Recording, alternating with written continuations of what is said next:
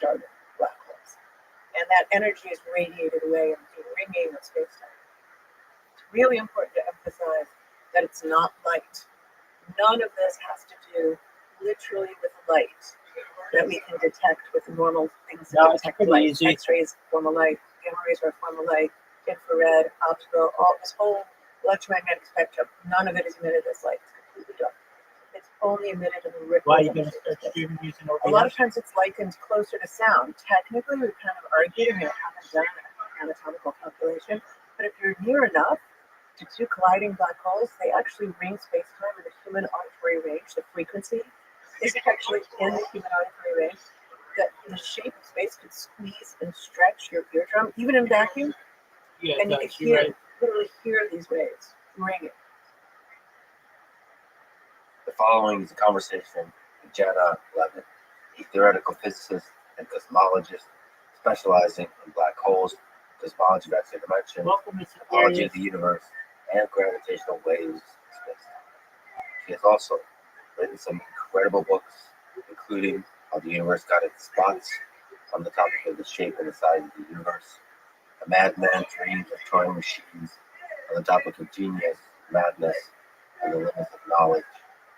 Black hole movies, other songs of outer space, on the topic of LIGO and the detection of gravitational waves, and Black Hole Survival Guide, all about black holes.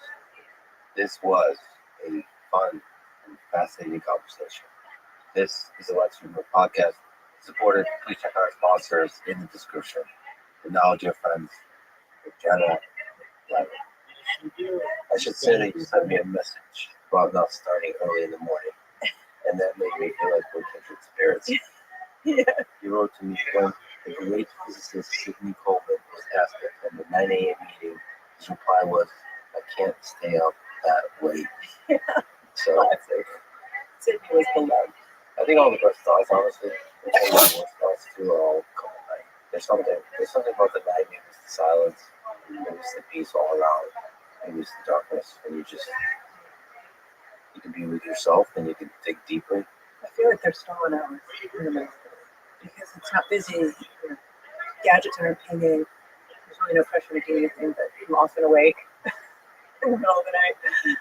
And so it's sort of like these extra hours of the day. I think we were exchanging messages before in the morning. Okay.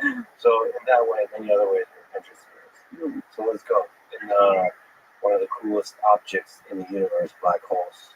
What are they? And maybe even a good way to start to talk about how are they formed. Yeah. In a way, people often confuse how they're formed with the concept of the black hole in the first place. So when black holes were first proposed, Einstein was very surprised that such a solution could be found so quickly, but really thought nature would protect us from their formation. And nature thinks of a way. Nature thinks of a way to make these crazy objects, just to kill off a few stars. But then I think that there's a confusion that dead stars, these very, very massive stars that die, are synonymous with the phenomenon of black hole. And it's really not the case. Black holes are more general and more fundamental than just the death state of the star. But even the history of how people realize that stars could form black holes is quite fascinating. The entire idea really just started as a thought experiment. If you think of it's 1915, 1916, when Einstein fully describes relativity in a way that's the canonical formulation. There was a lot of changing before then. It's World War I, and he gets a message from the Eastern Front from a friend of his called Rothschild, who solved Einstein's equations. Between sitting in the trenches and like cannon fire, it was jokes that he was calculating. He was also perusing the proceedings of the Russian Academy of Sciences, as you do. And he was an astronomer who had enlisted in his 40s. And he finds this really remarkable solution to Einstein's equations. It's the first exact solution. He doesn't call it a black hole. It's not called a black hole for decades. But what I love about what Rothschild did is it's a thought experiment. It's not about observations. It's not about making these things in nature.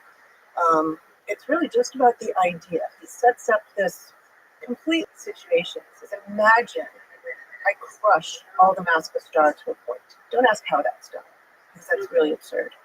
But let's just pretend, and let's just imagine that that's a scenario. And then he wants to decide what happens to space-time if I set up this confounding but somehow very simple scenario. And really what Einstein's equations were telling everybody at the time was that matter and energy curve space and time. And then curved space-time tells matter and energy how to fall. So he finds this beautiful solution. And the most amazing thing about his solution is he finds this demarcation, which is the event horizon, which is the region beyond which not even light can escape. And if you were asking today, all these over 100 years later, I would say that is the black hole. The black hole is not the mass crushed to a point. The black hole is the event horizon. The event horizon is really just a point in space-time or a region in space-time. It's actually, in this case, a surface in space-time. And it marks a separation in events. That's why it's called an event horizon. Everything outside is causally separated from the inside insofar as what's inside the event horizon can't affect events outside. What's outside can affect events inside. I can throw a probe into a black hole and cause something to happen on the inside. But the opposite is true. Somebody who fell in can't send a probe out. And this one-way aspect really is what's profound about the black hole. Sometimes we talk about the black holes being nothing because at the event horizon, there's really nothing there. Sometimes when we think about black holes, we want to imagine a really dense, dead star. But if you go up to the event horizon, it's an empty region of space-time. It's more of a place than it is a thing. And Einstein found this fascinating, and he helped get the work published, but he really didn't think these would form in nature. I doubt Carl Rothschild did either. I think they thought they were solving theoretical, mathematical problems, but not describing this, what turned out to be the end state of gravitational collapse. And maybe the purpose of the thought experiment was to find the limitations of the theory. You find the most extreme versions in order to understand where it breaks down. Yeah. And it just so happened in this case that might actually predict these extreme kinds of objects. It does both. So it also describes the sun from far away. So the same solution does a great job helping us understand the Earth's orbit around the sun. Incredible. It does a great job. It's almost overkill. You don't really need to be that precise. There's relativity. And yes, it predicts the phenomenon of black holes. That doesn't really explain how nature would form them. But then it also, on top of that, does signal the breakdown of the theory. You're quite right about that. It actually says, oh man, but you go all the way towards the center, and yeah, this doesn't sound right anymore. Sometimes I liken it to a dying man marking in the dirt that something's gone wrong here. Right? It's signaling that there's some culprit, there's something wrong in the theory.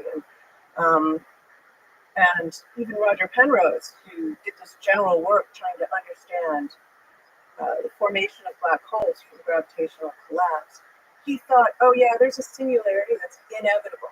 It's in there's no way around it once you form a black hole. But he said this is probably just a shortcoming of the fact that we've forgotten to include quantum mechanics. And that when we do, we'll understand this differently. So according to him, the closer you get to the singularity, the more quantum mechanics comes into play, and therefore there's no singularity, there's something else. I think everybody would say that. I think everybody would say the closer you get to the singularity, for sure you have to include quantum mechanics. You just can't consistently talk about magnifying such small scales, having such enormous ruptures and curvatures and energy scales, and not include quantum mechanics. That's just inconsistent with the world as we understand it. So you've described brain-breaking idea that the black hole is not so much as superdense matter as it's sometimes described, but it's more akin to a region of space-time, even more so just nothing. Yeah. It's nothing. That's the thing you seem to like to say. I do like to say that black holes are no thing. They're nothing. Okay, so what does it mean? And that's what I mean. That's the more profound aspect. So you asked originally, how do they form? I think that even when you try to form them in messy astrophysical systems, there's still nothing at the end of the day left behind. This was a very big surprise. Even though Einstein accepted that this was a true prediction, he didn't think that they'd be made, and it was quite astounding that people like Oppenheimer, actually it's probably Oppenheimer's most important theoretical work, who were thinking about nuclear physics and quantum mechanics, but in the context of these kind of utopian questions. Why do stars shine? Why is the sun radiant and hot and this amazing source of light? And it was people like Oppenheimer who began to ask the question, well, could stars collapse to form black holes? Could they become so dense that eventually not even light could escape? And that's why I think people think that black holes are these dense objects. That's often how it's described. But actually what happens, these very massive stars, they're burning thermonuclear fuel. They're earthfuls of thermonuclear fuel. They're rich. And emitting energy, and E equals mc squared energy. So it's fusing, it's a fusion bomb. It's a constantly going thermonuclear bomb. And eventually it's going to run out of fuel. It's going to run out of hydrogen, helium, stuff to fuse. It hits an iron core. Iron, to go past iron with fusion, is actually energetically expensive. So it's no longer going to do that so easily. So suddenly it's run out of fuel. And if the star is very, very, very massive, look how massive our sun, maybe 20, 30 times the sun, it'll collapse under its own weight. And that collapses incredibly fast and dramatic and creates a shock wave. So that's the supernova explosion. So a lot of these, they rebound because once they crunch, they've reached a new critical capacity where they can reignite to higher elements, heavier elements, and that sets off a bomb. So the star explodes, helpfully, because that's why you and I are here. Because stars send their material back out into space, and you and I get to be made of carbon and oxygen and all this good stuff. We're not just hydrogen. So the suns do that for us. And then what's left sometimes ends with a neutron star, which is a very cool object, very fascinating object, super dense, but bigger than a black hole, meaning it's not compact enough to become a black hole. It's an actual thing. A neutron star is a real thing. It's like a giant neutron. Literally, electrons get jammed into the protons that make this giant nucleus in this superconducting matter. Very strange, amazing objects. But if it's heavier than that, the core, and that's heavier than twice the mass of the sun, it will become a black hole. And Oppenheimer wrote this beautiful paper in 1939 with his students saying that they believed that the end state of gravitational collapse is actually a black hole. It's stunning and really a visionary conclusion. Now the paper is published the same day the Nazis advance on Poland. And so it does not get a lot of fanfare in the newspapers. You made this I up. think there's a lot of You made this up. You mentioned that.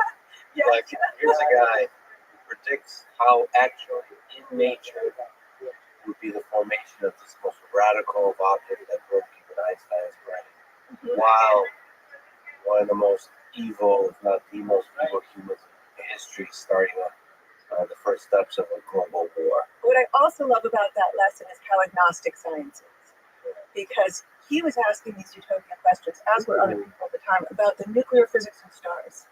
You might know this play, Copenhagen, by Michael Frayn. There's this line that he attributes to Bohr. Bohr was the great thinker of early foundations of quantum mechanics, Danish physicist, where Bohr says to his wife, nobody's thought of a way to kill people using quantum mechanics. Now, of course, then there's the nuclear bomb. And what I love about this was the pressure scientists were under to do something with this nuclear physics and to enter this race over a nuclear weapon. But really, at the same time, 1939, really, Oppenheimer's thinking about a black hole. There's even a small line in Chris Nolan's film. It's very hard to catch. There's a reference to it in the film where they're sort of joking, well, I guess nobody's going to pay attention to your paper now, because of the Nazi. That's the other remarkable thing about Oppenheimer is he's also a central figure in the construction of Right. So it's theory and experiment clashing together Right. with geopolitics. Exactly. So, of course, Oppenheimer, now known as the father of the atomic bomb, he talks about destroyers of worlds. But it's the same technology, and that's what I mean by science is agnostic, right? It's the same technology, overcoming uncritical mass, igniting thermonuclear fusion. Eventually, there was a fission. The original bomb was a fission bomb. Fission was first shown by Lee Meitner, who showed that a certain uranium, when you bombarded it with protons, broke into smaller pieces that were less than the uranium, right? So some of that mass, that E equals mc squared energy, had escaped, and it was the first kind of concrete demonstration of this Einstein's most famous equation. So all of this comes together, but the story of they still weren't called black holes. This is 1930, and they have these very long-winded ways of describing the end state, the catastrophic end state of gravitational collapse. But what you have to imagine is as this star collapses, so what's the sun? The sun's 1.5 million kilometers. So imagine a star much bigger than the sun, much bigger radius, and it's so heavy it collapses, it's supernovas. What's left is still maybe 10 times the mass of the sun, just what's left in that core. And it continues to collapse. And when that reaches about 60 kilometers across, just imagine 10 times the mass of the sun, city-sized. That is a really dense object. And now the black hole essentially has begun to form, meaning the curve in space-time is so tremendous that not even light can escape. The event horizon forms, but the event horizon is almost imprinted on the space-time because the star can't sit there in that dense state any more than it can race outward at the speed of light, because even light is forced to rain inwards. So the star continues to fall. And that's the magic part. The star leaves the event horizon behind, what a spare! and it continues to fall, and it falls into the interior of the black hole. Where it goes, nobody really knows, but it's gone from sight. It goes dark. There's this quote by John Wheeler, the granddaddy of American relativity. He has a line that's something to the effect, like the Cheshire cat, fade from view, one leaves behind only its grin, the other only its gravitational attraction. And he was giving a lecture. It's actually about Tom's Restaurant, from Seinfeld near Columbia in New York. There was a place, or there still is a place there, where people were giving lectures about astrophysics, and it's 1967. Wheeler is exhaustively saying this loaded term, the end state of catastrophic gravitational collapse. And rumor is that someone shouts from the back row, well, how about black hole? And apparently he then foists this term on the world. Wheeler had a way of doing that. Well, I love terms like that. Big Bang, black hole. There's some, it's just pointing out the elephant in the room and calling it an elephant. It is a black hole. That's a pretty accurate description. I just wanted to point out that just looking for the first time at the 1939 paper from Oppenheimer, it's like 2 pages, it's like 3 pages. Oh yeah, it's gorgeous. The simplicity of some of these, it's so gangster. Just revolutionized all of physics. Einstein did that multiple times in a year. When all thermonuclear sources of energy are exhausted, a sufficiently heavy star will collapse. That's the whole thing. Unless fission due to rotation, the radiation of mass, or the blowing off of mass by radiation reduce the star's mass per order of that of the sun, this contraction will continue indefinitely. And it goes on that way. Yeah, now I have to say that Wheeler, who actually coins the term black hole, gives Oppenheimer quite a terrible time about this. He thinks he's wrong. And what has sometimes been described as kind of a bitter, I don't know if you would actually say feud, but they were bad feelings. And Wheeler actually spent decades saying Oppenheimer was wrong. And eventually, with his computer work, that early work that Wheeler was doing with computers, when he was also trying to understand nuclear weapons, and in peacetime, worlds found themselves returning again to these astrophysical questions, decided that actually Oppenheimer had been right. He thought it was too simplistic, too idealized a setup that they had used, and that if you looked at something that was more realistic and more complicated, that it just would go away. And in fact, he draws the opposite conclusion. There's a story that Oppenheimer was sitting outside of the auditorium when Wheeler was coming forth with his declaration that, in fact, black holes were the likely end state of gravitational collapse for very, very heavy stars. And when asked about it, Oppenheimer sort of said, well, I've moved on to other things. Because you've written in many places about the human beings behind the science. I have to ask you about this, about nuclear weapons. Was the greatest of physicists coming together to create this most terrifying and powerful new technology. And now I get to talk to world leaders for this technology is part of the tools that is used, perhaps implicitly, on the chessboard of geopolitics. What can you say as a person who's a physicist and who has studied the physicists, and written about the physicists, about this moment in human history when physicists came together and created this weapon that's powerful enough to destroy all of human civilization? I think it's an excruciating moment in the history of science. And people talk about Heisenberg, who stayed in Germany and worked for the Nazis in their own attempt to build the bomb. There was this kind of hopeful talk that maybe Heisenberg had intentionally derailed the nuclear weapons program, but I think that's been largely discredited, that he would have made the bomb quickly had he not made some really kind of simple errors in his original estimates about how much material would be, and how they would get over the energy barriers. Yeah. And that's a terrifying thought. I don't know that any of us can really put ourselves in that position of imagining that we're faced with that quandary, having to take the initiative to participate and thinking of a way that quantum mechanics can kill people, and then making the bomb. I think overwhelmingly physicists today feel we should not continue the proliferation of nuclear weapons. Very few theoretical physicists want to see this continue. That moment in history, the Soviet Union had incredible scientists, Nazi Germany had incredible scientists, and the United States had incredible scientists. And it's very easy to imagine that one of those three would have created the bomb first, not the United States. Yes. And how different would the world be? The game theory of that. Mm-hmm. I think, say the probability is 33% that it was the United States. If the Soviet Union had the bomb, I think they would have used it in a much more terrifying way in the European theater and the return of the United States. And obviously with Hitler, he would have used it.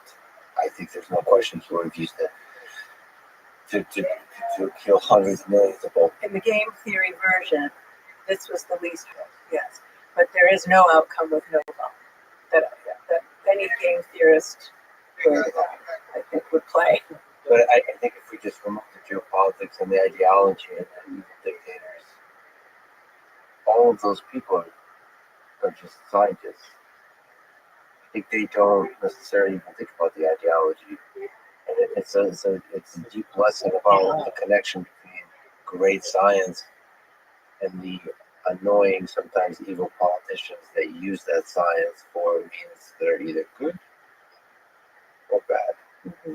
And the scientists perhaps don't, boy, do they even have control of how that science is used? It's hard. They don't have control, right. Once it's made, it's no longer scientific reasoning that dictates the use or restraint. But I will say that I do believe that it wasn't a 31/3 down the line, because America was different. And I think that's something we have to think about right now in this particular climate. So many scientists fled here. They fled to here. Americans weren't fleeing to Nazi Germany. They came here and they were motivated by it's more than a patriotism. It was a patriotism, obviously, but it was sort of more than that. It was really understanding the threat of Europe, what was going on in Europe, and what that life, how quickly it turned, how quickly this free-spirited Berlin culture, was suddenly in this repressive and terrifying regime. So I think that it was a much higher chance that it happened here. Yeah, there's something about the American system.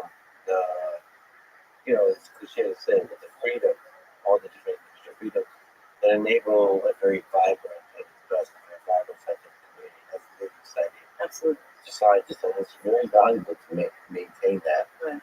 the vibrancy of the debate of the funding those mechanisms. Absolutely, the world flocked here, and that won't be the case if we no longer have intellectual freedom. Yeah, there's something interesting to think about the tension, the Cold War between China and the United States in the 21st century. Some of those same questions, some of those ideas will rise up again, and we want to make sure that there's a vibrant, free exchange of scientific ideas. And I believe most Nobel Prizes come from the United States, right? Oh, yeah, I don't have the number, but it's disproportionate. It's disproportionate. So, in fact, a lot of them from particle physics came from the Bronx. And they were European immigrants. How do I explain this? Inside Europe, precisely because the geopolitics we're describing. Yeah. And so instead of being Nobel Prize winners from the Soviet Union or from the Eastern Bloc, they were from the Bronx. And that's the thing you write about. We'll return to time and time again. Science is done by humans. And some of those humans are fascinating. There's tensions, there's battles, there's some are loners, some are great collaborators, some are tormented, some are easygoing, all this kind of stuff. And that's the beautiful thing about it. We forget sometimes is it's humans. And humans are messy and complicated and beautiful and all of that. Yeah. So what were we talking about? The stars collapsing. Okay. So can we just return to the collapse of the star that forms a black hole? At which point does the super dense thing become nothing? It's just like we grab this concept. Yeah. So if I were falling into a black hole, which is really fast, right across this empty region, but this demarcation, I happened to know where it was. I calculated. There's no line there. There's no sign that it's there. There's no signpost.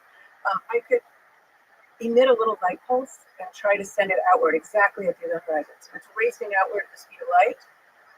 It can hover there because from my perspective, it's very strange. The space-time is like a waterfall raining in, and I'm being dragged in with that waterfall. I can't stop at the event horizon. It comes, it goes. It's behind me really quickly. That lightning can try to sit there because it's like a fish swimming against the Niagara, swimming against the waterfall. It's like stuck there. But it's like stuck there. And so that's one way you can have a little signpost. If you fly by, you think it's moving at the speed of light.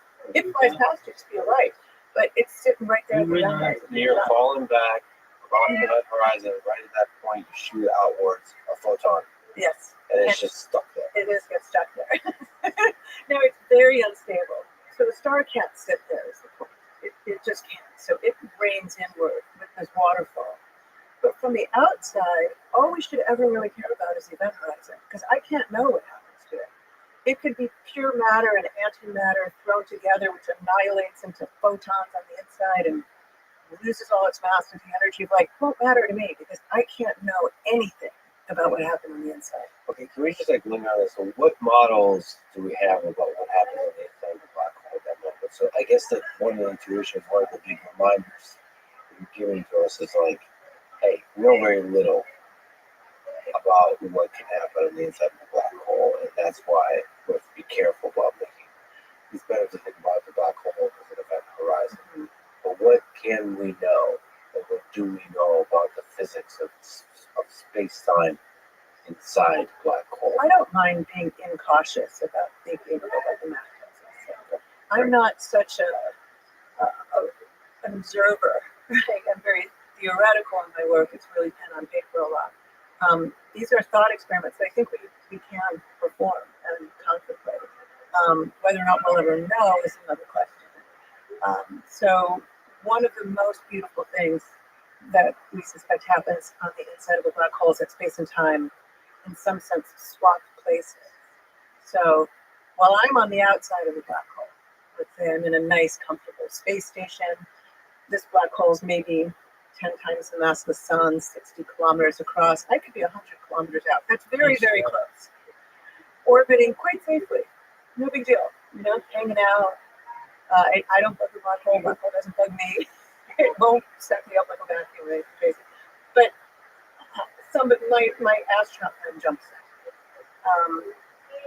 As they cross the event horizon, what I'm calling space, I'm looking on the outside of this spherical shadow of the black hole cast by maybe light around it. It's a shadow because everything gets too close, falls in. It's just this contrast against a bright sky. I think, oh, there's a center of a sphere. And in the center of the sphere is the singularity. It's a point in space from my perspective. But from the perspective of the astronaut who falls in, it's actually a point in time. So their notions of space and time have rotated so completely that what I'm calling a direction in space towards the center of the black hole, like the center of a physical sphere, they're going to tell me, well, they can't tell me, but they're going to come to the conclusion, oh no, that's not a location in space. That's a location in time. In other words, the singularity ends up in their future. And they can no more avoid the singularity than they can avoid time coming their way. So there's no shenanigans you can do once you're inside the black hole to try to skirt it, the singularity. You can't set yourself up in orbit around it. You can't try to fire rockets and stay away from it because it's in your future. And there's an inevitable moment when you will hit it. Usually for a stellar mass black hole, we think it's microseconds. Microseconds to get from the event horizon to the singularity. oh boy. But that's from your astronaut friend's perspective. Yes, from their perspective, the singularity is in their future. But from your perspective, what do you see when your friend falls into the black hole and you're chilling outside and watching? So one way to think about this is to think that as you're approaching the black hole, the astronaut's space-time is rotating relative to your space-time. So let's say right now, my left is your right. We're not shocked by the fact that there's this relativity in left and right. It's completely understood. And I can perform a spatial rotation to align my left with your left. Right now, completely rotated left out. If I just want to draw a kind of a compass diagram, not a compass diagram, at the top of maps, there's a north, south, east, west. But now time is up, down, and one direction of space is, let's say, east, west. As you approach the black hole, it's as though you're rotating in space-time. Is one way of thinking about it. So what is the effect of that? The effect of that is as this astronaut gets closer and closer to the event horizon, part of their space is rotated into my time, and part of their time is rotated into my space. So in other words, their clocks seem to be less aligned with my time. And the overall effect is that their time seems to dilate. The spacing between ticks on the clock of their watch, let's say, on the face of their watch, is elongated, dilated relative to them. And it seems to me that their watches are running slowly, even though they're made in the same factory time. They're both synchronized beautifully. They're excellent Swiss watches. It seems as though time is elapsing more slowly for my companion. And likewise, for them, it seems like mine's going really fast. So years could elapse in my space station. My plants come and go. They die. I age faster. I've got gray hair. And they're falling in, and it's been minutes in their frame of reference. Flowers in their little rocket ship haven't rotted. They don't have gray hair. Their biological clocks have slowed down relative to ours. Eventually, at the event horizon, it's so extreme, it's so slow, it's as though their clocks have stopped altogether from my point of view. And that's to say that it's as though their time is completely rotated into my space. And this is connected with the idea that inside the black hole, space and time have switched places. So I might see them hover there for millennia. Other astronauts could be born on my space station. Generations could be populated there watching this poor astronaut never fall in. So basically, the time almost stands still, but they do fall in. Right, they do fall in eventually. Now that's because they have some mass of their own, so they're not a perfectly light particle. And so they deform the event horizon a little bit. You actually see the event horizon bobble and absorb the astronaut. So in some finite time, the astronaut will actually fall in. So it's like this weird space-time bubble that we have around us, and this very big space-time curvature bubble thing with the black hole. And it's a nice swirly type situation going on. Yeah. That's how you get stuff done. Yeah. Like you were perfect, like equally small particles, you would just be Take longer and longer. and probably just be stuck there or something. No, there's quantum mechanics. Eventually you'll fall in. Any perturbation will only go one way. It's unstable in one direction only. But it's really important to remember that from the point of view of the astronaut, not much time has passed at all. You just sail right across as far as you're concerned. Nothing dramatic happens, or you might not even realize you've come to the event horizon. You might not even realize you've crossed the event horizon because there's nothing there, right? This is an empty region of space-time. There's no marker to tell you you've reached this very dangerous region. You can fire your rockets like hell when you're on the outside, maybe even escape, right? But once you get to that point, there's no amount of energy. All the energy in the universe will not save you from this demise. You know, there's different size black holes. And maybe we talk about the experience you have falling into a black hole, depending on what the size of the black hole is. Yeah. Because as I understand, the bigger it is, the less drastic the experience of falling into it. Yeah, that might surprise people. Yeah. The bigger it is, the less noticeable it is that you've crossed the event horizon. And one way to think about it is curvature is less noticeable the bigger it is. So if I'm standing on a basketball, I'm very aware I'm balancing on a curved surface. My 2 feet are in different locations, and I really notice. But on the Earth, you actually have to be kind of clever to deduce that the Earth is curved. The bigger the planet, the less you're going to notice the curvature, the global curvature. And it's the same thing with a black hole. A huge, huge black hole. It just kind of feels like just flat. You don't really notice. I'm trying to figure out how because if you don't notice, and there's nothing there, but the physics is real. In your frame of reference. No. Well, so another cool thing, so I like to dispel this. Yeah. You're holding your head. There's a sense like you should be able to know when you're inside of a black hole when you cross the horizon. But no, from your frame of reference, you might be able to know. Yeah, at first, at least, you might not realize what's happening. There are some hints. For instance, black holes are dark from the outside, but they're not necessarily dark on the inside.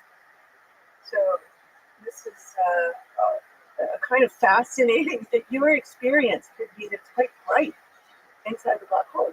All the light from the galaxy could be shining in behind you, and it's focusing down. They're all approaching this really focused region in the interior. And so you actually see a bright white flash of light as you approach the singularity. I kind of I joke that it's like a near-death experience. You see the light at the end of the tunnel, so you would see millennia pass on Earth. You can see the evolution of the entire galaxy. One big bright flash of light. So it's like a near-death experience, but it's definitely a total death experience. It goes pretty fast, but you look how everything's going super fast.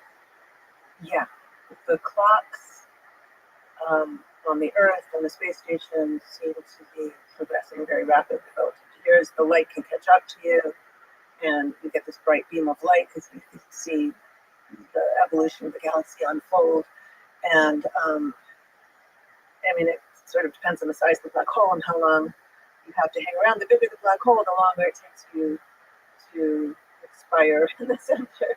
Obviously, the human sensory system are not able to process that information correctly. Right, it'd be a microsecond, and then it'd be too fast. Yeah, but it would be so cool to get that information. But a big black hole, you could actually hang around for some months. So yeah, how are small black holes, which is supermassive black holes formed? Just so people kind of look that in. Are they all Is it always a star? No. So this is also why it's important to think of black holes more abstractly.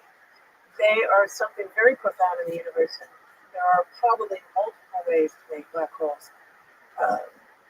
Making them with stars is the most plentiful. There could be hundreds of millions, maybe even a billion black holes in our Milky Way galaxy alone.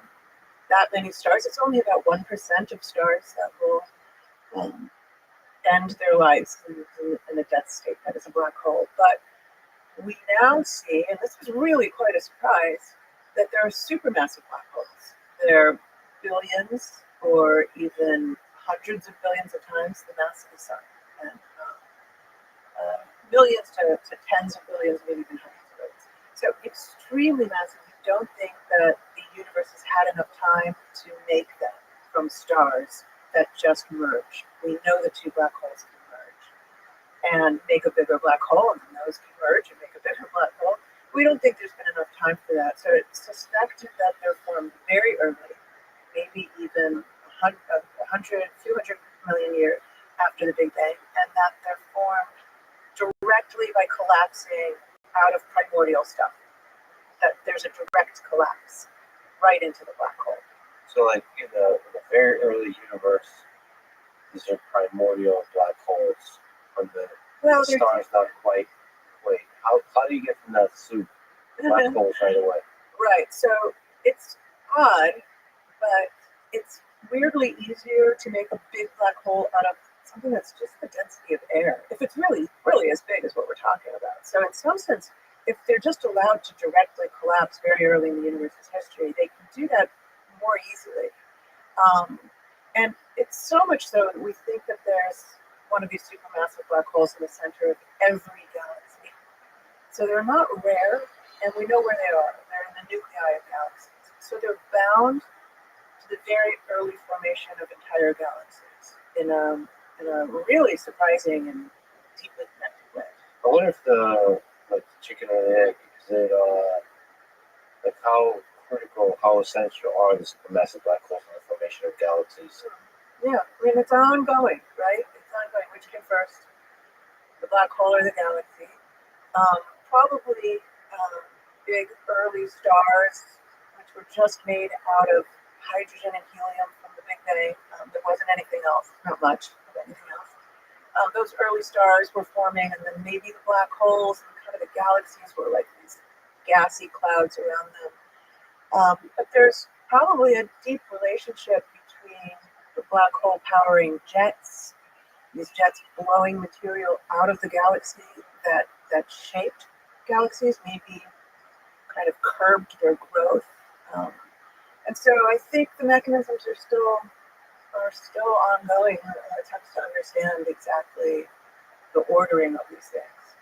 Can we get back to space-time? Let's go back to the beginning of the 20th century. How do you imagine space-time? How do we as human beings supposed to visualize and think about space-time where time is just another dimension, this 4D space, like combined space and time? Because what we talk about mostly about what is the temperature of space-time. How are we supposed to conceive of it? How do you think of it? Yeah. Time is just another dimension. There are different ways we can think about it. We can imagine drawing a map of space and treating time as another direction in that map. But we're limited because as three-dimensional beings, we can't really draw 4 dimensions, which is what I'd require. 3 spatial, I'm pretty sure. There's at least 3. I think there's probably more. But I'm happy just talking about the large dimensions, the 3 we see up, down, right? East, north, south, 3 spatial dimensions. And time is the 4th. Nobody can really visualize it. But we know mathematically how to unpack it on paper. I can mathematically suppress one of the spatial dimensions, and then I can draw it pretty well. Now, the problem is that we call it a Euclidean spacetime. Euclidean spacetime is when all the dimensions are orthogonal, are treated equally. Time is not another Euclidean dimension. It's actually a Minkowskian spacetime. But it means that the spacetime, we're misrepresenting it when we draw it, but we're misrepresenting it in a way that we deeply understand.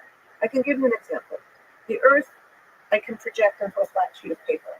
I am now misrepresenting a map of the Earth. And I know that. But I understand the rules for how to add distances on this misrepresentation because the Earth is not a flat sheet of paper, it's a sphere. And as long as I understand the rules, how I get from the North Pole to the South Pole, that I'm moving along really a great arc, and I understand that the distance is not the distance I would measure on a flat sheet of paper, then I can do a really great job with a map and understanding the rules of addition, multiplication, and the geometries, not the geometry of a flat sheet of paper. I can do the same thing with space-time. I can draw it on a flat sheet of paper, but I know that it's not actually a flat Euclidean space. And so my rules for measuring distances are different than the rules I would use that, for instance, Cartesian rules of geometry. I would know to use the correct rules from the cosmos system. And that will allow me to calculate how long time has elapsed, which is now a kind of a length, a space-time length on my map between two relative observers, and I will get the correct answer. But only if I use these different rules. And then, what does, according to general relativity, does objects with mass do to the space-time? Right, exactly. So Einstein struggled for this completely general theory, not a specific solution like a black hole or expanding space-time, galaxies, lenses. Those are all solutions.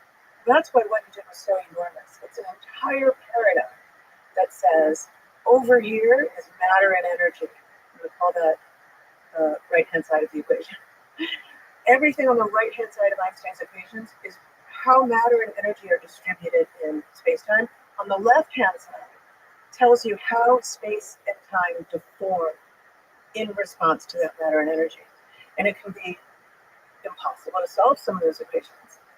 What was so amazing about what Rothschild did is he found this very elegant, simple solution within like a month of reading this final formulation. But Einstein didn't go through and try to find all the solutions. He gave it to us.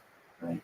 He shared this, and then lots of people since have been scrambling to try to, I can predict the curvature of the space-time if I tell you how the matter and energy is laid out. It's all compact in a spherical system like a sun or even a black hole. I can understand the curves in space-time around it. I can solve for the shape of the space-time.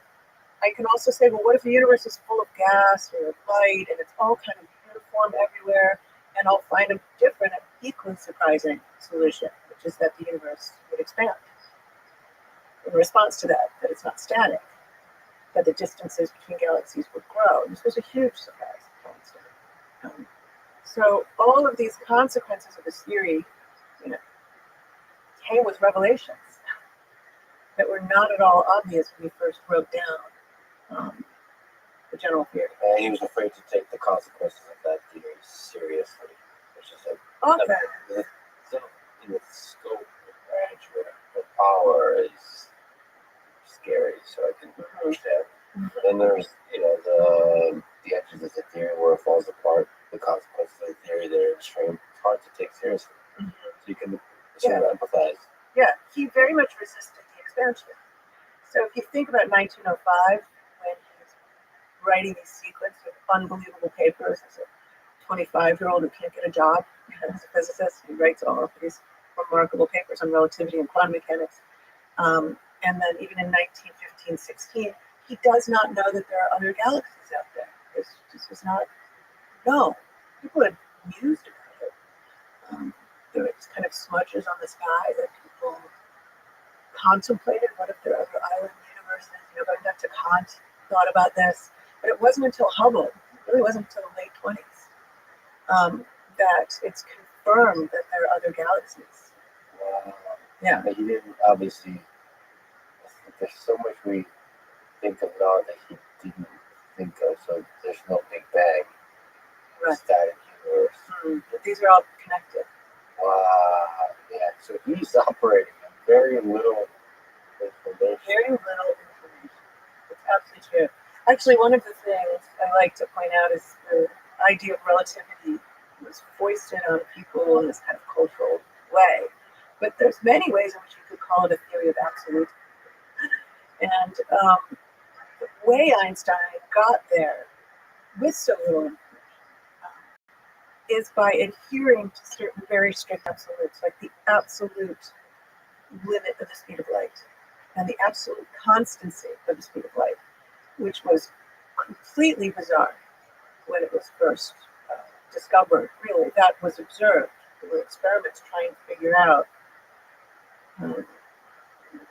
what would the relative speed of light be. It's really only massless particles have this property that they have an absolute speed. If you think about it, it's incredibly strange. Yeah, it's really strange. Incredibly strange. And so from a theoretical perspective, he takes that seriously. He takes it very seriously, and everyone else is trying to come up with models to make it go away, to make the speed of light be a little bit more reasonable, like everything else in the universe. If I run at a car, two cars coming at each other, they're coming at each other faster than if one of them stops. It's really a basic observation of reality, right? Here, this is saying that if I'm racing at a light beam, and you're standing still relative to the source, we'll measure the same exact speed of light. Very strange. And he gets to relativity by saying, well, what's speed? Speed is distance, it's space over time. It's how far you travel, it's the space you travel in a certain duration of time. And he said, well, I bet something must be wrong then with space and time. So this is an enormous leap. He's willing to give up the absolute character of space and time in favor of keeping the speed of light constant. How was he able to intuit a world of curved space-time? I think it's like one of the most special leaps in human history, right? Because it's amazing. Like it's very, very, very difficult to make that kind of leap. I'll tell you, it took me, I think, a long time I can't say this is how he got there exactly. It's not as though I study the historical accounts or his description of his internal state. This is more having learned the subject, how I try to tell people how to get there in a few short steps. One is to start with the equivalence principle, which he called the happiest God of his The equivalence principle comes pretty early on in his thinking. And it starts with something like this. Like right now, I think I'm feeling gravity because I'm sitting in this chair and I feel the pressure of the chair and it's stopping me from falling.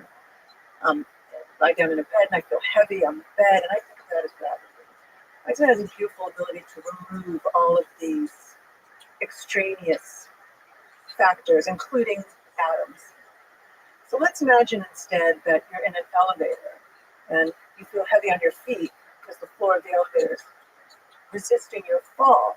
But I want to remove the elevator. What does the elevator have to do with fundamental properties of gravity? So I cut the cable. Now I'm falling, but the elevator is falling at the same rate. So now I'm floating in the elevator. And if this happened to me, if I woke up in this state of falling or floating in the elevator, I might not know if I was in empty space, just floating. Or if I was falling around the earth. They're equivalent situations. I would not be able to tell the difference. And actually, when I get rid of the elevator in this way by cutting the cable, I'm actually experiencing weightlessness. And that weightlessness is the purest experience of gravity. And so this idea of falling is actually fundamental. It's how we talk about it all the time. The earth is in a free fall around the sun.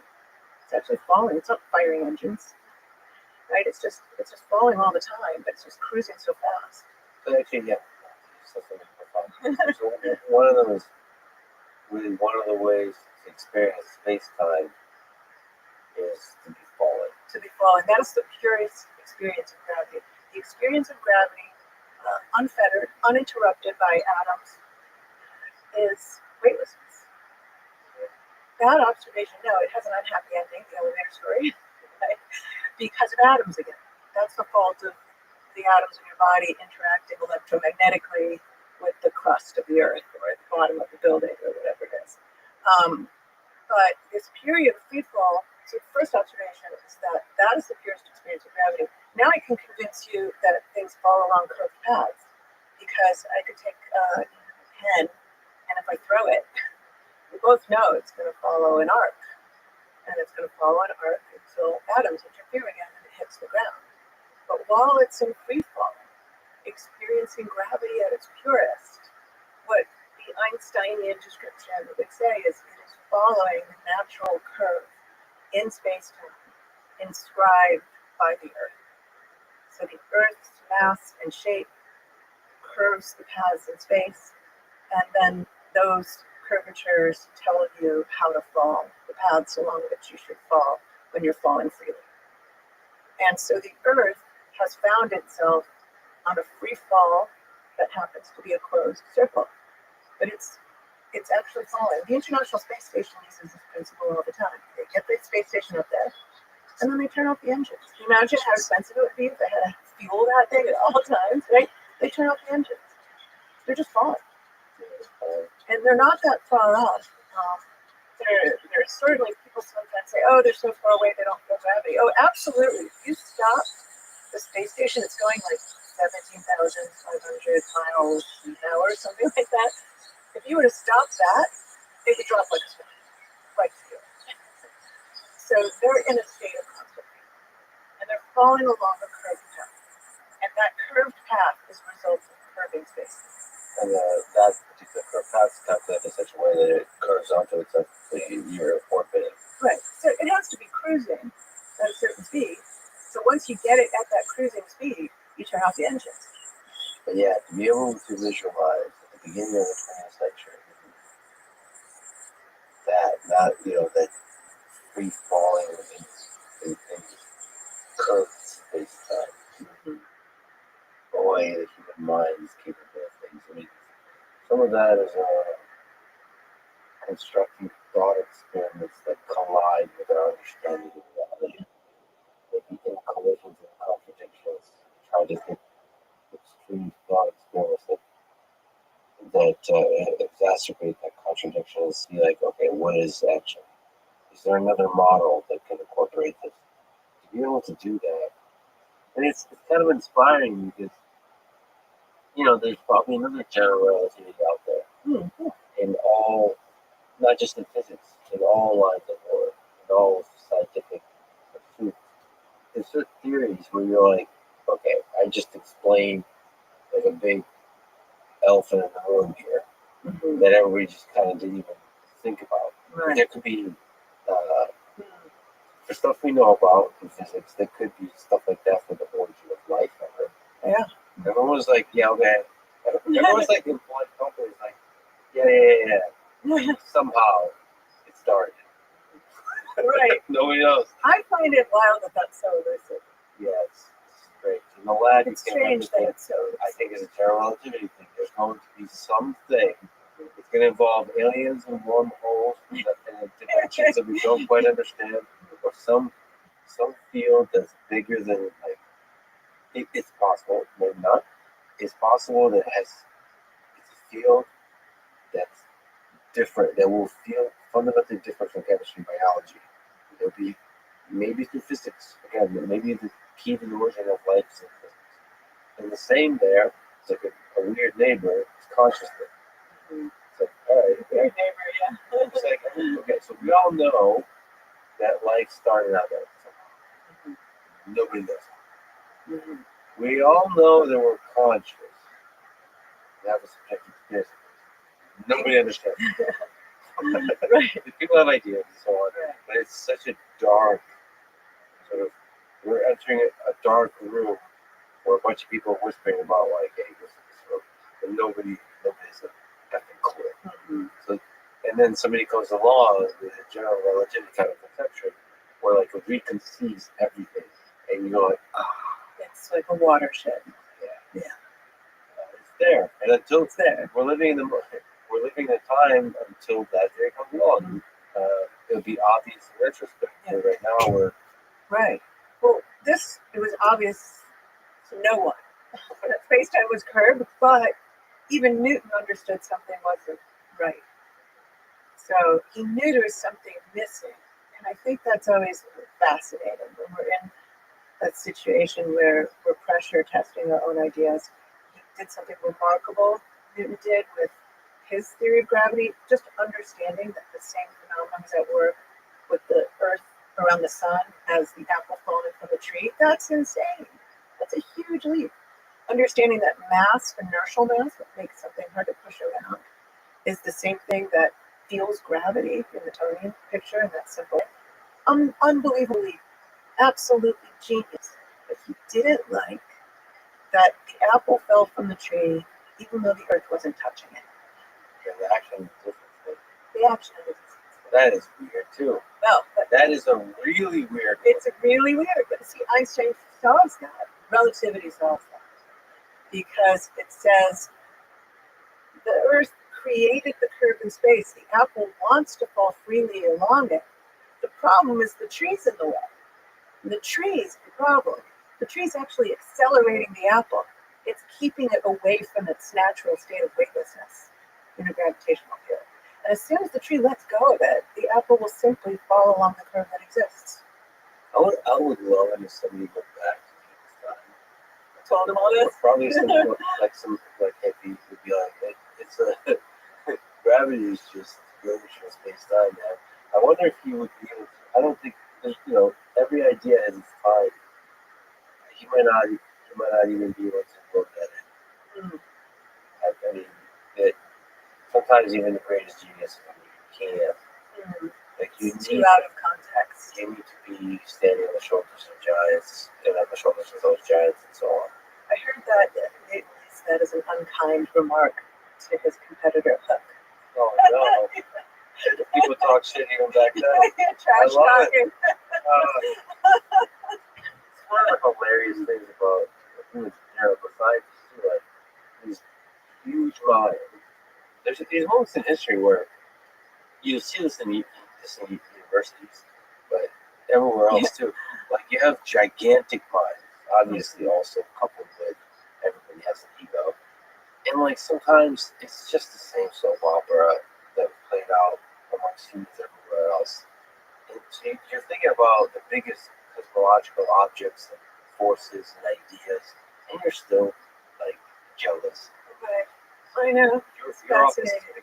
my I know. this chair, this or maybe you got married to this person that I was only in love with, and Right. the betrayal was something. The one woman in the department. You know, the department. Yeah, it's just. I mean, but that is also the fuel of elimination. That jealousy, attention. You know the expression, I'm sure, the battles are so bitter in academia because it's so low. But also, we shouldn't forget that I love seeing that in academia. The silliness. There's a degree to academia where the reason you're able to think about some of these grand ideas is because you still allow yourself to be childlike. Oh, yeah. There's a childlike Oh, nature to no ask this question. question. Oh, But yeah. children can also be like Children. It's like you don't. I think when in a corporate context, when the world forces you to behave, you're supposed to be a certain kind of way. There's some aspects, and some really beautiful aspects reserved to celebrate in academia. Is like you're just allowed to be childlike in your curiosity, in your exploration. You just explore and ask the biggest questions. So, The best scientists I know often ask the simplest questions. They're really, first of all, there's probably some confidence there, but also they're never going to lie to themselves that they understand something that they don't understand. So even this idea that Newton didn't understand the apple falling on the tree, had he lived another couple hundred years, he would have invented relativity because he never would have lied to himself that he understood it. He would have kept asking this very simple question. I think that there is this childlike beauty to that, absolutely. yeah, just some of the topics. I don't know why I'm stuck with most of the topics, emotional life, but there's I'll talk about this. some of the most brilliant people I know are stuck, just like with you and Einstein. They're stuck on it. This doesn't make sense. I know a bunch of brilliant biologists, physicists, chemists to think about the origin of life. They're like, this doesn't. I know how evolution works. I know how the biological systems work, how genetic information propagates, but this part, the singularity at the beginning doesn't make sense. We don't understand. We can't create in a lab. They're bothered every single day. They're bothered by it, and that being bothered by that tension, by that gap of knowledge, that's the catalyst. That's the catalyst for the discovery. The discovery. Yeah, absolutely. The discovery is going to come because somebody couldn't sleep at night and couldn't rest. So in that way, I think black holes are a kind of portal into some of the biggest mysteries of our universe. So it's a good terrain I wish to explore these ideas. So can you speak about some of the mysteries that the black holes present us with? Yeah, I think it's important to separate the idea that there are these astrophysical states that become black holes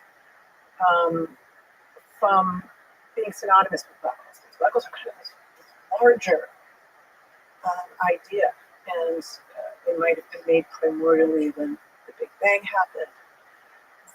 There's something flawless about black holes that makes them fundamental, unlike anything else. So they're flawless in the sense that you can completely understand a black hole by looking at just its charge, electric charge, its mass, and its spin. And every black hole with that charge, mass, and spin is identical to every other black hole. You can't be like, oh, that one's mine, I recognize it. It has this little feature, and that's how I know it's mine. They're featureless. You try to put Mount Everest on a black hole, and it will shake it off in these gravitational waves. It will radiate away this imperfection until it settles down to be a perfect black hole again. So there's something about them that is unlike, another reason why I don't like to call them objects in the traditional sense, unlike anything else in the universe that's macroscopic. It's kind of a little bit more like a fundamental particle. So an electron is described by a certain short list of properties: charge, mass, spin, maybe some other quantum numbers. That's what it means to be an electron. There's no electron that's a little bit different. You can't recognize your electron. They're all identical in that sense. And so in some very abstract way, black holes share something in common with microscopic fundamental particles. And so what they tell us about the fundamental laws of physics can be very profound. And it's why even theoretical physicists, mathematical physicists, not just astronomers who use telescopes, they rely on the black hole as a terrain to perform their thought experiments. And it's because there's something fundamental about them. Yeah, general relativity, quantum mechanics, singularity. And sadly, heartbreakingly so, it's out of reach for experiment at this moment. It's within reach for theoretical. It's in reach for thought experiments. Which are quite beautiful. Well, on that time, I have to ask you about the paradox, the information paradox of black holes. So this is what catapulted Hawking's fame. When he was a young researcher, he was thinking about black holes and wanted to just add a little smidge of quantum mechanics, just a little smidge. Wasn't going for full-blown quantum gravity, but kind of just asking, well, what if I allowed this nothing, this vacuum, this empty space around the event horizon? Stars gone, there's nothing there. What if I allowed it to possess sort of ordinary quantum properties, just a little tiny bit, nothing dramatic? Don't go crazy.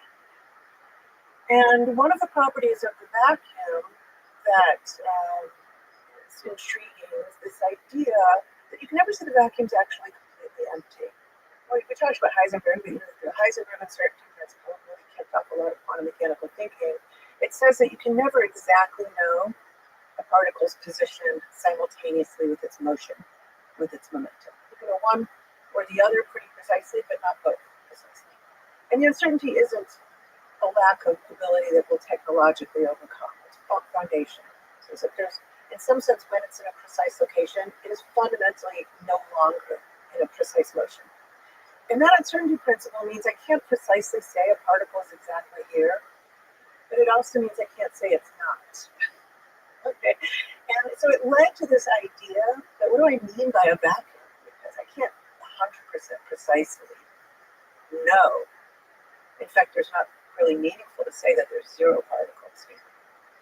And so what you can say, however, is you can say, well, maybe particles kind of froth around in this seething quantum sea of the vacuum. Maybe two particles come into existence and they're entangled in such a way that they cancel out each other's properties. So they have the properties of the vacuum. They don't destroy the kind of properties of the vacuum. They cancel out each other's spin, maybe each other's charge, maybe things like that. But they kind of froth around. They come, they go, they go. And that's what we really think is the best that empty space can do in a quantum mechanical universe.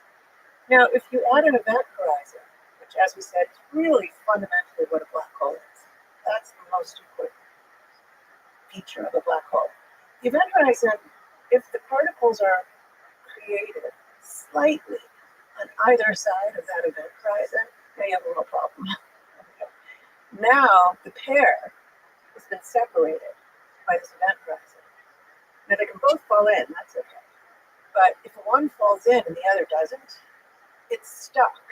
It can't go back into the vacuum because now it has a charge, or it has a spin, or it has something that's no longer the property of that vacuum it came from. It needs its pair to disappear. Now it's stuck. It exists. It's like you've made it real. So in a sense, the black hole steals one of these virtual particles and forces the other to live. And if it'll escape, radiate out to infinity, and look like, to an observer far away, that the black hole is actually radiated a particle. And the particle did not emanate from inside. It came from the vacuum. It stole it from empty space, from the nothingness that is the black hole. And the reason why this is very tricky is because in the process, because of this separation on either side of the particle absorbs. It has to do with the switching of space and time that we talked about. But the particle absorbs. Well, from the outside, you might say, oh, it had negative momentum. It's falling in. From the inside, you say, well, this is actually motion in time. This is energy. This negative energy. And if it absorbs negative energy, its mass goes down. The black hole gets a little lighter. And as it continues to do this, the black hole really begins to evaporate. It does more than just radiate, it evaporates away. And it's intriguing because Hawking said, look, this is going to look thermal, meaning featureless. It's going to have no information in it. It's going to be the most informationless possibility you could possibly come up with when you're radiating particles. It's just going to look like a thermal distribution of particles, like a hot body. And the temperature is going to only tell you about the mass, which you could tell from outside the black hole anyway.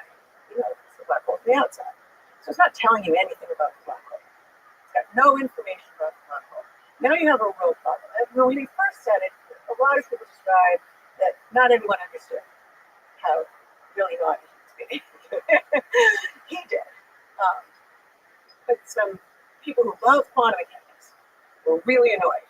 Okay? People like Lenny Susskind, Tuft, Nobel Prize winner, they were mad because it suggested something was fundamentally wrong with quantum mechanics, if it was right. And the reason why it says there's something fundamentally wrong with quantum mechanics is because quantum mechanics does not allow this. It does not allow quantum information to simply evaporate away and poof out of the universe and cease to exist. It's a violation of something called unitarity, but really the idea is it's the loss of quantum information that's intolerable. Quantum mechanics was built to preserve information. It's one of the sacred principles. As sacred as conservation of energy. In this example, more sacred. Because you can violate conservation of energy with Heisenberg's uncertainty principle a little tiny bit. But so sacred that it created what became coined as the black hole wars, where people were saying, look, general relativity is wrong, something's wrong with our thinking about the event horizon, or quantum mechanics isn't what we think it is, but the two are not getting along anymore. And just to tell you how dramatic it is, so the temperature goes down with the mass of the black hole, heavier black hole. The cooler it is. So we don't see black holes evaporate; they're way too big. But as they get smaller and smaller, they get hotter and hotter. So as the black hole nears the end of the cycle of evaporating away, a very long time, much longer than the age of the Earth, it will be as though the curtain, the event horizon, is yanked up. Like it'll literally explode away. Just boom. And the event horizon, in principle, be yanked up. Everything's gone. All that information that went into the black hole, all that sacred quantum stuff, gone. Poof. Okay, because it's not in the radiation. Because the radiation has no information. And so it was an incredibly productive thing because in it are the signs of what will make gravity and quantum mechanics be nice together. The quantum theory of gravity. Whatever these clues are, they're hard to assemble. If you want a quantum gravity theory, it has to correctly predict the temperature of a black hole, the entropy of a black hole. So it has to have all of these correct features. The black hole is the base on which we can test quantum gravity. But it still has not been resolved. It has not been fully resolved. I looked up all the different ideas for the resolution. So there's the information loss, which is what you referred to. It's perhaps the simplest, it's most radical resolution. The information is truly lost. This would mean quantum mechanics can only understand a specifically given clarity is incomplete or incorrect under this extreme gravitational condition. I'm happy with that. I would not be happy with information loss. I love that it's telling us that there's this crisis because I do think it's giving us the clues. And we have to take them seriously. For you, the gut is like Unitary is going to be preserved. The quantum mechanics we have to come to the rescue. Lenny Susskind in his book Black Hole Wars says his subtitle is My Battle with Stephen Hawking to Make the World Safe from Quantum Mechanics. It's something to that effect. So then from string theory, one of the resolutions is called fuzzballs. Originating from string theory, this proposal suggests that black holes aren't singularities surrounded by empty space or an horizon. Instead, they are horizonless, complex, tangled objects, aka fuzzballs, made of strings and grain roughly the size of the would-be horizon. There's no single point of infinite density and no true horizon to cross. In some sense, it says there's no interior to the black hole, nothing ever crosses. So I gave you this very nice story that there's no drop comma. Sometimes that's how it's described at the event horizon, and you fall through and there's nothing there. This other idea, well, hold on a second, if the strings, if I get close to this magnifying quality and slowing time down near the event horizon, it is as though I put a magnifying glass on things, and now the strings aren't so microscopic. They kind of smear around, and then they get caught like a tangle around the event horizon, and they just actually never fall through. I don't think that either, but it's interesting. So it's just adding a very large number of extra complex Degrees of freedom. Yeah. There are no teeny tiny marbles to fall through. It's similar to what we already have with quantum mechanics. It's just giving it's really saying the interior is just not there ever. It rolls in, so the information gets out because it never went in the first place. Oh, interesting. So there is a strong statement there. It's a strong statement. Okay, so soft hair challenges the classical no hair theorem by suggesting that black holes do possess subtle quantum quote hair. This isn't classical hair like charge, but very low energy quantum excitations, soft gravitons or photons at the event horizon that can store information about what fell in. Worth trying, but I also don't think that that's the case. So the no hair theorems are formal proofs that the black hole is this featureless, perfect fundamental particle that we talked about. That all you can ever tell about the black hole is its electrical charge, its mass, and its spin. And that it cannot possess other features. It has no hair, it's one way of describing it. And that those are proven mathematical proofs in the context of general relativity. So the idea is, well, therefore I can know nothing about what goes into the black hole, so the information is lost. But if they could have hair, I could say that's my black hole. Because it has features that I could distinguish, and it could encode the information that went in this way. And the event horizon isn't so serious. Isn't such a stark demarcation between events inside and outside, and where I can't know what happened inside or outside. I don't think that's the resolution either, but it was worth a try. Okay, the pros and cons of that one. The pros, it works within the framework of quantum field theory, encodes space-time, which requires less radical modifications than fuzzballs or information loss. recent work by Hawk and Barry strongly revitalized this idea. Cons is that the precise mechanism by which information is encoded and transferred to the radiation is still debated and technically challenging to work out fully, and indeed it needs to store a vast amount of information. Okay, another one, this is a weird one, like, is ER equals EPR. This is probably it, Jeff. Oh boy. So ER equals EPR is the Einstein-Rosen bridge equals the Einstein-Podolsky-Rosen bridge. Posits a deep connection between quantum entanglement and space-time geometry, specifically Einstein-Rosen bridge, commonly known as wormholes. It suggests that entangled particles are connected by a non-traversable wormhole, so tiny wormholes connected. Okay. I can say that this is not a situation where we can follow the chalk. We can't start at the beginning and calculate to the end. So it's still a conjecture. I think it's very profound. I kind of imagine Juan Maldacena, who's part of this with Lenny Susskind, they were kind of like, oh, it's like ER equals EPR. They couldn't even formulate it properly. It was like an intuition that they had kind of landed on and now are trying to formalize. But to take a step back, one way of thinking about ER equals EPR, you have to talk about holography first. And holography, both Juan Maldacena really formalized it, Lenny Susskind suggested it. The idea of the black hole hologram is that all of the information in the black hole, whatever it is, whatever, entropy is a measure of information, whatever the entropy of the black hole is, which is telling you how much information is hidden in it, how much information you don't have direct access to, in some sense, is completely encoded in the area of the black hole. Grows, the entropy grows. It does not grow as the volume. This actually turns out to be really, really important. If I tried to pack a lot of information into a volume, more information than I could pack, let's say, on the surface of a black hole, I would simply make a black hole. And I would find out, oh, I can't have more information than I can fit on the surface. So Lenny coined this a hologram. People who take it very seriously say, well, again, maybe the interior of the black hole just doesn't exist. It's a holographic projection of this two-dimensional surface. In fact, maybe I should take it all the way and say, so are we. The whole universe is a holographic projection of a lower dimensional surface. And so people have struggled, nobody's really landed it, to find a universe version of it. Oh, maybe there's a boundary to the universe where all the information is encoded, and this entire three-dimensional reality that's so compelling and so convincing is actually just a holographic projection. Juan Maldacena did something absolutely brilliant. It's the most highly cited paper in the history of physics. It was published in the late 90s. It has a very opaque title that would not lead you to believe it's as revelatory as it is. But he was able to show that a universe like in a box with gravity, and it's not the same universe we observe, doesn't matter, it's just a hypothetical called an empty de Sitter space. It's a universe in a box with gravity, with black hole, that has everything gravity can do in it.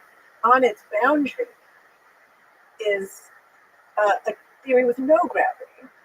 A universe that can be described with no gravity at all, so no black holes, and no information loss problem, and they're equivalent. That the interior universe in a box is a holographic projection of this quantum mechanics on the boundary. Pure quantum mechanics, purely unitary, no loss of information. None of this stuff could possibly be true. There can't be loss of information if this dictionary really works. If the interior is a hologram, a projection of the boundary. I know that's a lot. Yeah. So there's some mathematics there, there's physics, and then there's trying to conceal what that actually means practically for us. Mm-hmm. Well, what it would mean for us is that information can't be lost, even if we don't know how to show it in the description in which there are black holes. It means it can't possibly be lost because it's equivalent to this description with no gravity in it at all. No event horizon, no black holes, just one. So it really strongly suggested that quantum mechanics was going to win in this battle, but it didn't show exactly how it was going to win. So then comes ER equals EPR. A visual way to imagine what this means. So ER has to do with little wormholes. EPR, Einstein-Podolsky-Rosen, has to do with quantum entanglement. the idea was, well, maybe the stuff that's interior to the black hole is quantum entangled, like EPR, quantum entangled, with the Hawking radiation outside the black hole that's escaping. And that quantum entanglement is what allows you to extract the information, because it's not actually physically moving from the interior to the exterior. It's just subtle quantum entanglement. And in fact, I can kind of think of the entire black hole.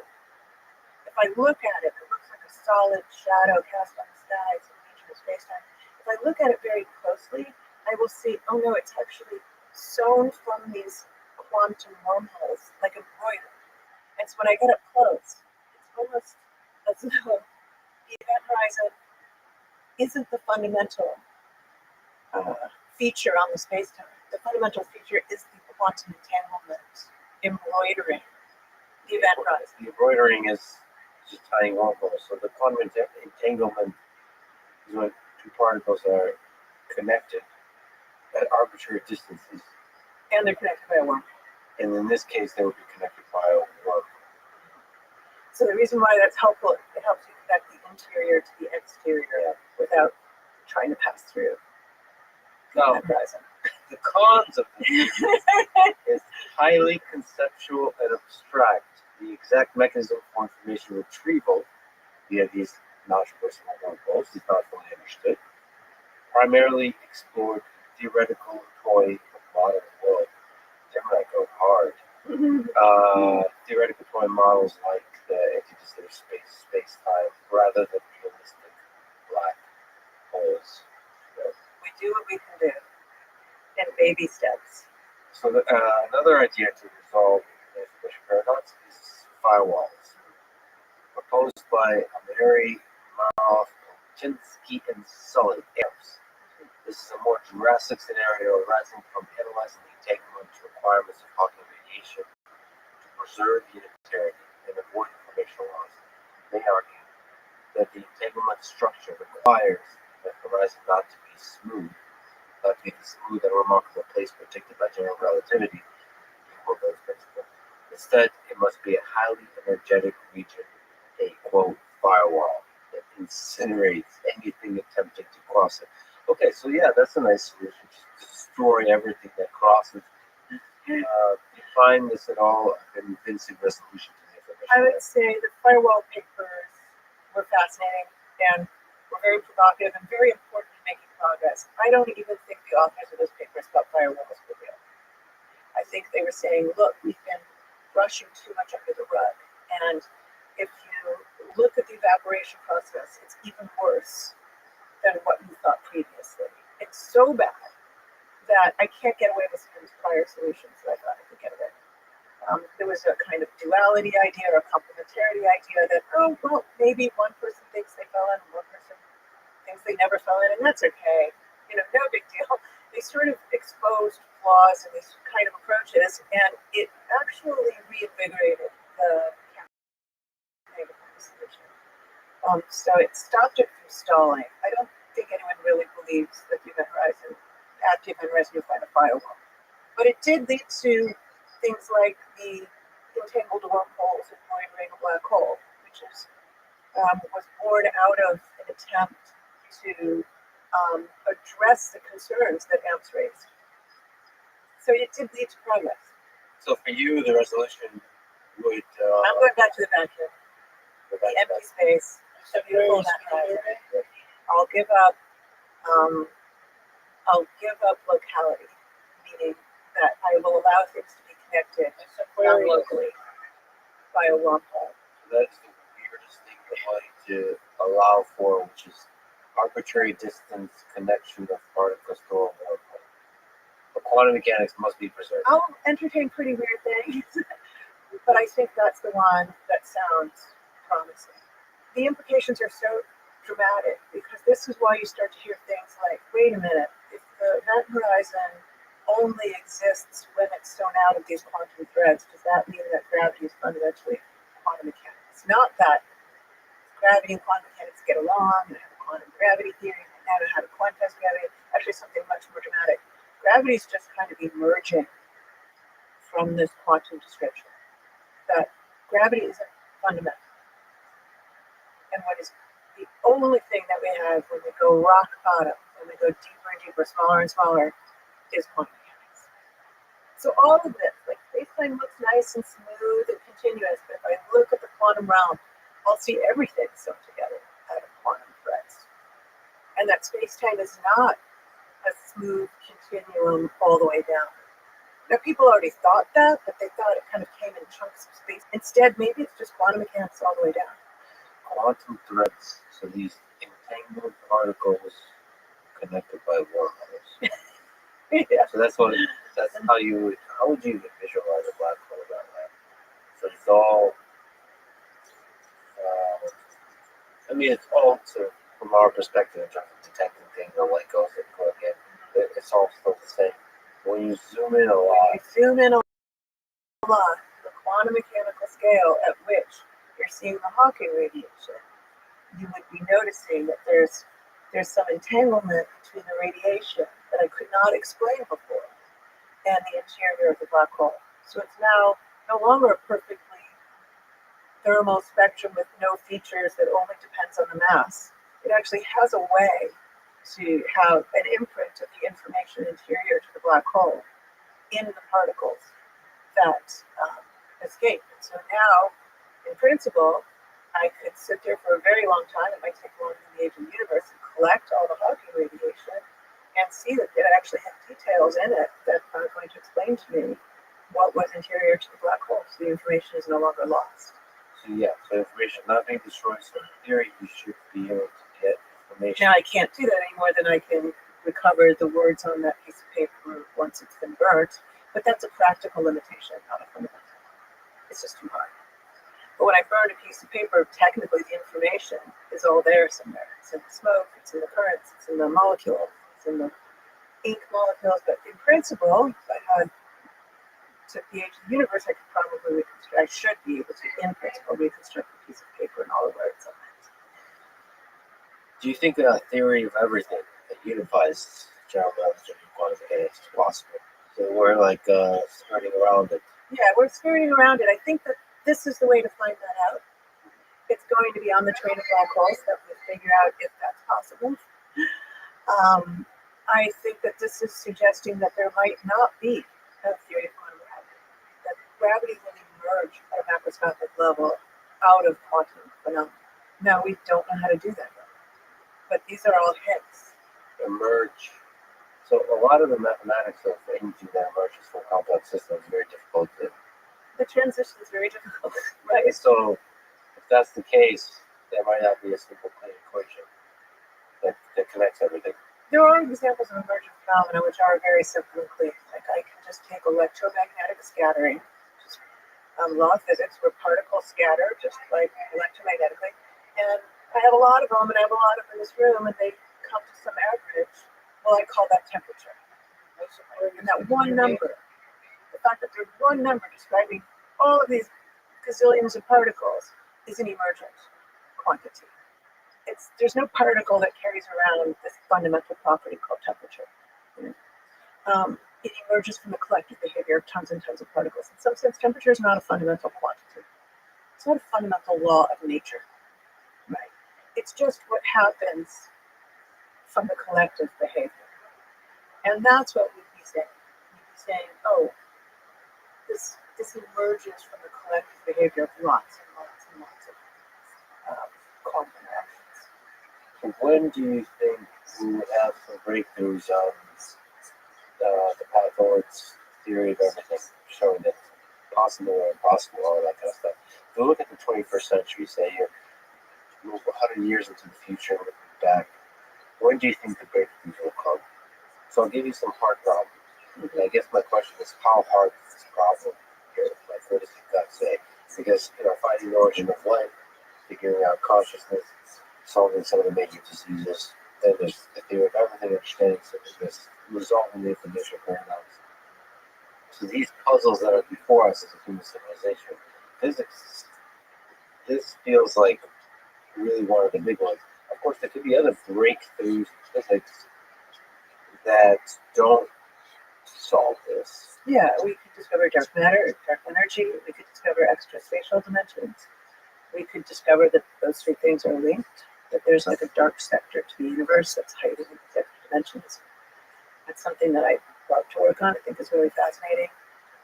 All of those would also be clues about this question, but they wouldn't solve this problem. Um, I think it's impossible to predict. There has been real progress, and the progress, as you said, comes from the childlike curiosity of saying, "Well, I don't actually understand this. I'm going to keep leaning on it. I don't understand it," and then suddenly you realize nobody really understood it. So I don't know. Do I think it's a harder problem than the problem of the origin of life? I think it's technically a harder problem, but I don't know. Maybe the breakthrough will come.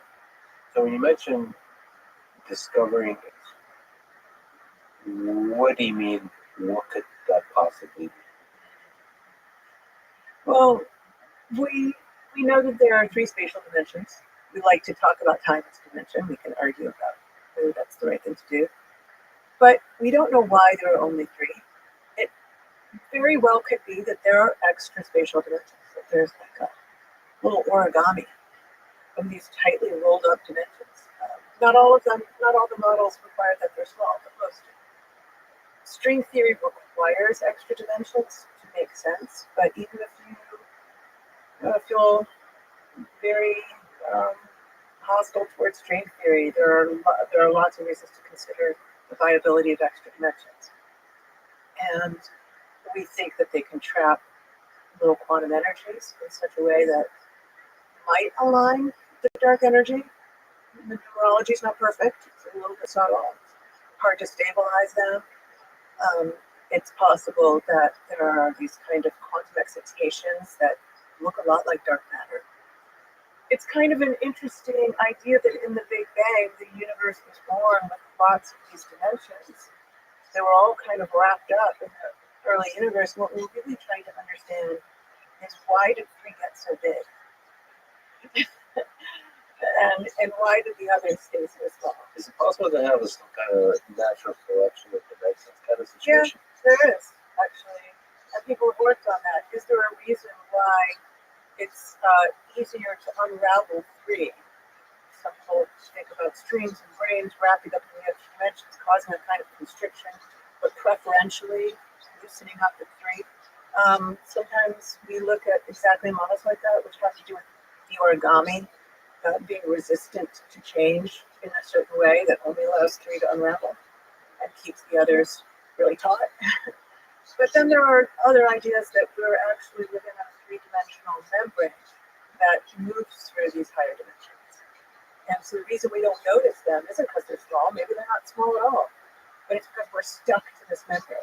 So we're unaware of these extra directions. Is it possible that there's other intelligent alien civilizations out there that are operating on a different membrane? This is a bit of an out there question, but I ask it more kind of seriously. Like, is it possible, do you think, from a physics perspective, to exist on a slice of what the universe is capable of? I think it is certainly mathematically possible on paper to imagine a higher dimensional universe with more than one membrane. And if things are mathematically possible, I often wonder if nature will try it out. Yeah. Just how people get into the strange territory of talking about a multiverse. Because when you start to say, one of the aspirations was, in the same way that we identified the law of electrotheory of matter, that it was a single description and exactly landed on the description that matched observations, people were hoping the same thing would happen for kind of theory that also incorporated gravity. This one beautiful law, but instead there are proliferations, all of which did okay or did equally badly. And so not only finding a single one, but sort of that would just beg a new question, which is, well, why that one? And if nature can do something, won't she do anything she can try? And so maybe we really are just one example in an infinite sea of possible universes with slightly different laws of physics. So if I can do some of these things on paper, like imagine a higher dimensional space in which I'm confined to a brain and there's another brain or maybe a whole array of them, maybe nature's tried that out somewhere. Maybe that's been tried out here. And then, yes, is it possible that there's life and civilizations on those other brains? Yeah, but we can't communicate with them. They'd be like in a shadow space. Can you seriously say you can't communicate with them? Well, So no, that's fair. I'm limited in my communication because I'm glued to the brain, but some things can move. We call the bulk, through the bulk. Gravity, for instance, a gravitational wave. So I could design a gravitational communication system, and I could send gravitational waves through the bulk.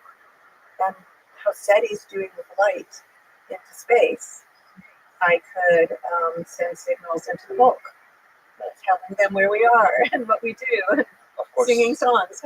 sending gravitational waves is very expensive. Very expensive, very hard to localize. It took me a long wavelength, but very hard to do. A lot of energy moving around. So is it possible that the membranes are quote unquote hairy with other ways, like some kind of weird? It is possible that there's other things that live in the bulk. I mean, last night, looking at something that lives in the bulk. This is fascinating. So, I mean, okay, can we take a little bit more seriously about the homework? When I look out there, the stars, I, from a basic intuition, cannot possibly imagine there's not just alien civilizations everywhere.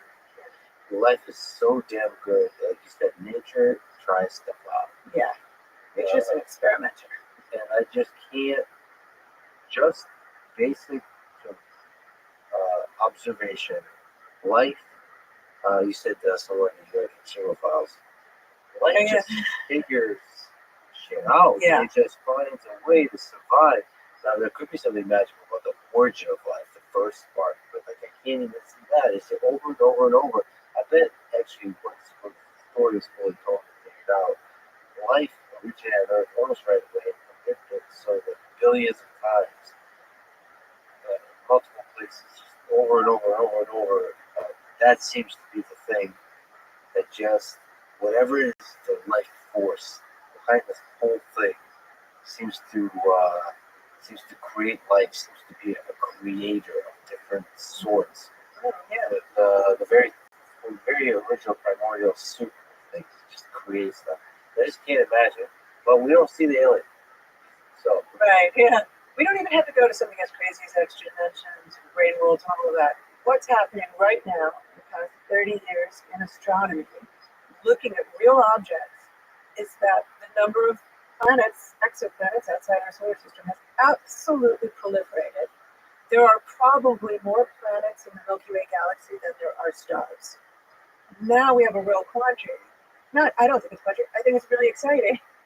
It becomes impossible. What you just said, I totally agree with. It becomes impossible to imagine that life was not sparked somewhere else in our Milky Way galaxy, and maybe even in our local neighborhood of the Milky Way galaxy, maybe within a few hundred light years of our solar system. So my gut says, like, some crazy amount of solar systems have life, bacterial life somewhere at some point in their history had some bacterial type of life. Or something like that. There may be still different kinds of life. And then I'm just facing with the questions like, why have we not clearly seen alien civilizations? And the answer, I don't find any great filter answer convincing. There's just no way I can imagine an advanced alien civilization not avoiding its own destruction.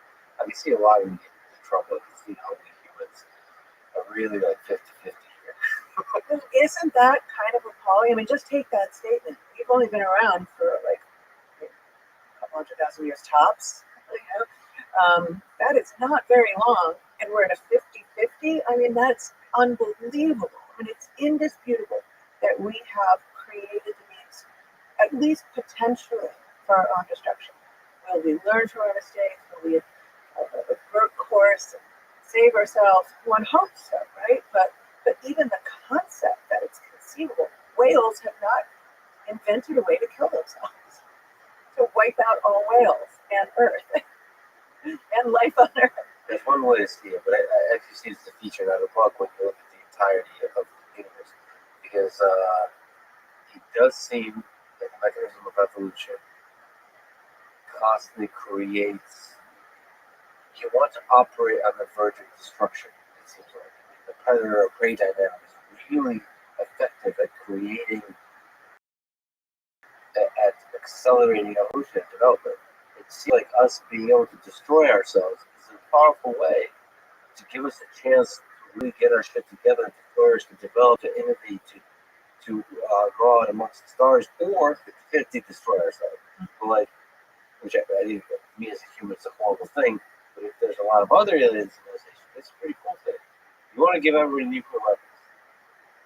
Now, half of them will figure it out, half of them won't. But the ones that figure it out, all these civilizations.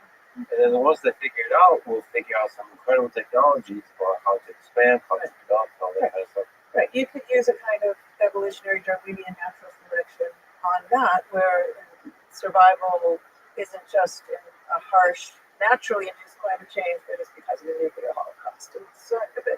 And then something will be created that is now impervious to that now knows how to survive. Yes, exactly. So why haven't we?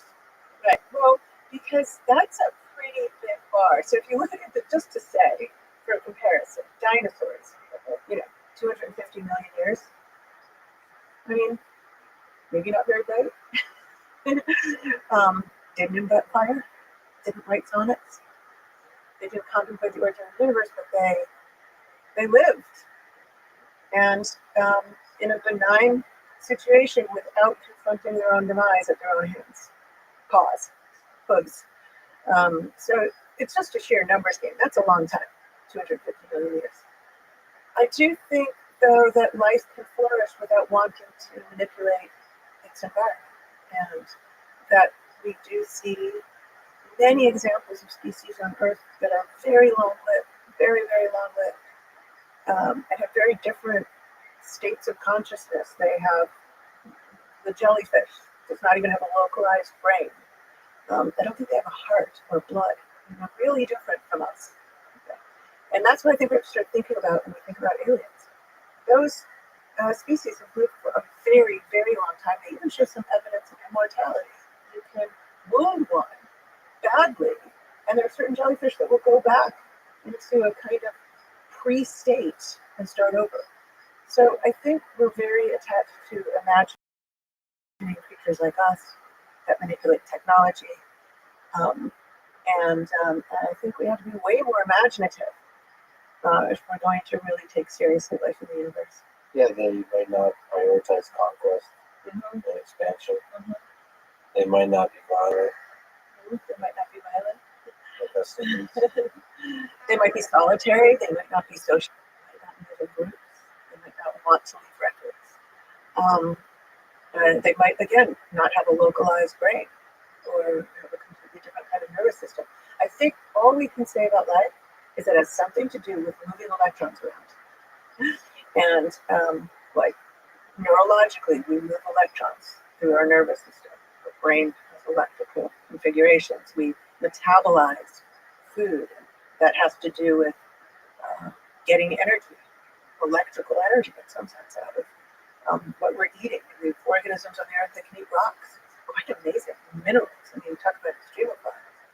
They can metabolize things that would have thought were impossible to metabolize. And so, again, I think we have to kind of open our minds to how strange that could be and how different from us. And we are the only example, even here on Earth, that does manipulate its environment in that extreme way. And can you think of life as electrons? Is there some degree of information processing required? So like it does something interesting, in quotes, with information. I think there are arguments like that. How entropy is changing from the beginning of the universe to today, how life lowers entropy by organizing things, but it costs more as a whole system. So the whole entropy of the whole system goes up. But of course, I might organize things today and reduce the entropy of certain things in order to get up and get here. And even having this conversation, we're organizing thoughts out of the cloud of information, but it comes at the cost of the entire system increasing entropy. So I do think there's probably a very interesting way to talk about life in this way.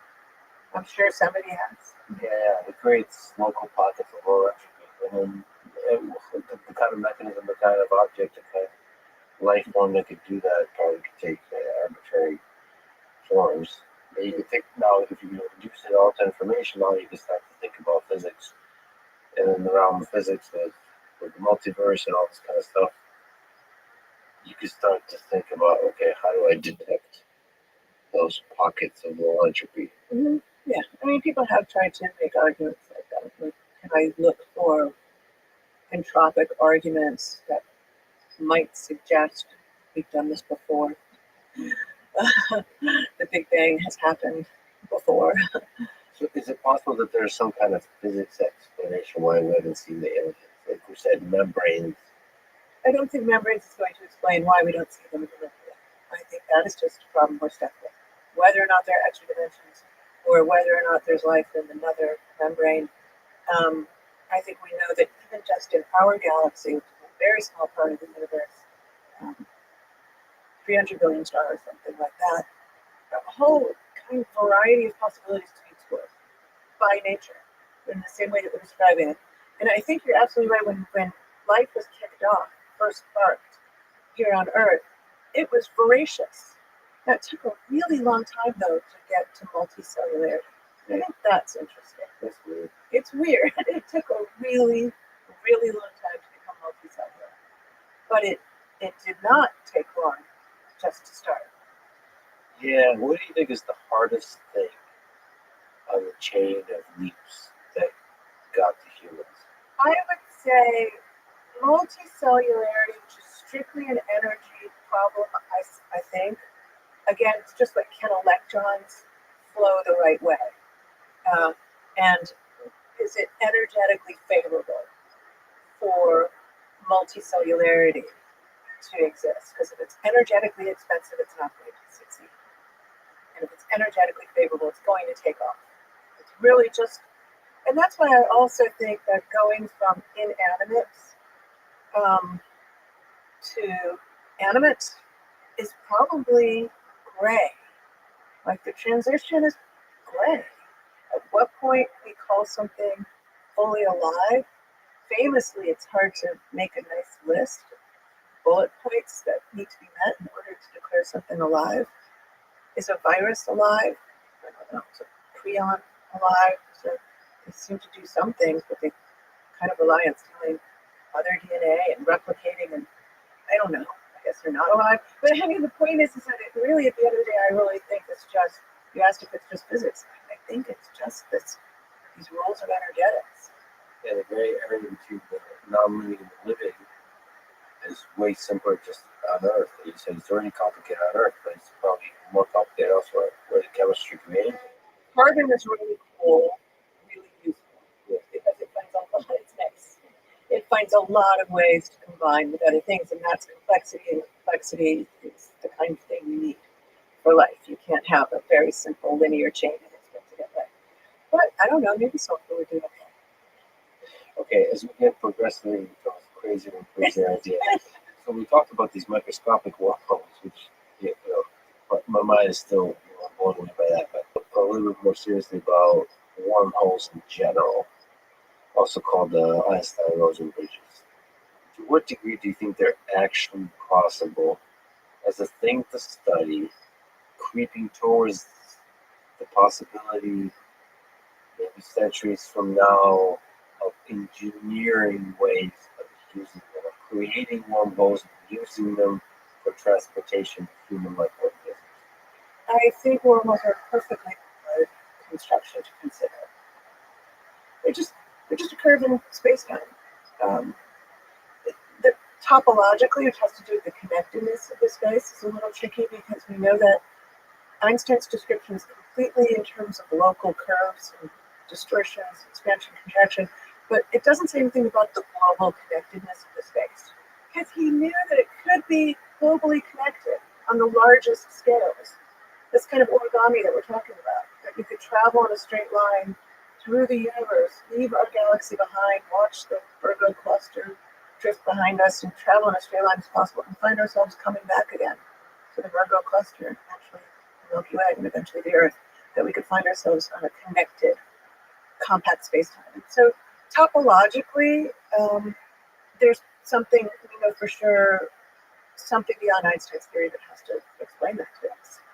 Now, wormholes are a little funky because they're topological. You know, they create these handles and holes and these sneaky, by topological, I mean these connected spaces. And Yeah, it's like Swiss cheese. like Swiss cheese, and so I could have, I could have two like, flat sheets that are connected by a wormhole, but then wrap around on the largest scale, all this cool stuff.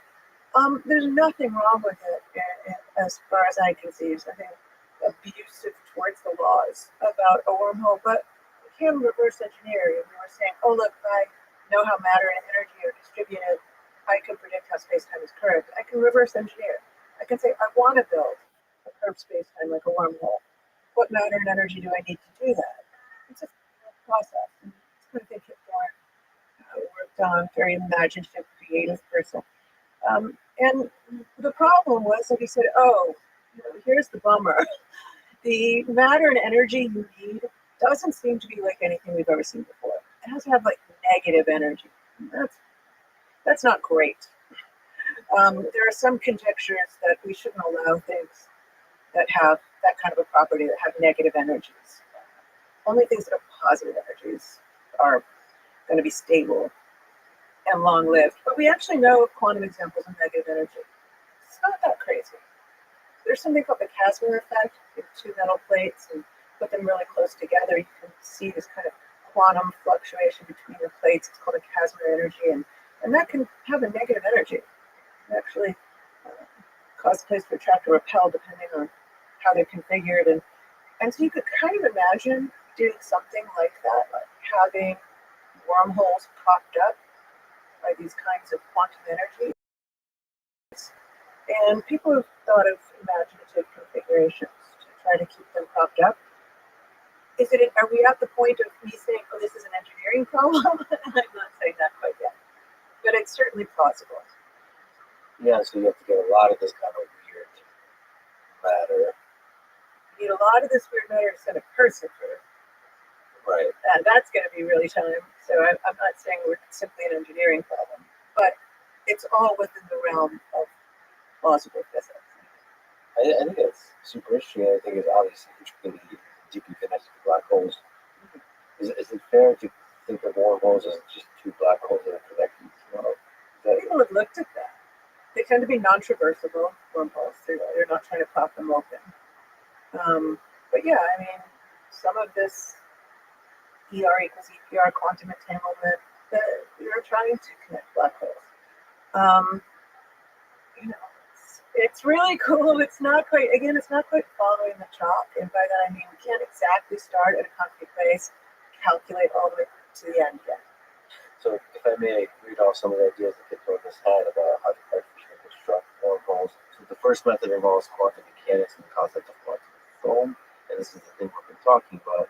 Now, to create a wormhole, these tiny wormholes need to be enlarged and stabilized to be useful for travel.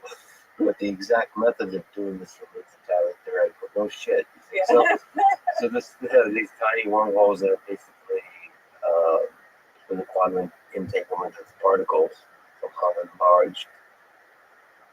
Man, playing with the topology of the Swiss cheese is so interesting. If you have to get it in, that would be like top three, if not one, maybe number one question for me to ask. If I got a chance to ask omniscient being of like a question that I can get an answer to, maybe with some visualization, like the shape, the topology of the universe. Yeah. But like I need some details. Right. Unfortunately, I'll get an answer that I want. Right. It's a hyperbolic manifold that's identified as us. You need to be able to ask a follow-up question. Exactly. Yeah, that would be so interesting. Like classical quantum strategy. The second approach approach combines classical physics and quantum effects. This method would require an advanced civilization to manipulate quantum gravity that we don't understand. There's a lot of in ways we don't understand. there's a lot of, and then there's exotic matter requirements. There's a lot of. But I can tell you, I'm pretty sure all of them have in common the feature that they're saying, here's what I want my wormhole to look like first. So it's like saying I want to build a building first. So they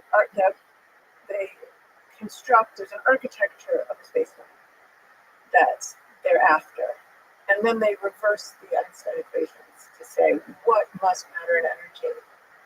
What are the conditions that I impose on matter and energy to build this architecture? Which is unfortunately a very early step of figuring out. Right, but it's important because it's how they realized, oh wow, they have to have these negative energies, they have to violate certain energy conditions that we often assume are true.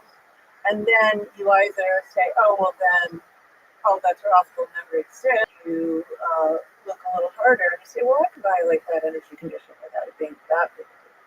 And again, quantum mechanics often does violate those energy conditions. But do you think the study of black holes and some of the topics that we're talking about will allow us to travel faster than the speed of light, or travel close to the speed of light, or do some kind of really innovative breakthroughs on the propulsion technology we use for traveling in space? Yeah, I mean, sometimes I assign in an advanced general relativity class the assignment of inventing a warp drive. Okay. And it's kind of similar. So the idea is, here's a place you want to get to, and can you contract the space-time between you with something antithetical to dark energy, the opposite, and skip across, and then push it back out again. That's all. You can do that in the context of general relativity. Now, I can't find the energy that has these properties, but I also can't find dark energy. So we've already been confronted with something that we look at the space-time. The space-time is expanding ever faster. We say, what could possibly do that? We don't know what it is, but I can tell you about its pressure. I can tell you certain features about it. And I just call it dark energy. I actually have no idea. It's just, that name's just a proxy for what this, it should be called invisible, but it's not actually dark. It's in this room. It's not hard to see through. It's literally invisible. So maybe that was a misnomer. But the point being, I still don't fundamentally know what it is. That's not so terrible. That's the state of the world that we're actually in. So maybe warp drive is just kind of a version of that.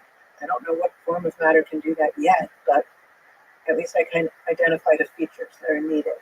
So figuring out what dark energy is might have some clues. Yeah, it might. It is positive energy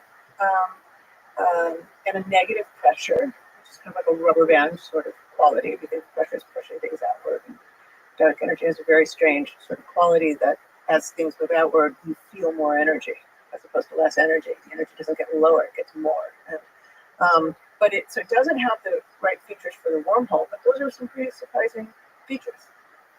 We again can conjecture like, oh hey, quantum energy with vacuum kind of behaves that way. That would be a great resolution to the dark energy problem. It's just the energy of empty space. And it's the quantum energy of empty space. That's an excellent answer. The problem is by all our methods, all the understanding we have, that energy is either really, really huge, way bigger than what we see, or it's like zero. So that's a numbers problem. We can't naturally fine-tune the energy of empty space to give us this really weird values that we just happen to be seeing it today.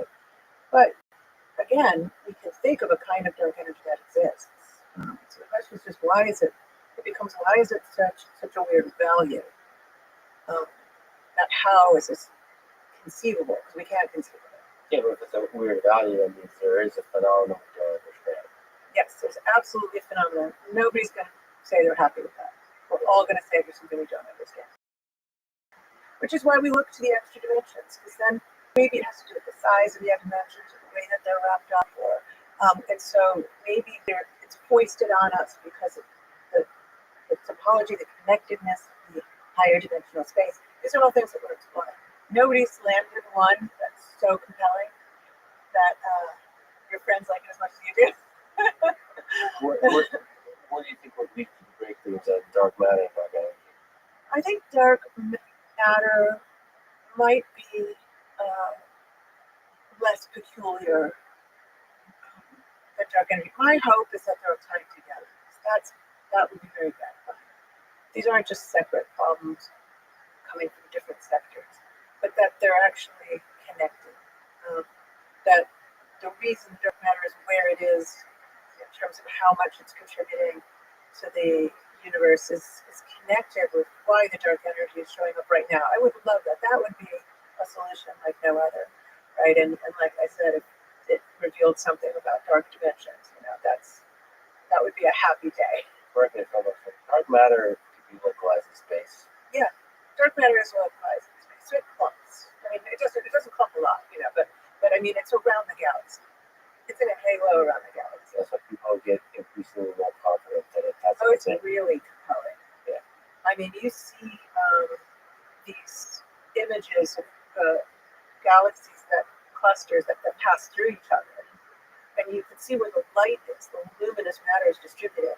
And then by looking at the gravitational lensing, which shows you where the actual mass is distributed, so that light bends around the most massive parts in a particular way, so you can reconstruct where the mass is gravitationally quite separate from looking at the luminous matter, which is not dark, and they are separate because the stuff as they pass through each other, the interacting stuff, the luminous stuff collides. Are you 15.2% body fat? You fat fuck.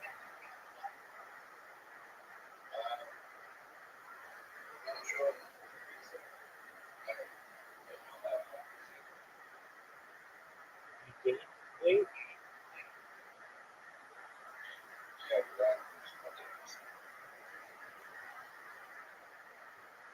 I have a few questions for you. And I'm ready to answer them. My first question is, how many games in a row are you going to lose?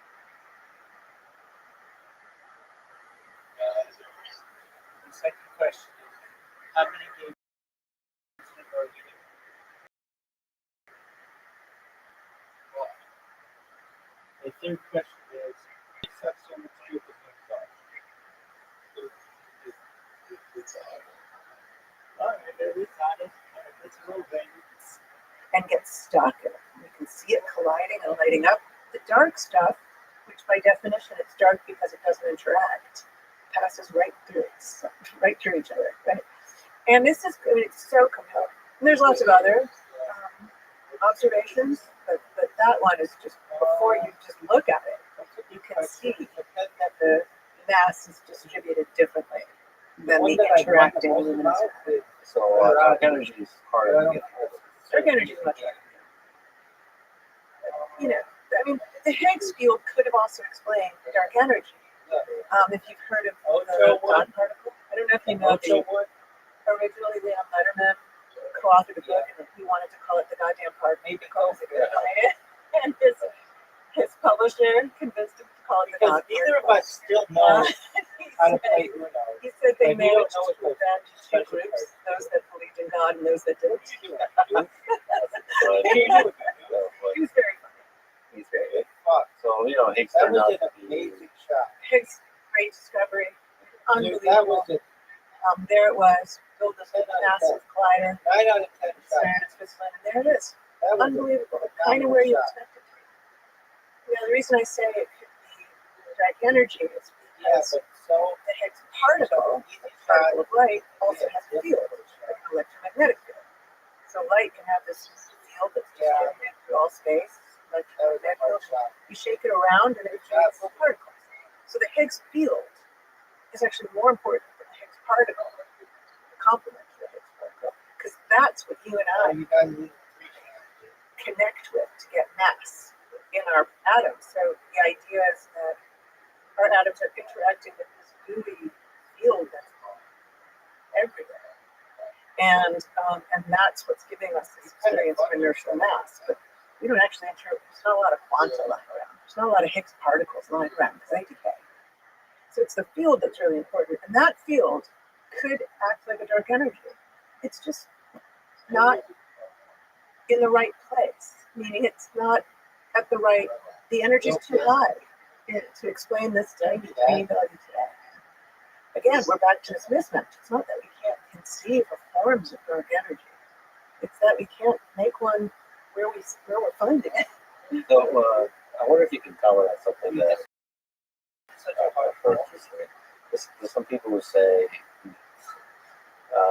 people outside of physics say that dark matter and dark energy is just something physicists made up.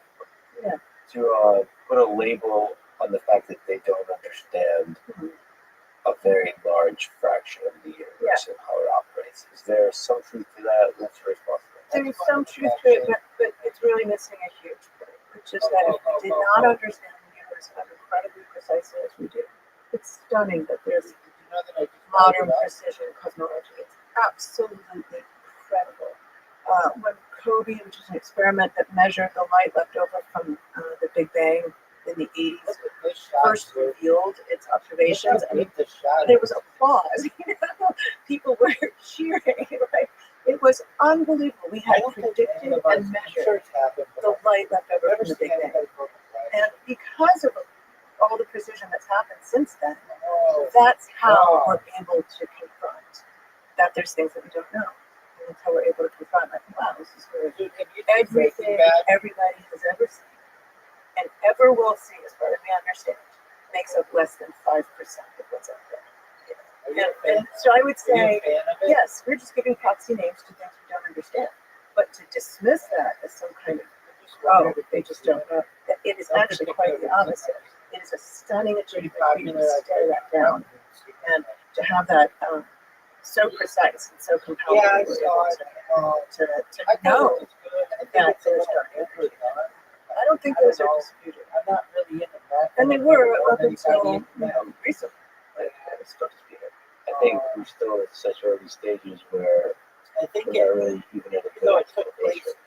You've mentioned a few.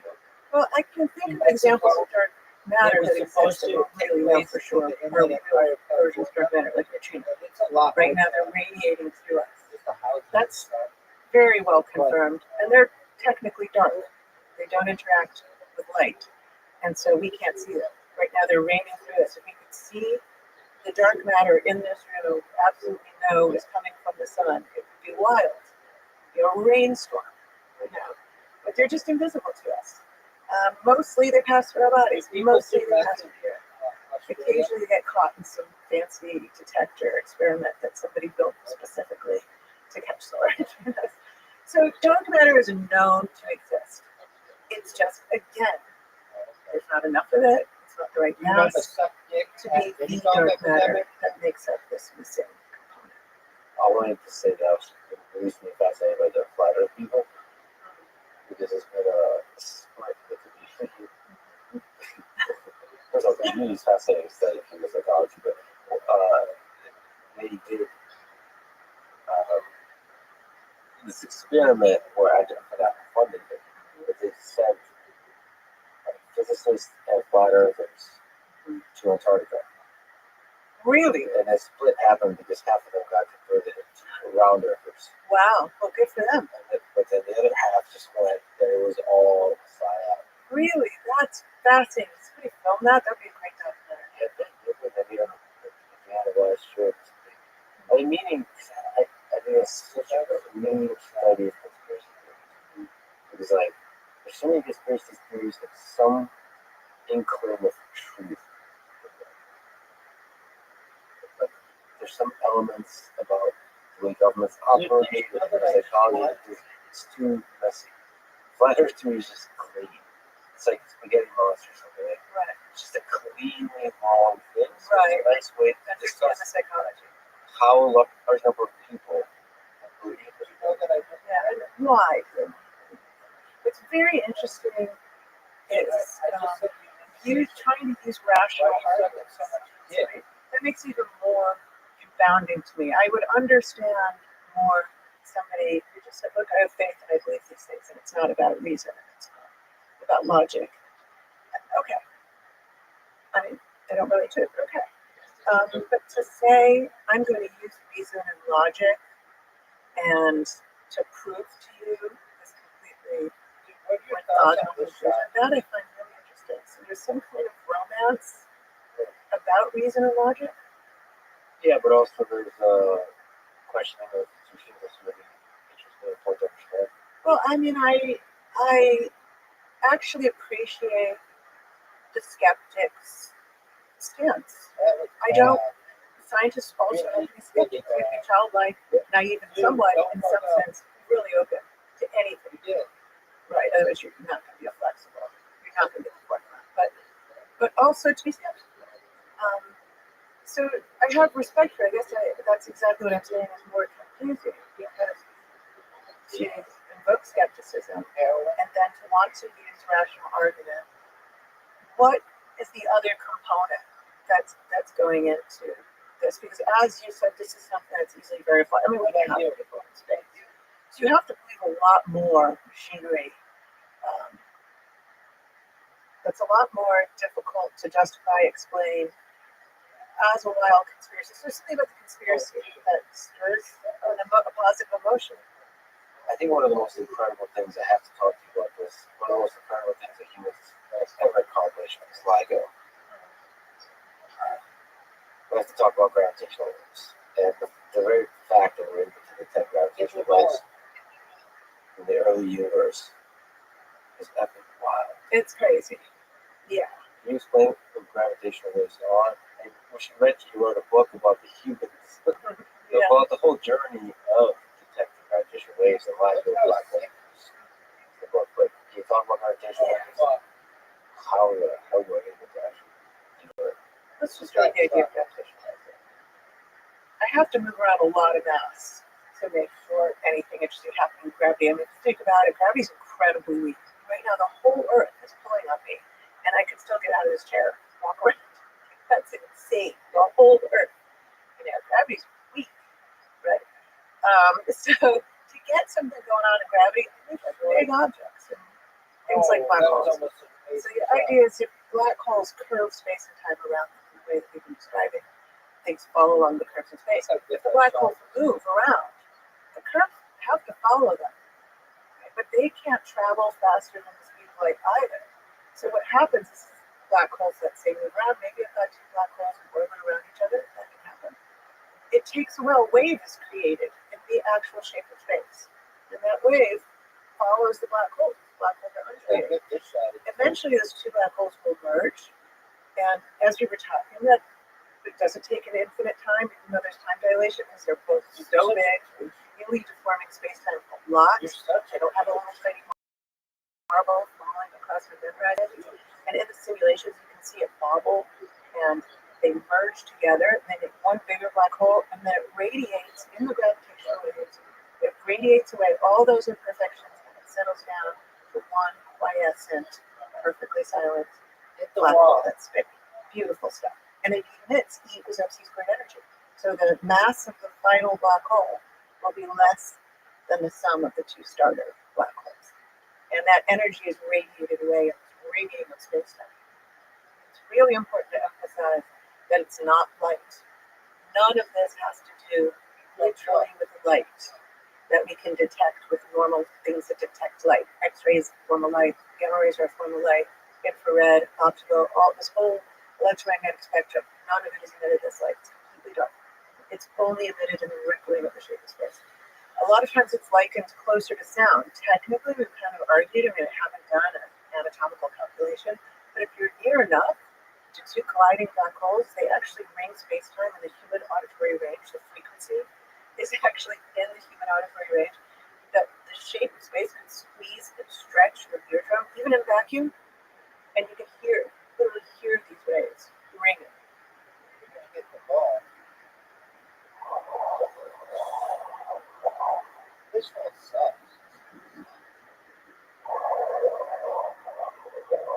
So the idea is that they're closer to something that you would want to map as a sound than it's something as a picture. Sorry, so what do you think it would feel like to ride the gravitational wave? So like to exist.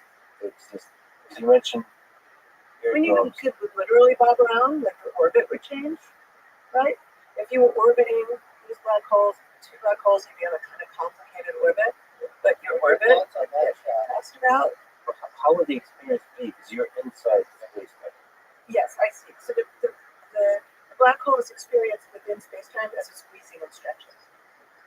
So you would feel it as it's sort of squeezing and stretching, and you would also find your location where you would fall would be redirected. So it's literally like a squeezing and stretching. That's the way to think about it. And it's very detailed.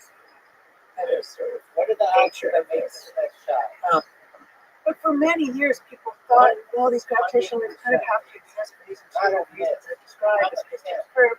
And there's the curves, that wave has to propagate through that curved space-time. But people didn't know if they really carried energy. The arguments went on and back and forth, and papers written in decades.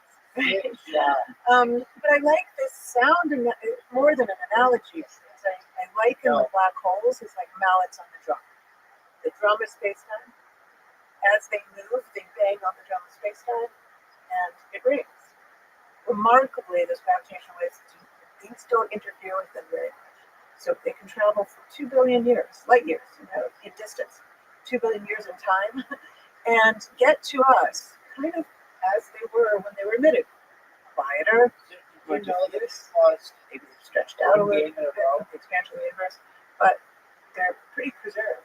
And so the idea of LIGO, this instrument, is to build a gigantic musical instrument, kind of like building an electric guitar, where the electric guitar is amazing shape of the string, and it plays it back to you through an amplifier.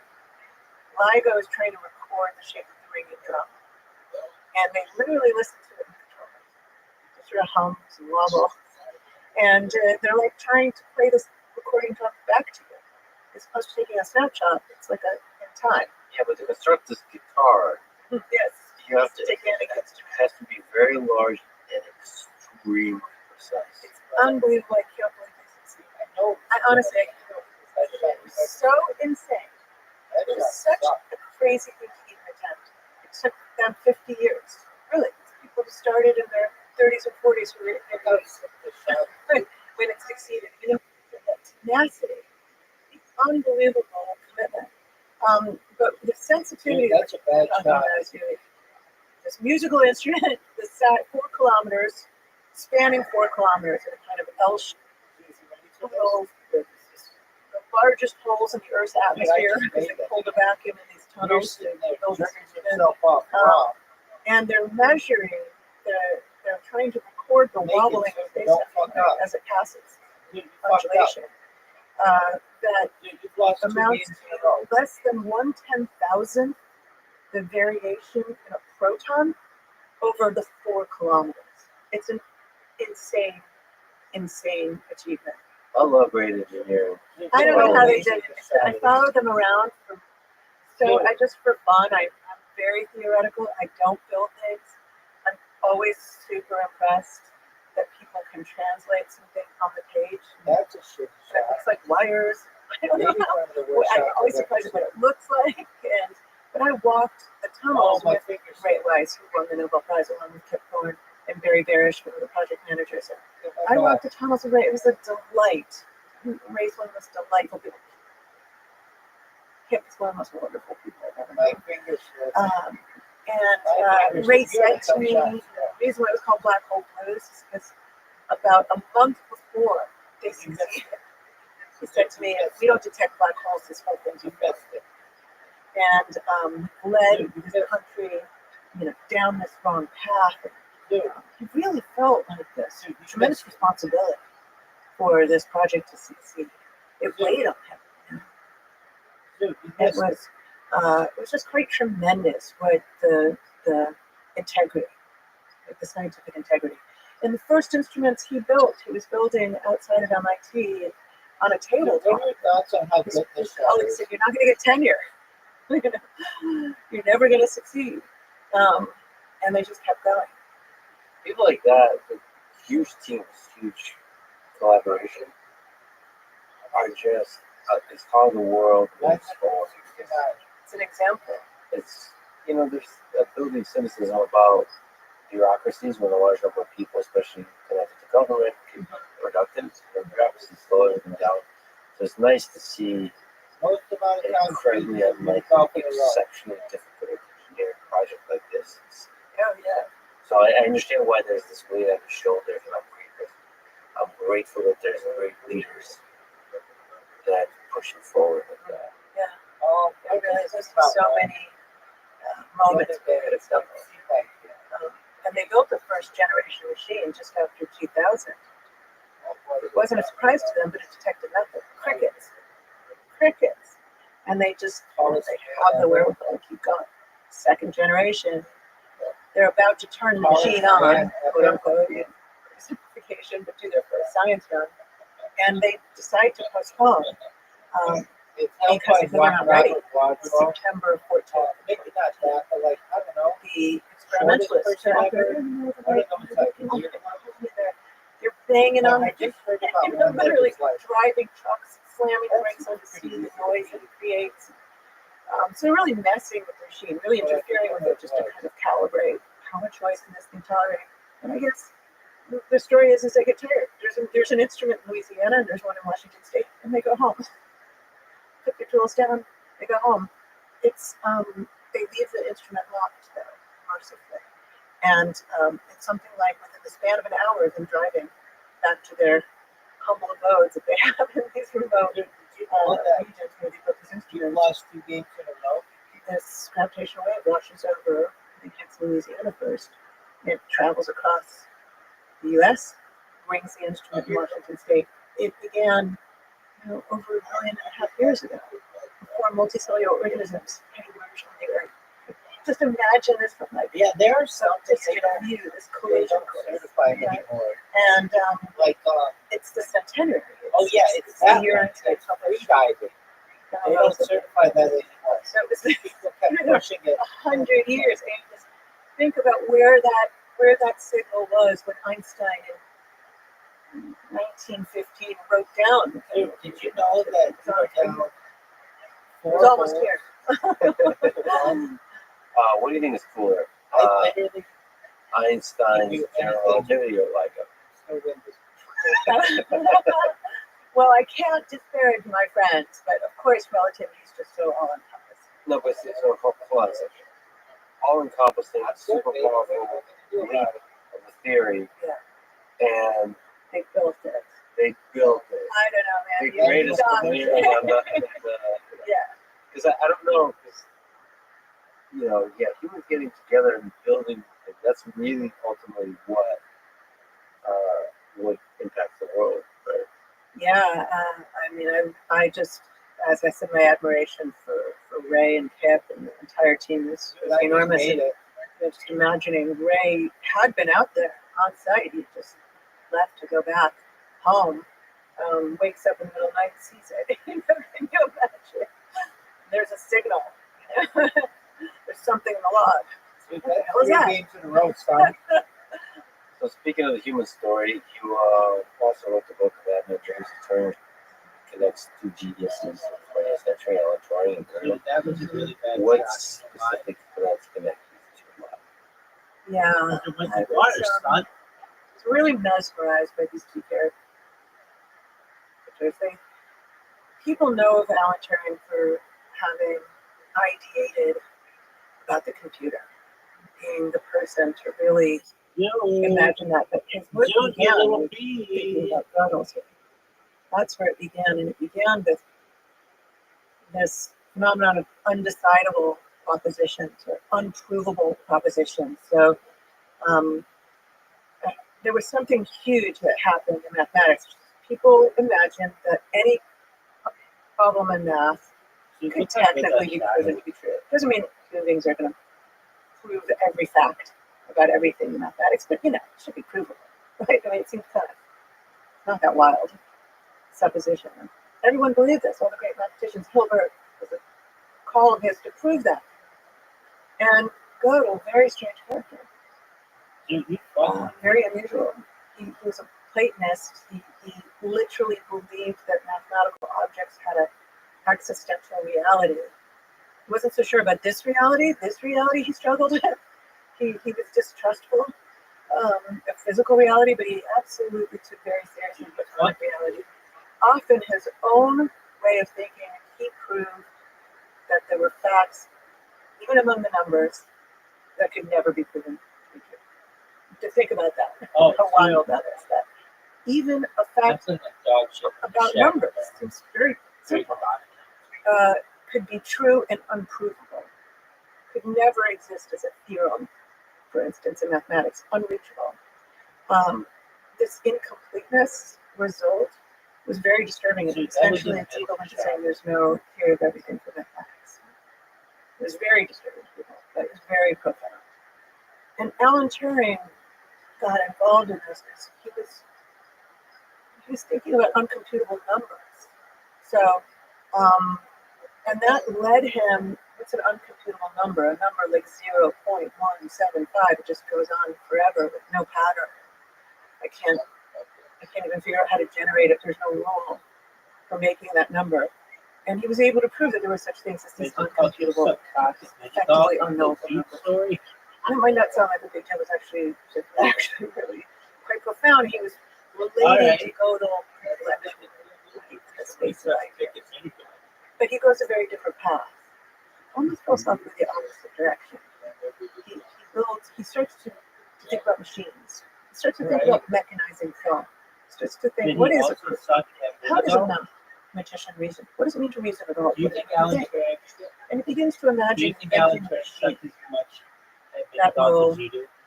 execute certain orders, mechanize thought in a specific way.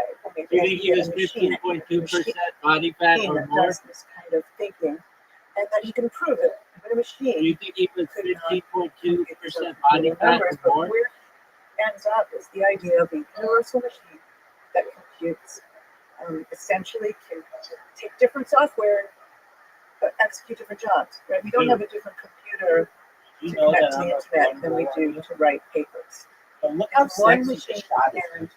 and one piece of hardware, but it can do all of this huge variety of tasks. And so he really does invent the computer, essentially. And famously, he uses that thinking in a very primitive form in the war effort, where he's recruited to help break the German Enigma code, which is heavily encrypted and largely believed to be uncrackable code. And people believe that Turing Do you think and he his could very back them small group actually turned the tide of the war in favor of the Allies precisely by using a combination of this thinking and just sheer ingenuity and some luck. Right. Do you think though that But the other the profound majority of the revelation population that Turing has is that, well, maybe we're just machines, did you just put it in the water? right? And just biological machines. Oh, you got This is a huge shift for him. It's very different from Gödel. He doesn't really believe in reality. Thinks numbers are platonic realities, and Turing kind of thinking we're kind of like we're actually machines and we can replicate it. So of course Turing's influence is still widely felt. On many levels, so it's from the Many levels, yeah. in complexity theory, theoretical computer science, and all over the mathematics, place. but also in philosophy with the Turing test paper. So, like you said, conceiving and what is the connection that I guess during those years made to mathematics that humanity Turing did. But I think there's another connection to those two people is that they're both in their own way kind of tormented humans. They're very tormented. What aspect of that contributed to who they are and what ideas they held? I mean, I think so much. I don't. Do you think you need to do that to in order to prove it? promote the kind of trite trope of the mad genius. If you're brilliant, you're What is it insane. you I think don't that think that. causes you I to don't think suck you're so insane, much you're dick in brilliant. this specific? But I do think if somebody who's very brilliant, who also chooses not to go for regular gratification in life, they don't go for money, they don't necessarily value creature comforts, they're not Maybe you're not leveraging for fame. I mean, they're really after something different. I think that can lead to a kind of runaway instability, actually, sometimes. You're already outside of social norms. You're already outside of normal connections with people. They've already made that break. And I think that makes them more vulnerable. So Gödel did have a wife and a strong relationship, as far as I understand. Was a successful mathematician and ended up at the Institute for Advanced Study, where he walked with Einstein to the Institute every day.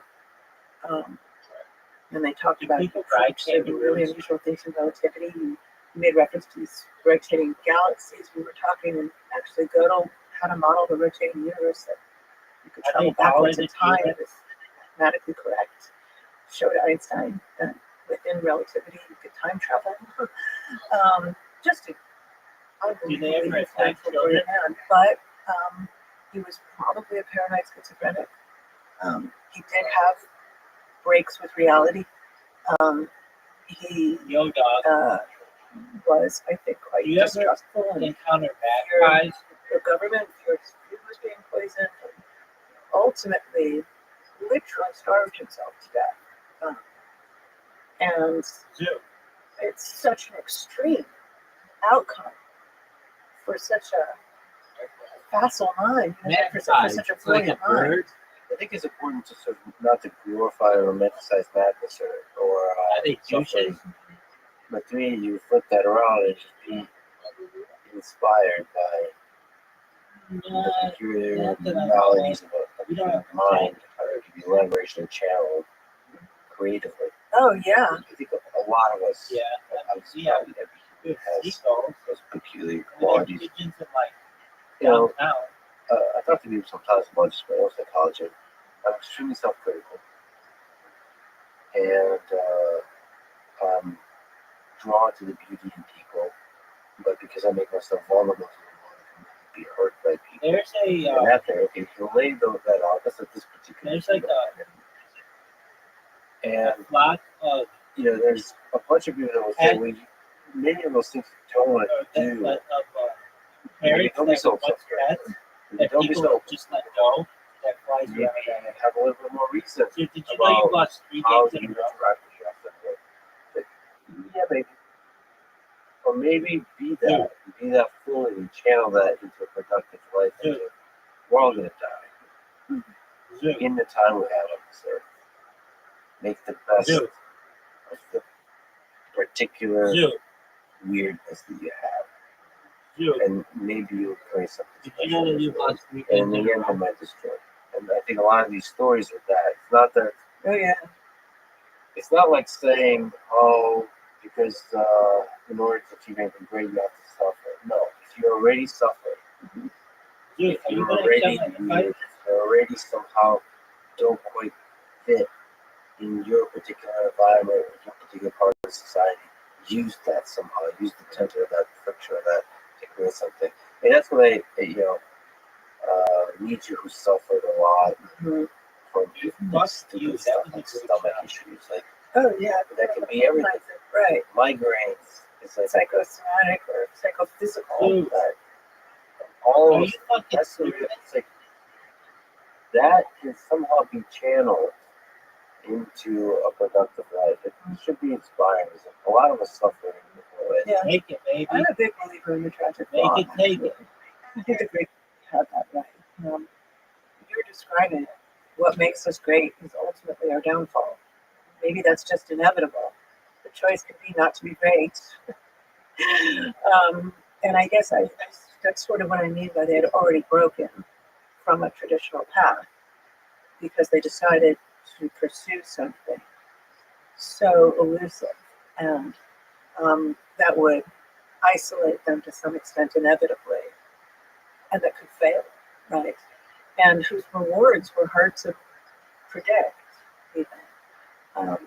And I do think that all the character traits that went into their accomplishments were the same traits that went into their demise. And I think you're right. You could say, well, Lex, you should not be so empathetic.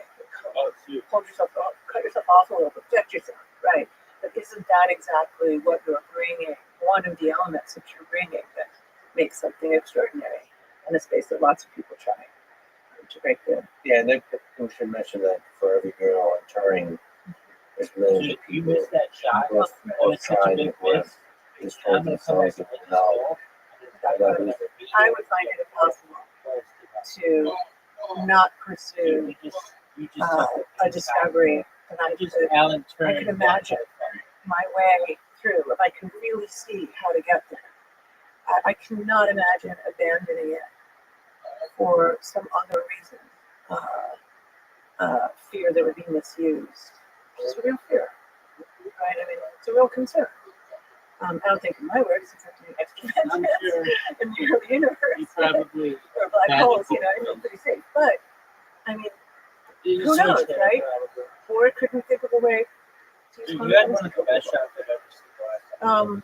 I cannot imagine pulling back and saying, nope, I'm not. What's I'll give you a counter example. Dude, what the fuck was that? Terrence Talk. Brilliant. Brilliant mathematician. Brilliant. He is better than, out of all the brilliant people I've ever met, he's better than anybody else at working on a hard problem and then realizing when it's, for now, a little too hard. Oh, that I can do. Stepping away. Yeah. And he's like, okay, this is now a weekend problem. Uh-huh. Because he Absolutely. has seen too much for him. Everything's different. But Grigori Perlman or Andrew Wiles, Yes, that's a great story. completely Yeah. many years Yes. no problems. Yes. And for every Grigori And they might Perlman, not have done that. so you choose your life story. I Like, totally agree. Now, I'm not going to say sometimes I take too long to come to that conclusion, but I will proudly say, as most physicists show, that I kill most of my ideas myself.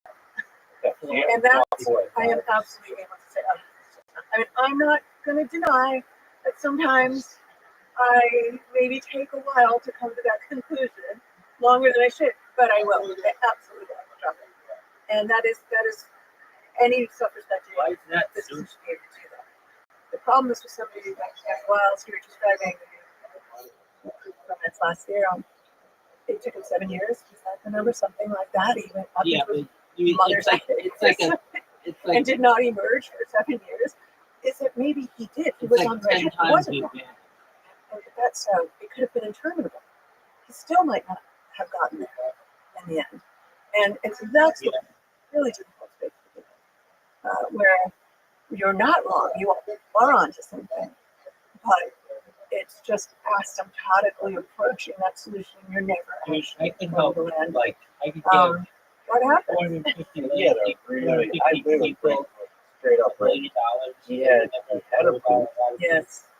Now it's dead, and like somebody found it. That was the story. Yeah. Because you now everything's excited, Right. and now you realize that I mean, it's taking a year for people to check it. It's not the kind of thing you look over in an afternoon. Dude, that was the most amazing to shot. have the will, to have the confidence and the patience to go back. You've never scored up Rigorously go through what you're doing. And then there's another great story from Grigori Perlman, who spent 7 years and turned down the field medal. He did it all alone. And after he turned down the field medal, the Millennial Prize was in the truncated conjecture. He walked. Do you know that you're something right now? That's a very different set. That's wired differently. Doesn't care about money, doesn't care about fame, doesn't care about anything else. Yep. In fact, You know, and so you're just going for action, trying to walk away, and you're a recluse, and you enjoy that. You also don't want to talk to a weird dude in the time. So it turns out, I'm trying.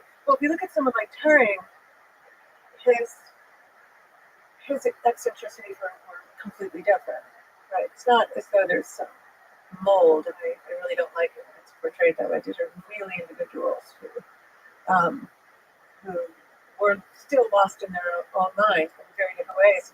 Turing was openly gay, really, during this time. He was working during the war, World War II, so we understand the era, and it was illegal at the time. And he kind of refused to conceal himself. There was a time when the kind of attitude was, well, we're just going to ignore it. But he had been robbed by somebody that he had picked up somewhere, I think it was in Manchester. And it was such a small thing. I don't know what they took. It was like nothing. It was nothing. But tolerate. He goes to the police and he tells them, and then he's arrested. He's the criminal because it involved this homosexual act. Now here you have somebody who made a major contribution to the Allies winning the war. I mean, it's just unbelievable. Not to mention the genius, mathematical genius. I mean, he saved the lives of the people that were doing this to him. Oh, you fucked it And up. they essentially chemically castrated him as a punishment. That was his sentence.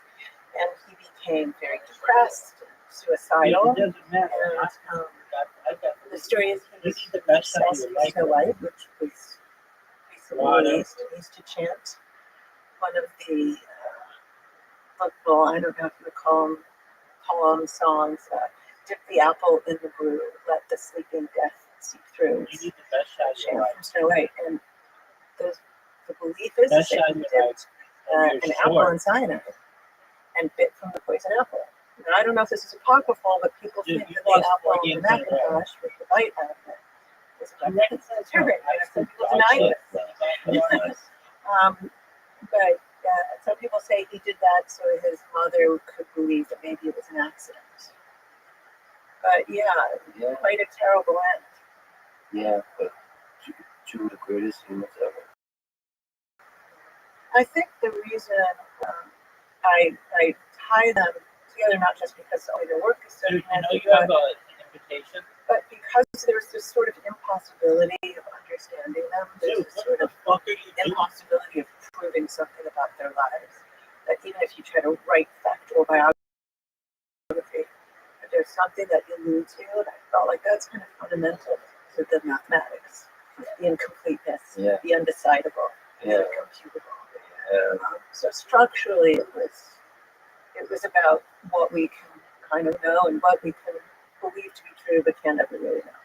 Yeah, limitations of formal systems, limitations of Biography, fiction and nonfiction. limitations. So I think there's 3 years, one of which is this romantic notion of just understanding humans, exploring humans, and just exploring science and exploring very rigorous detailed physics, cosmology. So there's the art, the kind of artistry. So I saw that you're the chief science officer for Pioneer Works. He's mostly like an artist type of situation. He's a place in Brooklyn. Can you explain to me what that is and what role does art play in your life? Yeah, I can start with Pioneer Works. Pioneer Works, in some sense, it was inevitable that I would land at Pioneer Works. I felt like I was marching there for many years, and just it came together again like a this collision.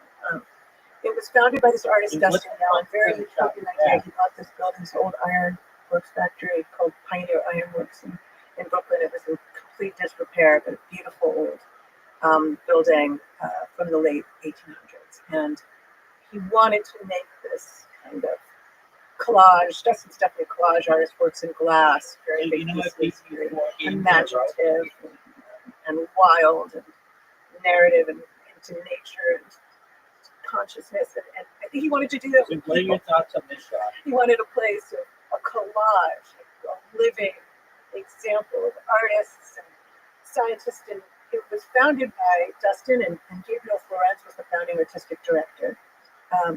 It was started just before Hurricane Sandy. I don't know if people feel as strongly about Hurricane Sandy as New Yorkers do, but there's a real moment around 2012, 2013. Sort of paused the project, and you can even see the kind of water line on that brick where Sandy was. I came in and collided with these two shortly after that, and it really was a good collision. I'm science, their art. Gabe makes everything, builds everything with his bare hands. Dustin's a dreamer. Dude, look I how love sexy science. this shot. I wanted Did you science. see that? Science is hard to access. I'm fucking excited for I you, have baby. always loved the translation of science in literature. I love fiction writers, like really literary fiction writers who dabble thinking about science. And I very firmly believe science is part of culture. I know it to be true. I don't think of myself as doing outreach or education. I don't like those labels. I'm doing culture. And artists in their studio, working out problems, understanding materials, building a body work. Nobody says to them when they exhibit, why are you doing outreach? Or are you doing education? It's the logical extension. So I feel that if you've had the privilege of knowing some of these people, of seeing a little bit from the summit, if you've had a little glimpse yourself, that you bring it back to the world. So we will exploded layers between science and art. It's not artists. I can't believe I just missed that shot. It's real hardcore scientists talking about science in a lot of live events. We have a magazine called Now I have Broadcast. to focus. I We did feature two all votes in a row. disciplines rubbing together, artists working on all kinds of things. When I first started doing events there, my first guest, like you, I was talking to people. It was really, I don't know how to talk to people because I know these guys.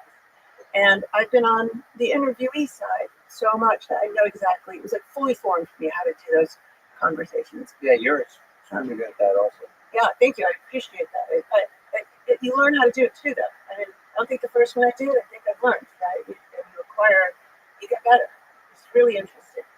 And I love to study. I think you do too. I really look into material. And I love science. I really do.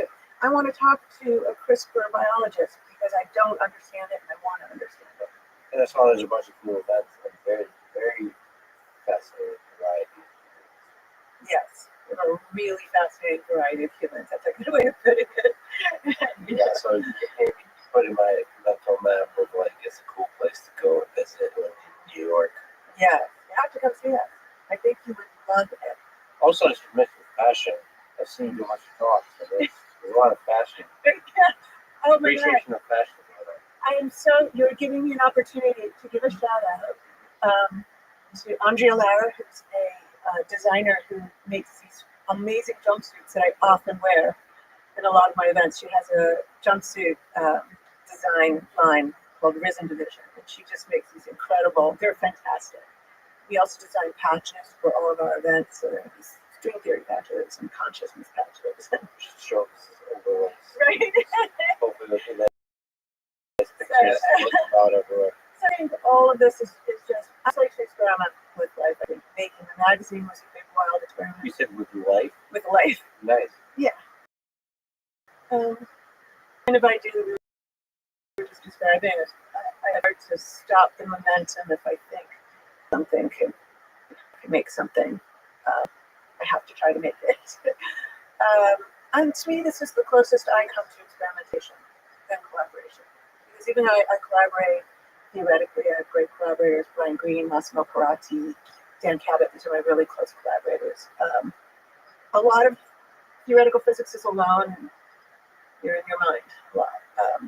This is something that really was built, this triad of Dustin, Gabe, and I, and all of the amazing people who work there are amazing. Or we really are doing it together, and you take one element out, and it starts to change shape, and that's a very interesting my best experience. I think, and making things is an interesting experience. As you mentioned literature, I know you're not. I don't know if you've ever been there. Whether it's literature, fiction, non-fiction. I love fiction. I think people expect me to read a lot of sort of sci-fi or non-fiction. I mostly read fiction. I had a syllabus of great fiction writers that had science in it, and I love that syllabus. Can you ever make that public or not? Yeah, I suppose I could. I can tell you some of them as they come to mind. Katsuo Ishiguro, the one the Nobel Prize wrote Remains of the Day, probably most famously. Maybe it's His always book Never Let Me Go. It's unbelievable. Totally devastating. Stunning.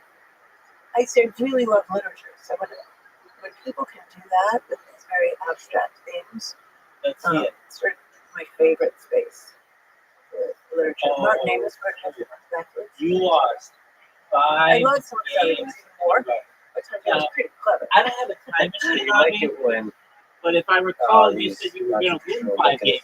Why? What The story what that's from the why you suck so much dick?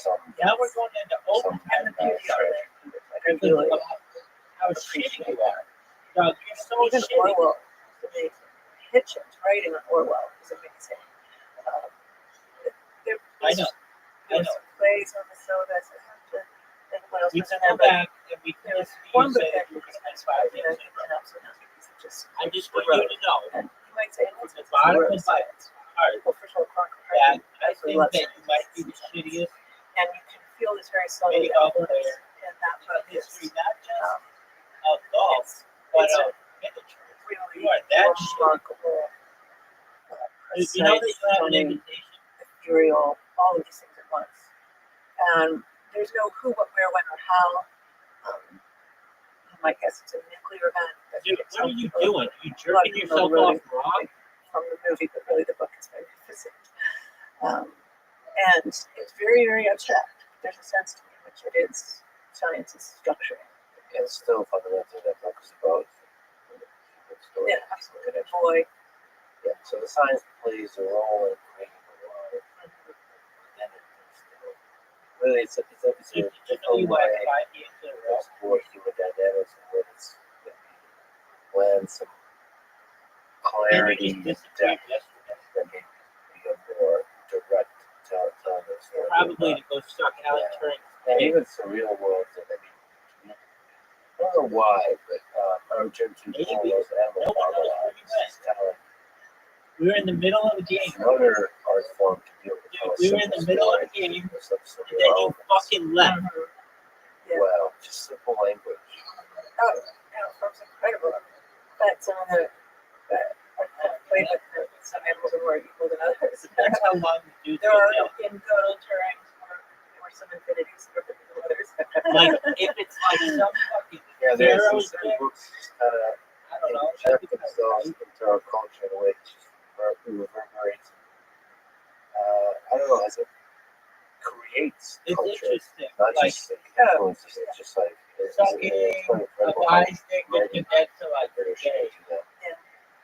That's pretty If you good. could have one definitive answer to one But single if it's question, been dead like a 10 millennia, there's an oracle that you Still can talk gay, about. but Also, you can ask multiple questions, short. but it has to have that topic. So just clarify what mystery of the universe would you want that oracle to help you with? You know, it's funny. I should say the obvious thing, but I feel like I just want to be greedy.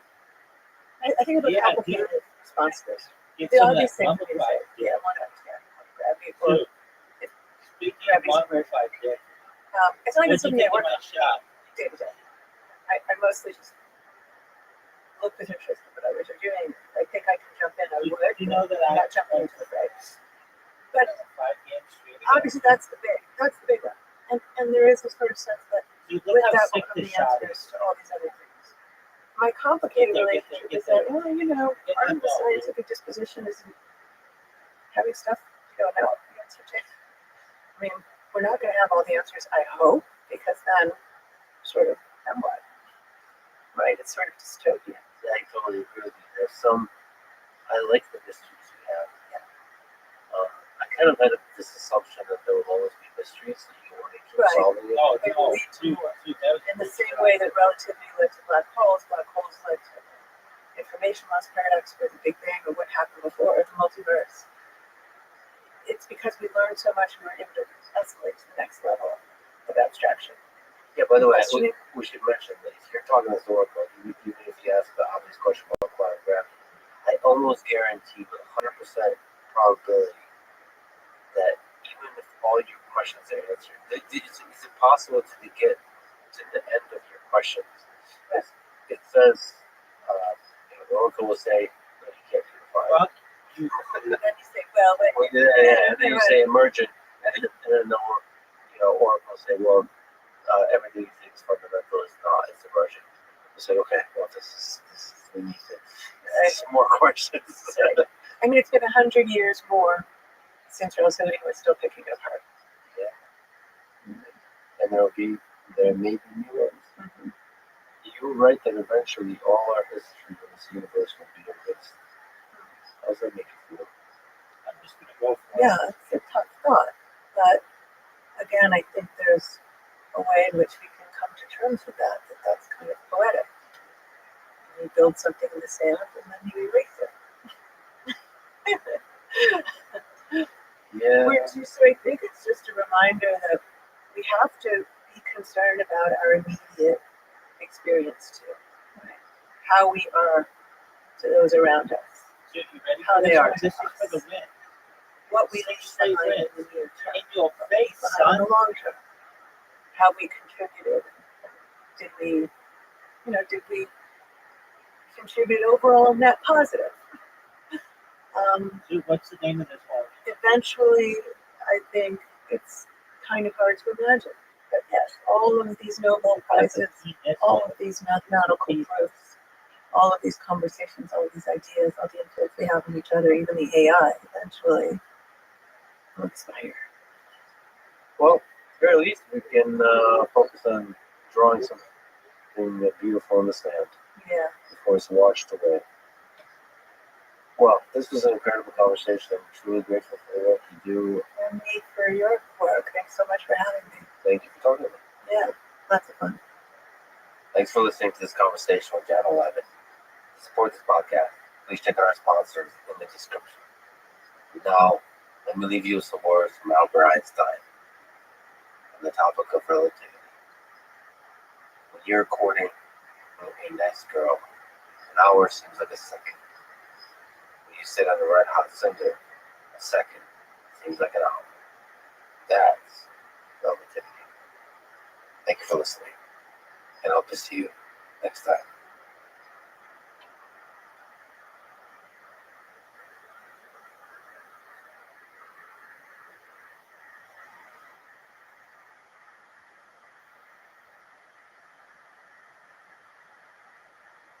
Dude, did you know it's your turn?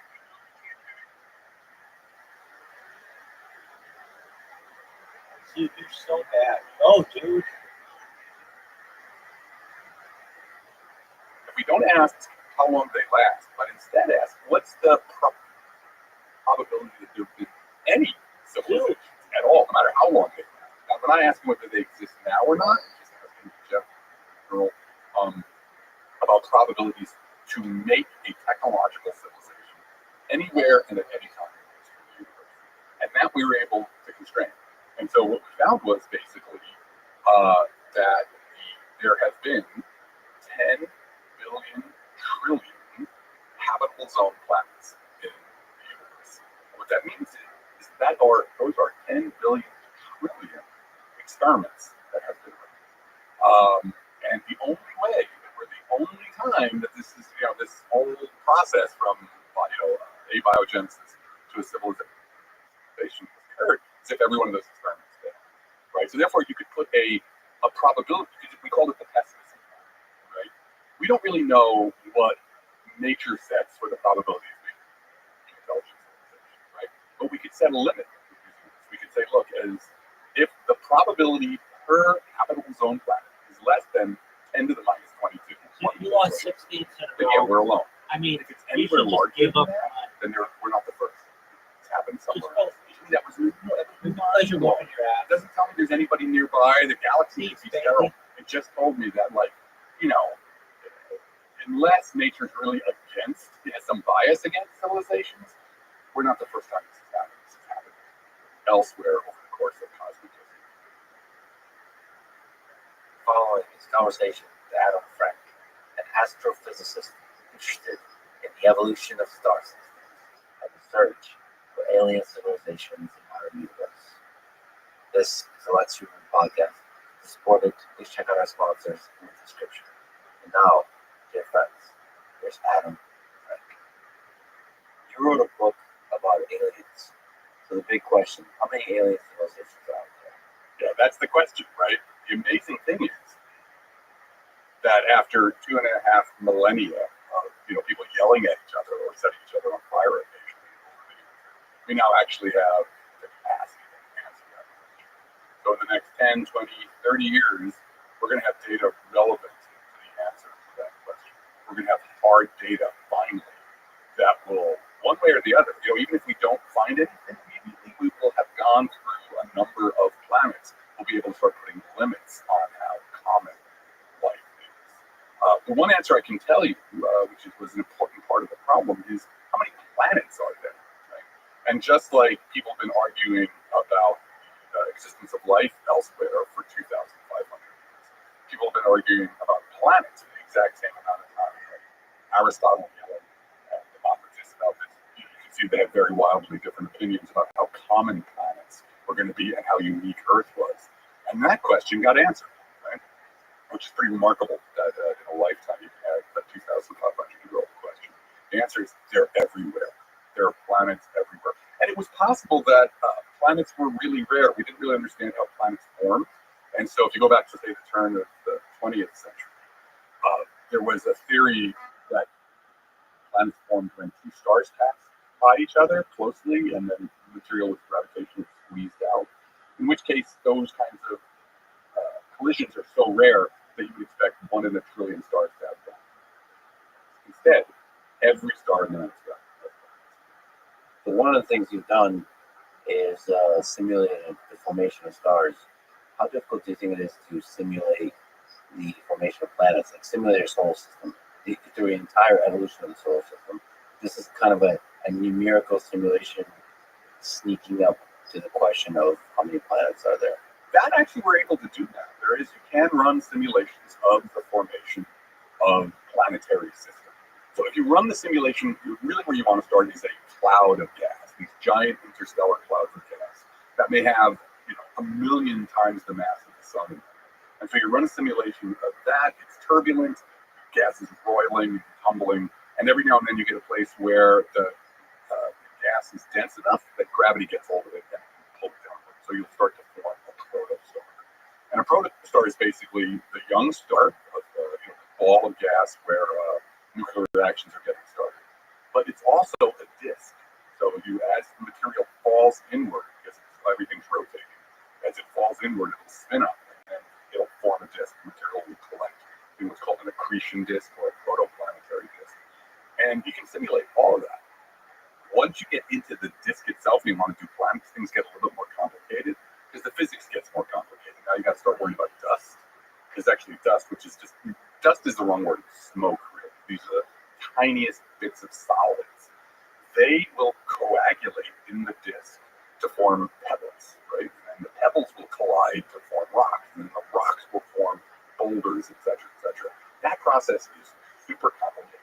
But we've been able to simulate enough of it to begin to get a handle on how planets form, how you accrete enough material to get the first proto-planets or planetary embryos, as we call them. And then the next step is those things start slamming into each other to form, planetary-sized bodies.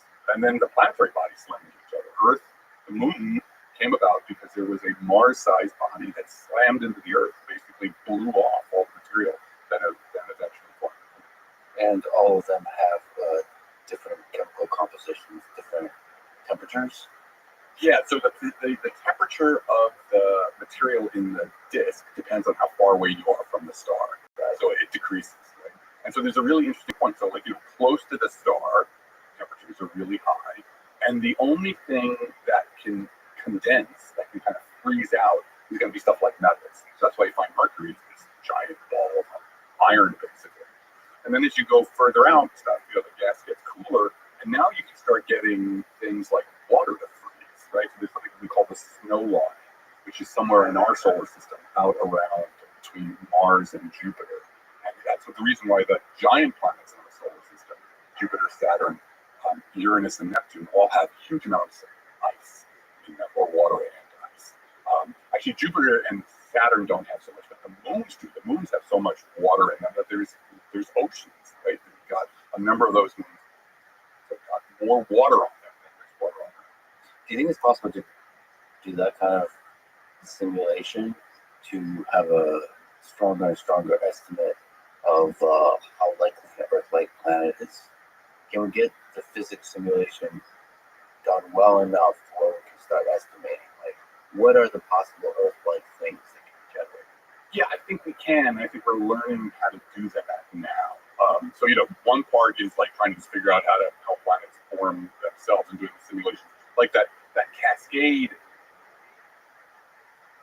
from dust grains up to planetary embryos, that's hard to simulate because it's both. You got to do both the gas and you got to do the dust, and the dust colliding. Once you get up to a planet-sized body, then you kind of have to switch over to almost like a different kind of simulation. There often what you're doing is you're doing, you're assuming the planet is this sort of spherical ball, and then you're doing, like a 1D, a radial calculation. You're just asking, like, all right, how is this thing going to, what's the structure of it? Like, am I going to have a solid iron core? Or am I going to get a solid iron core with that liquid iron core out around it, like we have on Earth? And then you get, a silicate, kind of a rocky mantle, and then across all those details, those are kind of beyond being able to do full 3D simulations ab initio from scratch. We're not there yet. How important are those details, like the crust and the atmosphere, do you think? Hugely important. So I'm part of a collaboration at the University of Rochester where we're using the giant laser. It's literally, this is called the Laboratory for Laser Energetics. We got a huge grant from the NSF to use that laser to like slam tiny pieces of silicon to understand what the conditions are like at the center of the Earth, or even more important, the center of super Earths. Like this is what's wild. The most common kind of planet in the universe we don't have in our solar system, which is amazing, right? So we've been able to study enough or observe enough planets now to get a census. We kind of have an idea of who's average, who's weird.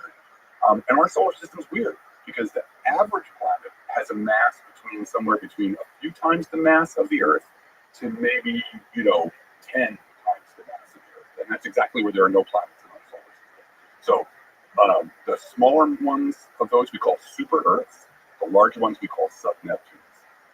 And they're anybody's guess. Like, we don't really know what happens to material when you're squeezed to those pressures, which is like millions, tens of millions of times the pressure on the surface of the Earth.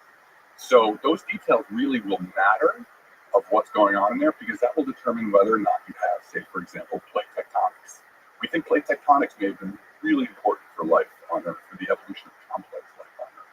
So it turns out, and this is sort of the next generation where we're going with the understanding the evolution of planets and life.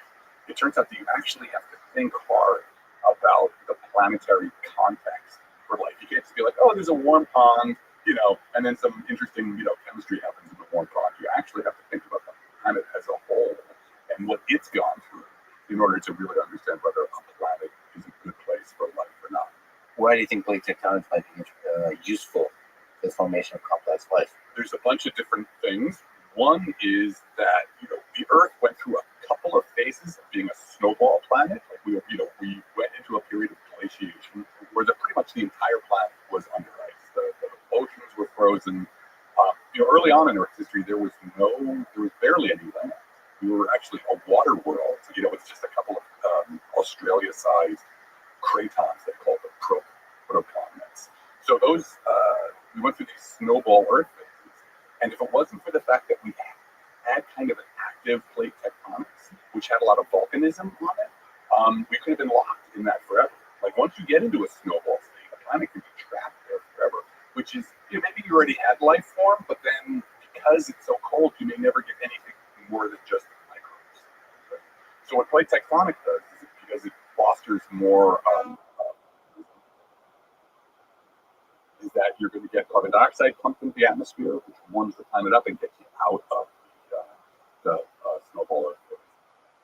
But there's even more really important things.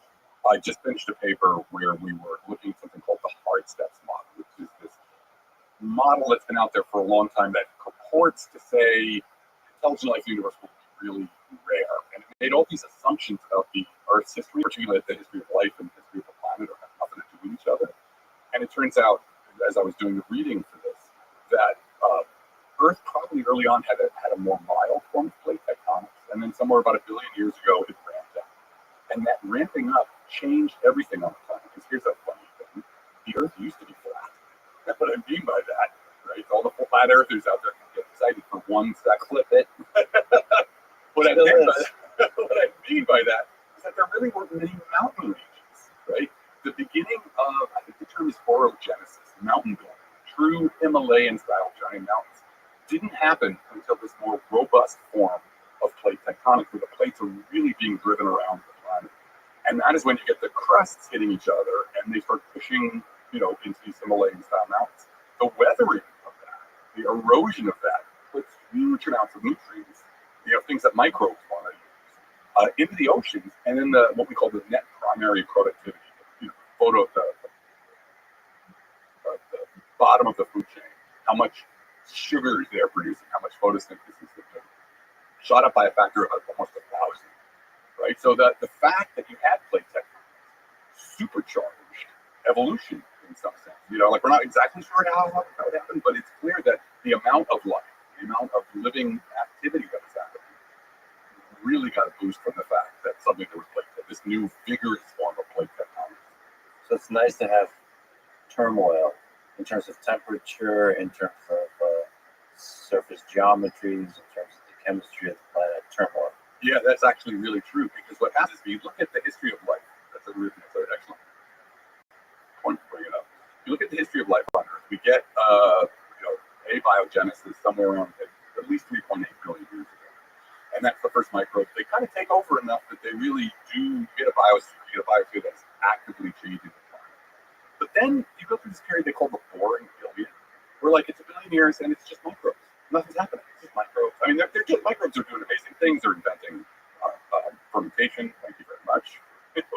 We appreciate that.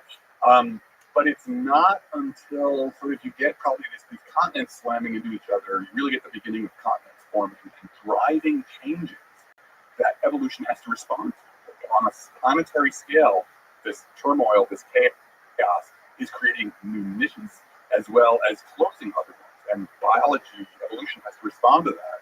And somewhere around there is when you get the Cambrian explosions, when suddenly every body plan, evolution goes on an orgy, essentially. So yeah, it does look like that chaos or that turmoil was actually very helpful to evolution. I wonder if there is some extremely elevated levels of chaos, almost like catastrophes, behind every leap of evolution. Like you're not going to have leaps. Like in human societies, we have like an Einstein that comes up with a good idea, but it feels like on an evolutionary time scale, you need some real big drama going on for the evolutionary system to have to come up with a solution to that drama, like an extra complex solution to that drama. Well, I think I'm not sure if that's true. I don't know if it needs to be like on almost extinction events, right? Because it's certainly true that we have gone through almost extinction events, right? We've had 5 mass extinctions, but you don't necessarily see that like there was this giant evolutionary leap happening after those. So with the comet impact, the KT boundary, certainly lots of niches opened up, and that's why we're here, right? Because our ancestors were just basically rodents, rats, living under the footsteps of the dinosaurs, and it was that comet impact that opened the route for us. But it wasn't. I mean, it still took another 65 million years. It wasn't like this thing immediately happened. But what we found with this hard step, because the whole idea of the hard step paper was it was one of these anthropic reasoning kinds of things, where Brandon Carter said, "Oh, look, the intelligence doesn't show up on Earth until about almost close to when the end of the sun's lifetime." And so he's like, well, there should be no reason why the sun's lifetime and the time for evolution to produce intelligence should be the same. And so therefore he goes through all this reasoning, anthropic reasoning, and he ends up with the idea that like, oh, it must be that the odds of getting intelligence are super low. And so that's the hard steps, right? So there was a series of steps in evolution that were very, very hard. And because of that, you can calculate some probability distributions. And everybody loves a good probability distribution. We went a long way with this. But it turns out that the whole thing is flawed because when you look at it, of course the time scale for the sun's evolution and the time scale for the evolution of life are coupled, because light and the time scale for evolution of the Earth is about the same time scale as the evolution of the sun. It's billions of years. The Earth evolves over billions of years. And life and the Earth co-evolve. That's what Brandon Carter didn't see, is that actually the fate of the Earth and the fate of life are inextricably combined. And this is really important for astrobiology too. Life doesn't happen on a planet; it happens to a planet. So this is something that Prince Boone and Sarah Walker both say, and I agree with this. It's a really nice way of putting it. Plate tectonics, the evolution of oxygen, of an oxygen atmosphere, which only happened because of life. These things, these are things that are happening where life and the planet are sort of sloshing back and forth. And so rather than, to your point about do you need giant catastrophes, maybe not giant catastrophes, but what happens is as the Earth and life are evolving together, windows are open, evolutionary windows. Like, for example, life put oxygen into the atmosphere. When life invented this new form of photosynthesis about 2.5 billion years ago, that broke water apart to work to do its chemical shenanigans. It broke water apart and pushed oxygen into the atmosphere. That's why there's oxygen in the atmosphere, only because of life. That opened up huge possibilities, new spaces for evolution to happen. But it also changed the chemistry of the planet forever. So the introduction of oxygen photosynthesis changed the planet forever, and it opened up a bunch of windows for evolution that wouldn't have happened otherwise. Like, for example, you and I, we need that amount of oxygen. Big brain creatures need an oxygen-rich atmosphere because oxygen is so potent for metabolism. So you couldn't get intelligent creatures 100 million years after the planet formed. So really, on the scale of a planet, there's billions, trillions of organisms on a planet, they can actually have planetary scale impact.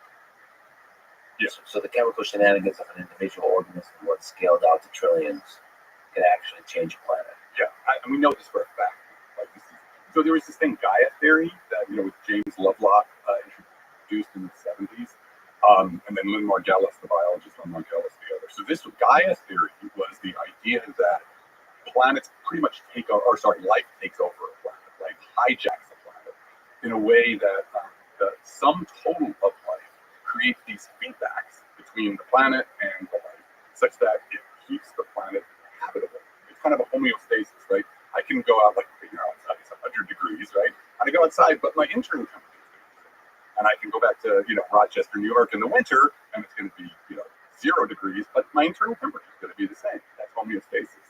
The idea of Gaia theory was that life, the biosphere, exerts this pressure on the planet, or these feedbacks on the planet, that even as other things are changing, the planet will always stay in the right kinds of conditions for life. Now, when this theory came out, it was very controversial. People were like, "Oh my God, he's smoking weed," and there were all these Gaian festivals with Gaian dances, and so it became very popular in the New Age community. But Lovelock, actually, they were able to show that no, this has nothing to do with the planet being conscious or anything. It was about these feedbacks that by the biology, the biosphere can exert these feedbacks. And now that's become, whether or not we're still unclear whether there are true Gaian feedbacks, in the sense that the planet can really exert complete control. But it is absolutely true that the biosphere is a major player in Earth's history. So the biosphere fights for homeostasis on Earth. What I would say right now is I don't know if I can say that scientifically. I can certainly say that the biosphere does a huge amount of the regulation of the planetary state, and over billions of years has strongly modified the evolution of the planet. So whether or not a true Gaian feedback would be exactly what you said, right? The biosphere uses somehow, and Sarah Walker and David Princeman and I actually did a paper on this about the idea of planetary intelligence or cognition across a planetary scale. And I think that actually is possible. It's not conscious, but there is a kind of cognitive activity going on. The biosphere, in some sense, knows what is happening because of these feedbacks. So it's still unclear whether we have these full Gaian feedbacks, but we certainly have semi-Gaian feedbacks. If there's a perturbation on the planetary scale, temperature, insolation, how much sunlight's coming in, the biosphere will start to have feedbacks that will damp that perturbation. Temperature goes up, the biosphere starts doing something, temperature comes down. Now I wonder if the technosphere also has Gaian feedback or elements of Gaian feedback, such that the technosphere will also fight to some degree for homeostasis. Open question, I guess. Well, I'm glad you asked, because that paper that David and Sarah and I wrote, what we were arguing was is that over the history of a planet, right, when life first forms, 3.8 billion years ago, it's kind of thin on the ground, right? You've got the first species, these are all microbes, and they have not yet, they're not going to enough of them to exert any kind of these Gaian feedback. So we call that an immature biosphere. But then as time goes on, as life becomes more robust and begins to exert these feedbacks, keeping the planet in the place where it needs to be for life, we call that a a mature bias, right? And the important thing, and we're going to, I'm sure later on, we're going to talk about definitions of life and such. There's this great term called autopoiesis that Francisco Varela, the neurobiologist Francisco Varela, came up with. And he said, one of the defining things about life is this property of autopoiesis, which means self-creating and self-maintaining. Life does not create the conditions which will destroy itself, right? It's always trying to keep itself in a place where it can stay alive. So the biosphere, from this guy's perspective, has been autopoietic for billions of years. Now, we just invented this technosphere in the last, couple of hundred years. And what we were arguing in that paper is that it's an immature technosphere, right? Because right now, with climate change and the other things we're doing, we're just, the technosphere right now is sort of destroying the conditions under which it needs to maintain itself. So the real job for us, if we're going to last over, geologic timescales, we want the technosphere that's going to last tens of thousands, hundreds of thousands, millions of years, then we've got to become mature, which means to not undermine the conditions, to not subvert the conditions that you need to stay alive. So as of right now, I'd say we're not autopoietic. Well, I wonder if you look across thousands, tens of thousands, hundreds of thousands of years, that perturbations, the technosphere should create perturbation as a way for developing greater and greater defenses against perturbations, which sounds like a ridiculous statement, but basically go out and play in the yard and hurt yourself to strengthen or like drink water from the pond. From the pond, yeah, right. Get sick a few times. To strengthen the immune system. Yeah. Well, what's interesting with the technosphere, we can talk about this more, but we're just emerging as a technosphere in terms of as a interplanetary technosphere, right? That's really the next step for us is to, David Grinspoon talks about, I love this idea of anti-accretion, like this amazing thing that for the first time, over the entire history of the planet, stuff is coming off the planet, right? It used to be everything just fell down, all the meteorites fell down. But now we're starting to push stuff out. And the idea of planetary defense or such, we are actually going to start exerting perturbations on the solar system as a whole. We're going to start engineering if we make it, right? I always like to say that if we can get through climate change, the prize at the end is the solar system, right? So we'll be literally engineering the solar system. But what you can think of right now with what's happening with the Anthropocene, the great acceleration that is the technosphere, that is a giant perturbation on the biosphere, right? And what we do is, the technosphere sits on top of the biosphere, and if the technosphere undermines the biosphere for its own conditions of habitability, then you're in trouble, right? I mean, the biosphere is not going away. There's nothing we can do. Like the idea that we have to save the Earth is a little ridiculous. Like the Earth is not a furry little bunny that we need to prevent, but it's the conditions for us, right? Humanity emerged out of the Holocene, the last 10,000 years interglacial period. We can't tolerate very different kinds of Earths. So that's what I mean by the perturbation. Before we forget, I got to ask you about this paper. It's pretty interesting.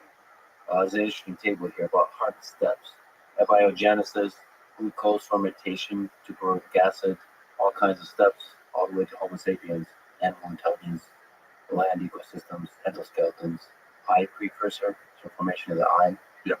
Complex multicellularity. Yeah, so interesting. I mean, what can you say about this chart? There are all kinds of papers talking about what the difficulty of these steps. Right, and so this was the idea. So what Carter said was, we're using anthropic reasoning. He said there must be a few very hard steps for evolution to get through to make it to intelligence. Right, so there's some steps are going to be easy. So every generation, you roll the dice, and it won't take long for you to get that step. But there must be a few of them, and he said you could even calculate how many there were, 5, 6, in order to get to intelligence. And so this paper here, this plot, is all these different people who've written all these papers, and this is the point. Actually, you can see all these papers that were written on the hard steps, each one proposing a different set of what those steps should be. And there's this other idea from biology of the major transitions in evolution, MTEs, that those were the hard steps. But what we actually found was that none of those are actually hard. The whole idea of hard steps, that there are hard steps, is actually suspect. So, what's amazing about this model is it shows how important it is to actually work with people who are in the field, right? So, Brandon Carter was a brilliant physicist who got came up with this. And then lots of physicists and astrophysicists like me have used this. But the people who actually study evolution and the planet were never involved, right? And if you went and talked to an evolutionary biologist or a biogeophysicist, they'd look at you when you explain this to them, they'd be like, what? Like, what are you guys doing? Turns out none of the details or none of the conceptual structure of this matches with what the people actually study the planet evolution. Is it mostly about the fact that there's not really discrete big steps? It's gradual, continual kind of process? Well, there's two things. The first most important one was that the planet and the biosphere have evolved together. That's something that every, most biogeophysicists completely accept. And it was the first thing that Carter kind of rejected. He said, no, that's probably not possible. And yet, if you'd only sort of had more discussions with this other community, it would seem like, no, there are actually windows of it. And then the next thing is this idea of whether a step is hard or not. Because for a hard, what we mean by a hard step is that, like I said, every time there's a generation, every time there's the next generation born, you're rolling the dice on whether this mutation will happen. And the idea of something being a hard step, there's two ways in which something might even appear as a hard step and not be, or actually not be a hard step at all. One is that you see something that has occurred in evolution that's only happened once, right? So let's take the opposite. We see something that's happened multiple times, like wings. Lots of examples of wings over lots of different evolutionary lineages. That's clearly not making wings is not a hard step. There are certain other things that people say, no, that's a hard step. Oxygen, the oxygen photosynthesis. But they tend to be so long ago that we've lost all the information. There could be other things in the fossil record that made this innovation, but they're just gone. You can't tell this information. The other thing is the idea of pulling up the ladder, that somebody, some species makes the innovation, but then it fills the niche and nobody else can do it again. So yeah, it only happened once, but it happened once because basically the creature was so successful, it took over and there was no space for anything to evolve. So the interesting thing about this is seeing how much, once you look at the details of life's history on Earth, how it really shifts you away from this hard steps model. And it shows you that those details, as we're talking about, do you have to know about the planet? Do you have to know about technology? Yeah, you're going to have to. I mean, to be fair to Carter on the first point, it makes it much more complicated if life and the planet are co-evolving. Because it would be nice to consider the planet as a static thing that sets the initial conditions. Yeah. And then we can sort of, from an outside perspective, analyze planets based on the initial conditions they create, and then there's a binary yes or no, will it create life? But if they co-evolve, it's just like it's a really complex dynamic where everything is becomes much more difficult from the perspective of studying, looking out there and trying to figure out which ones are actually producing life. But I think we're at the point now, there may be other kinds of traces that actually, because co-evolution actually has its own, not deterministic, you're done with determinism, right? But complex systems have patterns. Complex systems have constraints, and that's actually what we're going to be looking for constraints on there. And so, and again, nothing against Carter was a brilliant idea, but it just goes to show, this is great XTC. I'm a theoretical physicist, right? And so I love give me a simplified model with, a dynamical equation, some initial conditions. I'm very happy. But there's this great XTC comic where, somebody's working something out on the board, and this physicist is looking over and saying, I just wrote down an equation for that. I solved your problem. But do you guys even have a journal for this? Sometimes it's like why everybody hates physicists. Yeah. So sometimes that approach totally works. Sometimes physicists can be very good at zooming in on what is important and in the details aside, so you can get to the heart of the issue. And that's very, very useful sometimes. Other times it obfuscates, right? Other times it clouds over actually what needed to focus on, especially when it comes to complexity. Speaking of simplifying everything down to an equation, let's return back to the question of how many alien civilizations are out there. and talk about the Drake equation. Yeah. Can you explain the Drake equation? Have various feelings about the Drake equation. It can be abused, but basically it was the story actually is really interesting. So Frank Drake in 1960 does the first ever astrobiological experiment. He gets a radio telescope, points it at a couple of stars, and listens for signals. That was the first time anybody done any experiment about any kind of life in the history of humanity. And he does it, and he's kind of waiting for everybody to make fun of him. And still, he gets a phone call from the government that says, "Hey, we want you to have to do a meeting on interstellar communications."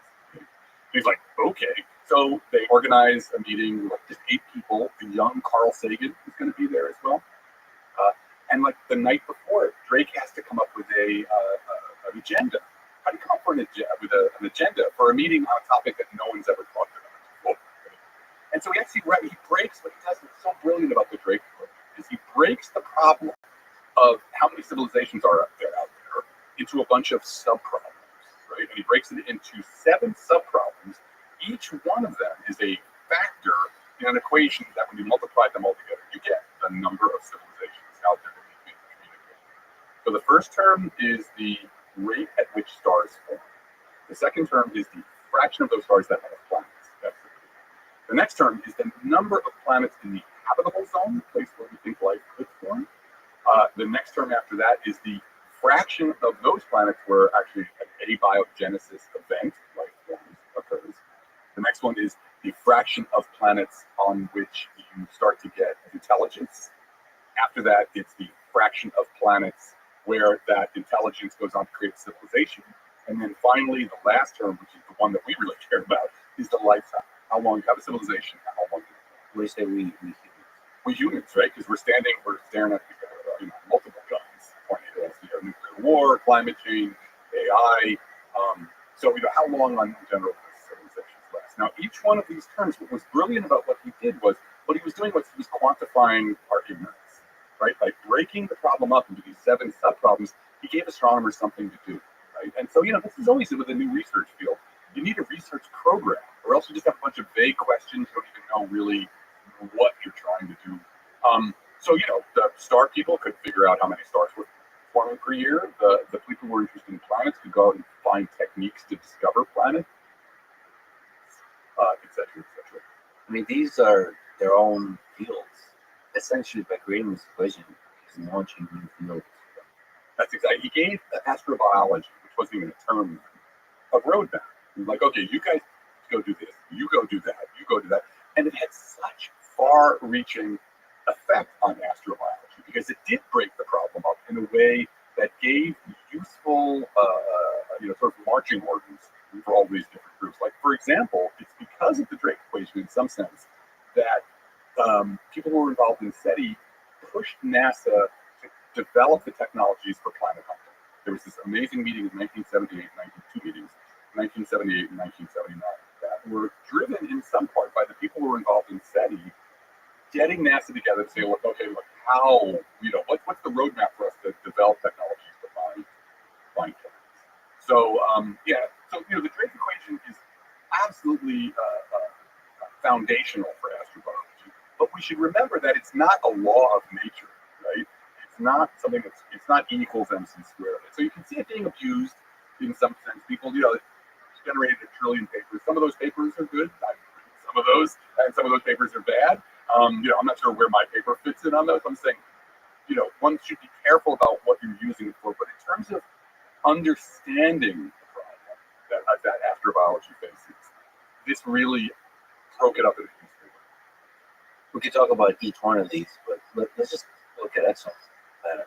Yeah. So that's a really interesting one. I think when you look back, hundreds of years from now, was it the 90s when they first detected the first? 92 and 95. 95 to me was really, that was the discovery of the first planet orbiting a sun-like star. To me, that was the water. I think that's like one of the greatest discoveries in the history of science. I agree. Right now, I guess nobody's celebrating it too much because you don't know what it really means. But I think once we almost certainly will find life out there, it will obviously allow us to generalize across the entire galaxy, the entire universe. So if you can find life on a planet, even in the solar system, you can now start generalizing across the entire universe. You can. All you need is one. Like right now, it's an any. Our understanding of life. We have one example. We have n equals 1 example of life. So that means we could be an accident, right? It could be that we're the only place in the entire universe where this weird thing called life has occurred. You have one more example, and now you're done. Because if you have one more example, now you have to find all the other examples. You just know that it's happened more than once, and now you are, from a Bayesian perspective, you can start thinking like, this life is not something that's hard to make. Well, let me get your sense of estimates for the Drake equation. You were also writing a paper expanding on the Drake equation, but what do you think? What do you think is the answer? So there was this paper we wrote, Woody Sullivan and I, in 2016, where we said, look, we have all this exoplanet data, right?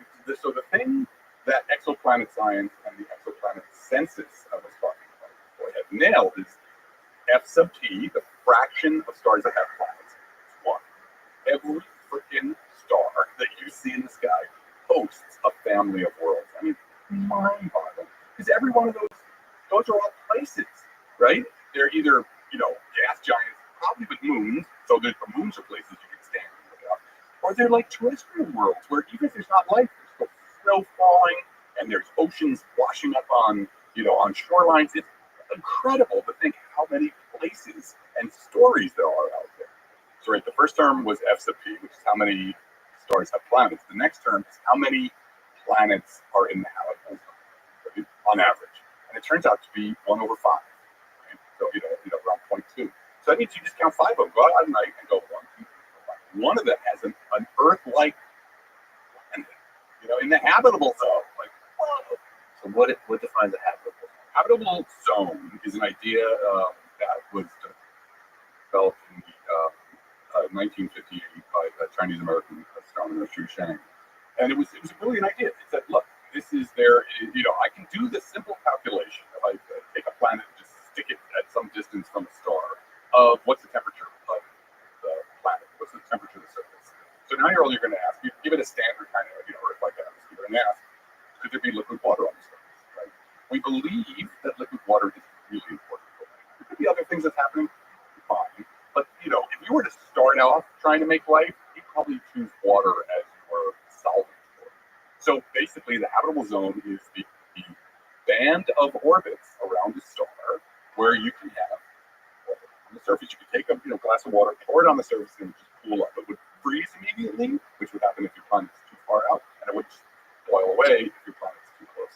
So that's the formal definition of the habitable zone. So it's a nice, strict definition. There's probably way more going on than that, but this is a place to start. Well, we should say it's a place to start. I do think it's too strict of a constraint. I would agree. We're talking about temperature where water could be on the surface. There's so many other ways to get the aforementioned turmoil, where the temperature varies, whether it's volcanic, interaction of volcanoes and ice, all of this on the moons, planets that are much farther away, all this kind of stuff. Yeah. Well, for example, we know in our own solar system, we have, say, Europa, the moon of Jupiter, which has got a 100-mile deep ocean under 10 miles of ice. Right? That's not in the habitable zone. That is outside the habitable zone. And that may be the best place. It's got more water than Earth does. All of its oceans are, it's twice as much water on Europa than there is on Earth. So, that may be a really great place for life, and it's outside the habitable zone. So, the habitable zone is a good place to start, and it helps us. And there's reasons why you do want to focus on habitable zone, because like Europa, I won't be able to see from across telescopic distance, across light years. I wouldn't be able to see life on Europa because it's under 10 miles of ice, right? So, with the important thing about planets in the habitable zone is that we're thinking they have atmospheres. Atmospheres are the things we can characterize across 10, 50 light years, and we can see biosignatures that we're going to talk about. So there is a reason why the habitable zone becomes important for the detection of extrasolar light. But for me, when I look up at the stars, it's very likely that there's a habitable planet or moon in each of the stars. Habitable defined broadly. Yeah, I think that's not unreasonable to say. I mean, especially since the formal definition, you get 1 in 5, right? 1 in 5 is a lot. There's lots of stuff to stars in the sky. So yeah, saying that in general, when I look at a star, there's a pretty good chance that there's something habitable orbiting it is not a unreasonable scientific claim. To me, it seems like there should be alien civilizations everywhere. Why the Fermi paradox? Why haven't we seen it? Okay, the Fermi paradox. Because there is no Fermi paradox. Dun dun dun dun. Yeah. And so the Fermi paradox. Let's talk about the Fermi paradox and the history of it. Enrico Fermi, it's 1950. He's walking with his friends at Los Alamos to the cantina, and there had been this cartoon in the New Yorker. They all read the New Yorker, and the cartoon was trying to explain why there had been this rash of garbage cans being disappearing in New York. And this cartoon said, "Oh, it's UFO." This is already, it's 1950. First big UFO craze happened before. So they were laughing about this as they're walking. They started being physicists. They started talking about interstellar travel, interstellar propulsion, blah, blah, blah. Conversation goes on for a while. Conversation turns to something else. They go on to other things. About 40 minutes later, over lunch, Fermi blurts out, "Well, where is everybody?" Right? Typical Fermi sort of thing. He'd done the calculation in his head, and he suddenly realized that, look, if intelligence is common, that even traveling at sublight speeds, a civilization could cross, kind of hop from one star system to the other and spread it out across the entire galaxy in a few 100,000 years. And he realized this, and so he was like, "Why aren't they here now?" And that was the beginning of the Fermi paradox. It actually got picked up as a formal thing in 1975 in a paper by Hart, where he actually kind of went through this calculation and showed and said, "Well, there's nobody here now, therefore there's nobody anywhere." Okay, so that is what we will call the direct Fermi paradox. Why aren't they here? But something happened where people, after SETI began, where people started to, there was this idea of the great silence. People got this idea in their head that, like, oh, we've been looking for decades now for signals of extraterrestrial intelligence that we haven't found any. Therefore, there's nothing out there. So we'll call that the indirect Fermi paradox. And there absolutely is no indirect Fermi paradox. The most mundane of reasons, which is money. There's never been any money to look. SETI was always done by researchers who were kind of like scabbing some time, some extra time from their other projects to, look a little bit, at the sky with a telescope. Telescopes are expensive. So Jason Wright, one of my collaborators, he and his students did a study where they looked at the entire search space for SETI. And imagine that's an ocean. All the different stars you have to look at, the radio frequencies you have to look at, when you look, how often you look. And they looked, then they summed up all the SETI searches that have ever been done. And what they found was if that search space, if the sky is an ocean and you're looking for fish, how much of the ocean have we looked at? And it turns out to be a hot tub. That's how much of the ocean that we looked at. We dragged a hot tub's worth of ocean water up, and there was no fish in it. And so now are we going to say, "Oh, well, there's no fish in the ocean"? So there is absolutely, positively no indirect Fermi paradox. We just haven't looked. But we're starting to look. So that's, finally we're starting to look. That's what's exciting. The direct Fermi paradox, there are so many ways out of that, right? There's a book called 77 Solutions to the Fermi Paradox that it just, you can pick your favorite one. It just doesn't carry a lot of weight because there's so many ways around. We did an actual simulation. My group, Jonathan Carroll, one of my collaborators, we actually simulated the galaxy. We simulated probes moving at sublight speed from one star to the other, gathering resources, heading to the next one. And so we could actually track the expansion wave across the galaxy, have one abiogenesis event, and then watch the whole galaxy get colonized or settled. And it is actually true that wave crosses, Hart was right, Fermi was right, that wave crosses very quickly. But civilizations don't last forever, right? So one question is, when did they come to it, right? So if you give civilizations a finite lifetime, let them last 10,000, 100,000 years, what you find is you now have a steady state. Civilizations are dying, they're coming back, they're traveling between stars. What you find then is you can have big holes open up. You can have reaches in space where there is no bubble. Millions of years. And so if we're living in one of those bubbles right now, then maybe we were visited, but we were visited 100 million years ago. And there was a paper that Gavin Schmidt and I did that showed that if there was a civilization, whether it was like dinosaurs or aliens, that was here 100 million years ago, there's no way to tell. There's no record left over. The fossil record is too sparse. The only way maybe you could tell is by looking at the isotopic strata to see if there was anything reminiscent of an industrial civilization. But the idea that you'd be able to find iPhones or toppled buildings after 100 million years, there's no way. So if there was an alien camp here, yeah, an alien village, a small civilization, right? You have a large civilization. Even a large civilization, even 100 million years ago, and it lasted 10,000 years. Fossil record's not going to happen. Yeah. The fossil record is too sparse, right? Most things don't fossilize. And 10,000 years is a blink in the eye of geological time. So Gavin called this the Silurian hypothesis after the Doctor Who episode with the lizard creatures, the Silurians. And so that paper got a lot of press. But it was it was an important idea. This was really Gavin's. I was just helping with the astrobiology. That to recognize that, it could have been visited a long time ago. There just would be no record. Yeah, it's kind of mind-blowing. It's really mind-blowing. Yeah. And it's also a good reminder that we've been intelligent species that have been here for a very short amount of time. This is not to say that there was.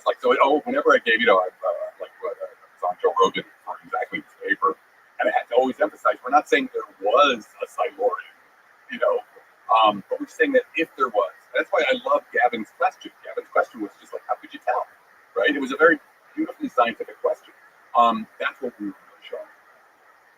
That you really, unless you did a very specific kind of search, which nobody's done before, that there's not an obvious way to tell that there could have been civilizations here earlier.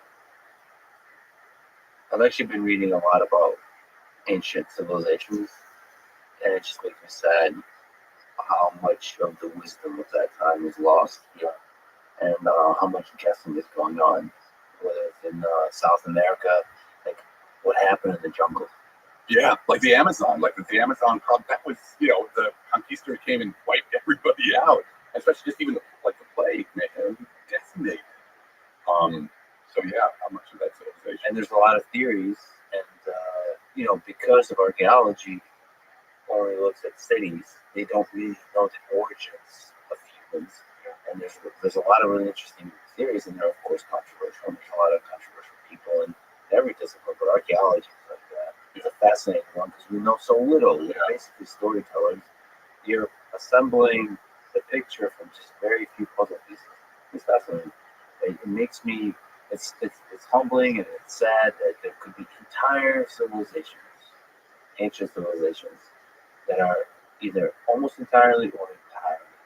Yeah, well, the indigenous peoples of North America, that are millions and millions. We get this idea that this European cave, it was empty, but may have only been empty because the plague gets swept up from from what happened in Mesoamerica. So and they didn't really build cities, but they didn't build wooden or stone cities. They built wooden cities. Everybody seems to be building pyramids, and they're really damn good at it. I don't know what's happening with the pyramid. Why does that apply? Like archetype in our brain? And it is also really interesting, speaking of archetypes, is that independent civilizations formed, and they had a lot of similar kind of dynamics. Human nature, when it builds up hierarchies in a certain way, it builds up myths and religions in a certain way, builds pyramids in a certain way, goes to war, all this kind of stuff. Independently, fascinating. Santa Fe Institute, the stuff the Santa Fe Institute does on this, that's complex systems, the origin of hierarchies and such. Santa Fe folks, complexity generates really cool. What phenomena emerge when a bunch of small things get together and interact. Going back to this paper, a new empirical constraint on the prevalence of technological species in the universe, this paper that expands on the Drake equation. What are some interesting things in this paper? So the main thing we were trying to do with this paper is say, look, we have all of this exoplanet data, right? It's got to be good for something, especially since two of the terms that have been nailed down empirically are two terms in the Drake equation. So F sub P, that's the second term, fraction of stars that have planets, and then N sub E, the average number of planets in the habitable zone. Those are the second and third term in the Drake equation. So what that means is all the astronomical terms have been nailed. And so we said, like, okay, how do we use this to do something with the transportation? And so we realized is, well, okay, we got to get rid of time. The lifetime thing, we can't say anything about that. But if we if we don't ask how long they last, but instead ask, what's the probability that there's been any civilizations at all, no matter how long they lasted? I'm not asking whether they exist now or not. I'm just asking in general about probabilities to make a technological civilization anywhere and at any time in the history of the universe. And that we were able to constrain. And so what we found was basically that there have been 10 billion trillion habitable zone planets in the universe. And what that means is those are 10 billion trillion experiments that have been run. And the only way that we're the only time that this whole process from abiogenesis to a civilization has occurred is if every one of those experiments failed, right? So therefore, you could put a probability. We call it the pessimism, right? We don't really know what nature sets for the probability of making intelligent civilization, right? But we could set a limit. We could say, look, as if the probability per habitable zone planet is less than 10 to the minus 22, 1 in 10 billion trillion, then yeah, we're alone. If it's anywhere larger than that, then we're not the first. It's happened somewhere else. And to me, that was mind-blowing. It doesn't tell me there's anybody nearby. The galaxy could be sterile. It just told me that, unless nature's really has some bias against civilizations, we're not the first time this has happened. This has happened elsewhere over the course of cosmic history. 10 billion trillion experiments. That's a lot of experiments. That's a lot. Right. 1,000 is a lot. Yeah. 100 is a lot. If we know when humans saw 100 experiments, we knew that at least one time there was a successful human civilization built. I mean, we would say for sure in 100 you get another. Yeah. So that's what I mean. That's why. So in this, these kinds of arguments have to be careful with what they can do. But what it really, I felt like what this paper showed was that, the burden of proof is now on the pessimists, right? So that's why we called it the pessimism. There's been, throughout history, there's been, alien pessimists and alien optimists, and they've been yelling at each other. That's all they had to go with, right? Like with Giordano Bruno and 1600, they burned the guy at the stake for being an alien optimist. But nobody really knew what pessimism or optimism meant. This, we sort of thought this was like the Planck length. This was sort of the Planck length of astrobiology. It gave you an actual number that, if you could somehow calculate probability, of forming a technological civilization was, this thing sort of shows you where the limit is. As long as you're above 10 to the minus 22, then you actually, absolutely, it has occurred in the other civilizations that occurred in history.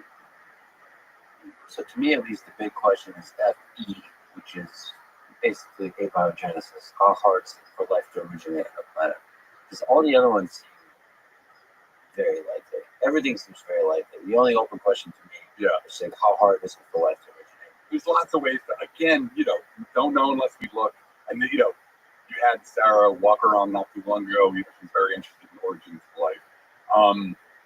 So lots of people are working on this, but I think it's hard looking at the history of the Earth.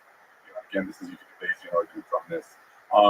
But yeah, forming life, I don't think it's hard. Getting like basic biology started, I don't think it's hard. It's still wild. It's an amazing process that actually I think requires some deep rethinking about how we conceptualize what life is and what life isn't. That's one of the things I like about Sarah's work. We're pursuing on a different level about life as that the only process, the only system that uses information. But still, regardless of all those kinds of details, life is growing. That's my gut feeling. Yeah, I mean, day by day this changes for me, but I just see once you create bacteria, it's off to the races. Yeah. You're going to get complex life. Yeah. As long as you have enough time, in that boring billion. But I just can't imagine a habitable planet not having a couple billion to spare. Yeah, a couple years to spare. There is a mystery there about why did it take so long, like with the Cambrian explosion, but that may be, again, about these windows. That it couldn't happen until the window, the planet and the life had evolved together enough that they together kind of opened the window for the next step. intelligent life and how long intelligent these technological civilizations. I think there's a big question about how long those last. I'm hopeful, but in terms of just like, I think life is absolutely going to be common. Pretty common. Yeah, I think it's absolutely like. I think again, if I look at everything, even in advanced civilizations are common. So to me then the explanation is the L. Our galaxy is a graveyard of civilization. Yeah, because when you think about it, we've only been around. I mean, as a technological, truly, again, when we think about in Drake's definition, you have to have radio telescope. That's been 100 years. And if we got another 10,000, 100,000 years of history, that would be, for us, that'd be pretty amazing, right? But that wouldn't be long enough to really pop up the number of civilizations in the galaxy. So you really need it to be like hundreds of millions of years. And that raises a question which I am very interested in, which is how do we even talk about, I call it the billion-year civilization, right? How do we even begin to hypothesize or think about in any kind of systematic way what happens to a technological civilization across hundreds of millions to a billion? Yeah, like how do you even simulate the trajectories that civilizations can take across that kind of time scale? When all the data we have is just with the 10,000 years or so, 20,000 years, humans have been building civilizations. And then just, I don't know, we can put it at maybe 100 years that we've been technological. Yeah, and we're ready to blow ourselves to bits or, drive ourselves off the planet. Yeah, no, it's really interesting. But there's got to be a way. I think that's really a frontier. So you had David Kipping on not too long ago. And David and I did a paper, and Caleb Sharp wrote this, where we, it was a Bayesian calculation to sort of ask the question, if you were to find a detector, if you were to find a signal or, a techno signature, would that come from a civilization that was younger, your age, or older? And you could see, I mean, this is not hard to do, but it was great. The formalism was hard. It's kind of intuitive, but the formalism was hard to show that, yeah, they're older, probably much older. So that means you really do need to think about, like, okay, how do billion-year civilizations manifest themselves? What signatures will they leave? And yeah, can you even? I mean, what's so cool about it is it's so much fun because you have to imagine the unimaginable. Like, would you still? I mean, obviously, biological evolution can happen on those kinds of time scales. So you wouldn't even really be the same thing you started out as. But social forms, what kind of social forms can you imagine that would be continuous over that? Or maybe they wouldn't be continuous. They drop out, they destroy themselves and they come back. Or maybe it's it's a punctuated evolution. But we gotta this is the fun part, we have to sort of work this out. Well, one way to approach that question is like what are the different ways that you homeostasis as you get greater and greater technological innovation. So like if you expand out into the universe and you have up to Karshak scale, what are the ways you can avoid destroying yourself? Just achieve stability while still growing. Yeah. And I mean, that's an interesting question. I think it's probably simulatable. Could be. I mean, agent-based modeling, you could do it with that. So our group has used agent-based modeling to do something like the Fermi paradox that was agent-based modeling. But you can also do this. People at Santa Fe have done this. Other groups have done this to use agent-based modeling to track the formation of hierarchies, the formation of stable hierarchies. So I think it's actually very doable. But understanding the kind of assumptions and principles that are going into it, we can extract from those. That is what is sort of fun. Do you think if humans colonize Mars, the dynamic between the civilization on Earth and Mars will be fundamentally different than the dynamic between individual nations on Earth right now? And that's the thing to load into the agent-based simulation we're talking about. If we settle it, Mars will very quickly want to become its own nation. Well, no, there's already going to be nations on Mars. That's guaranteed. Yeah, the moment you have 2 million people, the moment you have 1 million people, there's going to be 2 tribes. Right. And then they're going to start fighting. Right. And the question is interplanetary fighting. How quickly does that happen? And does it have a different nature to it? Are you a fan of The Expanse? Have you watched The Expanse? Great show. Because it's all about I highly recommend to everybody. It's based on a series of books that are excellent. It's on Prime, 6 seasons, and it's basically about the settled solar system. It takes place about 300 years from now. And and the entire solar system is centered. And it is the best show about interplanetary politics. The first season, actually, the journal, Foreign Affairs, said the best show on TV about politics. It takes place. It's interplanetary. So yeah, I think, human beings being human beings, yes, there will be warfare, there will be conflict. And I don't think it'll be necessarily all that different. Because really, I think within a few hundred years, we will have lots of people in the solar system. And it doesn't even have to be on Mars. We did a paper where we looked at space. I wanted to know about whether an idea of the expanse was really possible. In the expanse, the asteroid belt, what they've done is they colonize the asteroid belt by hollowing out the asteroids the inside, right? And they have to close the belt. I thought, wow, cool idea. And when I ran the blog for NPR, I actually talked to the guys and said, "Did you guys calculate this? See whether it's possible?" Sadly, it's not possible. The rock is just not strong enough that if you tried to spin it up to the speed you need to get 1/3 gravity, which is what I think the minimum you need for human beings, the rock would just fall apart and break. But we came up with another idea, which was that if you take small asteroids, put a giant bag around them, a nanofiber bag, and spin those up, it would inflate the bag, and then even a small couple of kilometer wide asteroid would expand out to, you could get like a Manhattan's worth of material inside. So forget about even colonizing Mars, space stations, right, or space habitats with billions of people. So anyway, the point is that I think, within a few hundred years, it is not unimaginable that there will be millions, if not billions, of people living in the solar system. Is most of them will be in space habitats versus on Mars on the planetary surface. It's a lot easier on some level, right? Depends on how, like with nanofabrication and such. But getting down to gravity well was hard, right? So there's a certain way in which it's a lot easier to build real estate out of the asteroids.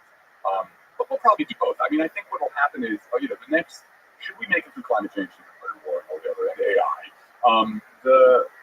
the next 1,000 years of human history is the solar system, right? And so, I think we'll settle every nook and cranny we possibly can. And it's, it's a beautiful, what I love about what's hopeful about it is this idea you're going to have all of these pockets. And, I'm sure there's going to be a Mormon space habitat, there's going to be whatever you want, a libertarian space habitat. Everybody's going to be able to kind of create, there'll be lots of experiments in human flourishing. And those kinds of experiments will be really useful for us to sort of figure out better ways for us to interact and have maximum flourishing, maximum wellness, maximum democracy, maximum freedom. Do you think that's a good backup solution to go out into space, so to avoid the possibility of humans destroying themselves completely forever? Well, I think, I want to be always careful with that because, like I said, it's centuries that we're talking about. So, the problem with climate change, I'd say the work's breaking down our necks now. So it's not trying to establish a base on Mars is going to be so hard that it is not even going to be close to being self-sufficient for a couple of, a century at least. So it's not like a backup plan now. We have to solve the problem of climate change. We have to deal with that. There's still enough nuclear weapons to really do more, horrific things to the planet for human beings. So I don't think it's like a backup plan now, right? But I do think, like I said, it's the prize. It's, if we get through this, then we get the entire solar system to sort of play around in and experiment and do really cool things.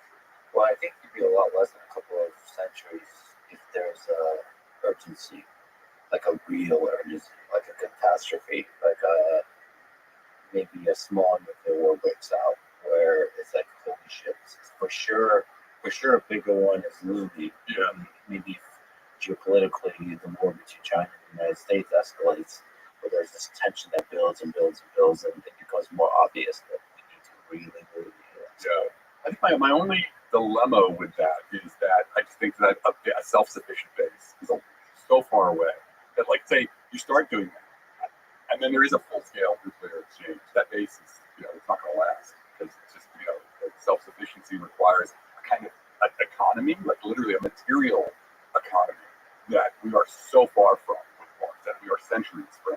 Like I said, 3 centuries, which is not that long, 2 to 3 centuries. Look at 1820. Nobody had traveled faster than 60 miles an hour unless they were falling off a cliff, right? And now we routinely travel at 500 miles an hour. But it is sort of centuries long. So that's why I think we'd be better off trying to solve these problems than I think the odds that we're going to be able to create a self-sufficient colony on Mars before that threat comes to head is small. So we got to deal with the threat. That's an interesting scientific and engineering question of how to create a self-sufficient colony on Mars or out in space as a space habitat, like where Earth entirely could be destroyed. Yeah, because it's really what about thinking about complex systems, right? A space habitat, would have to be as robust as an ecosystem, as the kind of thing that you actually see a pond, all the different webs of interactions. That's why I always think that this process of going out into space is actually will help us with climate change and with thinking about making a long-term sustainable version of human civilization. Because you really have to think about these webs, these webs, and recognize the biosphere's been doing this forever. The biosphere knows how to do this, right? And so, how do we build a vibrant, powerful technosphere that also doesn't, mess with the biosphere, mess with the biosphere's capacity to support our government. So, by trying to build base habitats, in some sense, you're thinking about building a small-scale version of this. But I think the two problems are going to kind of feedback on each other. Well, there's also the other possibility of, like the movie Darren Aronofsky's Postcard from Earth, where we can create this kind of life gun that just shoots, as opposed to engineering everything. Yeah. Basically seeding life at a bunch of places and letting life do its thing, which is really good at doing, it seems like.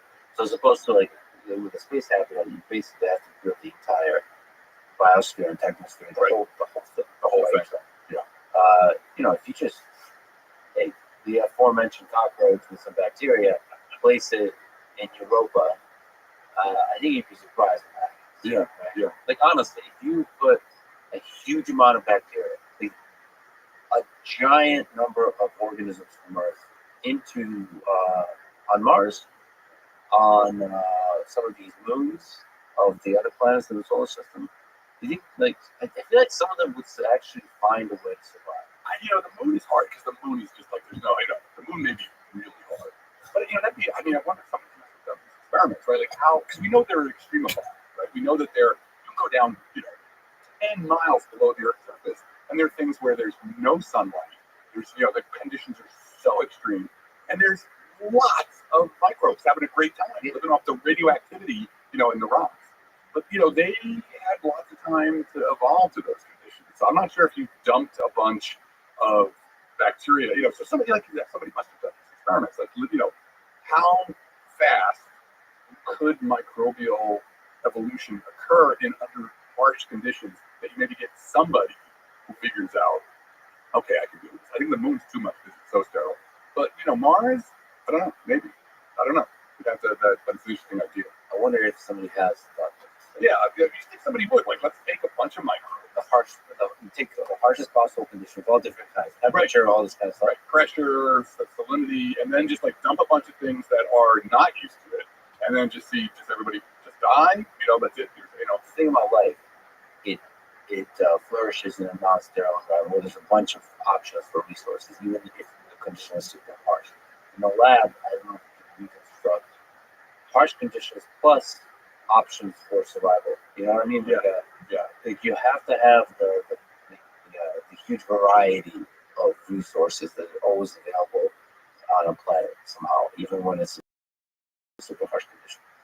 And so that's actually not a trivial experiment. And I wouldn't even, if somebody did that experiment in the lab, I would be skeptical. Because I could see bacteria doesn't survive in this kind of temperature. And I'm like, I don't know. Is there enough, right? Are there other options? Like, is the condition rich enough? Rich enough, yeah. There's an alternative to that, which is there's this great book by Kim Stanley Robinson called Aurora. So there's been a million century ship stories, like where Earth sends out a generation ship or century ship, and it goes to another planet, and they land and they colonize. And on this one, they get all the way there, and they think the planet's going to be habitable, and it turns out that it's not habitable for Earth life. Like that, there's like bacterial prions that just kill people in the simplest way. And the important thing about this book was the idea that may not be so easy. I just thought it was a really interesting idea. I'm not necessarily supporting it, but that actually life reflects the planetary conditions. They're not the planetary, the planet itself, the whole lineage, the whole history of the biosphere. And it may not be so easy to just sort of be like, oh, just drop it over here and it'll, because the bacteria, even though they're individual examples of life, and I kind of believe this, the true unit of life, it's not DNA, not a cell, it's the biosphere. It's the whole of the community. Yeah. That's actually an interesting field of study. It's how when you arrive from one planet to another, so we humans arrive to a planet that has a biosphere, maybe a technosphere, what is the way to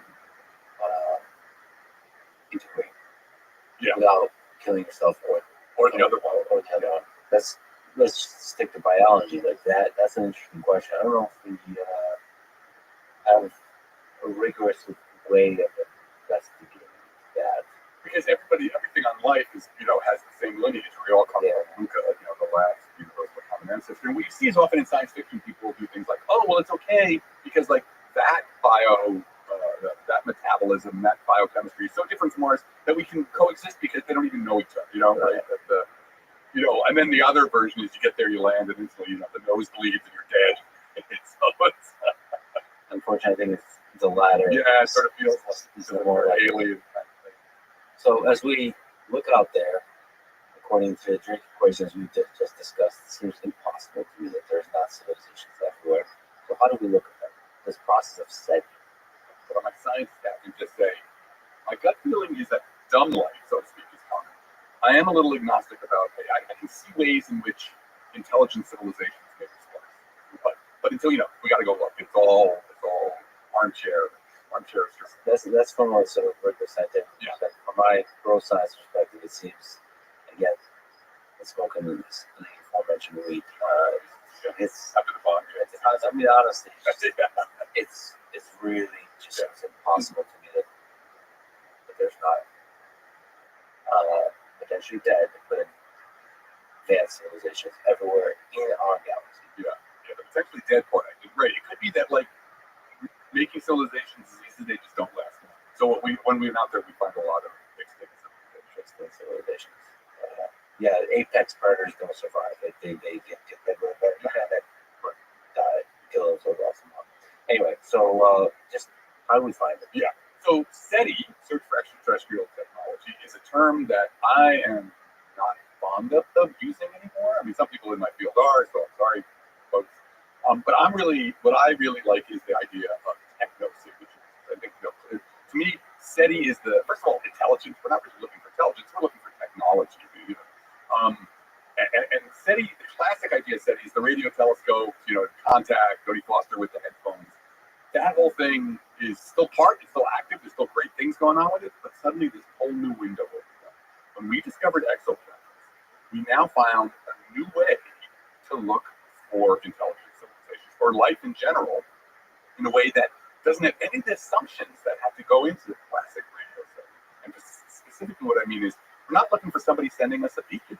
You really needed that with the classic model for a bunch of different reasons. You have to assume they wanted to be found and they were sending you a beacon. Now, because we know exactly where to look and we know exactly how to look, we can just go about looking for passive signatures of the civilization, going about its civilizationing business, without asking whether they want to be contacted. So this is what we call a biosignature or a technosignature. It is an imprint in the light from the planet of the activity of a biosphere or a technosphere. And that's really important. Yeah, that is why kind of the whole Gaia idea ends up being astrobiological. That biospheres and technospheres are so potent, they change the entire planet. And you can see that in 20 languages. So let's give an example of a biosignature. So the signature of a biosphere. Oxygen, right? On Earth, at least, we know that oxygen is only in the atmosphere because life put it there. If life went away, the oxygen, and particularly oxygen in methane, that air, they would disappear, very quickly. They'd react away and they'll be gone. If you find a planet with methane, that's a good bet that there's a biosphere there.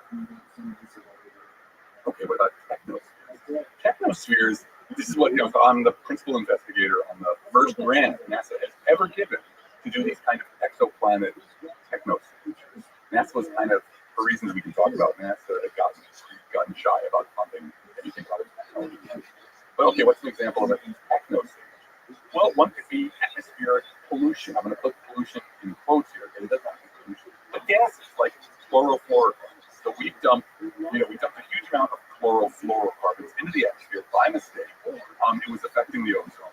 But we put so much in there that actually, one of the things we did a paper where we showed you could detect it across interstellar distances. You could look at the atmosphere, look at the light coming from a distant planet, pass the light through a spectrograph, and see the spectral lines, the spectral fingerprint of chlorofluorocarbons in the atmosphere. And that was sure to tell me that there was a technological civilization. Because there's no other way to make chlorofluorocarbons except through some kind of material process. Seems for in the case of the biosphere, looking for anomalies in the spectrograph. I wouldn't necessarily call these anomalies. I'm looking for things that, for biosignature, I'm looking for things that a geosignature, right? That just rock and air wouldn't produce on its own. What kind of chemicals would life produce? Right, and that's part of that's the interesting thing, right? So that's what, so we can use Earth as an example, right? We say, look, oxygen, we know there would be no oxygen in the atmosphere for dimethyl sulfide, which is a compound that phytoplankton dump into the atmosphere a lot. That's sometimes mentioned. And there was a paper that somebody wrote where it was like, well, we're not saying we see it, but there's a bunch of noise in the spectrum right there. So there's a whole list of things that Earth has done that are in the atmosphere that might be biosignatures. But now we're reaching an interesting point. The field has matured to the point where we can start asking about agnostic biosignatures, things that have nothing to do with Earth physics. Because we think that the indications of this weirdness we call life, right? What is it in general that life does that leaves an imprint? So one of these things could be the structure of the network of chemical reactions. That biology always produces very different chemical networks who's reacting with who than just rock and water, right? So there's been some proposals for network, biosignatures. Information theory. You can try and look at the information that is in the different compounds that are you find in the atmosphere. Maybe that information shows you, like, oh, there's too much information here. There must have been biology happening. It's not just rock. Same thing for techno. That's what we're working on right now. That for techno. So how do you do that? Okay, so with techno signatures, I gave the example of chlorofluorocarbons, so that would be an example. And again, that one is a non-agnostic one, because we sort of like, oh, we produce chlorofluorocarbons, maybe they will, right? And there's solar panels, right? You can actually get glint off of solar panels. The way the light is reflected off of solar panels, but no matter what it's made of, there was a paper that Nazi wrote in 2017. We've just followed up on it. That actually could act as a techno signature. You'd be able to see in the reflected light sort of a big jump that would occur because of city lights, artificial illumination. If there's really large scale cities like Coruscant, Star Wars, or Trantor in the Foundation, those city lights would be detectable. The spectral imprint of those across 20, 30 light years. So our job in this grant is to develop the first ever library of techno. Nobody's really ever thought about this. So we're trying to come up with all the possible ideas for what a civilization might produce that could be visible across, interstellar distances. And are these good ones, or is these ones going to be hard to detect? City lights. So if a planet is all lit up with artificial light across 20 to 30 light years, you can see it. Yeah, you looked at Earth at night from a distance for the spectra, and you had sensitive enough instruments, you'd be able to see all the sodium lights and the reflected light off of they bounce off the ground, right? That light bounces off the ground. But you can involve the sodium lamps with the reflected spectra from the ground, and yeah, you'd be able to see that there's city lights. Now, increase that by a factor of 1,000. If you had a trantor, able to detect that across interstellar distances. Thomas Beatty did this work. He's now working with it. What do you think is the most detectable thing about Earth? Wow, this is really fun. We just have Sophia, she's one of our collaborators. She did a paper. We did Earth from Earth. If you were looking at Earth with Earth technology for a bunch of different technical signatures, how close you have to be. And most of them turn out to be pretty close out to be worked about. But actually, it is our radio signature still that is still most detectable. By the way, since you had to be pretty close on it, the door cloud, that's not very close. But you mean like from an interstellar? Interstellar is because the real, we really want to know is like I'm sitting here on Earth, I'm looking at these exoplanets. The nearest star is 400. So that's like the minimum. So if I'm looking at exoplanets, what kind of signal? What is dependable about Earth with our current technology from the near solar system? Oh my God, there's all kinds of stuff. Well, like the fluorofluorocarbons. You can see Earth's pollution. And, I think city lights you have to be, within the solar system. They do direct imaging of Earth. They're going to need much more power. But let me tell you what's interesting. Let's talk about direct imaging. It's such a cool idea, right? So what we really want in the next generation of space telescopes, such as we're trying to do direct imaging, we're trying to get an image of a planet separated from its star, to be able to see the reflected light or the actual emission from the planet itself. Yeah, by the way, just to clarify, direct imaging means literally the picture. A picture. But the problem is that even with the thing that's going to come after JWST, it's going to be a pixel, right? You're not going to get any kind of resolution. You'll be able to get the light from it, but you'll be able to pass through a spectrograph, but you're not going to be able to take a picture. But there is this called the Solar Gravity Lens Telescope, I think that's what it is. And the idea is insane, right? So the general relativity says massive bodies distort space. They actually curve space. So the sun is a massive body. So that means that the light passing through the sun gets focused like a lens. Right? So the idea is to send a bunch of telescopes out kind of into the Oort cloud and then look back towards the sun, towards an exoplanet that is directly behind the sun, but it's in the direction of the sun. And then let the sun act like the lens and focus the light onto the telescope. And you would be able to get, and they've done that, it's amazing. This idea is insane. They'd be able to get, if everything works out, 24 kilometers resolution to be able to see Manhattan on a exoplanet. And this thing, it sounds insane, but actually, they've already got teams, they've already got like 3 levels of NASA. There's the NASA program for like, give us your wackiest ideas, right? And then the ones that survive that are like, okay, tell us whether that wacky idea, is even feasible. And they're marching along. And the idea is that, like, they even have plans for how you'd be able to get these probes out into the Oort cloud out on relatively fast time scales. You need to be about 500 times as far from the sun as Earth is. But right now, everything looks like the idea seems to hold together. So probably when you're an old man, it's possible that something like this, could you imagine having that kind of resolution, a picture of an exoplanet down to kilometers. So I'm very excited about that. I can only imagine having a picture like that, and then there's some mysterious artifacts that you're saying.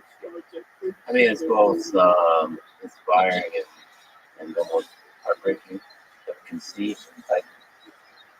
I think we'll be able to see a civilization where there's like a lot of scientists that agree that this is very likely something, and then we can't get there. Well, again, this is the thing about being long-lived. We've got to get to the point where we're long-lived enough. So let's say we found, this is why I always like that. Let's imagine that we find, say, we find a planet that looks like it's got that, right? It doesn't end there. Like, that would be the most important discovery in the history of humanity. And it wouldn't be like, well, okay, we're done. The first thing we do is we dig bigger telescopes to try and do those images, right? And then the next thing after that, we plan the mission there, right? We would figure out, like with breakthrough Starshot, there was this idea of trying to use, giant lasers to propel small spacecraft, light sails, almost to the speed of light. So they would get there in 10 years and take pictures. So, if we actually made this discovery, there would be the impulse, there would be the effort to actually try and send something to get there. Probably couldn't land, but so maybe we take 30 years to build, 10 years to get there, 10 years to get the picture back. Okay, you're dead, but the kids are, it comes down to this multi-generational project. How long did it take to build the pyramids? How long did it take to build projects. And I think we're on the cusp of that kind of project. I think that would probably be like, I think would play a role. I think would be helpful. I mean, human beings are a mess, let's face it. But I think having that that's why I always say to people, discovery of life, of any kind of life, even if it was microbial life, it wouldn't matter. That to know that we're not an accident, to know that there is probably, if we found one example of life, we know that we're not an accident, there's probably lots of life, and that we're a community. We're part of a community of life, and who knows what life has done, right? We don't believe all bets are off with life. since we're talking about the future of telescopes, let's talk about our current super sexy, awesome telescope, the James Webb Space Telescope that I still can't believe it actually works. I definitely was really skeptical. I was like, okay, guys, all right, sure. We only got one shot. This incredibly complicated piece of hardware going full. So, what kind of stuff can we see with it? I've been just looking through different kinds of analysis that detected. There's some direct imaging. Yeah, like a single pixel. The kinds of exoplanets we're able to direct image, I guess, would have to be hot. Far away from the, basically far away from the star. I think JWST is really kind of at the area to being able to do much with this. What's more important, I think, for JWST is the spectra. And the problem with spectra is there's not such. It's like, hey, look at this wiggly line. But be able to find and characterize atmospheres around terrestrial exoplanets is the critical next step. That's where we are right now. In order to look for life, we need to find planets with atmospheres, right? And then we need to be able to do this thing called characterization, where we look at the spectral fingerprints for what's in the atmosphere. Is there carbon? Is there carbon dioxide? Is there oxygen? Is there methane? And that's the most exciting thing. For example, there was this planet K218b, which they did a beautiful job getting the spectra. And the spectra indicated that an entirely new kind of habitable world called a Hycean world. Hycean meaning hydrogen ocean world. And that is a kind of planet that would be kind of in the super Earth sub Neptune domain, maybe 8 times that mass of the Earth. But it's got a layer of hydrogen, an atmosphere of hydrogen. Hydrogen is an amazing greenhouse gas. So hydrogen will keep the planet underneath it warm enough that you can get liquid water. You can get a giant ocean of liquid water. And that's an entirely different kind of planet. It could be it could be a 60-degree warm ocean. So the data that came out of JWST for that planet was good enough to be able to indicate, like, oh yeah, you know what? The model, from what we understand about the models, this looks like it could be a Hycean world. And it's 120 light years away. And so isn't that amazing? 120 light years away, we can see into the atmosphere. We can see the atmosphere so well, and you'd be like, oh look, methane. Methane was a 5 sigma detection. But you knew that the data were so good that it was like the gold standard of science. What about detecting maybe direct imaging, or in other ways, megastructures that civilization is built? You know what's great about megastructures is, first of all, it's fun to say. What is the most alien megastructure? Everyone. So the example of this is the Dyson sphere, right? Which is amazing because it was literally 1960 that this idea came up. Can you explain the Dyson sphere? Yeah, the Dyson sphere. So Freeman Dyson, one of the greatest physicists ever, who was very broad-minded and thought about logic, recognized that when a civilization progress, what they're going to need is ever more energy to do ever more, things. And what's the best energy source in the solar system? So if you surrounded the star with solar collecting, sunlight collecting machines, and the limit of this means you could actually build a sphere, an actual sphere around your star that had all solar panels. You could capture every photon the star produced, which is this insane amount of light. You would have enough power now to do anything, to re-engineer your solar system. So that was a Dyson sphere. It turns out that a Dyson sphere doesn't really work because it's unstable. But a Dyson swarm, that's really what it meant. This large collection of large orbiting structures that like. Yeah, so he didn't actually mean a rigid sphere structure. Yeah. He basically meant a swarm. So yeah. That, like you said, in the limit, he basically starts to look. People started to say, and we obviously almost thought we might have found one of these Back with Bajoyan's story, we saw, the way we detect planets is through the transit method, where the planet passes in front of the star. There's a dip in the starlight, it's a little eclipse, and we know exactly what they should look at. And then with this one star, there were these really weird transits where it was like this whole dragon's tooth, and then there'd be another one and another one and another one, and then nothing, and then three more. And in the paper that was written about this, they suggested they went through the list of comets, planet, and it could also be an alien megastructure. And of course, the news picked up on this, like everybody's news feed the next day, alien megastructure. Turns out, sadly, they were not alien structures. They were probably like gas or dust clouds. But it raised the possibility, these arms are for people to work out the details of what they would look like. You don't really need direct imaging. You can transits, right? They're big enough that when they pass in front of the star, they're going to produce a little blip of light. Because that's what they're supposed to do, right? They're absorbing starlight. So people have worked out a square one or a triangular one. But that wouldn't be a vessel sphere, that would be one object. One object, right? Which is what if it's a swarm, you'd expect the light to be blinking in and out as these things pass in front of you. If you've got thousands of these, much of the time they'll be blotting out the star. Sometimes they won't be. Right? So you're going to get an irregular sort of signal, transit signal. Yeah, what you wouldn't expect from a star that doesn't have any. Exactly. Or just a planet, right? Or a couple of things. So many of these that would be and that usually doesn't happen in a star system because there's only just a handful of planets. That's exactly what it is. Everything's coagulant. In a stable solar system, you get a handful of planets, 5, 10. So now suddenly you see lots of these little micro transits. You're telling you there's something else that's big enough to create a transit, but too many of them, and also with an irregular shape. So, how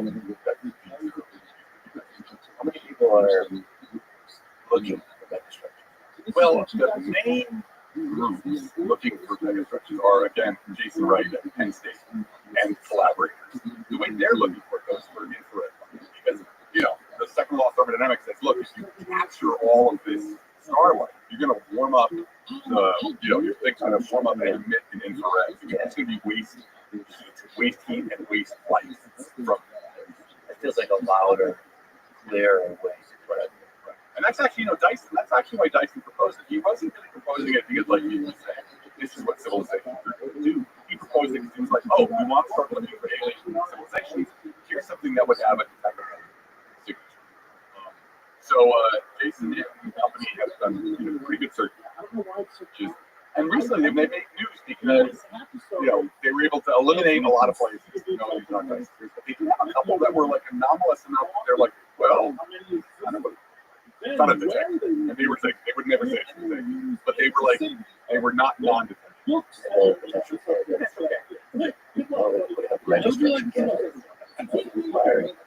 Other megastructures. So that's the scary one, capturing damage with the star. There could be other.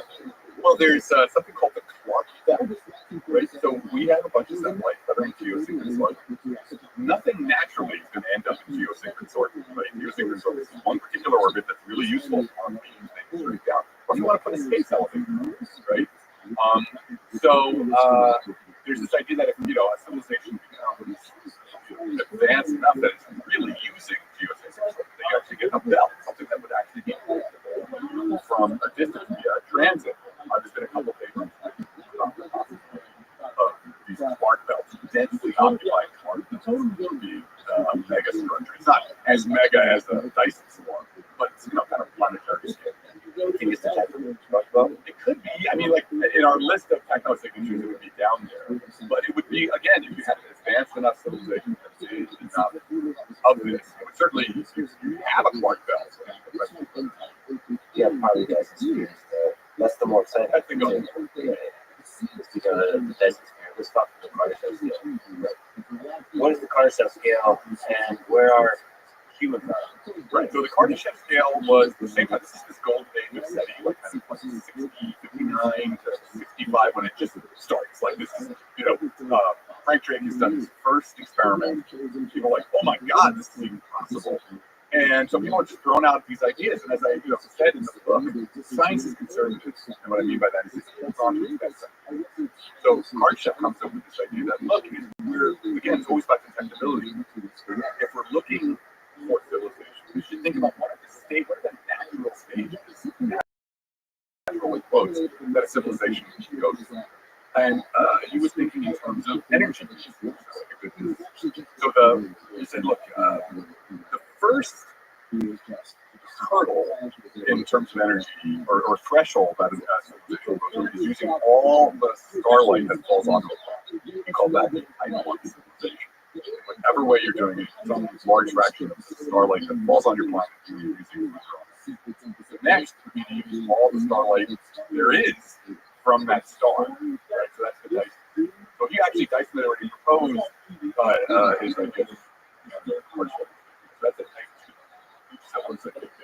Type 3 is galactic scale, a civilization that can use all the starlight in the galaxy. So we are now, where are we now? Remarkably, on a log scale, we're 27 for type 1. So we're not even type 1. No. But according to, there's a paper written by Rabbi that said, if we continue on our path, we'll be at a type 1 around 2300. This is a log scale. So 27. Type 1 is about 10 to the 16 watts. Type 2 is 10 orders of magnitude larger than 10 to the 26 watts. And I think that's what the reality is another 10 orders of magnitude. Yeah, it's just almost a billion star outboard. So that's a lot. That's a lot. Do you think humans ever get to that point?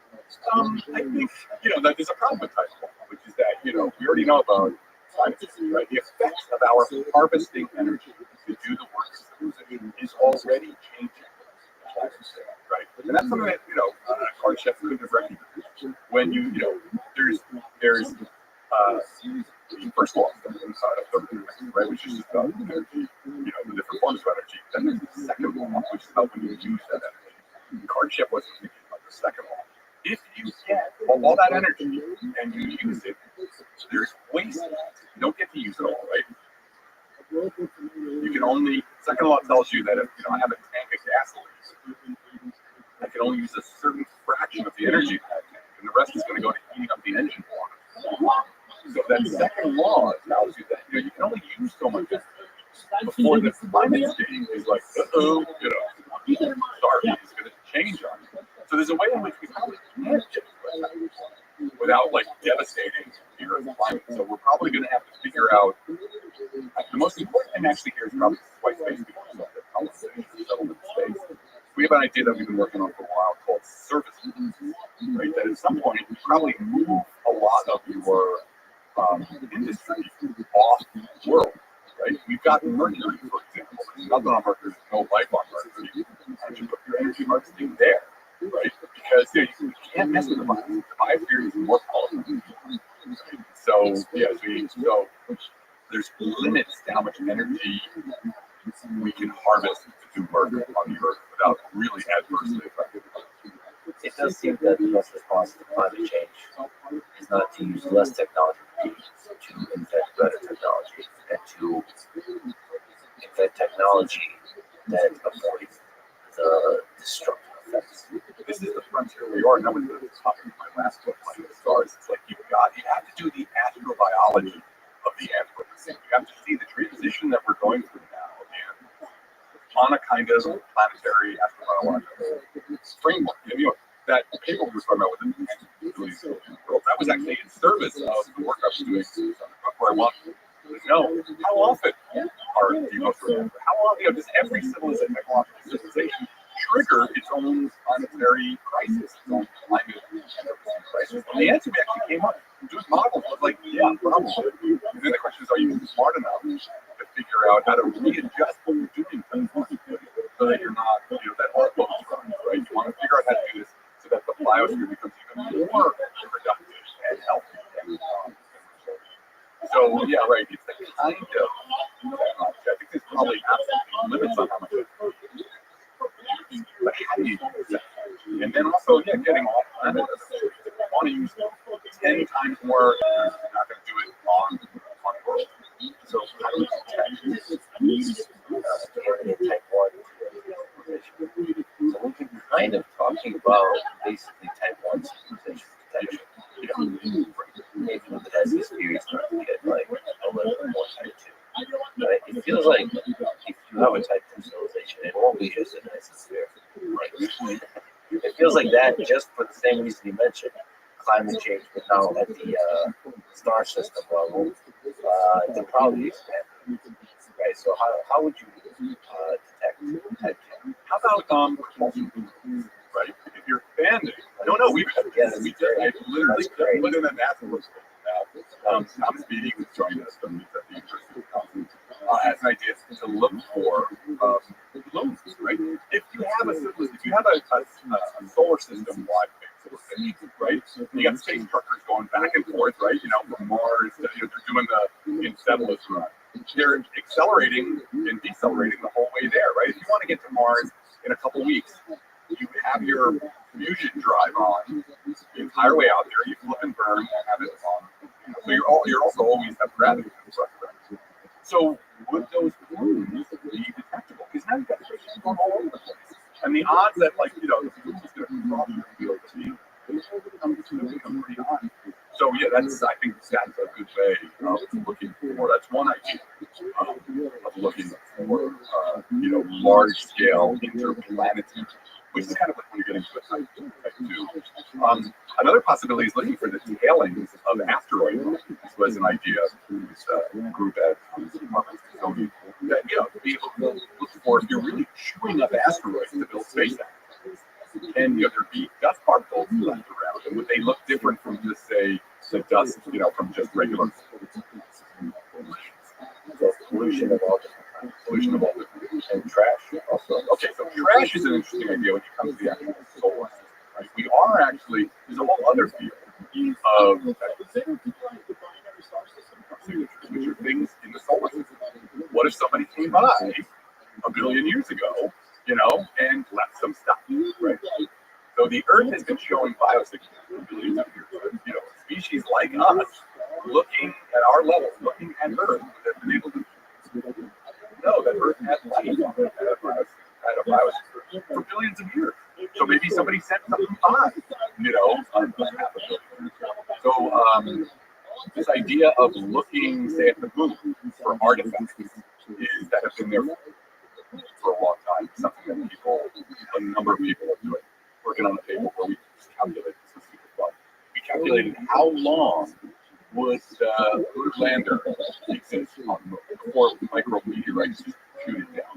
How long would you be able to land and go, oh, there's somebody was here and left some. So there's this process called gardening, which is the micrometeorite, constant rain of micrometeorites. And that's where you get the lunar regolith, fine powder on the moon. That's gardening. And it turns out it is literally hundreds of millions of years. Oh, nice. That the lunar lander will be. Oh, so we should be able to find artifacts. Yeah, if there are artifacts, and people have proposed doing this with artificial intelligence. We have, the moon's been mapped down for like a couple of years. Very close. And all that data sits there. So why not use machine learning to look for all those things and look for anything that looks not like the lunar surface. And they did a test program where they gave the computer sort of 50 miles around the Apollo 11, Apollo 17 sites, and it instantly was able to pull out. I mean, the whole task of looking for anomalies, something that looks not like the lunar surface. To me, it's not obvious, but it's not exactly obvious. Like anomalies is really that's something that doesn't look right about it. So it's actually really difficult. Really difficult. And it's really what's cool is it really information theoretic proposal. You really have to use information theory to say what's the background, how do I define something that I can say that looks weird? Yeah, maybe we can look at a spectrograph or something like that. It's gonna look really weird. Actually, we're kind of hypothesizing all the things that humans would do, right? And how we would detect that, right? It could be really good stuff. That's why there's this emphasis now on these agnostic signatures, right? So actually, disequilibrium is one way to define life is a that is far from equilibrium. Right? It's a lot. Right? As soon as it dies, it turns into goes back to equilibrium. And so you can look at all chemicals in the atmosphere, even if you don't know whether these could be chemicals, you have no idea whether or not they have any. But the degree of disequilibrium, the degree to which they show that atmosphere has not, the chemicals have not all kind of like gone down to they've all reacted away to an equilibrium state. You can actually tell that in very general ways using this gives free energy. And that's kind of a signature. Like if you see an atmosphere that's wildly out of equilibrium, that indicates that there's something happening on that planet, biosphere or technosphere, that is pumping gases, into the atmosphere that is keeping the whole system relaxed. So is it possible to detect anomalies in space time? Well, you could detect, and there's been some work on this, like with the Kubre drive, these proposals for warp drives. And we can talk about that later. I'm not skeptical of those, but because it may really be possible to escape. But people have done work on, what would be the signature of a Kubre drive? What would be the signature? Could you detect if you're using a drive like that? Then you certainly are distorting space-time. Which means any light that's passing by has gotten, its trajectory has gotten altered because it had to pass through the distorted space-time. So yeah, there are possibilities along with that. One of the funny things, I don't know if they've gotten past this, but somebody calculated the property of Kubre drive, or this warp drive, was that if you dropped out of, or there was this ray of gamma rays that would sterilize any planet in front of you. So it's well, yeah, you probably don't want to do that, but that would be a great biostar techno signature. Not another planet obliterated. So you think it's not possible to travel past? I wouldn't say so. But what I think, if you look at the physics we understand, every possibility for faster than light travel really relies on something that's right. So the cool thing is Einstein's field equations. You can actually play with them. The equations are right there. You can add things to the right or left hand side that allow you to get something like the equilibrium. That was a metric that shows it's a warped bubble. It's a warping of space-time that moves through space-time faster than the speed of light. There's nothing moves across space-time faster than the speed of light, but space-time itself can move faster than the speed of light. But here's the problem with all of those proposals. They all mean something. The thing you added, the little fictional term you added into the equations, is something called exotic matter, and it doesn't exist. It's really just something we dreamed up to make the equation do what we want them to do. So, it's a nice fiction, but really right now, we live in this weird moment of the Great Acceleration, where the technology we use now is completely different from the technology we used 10 years ago. It is remarkably different from the technology. But I remember playing Assassin's Creed, where everybody's when it's 1200, everybody's yeah. I was like, yes, great game. And then I got Assassin's Creed 2, and it was 300 years later, and everybody's stab. And it was 300 years, and the technology hasn't changed, and that was actually right? You used your great-grandfather's tools, because there was no need to have any other dude, and you probably did his job. So, we could be fooled into thinking technology is going to go on forever, we're always going to find new advances, as opposed to sometimes things just flatten out for a long time. So you have to be careful about that bias that we have living in this kind of Yeah, but also it is a great acceleration, and we also are not going to predict that entails if it does get accelerated. For example, something like Eric Weinstein often talks about, we underinvest in theoretical physics research. Basically, we're trying too hard for traditional chemical propulsion on rockets versus trying to have physics sort of warp drives and so on, because it's really hard to do space travel. And it seems like in the long arc of history we survive, we're going to really travel across long distances is going to be something new, totally new thing. Right. So it's not going to be an engineering problem. It's going to be physics, fundamental physics as well. Yeah, I agree with that in principle, but I think there's been you know, I mean, there's a lot of ideas out there. People, you know, string theory, people have been playing with string theory now for 40 years. It's not like people have, not like there hasn't been a lot of effort. You know, and again, I'm not going to, I think it's entirely possible that we have, you know, there's incredible boundaries of physics that we have yet to be through. In which case, then, all bets are off, right? Once you get sort of, you know, vast interstellar travel, flow, you know, I tend to be drawn to like science fiction stories that take the speed of light seriously. Like, what kind of civilization can you build for like, you know, 50 years to get to where you're going, and 50 years back? Like, so I don't know. I mean, yeah, there's no way I'm going to say that it won't get worse. But as of right now, it's all fiction. It's barely even a coherent concept. Well, it's also a really exciting possibility of hacking this whole thing by extending the lifespan, extending our notion of time, and maybe as dark as the statement, the value of the individual human life versus the value of life from the perspective of generations.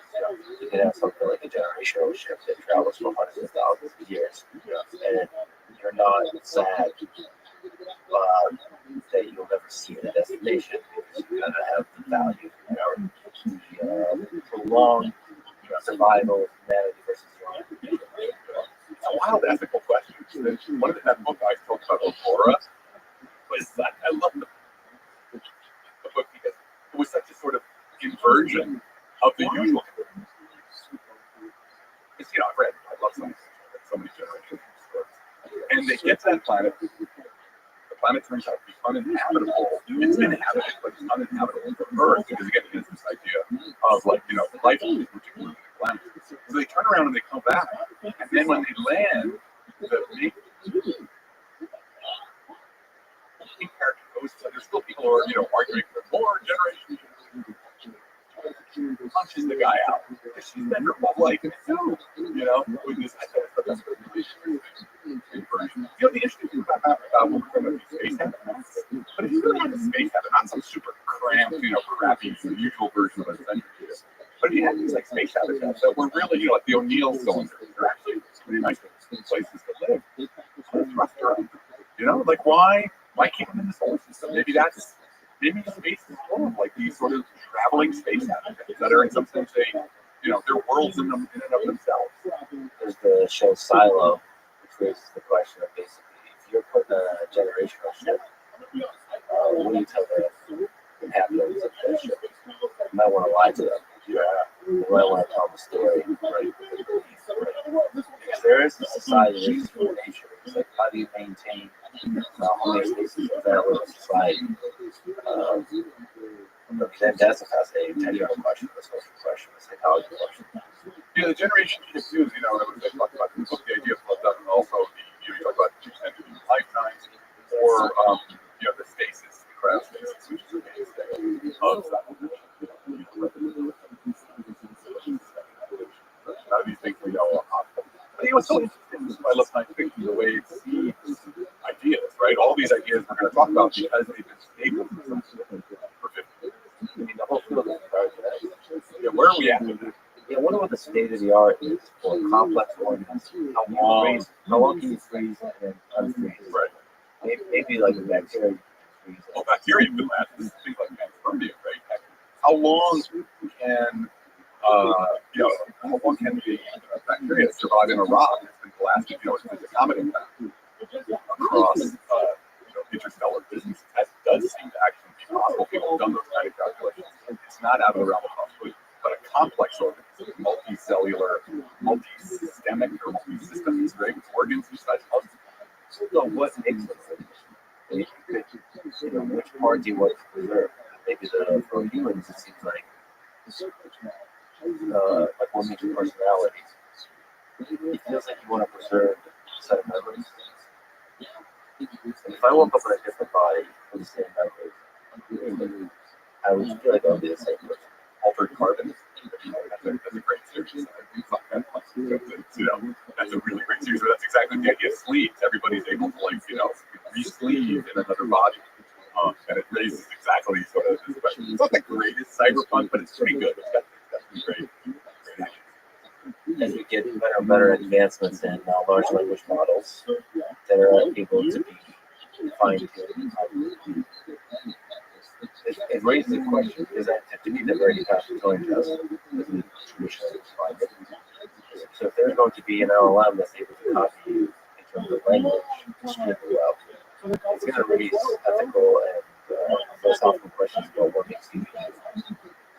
Like what, if there's a thing that can talk exactly like you, like what is the thing that makes you you? It's going to speak about your memories very effectively. This leads us there. We're going to get to the blind spot. I'm of the opinion, theoretical, that, the brain is not the,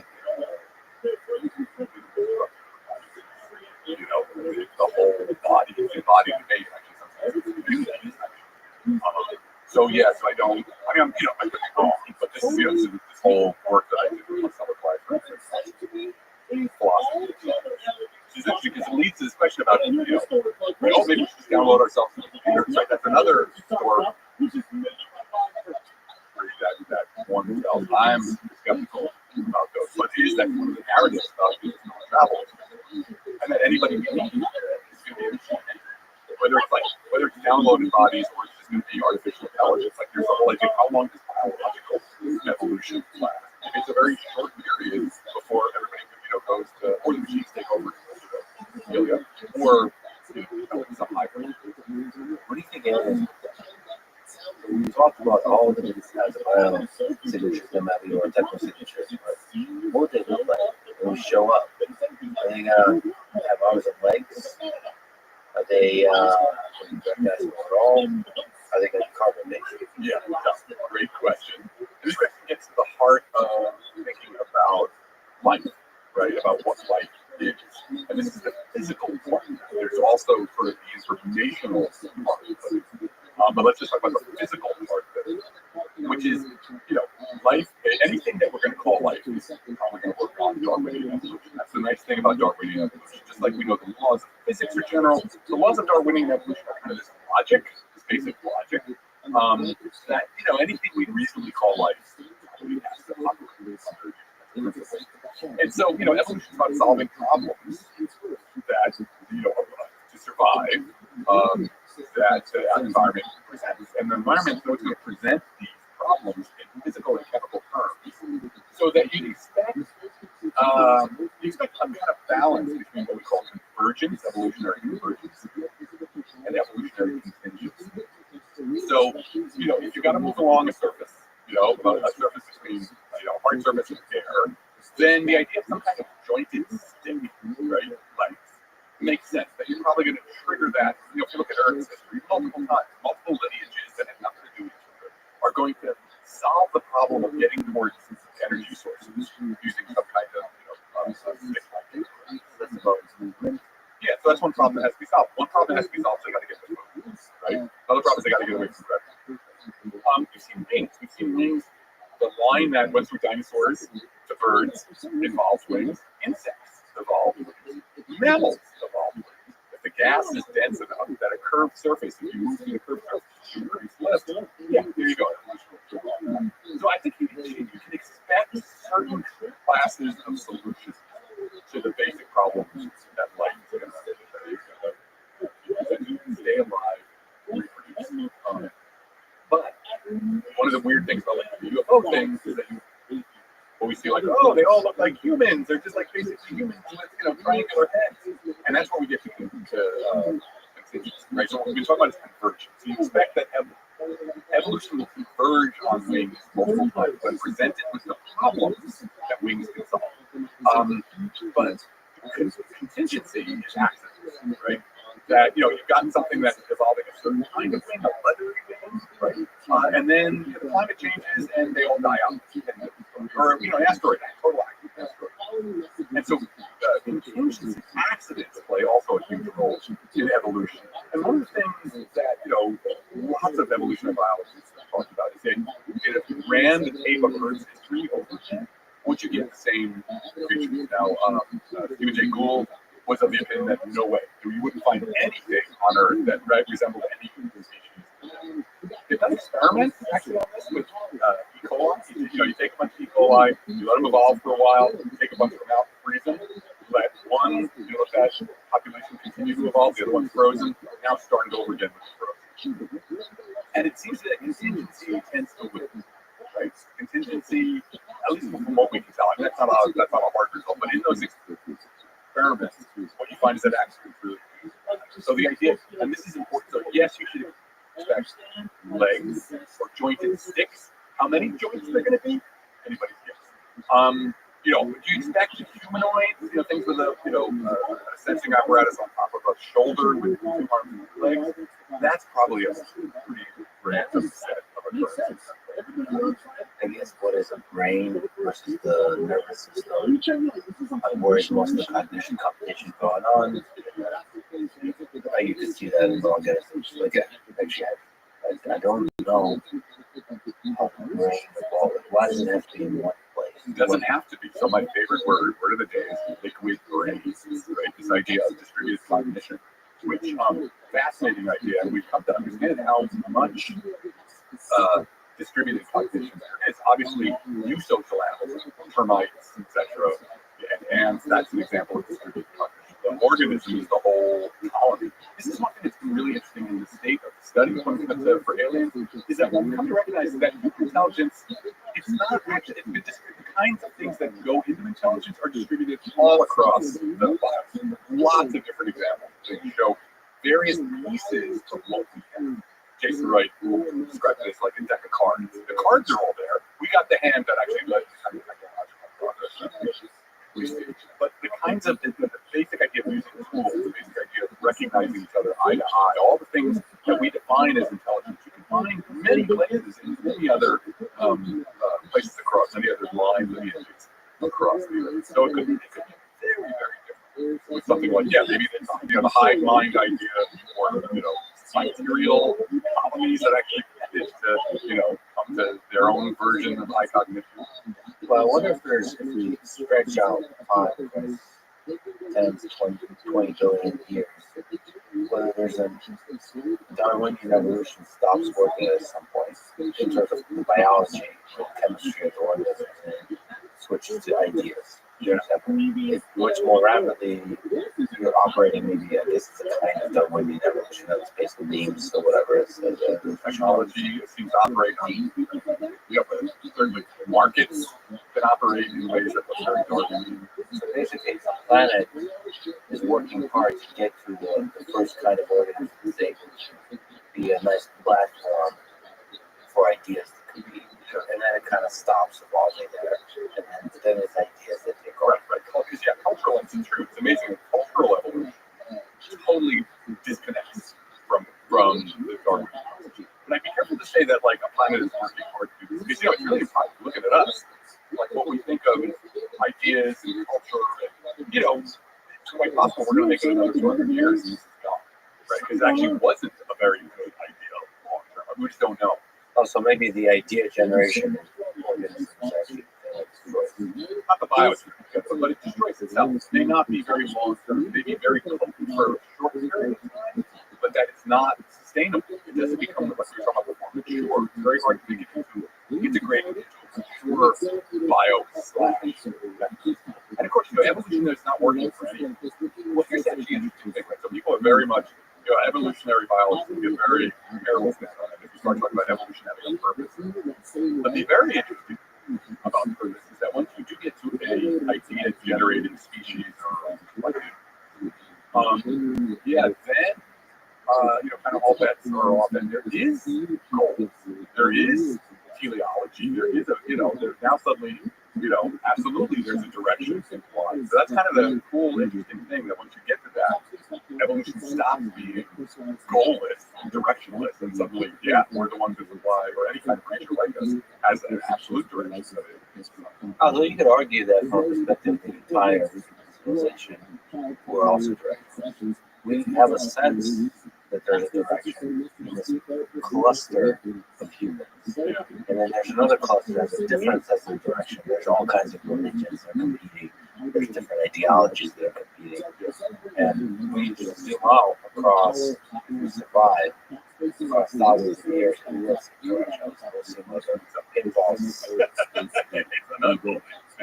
But but at some point, like the expansion into the solar system, like that would be both direction. I mean, depending on how you look at it, it was directional. There was a decision that the collective of human beings made to like anti-accrete, to start spreading out into the solar system. So there was definitely a goal there that may have been reached in some crazy sort of non-linear way, but it was still right. There was still a goal was set. If there's advanced civilizations out there, what do you think is the proper protocol for interacting? Do you think that it would be peaceful? Do you think that it would be more like, what do we do next? We detect the civilization, do all the technical solutions we're talking about, maybe direct imaging, maybe there's really strong signal, come up with a strategy of how to actually get there. But what's and then the jackpots, what's the lowest military, industrial complex. We like that one. Where, what kind of rock is? Well,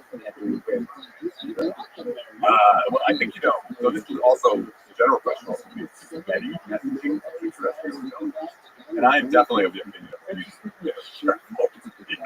like I don't think it's necessarily a bad idea to have your headphones on correct. The people who advocate like, oh yeah, we should be sending powerful messages that are easily detectable into interstellar space. I'm like, why? We just don't know. Like, I'm not going to say they are warlike. I'm not going to say they're not warlike. I have no idea. But we sure as hell. Well, first of all, who gets to decide that? The idea that a bunch of astronomers would happen to have a radio telescope. Well, speaks for Earth. So I definitely we should be cautious. I would say because we just have zero information. The idea, you just have this idea, well, if they're advanced, they can survive, so of course they're going to be wearing togas, and be singing Kumbaya. But I just wouldn't assume. It's also possible though that like their cognitive structure is so different that we're not even living in the same universe. I think we have to be prepared for that. We may not even be able to recognize each other in some way as cognizing. One of my favorite movies is Rabbi. Because they have a different language, they have a different cognitive structure in terms of language, and they're literally kind of living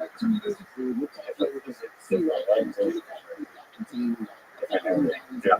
But in the case of O'Reilly, the things like recognize that they're there. They managed to cross the language. But that's both sides of an interesting case, which you kind of suppose that an advanced civilization would have a curiosity. Because, like, how do you become advanced without a kind of curiosity about the mysterious? But also, if they're long-lived, they may just be like we've done this, we're like, 10 billion years, sorry, say 10 million years ago, we were really interested in this, communicating with youngest, but now we're not at all. And that's just, one of the beauties of this, again, is how to think about this systematically, because you're so far past the heritage, right, of our experience of what we do, that you want to think about it, right? You don't want to be like, don't know, that's not fun. But you also have to sort of systematically go after your own biases, right? So one of the things I love about Arrival too was, Carl Sagan always had to say, we'll teach math, we'll teach our math, then they'll teach their math, and then, we'll be telling each other not jokes, and swapping purist for cancer. And, in the movie, like, they send a Carl Sagan guy in and the Carl Sagan guy fails immediately, right? And it's the language to understand that language is actually embodied. Language is not just something that happens in your head, it's actually the whole experience. And she's the one who's crazy. And it just points to the idea that utterly different the cognitive structures that, of a human species. So somehow we have to figure out how to think about it, but be so careful of our bias. Figure out like a systematic way to break through our biases and not just tell what makes science fiction movies. You know what I mean? Yeah, we have bias. Do you think aliens you mentioned that they could have visited and started civilizations that we didn't even know about it for 100 million years ago. How can we even begin to ask this question?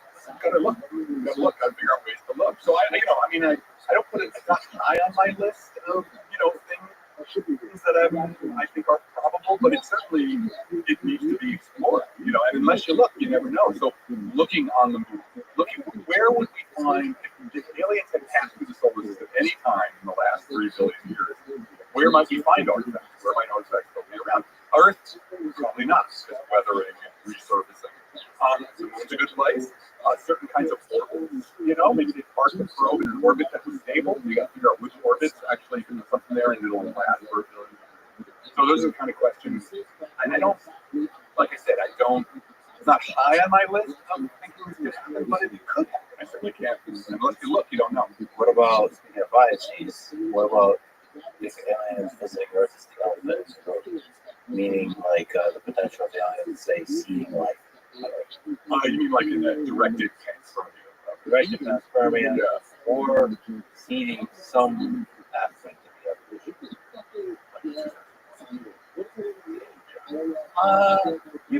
Great story, but always with Occam's razor or whatever science. If I can answer that question without that extra, very detailed hypothesis, then I should. And the idea that evolution is a natural process, that's why I would go for it. Right? It just seems it's so much easier to do it that way than adding. It's kind of doing it thing of like, oh, then the aliens came down and they solved that problem. They're trying to solve it by just coming down. 50 years of portion is a pretty simple thing. It doesn't require. I wouldn't say that it's not a simple thing, but it doesn't. It's putting. I think because all you're doing is kicking the can down, right? The aliens, right? So you're just saying like, all right, I'm just kicking the can down the road. So the aliens, they have their A5. Well, so from a different perspective, I'm just saying, it seems to me that there's obviously advanced civilizations everywhere throughout the galaxy and throughout the universe from the Drake equation perspective. And then if I was an alien, what would I do? I've gotten a chance to learn about the uncontacted tribes in the Amazon. I recently went to the Amazon and you get to understand how they function and how the humans in the Amazon that are in contact with the tribes, how they interact with the uncontacted tribes.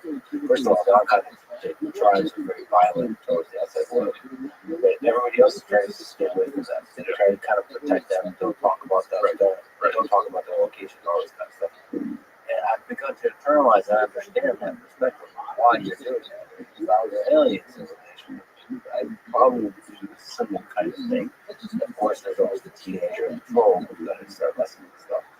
Or the scientists, Yeah, right. And so it's not, from our perspective, yes, if you're the Truman Show, like Occam's razor, but like also Occam's razor from the perspective of the alien civilization, we have to have the humility to understand that interaction will be extremely difficult to do that. That won't have the obvious. Right, I understand the logic of what you're saying, but the problem for me with that is that right there, first you have to assume that alien civilizations are common, which I'm not sure about. That might most of them may be dead, or they're not yet. Still, I think that life is common. And again, this is just my bias. Right? So now the problem is how do we sort out sort of, the biases we're bringing or the assumptions we're bringing from, from the sort of causal chain that comes out of that. I would first want to try and do this without, if we're talking about the origin of life or the evolution of life on Earth. I'd want to do it just on its own without asking for this other layer. Because it requires a bunch of these other assumptions, which also have their own sort of breaking of causal chains. I don't really like the idea that when you ask, what would you do for an alien? But again, like alien minds could be so unbelievably different, right? That they wouldn't even recognize the question.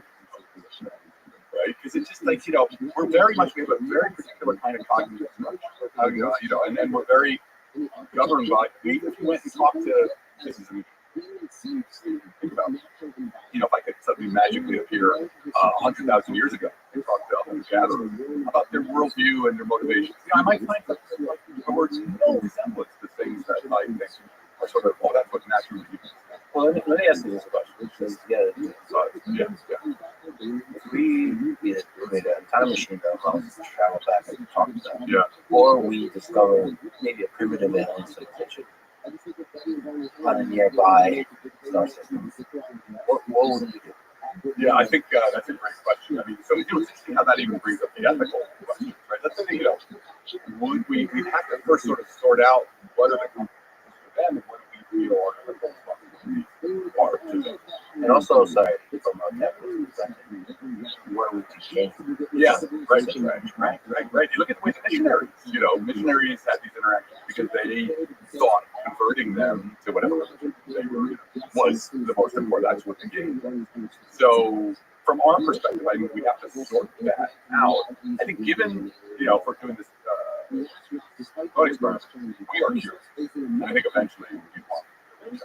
I think we let's start with people in this room. Yeah. There's, I wonder who the dominant forces are. I think there's a lot of people, the military, they will probably move first. They can steal whatever advantage they can from the Swedish government so they can hurt China or China hurt America. That's one perspective. Then there's the capitalists who will see like how you benefit with the costs here and how can I make the money out of this? There's opportunity here. There's gold. And I wonder, and I think the scientists are just not unlike the movies. We're not going to get, say, They're going to go away. Hey guys, They would engage probably. Just as a human society as we are now, we would engage. And we would be detecting in our engagement. Yeah, probably. So using that trivial bias logic, it just feels like aliens need to be engaged in a very obvious way. Brings up that direct paradox. What do you make of all the UFO sightings? I am all in favor of an open, agnostic, transparent, scientific investigation of UFOs.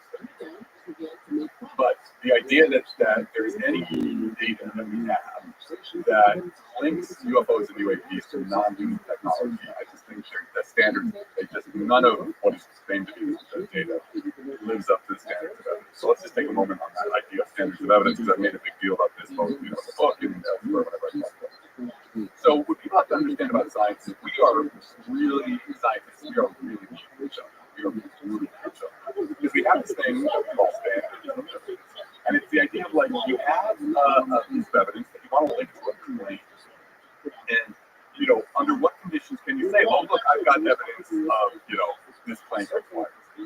And in science, we are so mean to each other about whether or not that piece of evidence lives up to the standards that we have. And we spent 400 years determining what those standards are.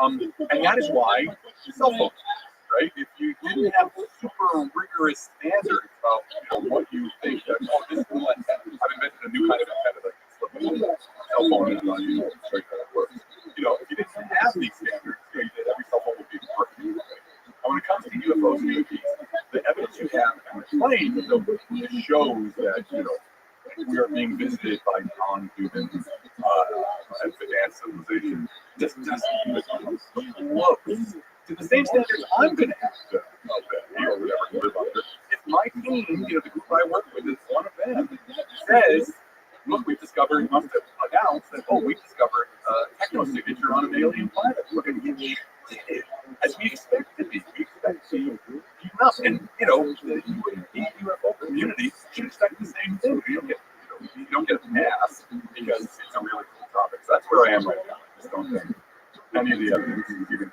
close to anything that we can report that. Well, I generally assign a lot of value to anecdotal evidence. Not scientific value, but just like it's always nice to get anecdotal evidence as a first step.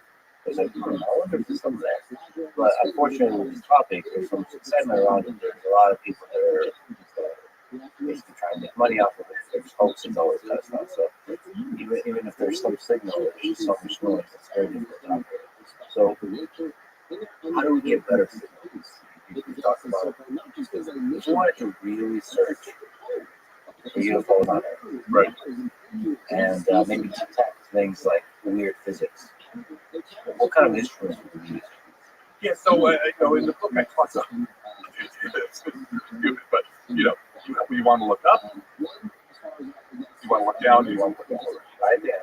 I mean, it's simple. That's stupid. It's like literally. Right. So you want to do ground-based detectors, up backward-looking ground-based sensors of the kind we're already building for meteors, right? For tracking meteors.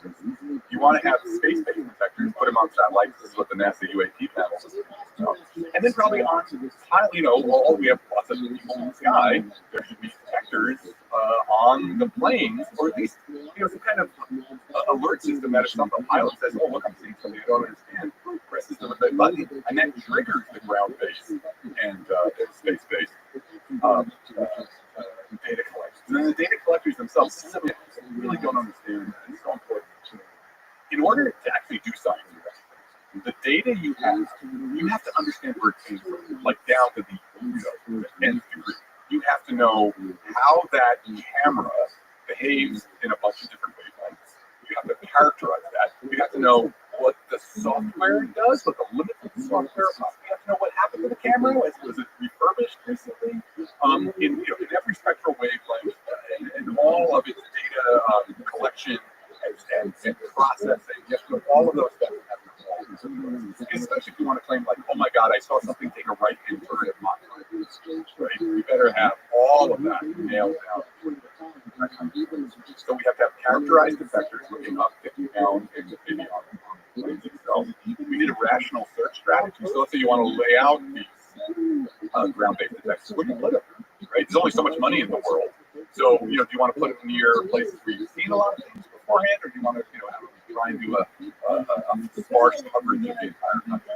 And then you need the data analysis, right? You're going to have so much data, so many false positives, or false triggers, that you need a way of storing enormous amounts of data, figuring out what you're going to throw out, what you're going to shoot. All these things we're used to doing in other scientific enterprises. And without that, if we don't do that, we're going to be having the same damn of these things.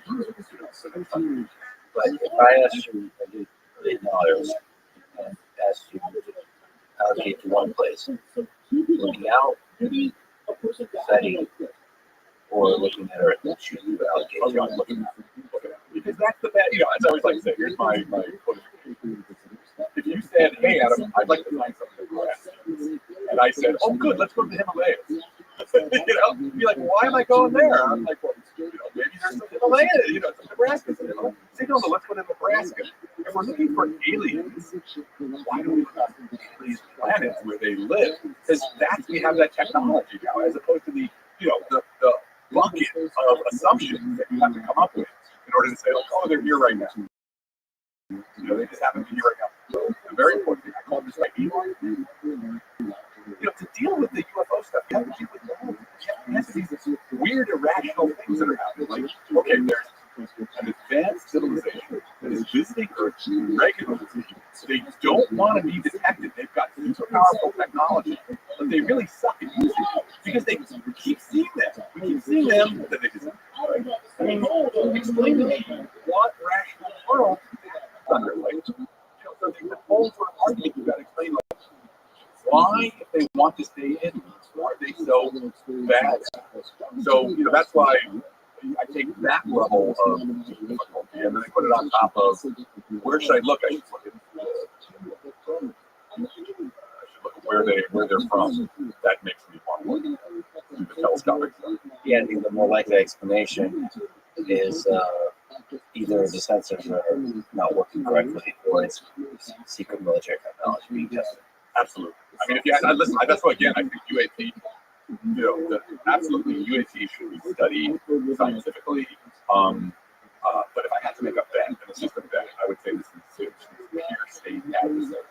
When I did a New York Times op-ed in 2021, which blew up, and so I had a lot of people talking to me. While I was doing that, I sort of looked at the signals intelligence people, the SIGINT and EINT, electronic intelligence communities, and what they were saying about the articles and really none of them were talking about UFO. They were all talking about peer state. That's where I learned the word peer state adversaries. How like even simple drone technologies you can and you purposely want to do this. You want to fake signals into the electronic of your adversary so they crank it up. So then you can just soak up all the electromagnetic radiation and know exactly what those advanced radars are. That said, I'm not saying that that's what this is. If I was the head of an alien civilization, And I chose to not to minimize the amount of content. I would try to figure out what these humans, what would these aliens like to see. That's why, like, the big heads in humanoid form. Yeah. Like, I mean, that's kind of like how it. If I was just intelligent, I would observe them enough.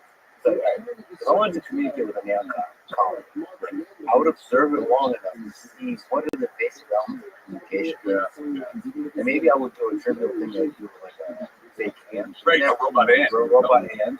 But then it's not enough to do a robot hand. You have to do a robot hand that like moves the way they do. And maybe it's just shady head. We're doing the robot hand. But no, I do sort of, I just wanted to make a case. This is the plot actually for a great science fiction book called Neon by Greg Bear. And the idea was like, this is actually where my first, I became sort of a, more than agnostic anti-convention. Because the idea is that, yes, our aliens come, they think they're arrival. And really their point is to get rid of us, the dark forest of my body. And what they do is they sort of literally, the way they present themselves is in this sort of classic UFO thing. And they do it, and they arrive at the Soviet Union, they arrive at the USSR, they arrive at China, and they're kind of faking us out so that we never can organize ourselves against. So it was really, they did exactly kind of what you were talking about, but it was like the very. Okay, let me ask the pothead question. Yet another pothead. The whole conversation before breakfast is science and pothead question back and forth. Okay, what if aliens take a form that's unlike what we kind of traditionally envision in analyzing physical objects? What if they take the form of, say, ideas? What if real pothead is the consciousness itself, like the subjective experience, is an alien being? Maybe ideas is an easier one to realize because think of ideas as entities traveling from the mind. When I made the claim that the most important, that finding life, any kind of life, would be the most important discovery you can make. And one of the reasons is, again, as I said, that life, if we're not an accident and there's other life, then there's going to be lots of other life. And because the most significant thing about life is the community, right? If I give you a star and tell you the mass and composition, you can basically pretty much use the laws of physics, tell exactly what's going to happen to the star over its entire lifetime. Maybe not the tiny details, but overall, it's going to be white dwarf. If I give you a single cell and said what's going to happen, you'll never be able to predict a giant rabbit. So life has this possibility of innovating, of being creative. So what it means is, and that's kind of a fundamental definition of what it means to be alive. It goes past itself. So give life enough time, and what are the end results? Like, that's why I love science fiction so much. At some point, does life reach a point where it climbs into the laws of physics itself and becomes the laws of physics? So, these sort of lie at the extreme limits of thinking about what we mean by reality, what we mean by the experience. But I'm not sure there's much we can do with them scientifically. But they're open-ended questions about the open-ended nature of what it means to be alive and what life is. Since you said the biggest question, which is an interesting thought about what is the biggest scientific question you can possibly answer? Some people might say, well, what happened with the Big Bang, some big physics questions about the universe. I can see the argument for, how many alien civilizations, or if there's other areas of life out there. You want to speak to that a little bit? Like, why is it the biggest question? Why is it number one in your top five? I've evolved in this, right? I started off as a theoretical physicist. I went into computational astrophysics and hydrodynamics and star formation. But I always, was a philosophy minor. I always had these sort of bigger questions sort of floating around. And what I come to now is the most important question for physics is what is life? What the hell is the difference between a rock and a cell? Fundamentally. And what I really mean by this is where I'm going to go non-traditional, is that really the fundamental question that is the root is agency. What's it mean to be an autonomous agent? How the hell does that happen? It's so, I'm not a reductionist. I'm not somebody who's like, well, they just put together enough chemicals and big bowl. It's something that really is going to demand a reconception of what nature itself black holes are super cool, cosmology is super cool, but really this question of what is life, especially by doing it from inside, because it's really about the verb to be, right? What's the most pressing philosophical question beyond science is the verb to be. What is being, right? This is what Stephen Hawking said when he talked about what puts the fire in the equation. It's the fire, right? The fire is this presence, and this is where it touches things like, whatever you want to say, it's the sacred, it's the spirituality, whatever you want to talk about. My first book was about science and spirituality. So it's like, so this question of life, what makes life as a physical system, so different is to me, because that's where being appears. Being doesn't appear out there, right? The only place it ever appears to any of us is us. So, I can do this kind of projection into this third person, but nobody ever has that. That's God's eye view. That's a story we tell. This is where, this between us is where the verb to be. So this is something that you write about in the blind spot, why science cannot ignore human experience. Trying to pull the fire into the process of science. It's a kind of critique of materialism. Can you explain to me what this is? Yeah, so the idea of the blind spot is that there is this thing that is central to science. So the we're using the blind spot as a metaphor, right? So the eye as an optic, the optic nerve is what allows vision. So you can't have vision without vision. But actually, if you're blind to the optic nerve, there's a little hole in your vision where the optic nerve is. And what we're saying is that science has something like this. There's something that without which science would not be possible. But that science, the way it's been configured, and actually when we mean the blind spot, we'll get into exactly what it is. But it's not really science. It is a set of ideas that got glued onto science. It's a metaphysics that got glued onto science. And so, what is that thing that is? What is the blind spot? It's experience. It is presence. And by experience, I have to be very careful because I'm not talking about being an observer. It's there's lots of words. There's direct experience. There is presence, being, the light world within the philosophical phenomenology. Raw presence that you can't get away from until you die. As long as you're around, it's there. That is the way to say this. That is the precondition for the possibility of science. And the whole nature of science, the way it is evolved, is that it purposely pushes that out so it can make progress. And that's fine for a certain class of problems.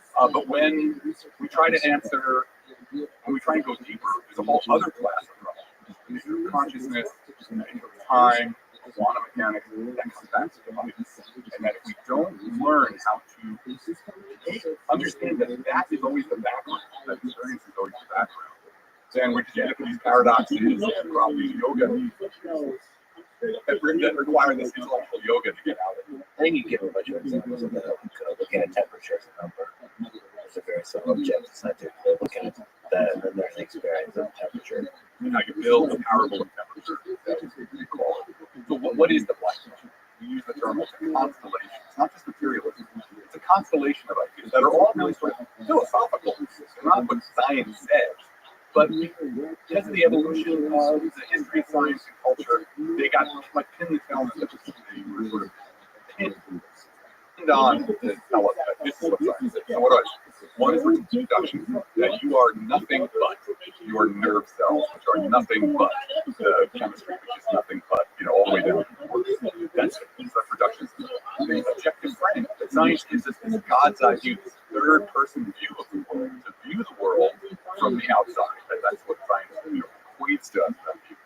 Physical, that everything in the world is basically made of stuff. There's nothing else to talk about, right? That's all there is, and everything is being true. And then also the reification of mathematics, that mathematics is somehow more real than this. And there's a bunch of other things. But all these together, what they all do is they end up pushing experience out and saying experience is an heavy phenomenon.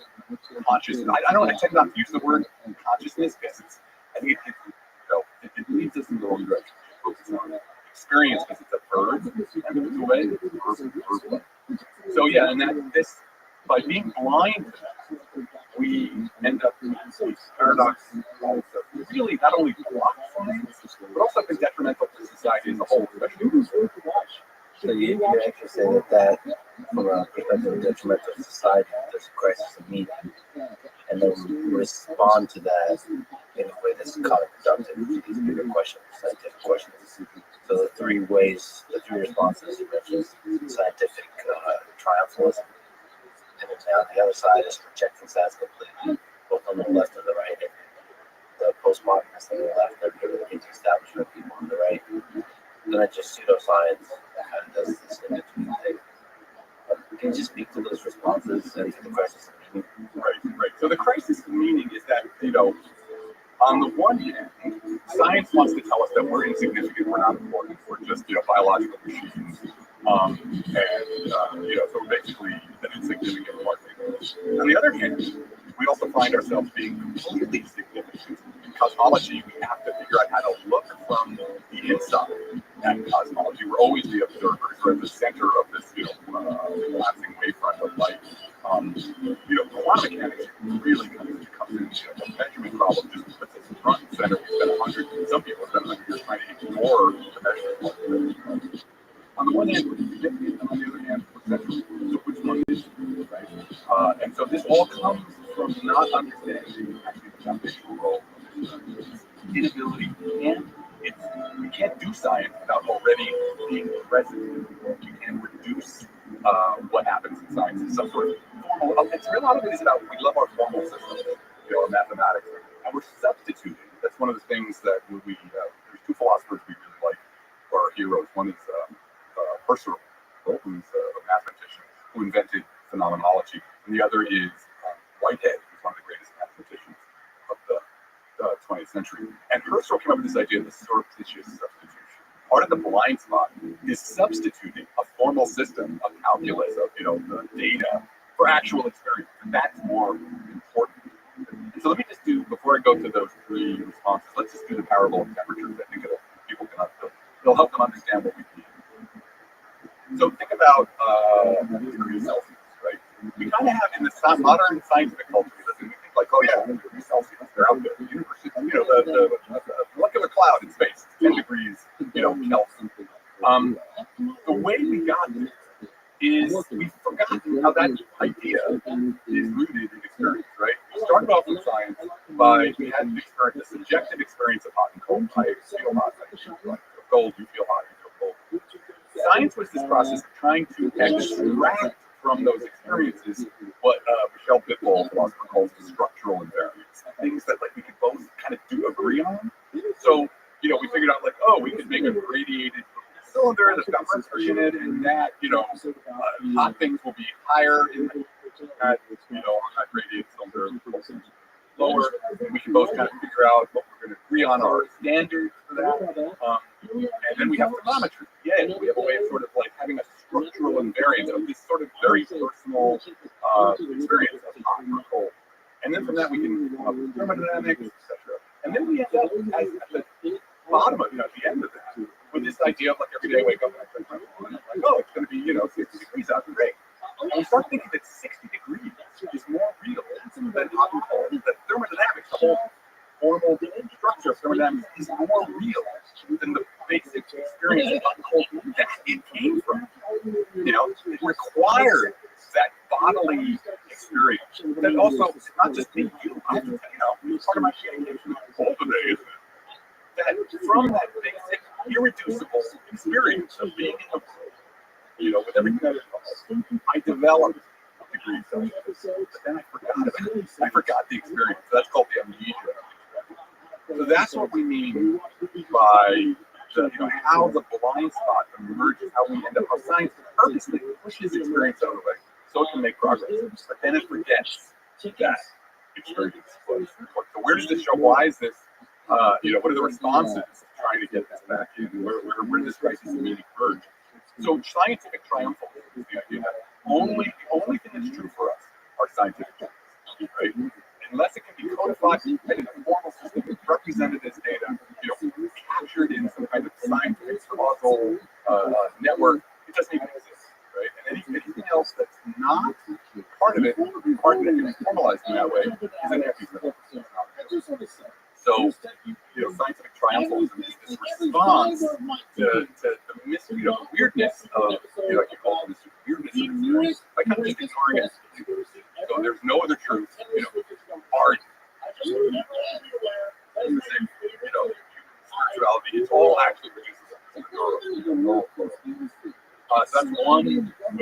The other way is sort of right. You got on the postmodern left, academic left, you get this thing like science is just a game. It's just a game fight from powerful come up, which is also not true. Science is totally potent and requires an account for what is happening. That's another way to push sort of science away, or respond to it. The denial, science denial that happens, that's also another way of sort of, not understanding the balance that science is trying to establish. And then there's just pseudoscience that wants to sort of say, oh, you know, which wants to have, wants to deal with experience by kind of elevating it to a spiritual way, so that doesn't have the rigor of science. So all of these ways, all of these responses, we have this difficulty about experience. We need to understand how experience fits into the web of meaning. And we don't have a good way of doing it. At the point where it was identified very clearly how the problem manifests, what the problem is, what its effects are in the various sciences. And I mentioned that at least the first two responses, they kind of feed each other. It's just observe the scientific. Those who gravitate towards the scientific triumphalism, there's an arrogance that builds in the human soul. I mean, it has to do all those things that naturally, human nature maybe doesn't want to build. And of course, that nobody likes arrogance. So those that project science, that's the arrogance is human. Project science, and it's just this is the vibe. Yeah, no, that was the problem. Like when I saw, like I said, my first book was about science and spirituality. So I was trying to say that, like, science is actually, if we look at what happens in spirituality, not religion, religion is about politics, right? But about, the entire history of this species, we've had this experience, for lack of a better word, the sacred. I'm not going to do this with God or anything. I'm just saying this experience of like the more. And then, with the atheists, we got people saying that, like, anybody who feels that is an idiot. They just can't handle the hardcore science.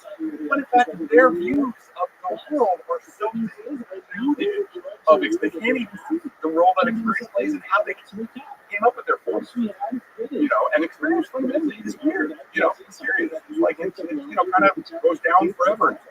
There is always.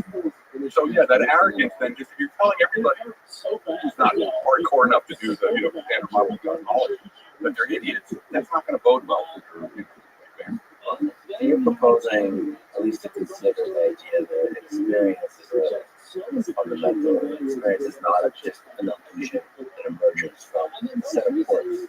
There could be something about conscious experience of the world that is at the core of reality. Yeah, but I wouldn't do it. I wouldn't do it as panpsychism, right? Which wants to say that's all the way there. Yeah.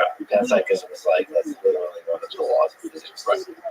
It's like just the idea of saying like physicalism versus idealism. They're kind of the two philosophical.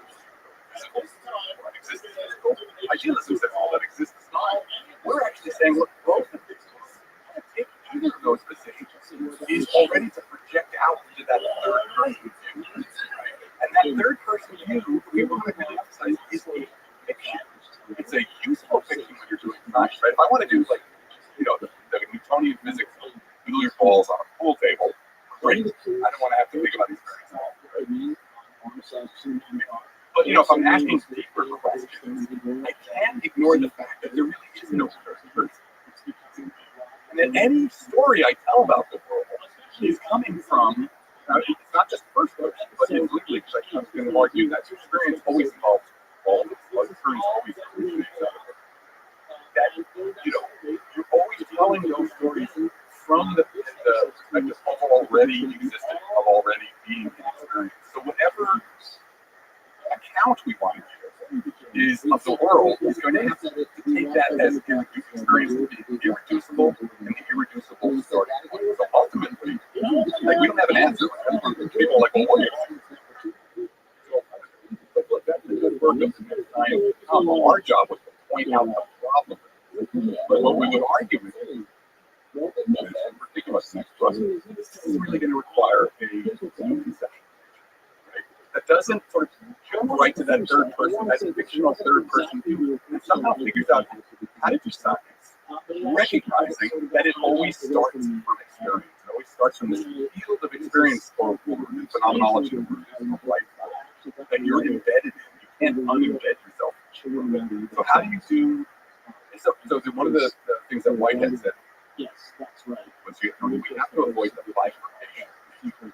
What he meant by that is the bifurcation into like sort of scientific wavelength. You know, think about like the seeing a sunset.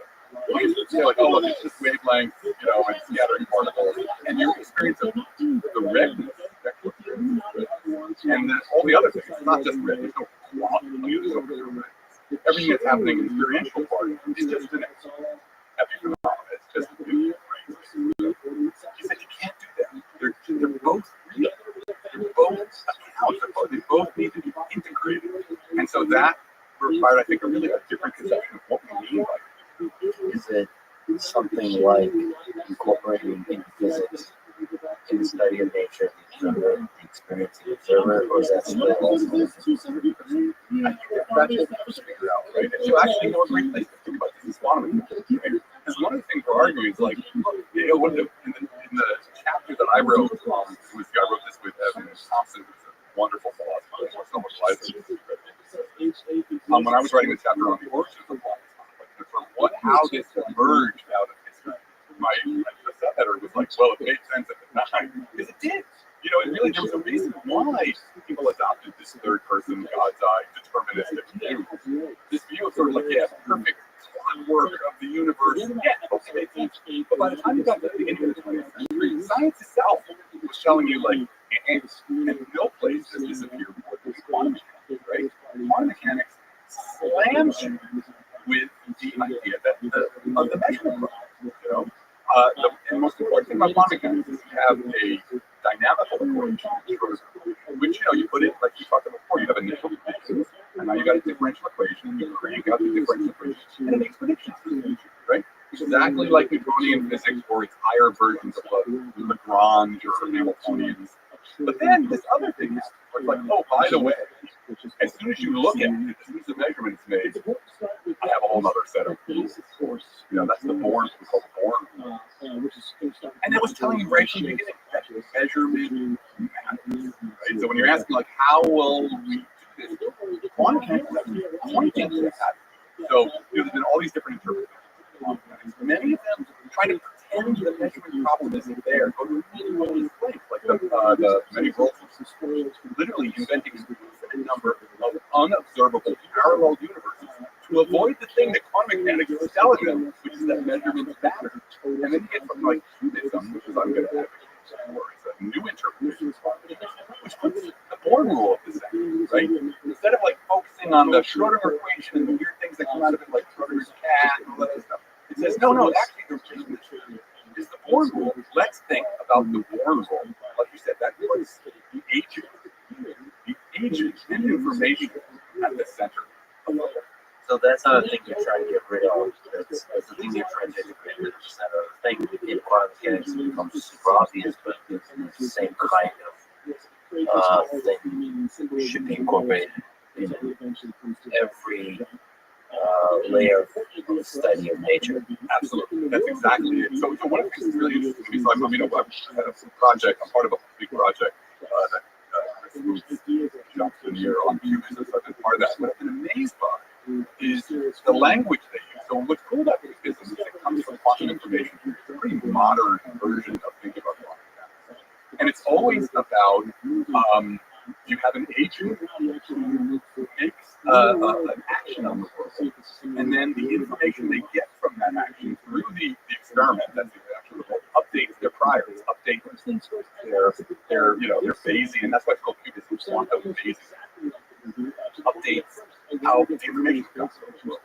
Now, this turns out to be kind of the same language that we're using in a project that's about the physics of life, where we have grants from the Hamilton Foundation to look at semantic information and the role of semantic information in living systems like cells. So, we have Shannon information, which is the probability distribution that tells you, basically how much surprise there is in a message.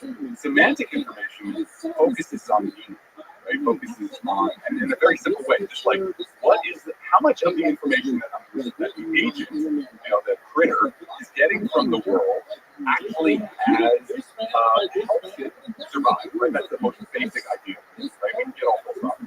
This is it. Does it help me stay alive or not? And the whole question of agency and autonomy that occurs in this setting, just asking about how do cells move up a chemical gradient to get more food, kind of has the same feel, the same, sort of architecture as what's going on.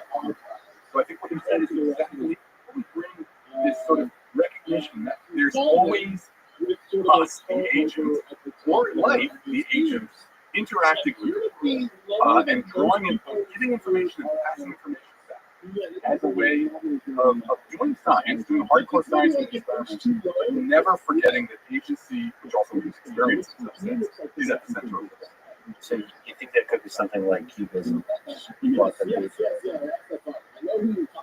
that creates a theory, like a Nobel Prize winning theory, sort of like hardcore real theories that put the agents at the center? Yes, that's what we're looking for. I think that is really, that's the exciting part. And it's, the scientific triumphalism exists. If you understand why people love this, like, I have these equations, this platonic idea that they are, they exist externally on their own. It's kind of a fuzzy religion, right? It's sort of like somehow these equations are you're reading the mind of God. But this other approach to me is just as exciting, because what you're saying is there's us and the world. They're inseparable, right? It's always us.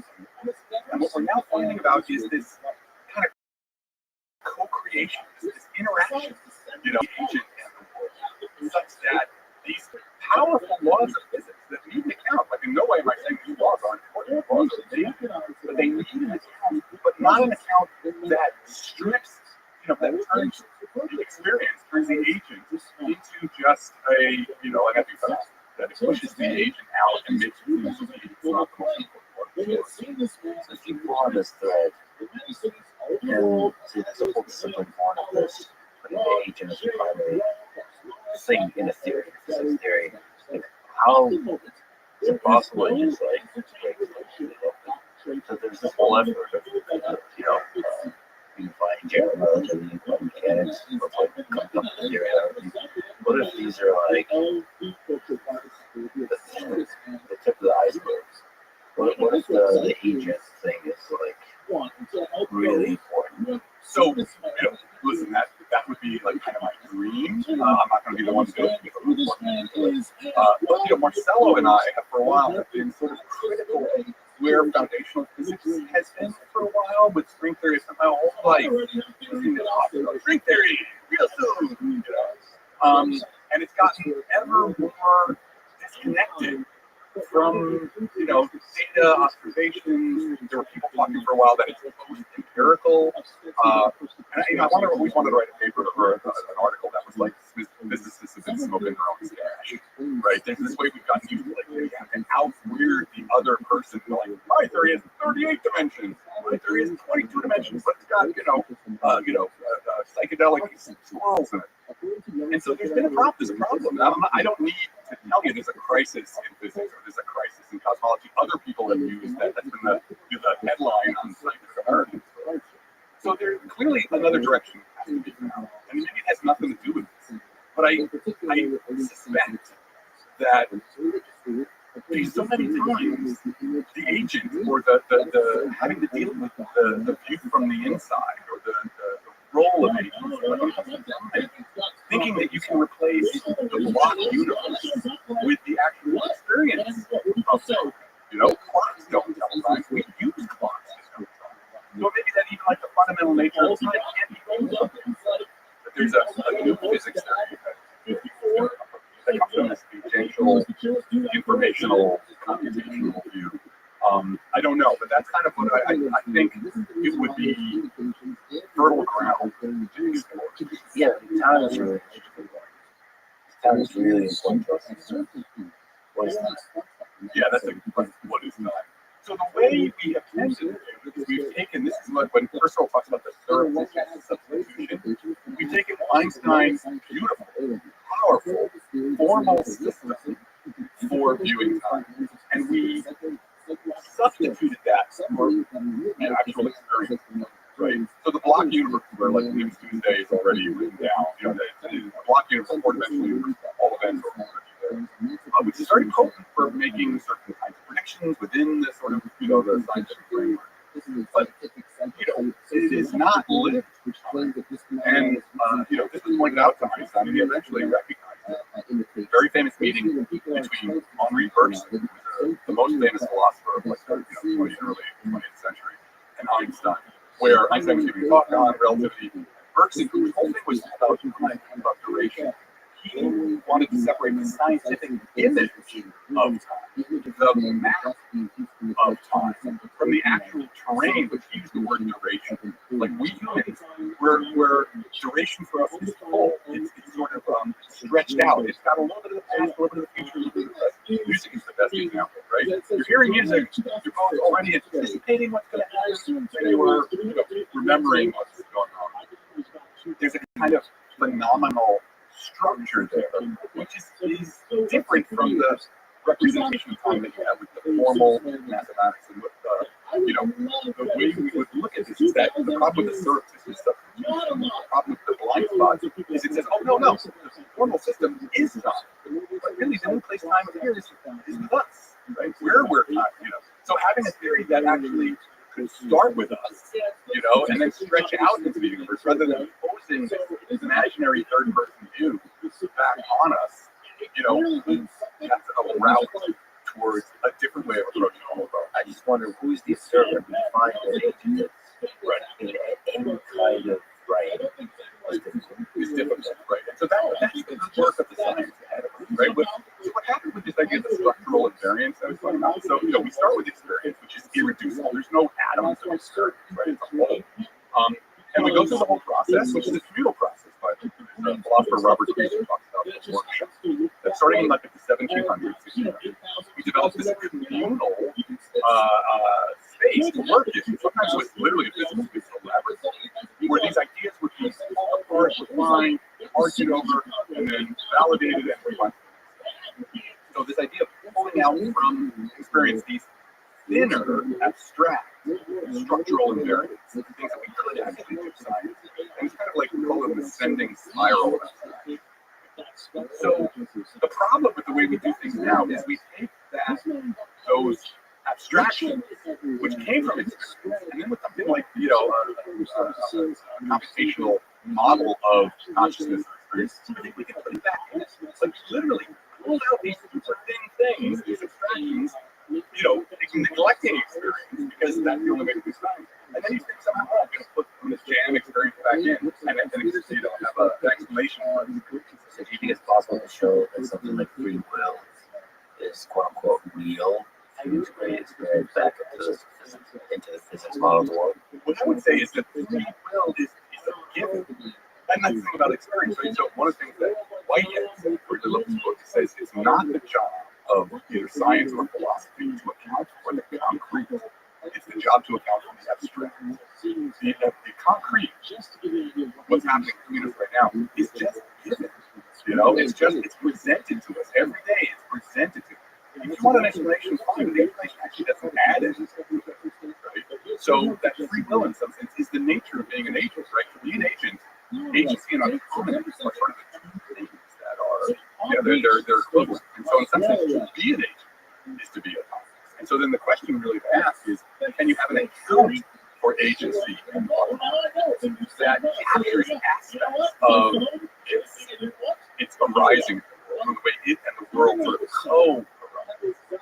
But the idea, the reason that we argue about free will often is because we already have this blind spot view that the world is deterministic because of our equations, which themselves, we treat the equations as if they're more real than experience.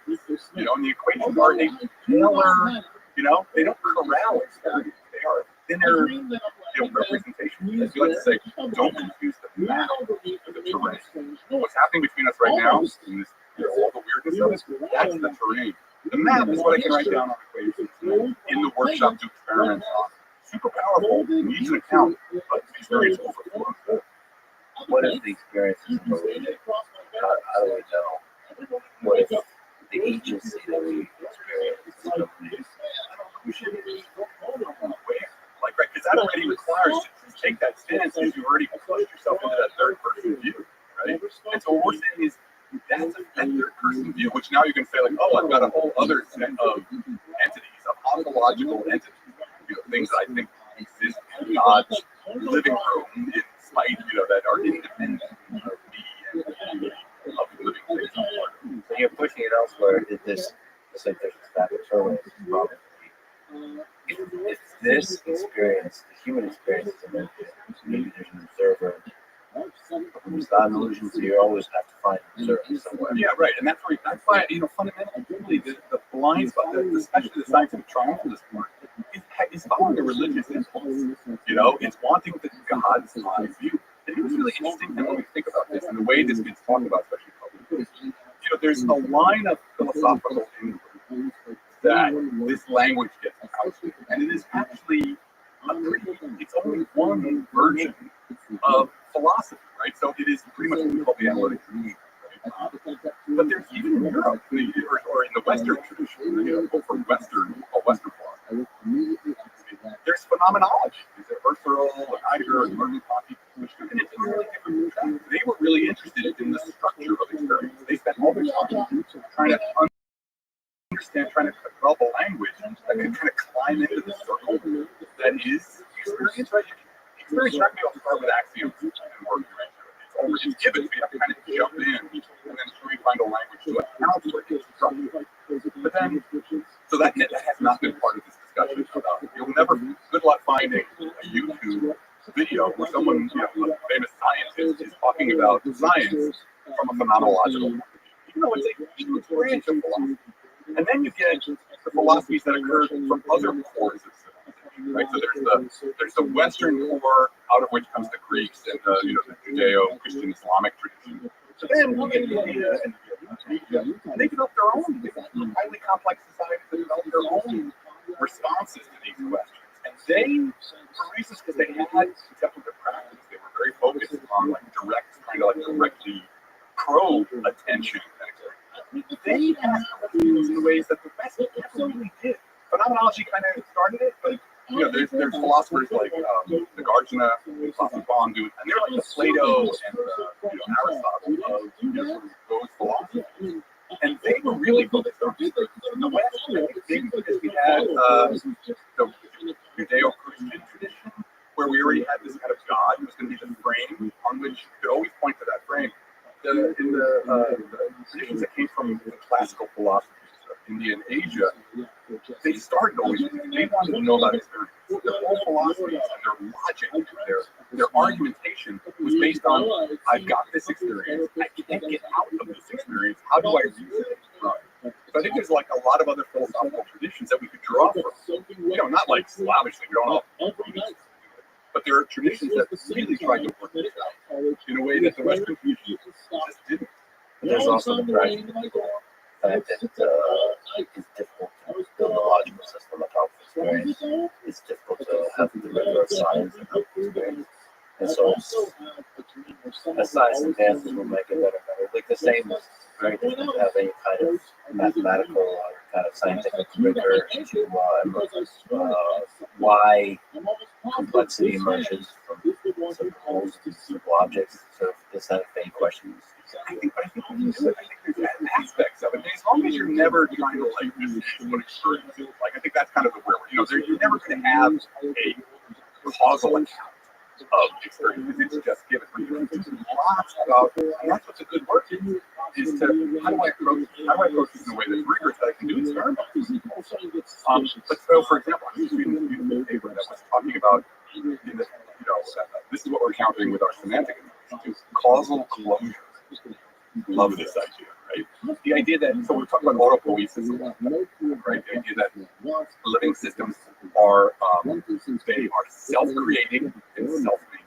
So the membrane, cell membrane is a great example, right? The cell membrane, you can't have a cell without a cell membrane. Cell membrane lets stuff through, keeps other stuff out, right? But the cell membrane is part of the processes. It's a product of the processes that the cell membrane, right? It's the cell membrane creates itself. So there's this strange, it's always with life. There's always this strange loop. And so somehow figuring out how to jump into that strange loop is, the science that's ahead of us. So this idea of causal closure, accounting for how we talk about like downward causation, right? So reductionism says everything only depends on the microscope. Everything depends on the atom. Right? That's it. You know the Lagrangian for the standard model, you are done. Of course, in principle, you need God to be there, but fine. In principle, you're done. Also, closure, and there's just reading this great paper that sort of argues with this. There's ways in which using epsilon machines, all this machinery from information, that you can see ways in which the system can organize itself so that it decouples from the microstate. Now, the macrostate fundamentally no longer needs the microstate for its own description, its own account. Whether that paper is true or not, it's an example of heading down that. There's also Robert Rosen's work, he was a theoretical biologist, who he talked about closure to efficient that living systems, are organizationally closed, are causally closed, so that they don't depend on one. He had a proof. It's very contentious. Some argue it's true and some argue it's not. But he said that because of this, living systems are not church terms. They cannot be represented as forms of systems. So, now they're not axioms. They're not, living systems will not be axioms. They can only be partially captured by algorithms. Now, again, people fight back and forth about whether or not these concepts, I'm saying that give you examples of like, when you see the blind spot, knowledge the blind spot, it opens up a whole other class. The book we thought was going to be really theoretical. Obviously, most public facing scientists are very sort of in that sort of science. And then the review from Science came out, which is totally pro, they were very positive. We're like, oh my God, And then the review came out in Nature Physics, and it was totally positive. And then the review came out in Wall Street Journal, because we had criticized, not capitalism, but we criticized for all industrial economies, that they were sort of being touched by the blind spot. It doesn't matter. It's extractive. Sort of had that sort of view that the world is just reducible to resources. The Wall Street Journal is a great. So I feel like there's actually out there is some, among working scientists in particular, there is some dissatisfaction with this triumph. Recognition that we need to shift some in order to jump past these hurdles that we've been arguing about forever, and we're not, sort of stuck in a vortex.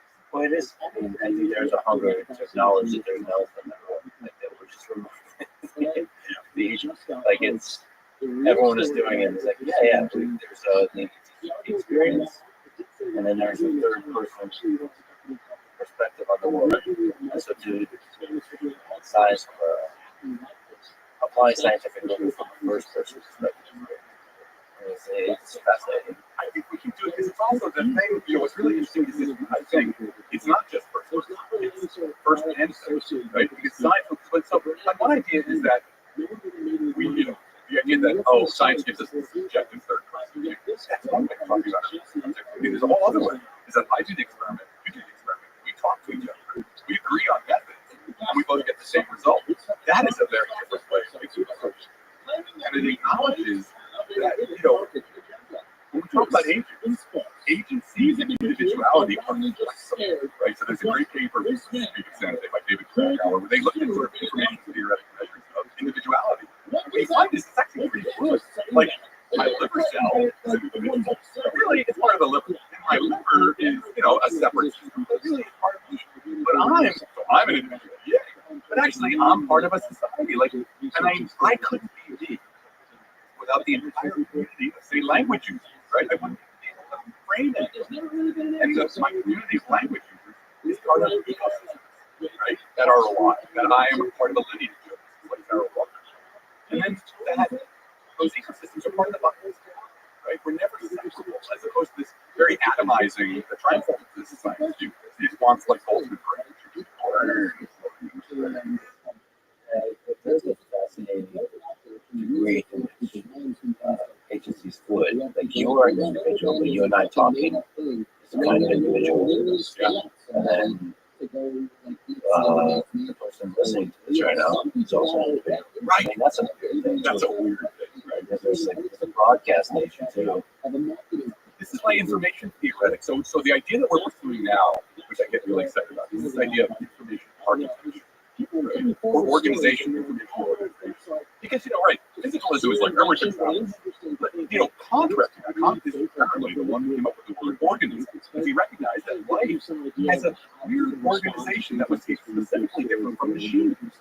And so this idea that how do we engage with that organization, which is often can be cast in information theoretic terms or computational terms, is sort of it's not really quite physical, right? It's embodied in physical, and physical as an instantiate physical, but it also has this other realm of design. It's not design like intelligent design, but there's a organization itself is a relationship of constraints, information flow. And I think again that's an interesting way that we might get a very different kind of science that we slow down. So going back to God and an organism versus machine. So I showed you a couple of Lego robots. Is it possible for machines to have agency? I would not discount that possibility. I think there's no reason I would say that it's impossible that machines, whatever it manifests, that strange loop that we're talking about, that autopoiesis. I don't think there's a reason to say it can't happen in I think whatever it would be very different from us. Like the idea that it would be like, it would be just like us, but now it's instantiated. I think it might have a very different kind of experiential nature. I don't think what we have now, like the LLMs, are there. But I'm not going to say that it's not possible. I wonder how far you can get with imitation, which is essentially what LLMs are, imitation. And I wouldn't discount either possibility that through imitation you can achieve consciousness or agency or the ability to have experience. I think for most of us humans, you think, that's just fake, that's copy. But there's some degree to which we humans are just copying each other, which is are really good imitation machines. From babies we grow in this world, and we're just learning to imitate each other, and through the imitation and intention, the personality, perspective. I think so. Possible, right? Possible, but I think probably the views I'm advocating would say that one of the most important parts of agency is something called O4 during embodiment, inaction, embedding, extension. But so the idea that you actually have to be in a body, which is some part of an environment that is the physical nature of it and of the extension in with other living systems as well is essential. So that's why I think the LLMs are not going to be, it's not just imitation, it's going to require, this goes to the brain in the back thing. I did an article about brain in the back, really evidence I was reporting on this, where they did the brain in the back argument, but they said, look, in the end, actually, the only way I could get a real brain in the back is I could have a brain in the back. Bring your robot body, but it's still so I don't think LLMs will get there. If they can't, it's really going to be embedded in the world. At least that's the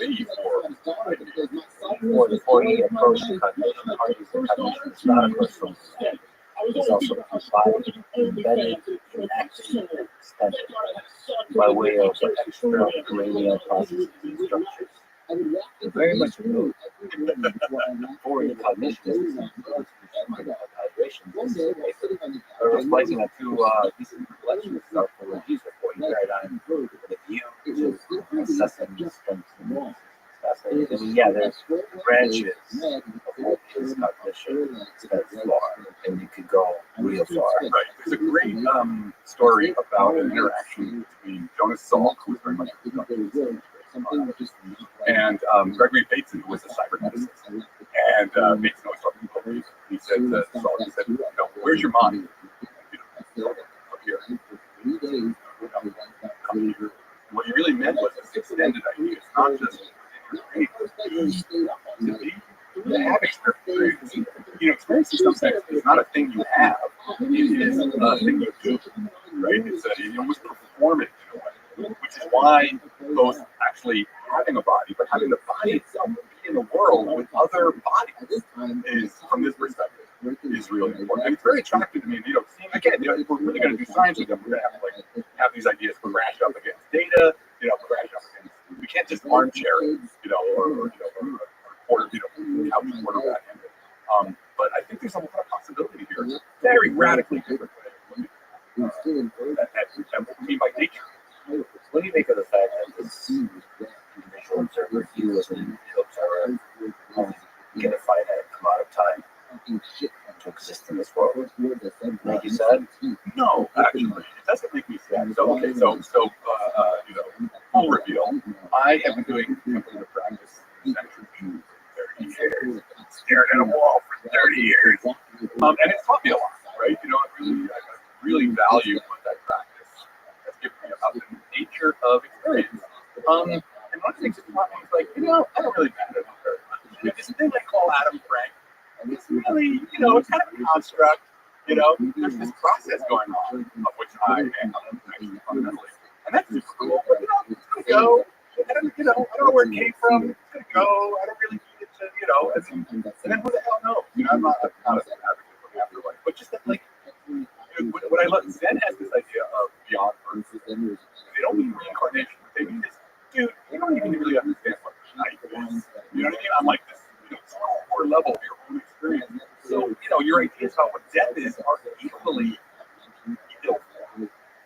And it's so, contemplative practice really tries to focus on experience and stuff. Spend 5 days at a Zen session doing contemplative practice from 7 a.m. till 9 p.m. And you'll really get a much deeper understanding of what my own experience is. What's it really like? You guys force you to learn how to stabilize your attention. Your attention is kind of like this thing, usually it's over there, oh my foot hurts, oh I gotta do my taxes, oh that what's that guy over there? Why is he wearing those shoes? And with contemplative practice, you learn how to stabilize it. Once you stabilize it, you can now begin to explore the phenomenal nature of it. So what I think I've learned from that is kind of whatever, I'm not really kind of real with the Adam Frankel, the identity thing. And the part of me that is real is, everything's coming and going. I will say it's not coming and going. This inner world is just, this idea of codependent arising. Nothing exists. Nothing has self-nature. Nothing exists by itself. It's an endless, infinitely connected web. Still, there's individual experience. You get attached to it, and it's good while it lasts, and it sucks that it ends.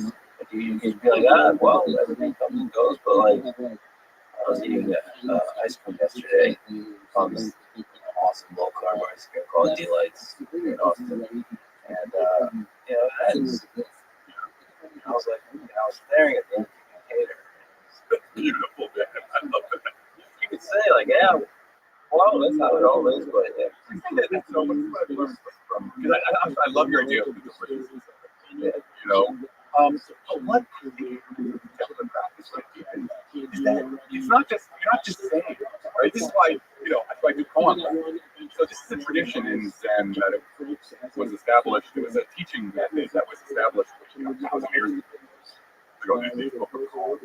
And every koan, if you've ever read Miguel Escher Bach, they're kind of non-logical problems that you have to work on.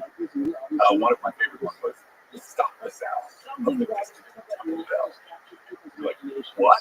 Every time my teacher gives it, I'm like, what are you talking about? This is the whole Zen thing of I'm just getting the sound up. You must understand this. So, your job with these koans is to sit with them, is to So realize what this thing is trying to teach you, what aspect of experience it's trying to teach you. So there's no answer. There's no, and in fact, actually, you don't give an answer. You actually usually have to demonstrate. The first time when I sat, I did a call, and the guy was like, tell me the answer, show me the answer. What are you talking about? But after doing these for years now, you have to kind of learn the language of them. And so I could never tell you, if I told you the answer, I could give you a phone and tell you the answer. Like, what? You know, it's never, it's not the words. It's the, you know, so like your experience, like, it just deepens over years. It really does take years. Just like anything in math, it takes years to understand. And with like, yeah, the words are like, it's not just like, oh, everything changes. Like you feel it, but like, you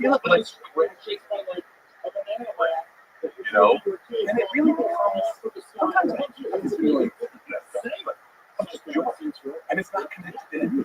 And that's what I've kind of gotten. It's just like, yeah, you know, that passage, that infinite passage of moment to moment, that is truly the way things are. Like, not okay because I have a feeling about it, okay? I want it to be okay. It's just, it's okay. It's a really, it's a pretty awesome. Yeah, I get maybe it's the genetics, maybe it's the biochemistry from my brain, but I generally have that joy about experiences. More for joy, but it seems like, yeah, maybe it's my senior opinion. There's always like a melancholy, there's also sitting next to joy. And I think people always feels like they're intricately linked. So the melancholy is about the finiteness of experience, and the joy is just about the beauty of experience. Just kind of Yeah, which is cool actually, because that, you know, I'm also, you know, and I get it, right? I mean, you know, but that's all. So the cool thing is like, yeah, but that is what it is. That is what it is, right? You don't have to do anything. You don't have to like manipulate or move it around or like, yeah, this is the experience. Yeah. Can you speak to just the practical nature of sitting there with something else?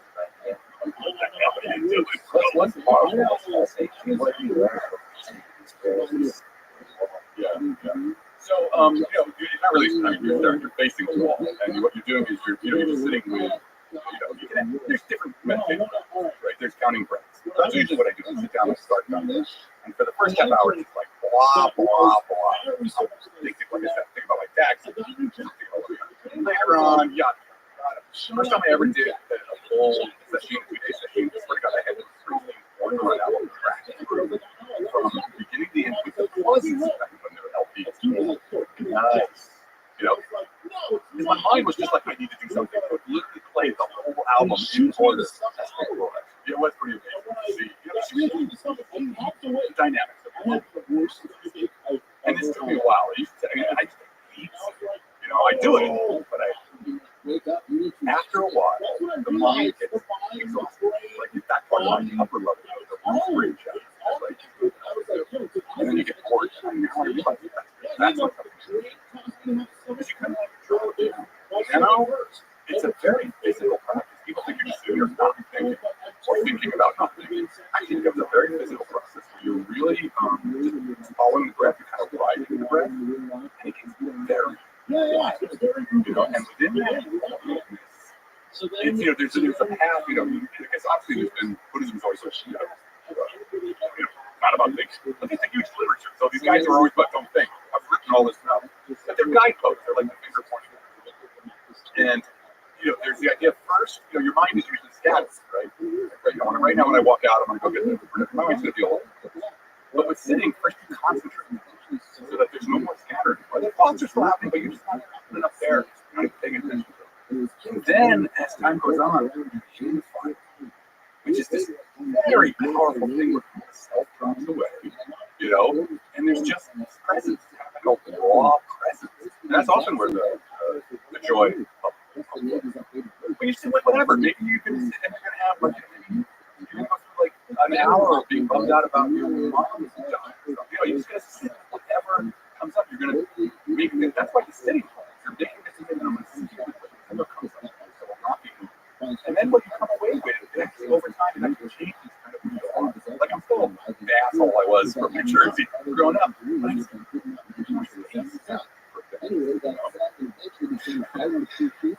yeah, that's Jersey. But I love the Bruce Springsteen's blasting in your head.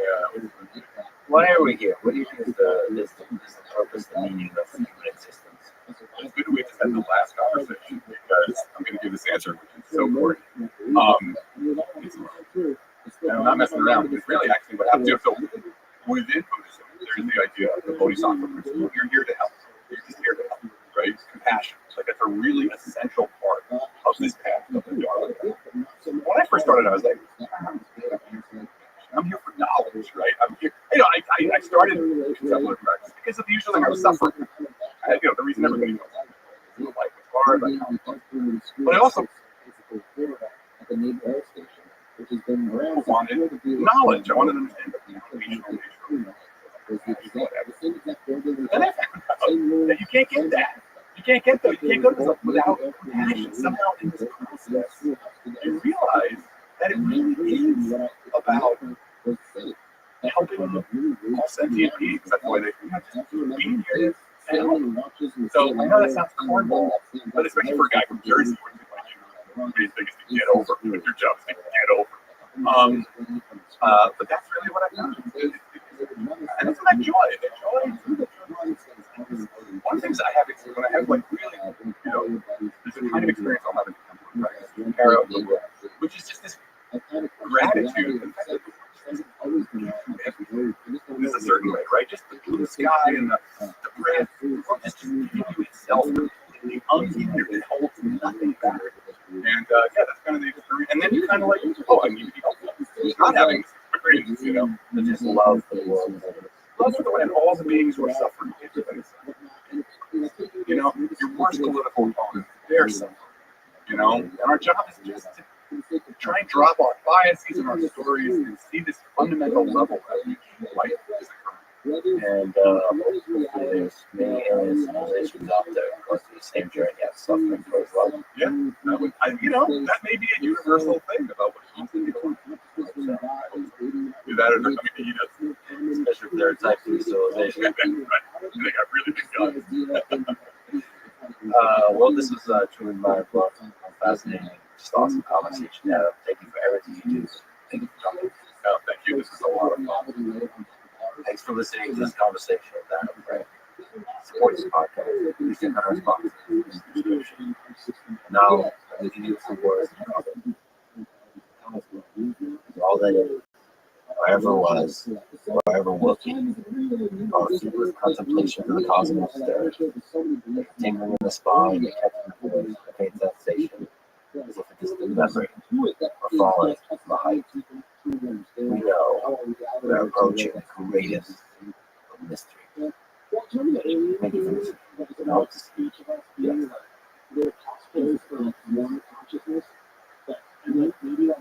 The little cosplay games that you guys like look around sometimes, or maybe like you accidentally end up in another one.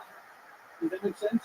Like maybe there's only so many consciousnesses that are actually present at once. Like maybe when you know, like if you take the alien idea one, it's the idea that we're all part of one.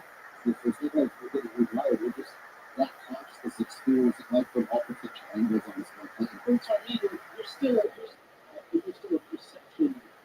Sure, because then when you die, you kind of just join back with it. You're not like an individual anymore. Like, what if some people are just empty? What if some people are just empty, and then you take the wrong turn in the wreck-it rocks of dreams one night, and you actually throw the wrong body, and then you travel back to your body when you die. Sounds crazy now that I'm saying it out loud. Like, yeah, no, it does. That's okay when there's no science in there, right? Well, I think they have a soul transfer machine in the Ghost Lake facility that we talked about. Yeah, maybe.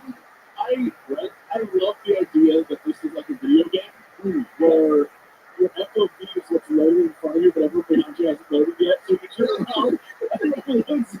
It's like, why would they do it? I don't know. Quantum mechanics cannot be measured until they're observed, bro. Well, hold on. I just want to say for the record, I would believe this if you said it was more accurately like when characters from like Urkel would show up in Full House or whatever, and they would like, they shouldn't be there, but there they are. You're like, all right, well, this is funny. I don't know. I buy that. I think I would create this idea more because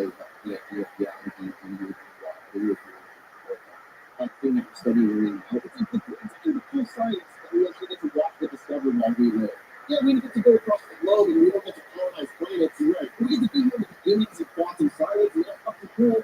And we find absolute PhD level understanding of how quantum mechanics works. This seems plausible. We just got it all covered.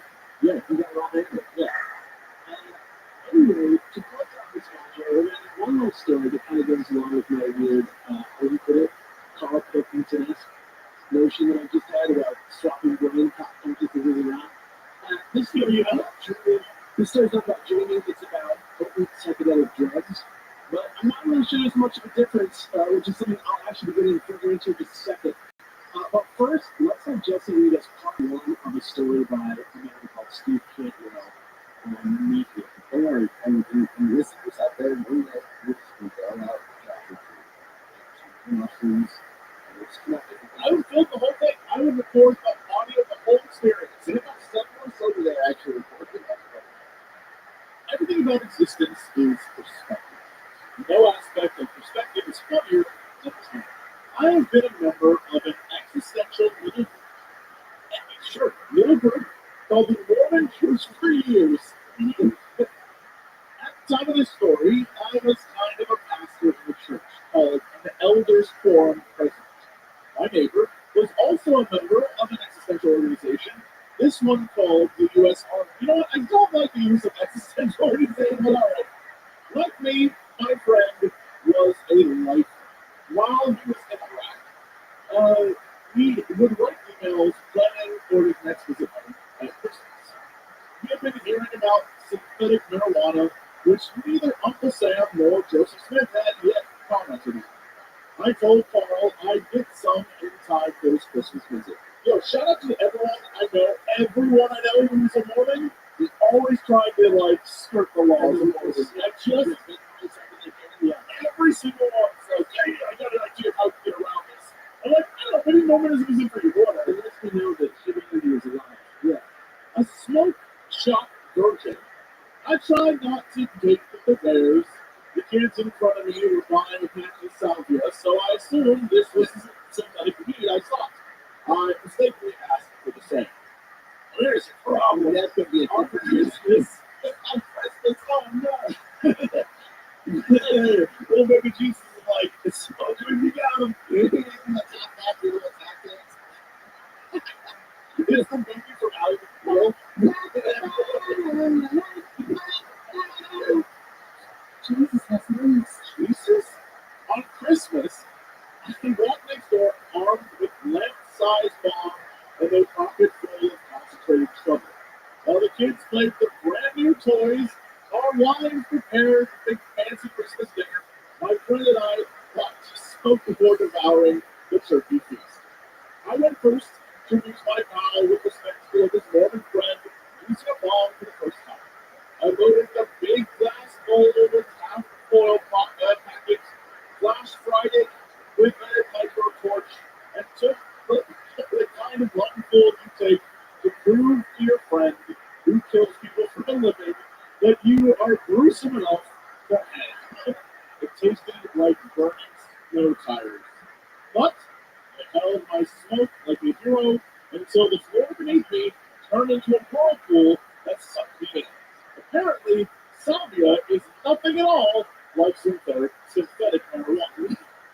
I felt for a short time, down a swirling tube. When I came back out into the light, I was on a super realistic deck of a small ski boat and vomiting up water.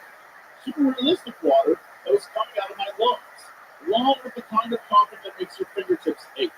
3 strangers were gathered around me on the deck, talking excitedly. Man, we thought you drowned.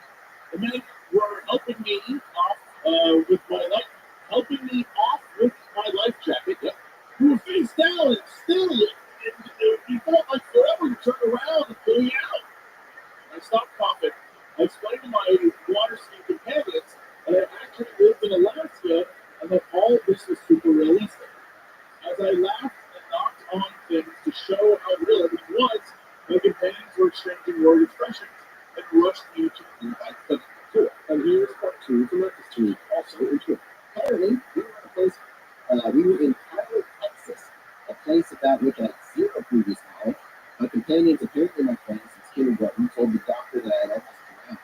My lifelong friends expressed concern that I couldn't remember any of them, and that I kept saying I lived in Alaska.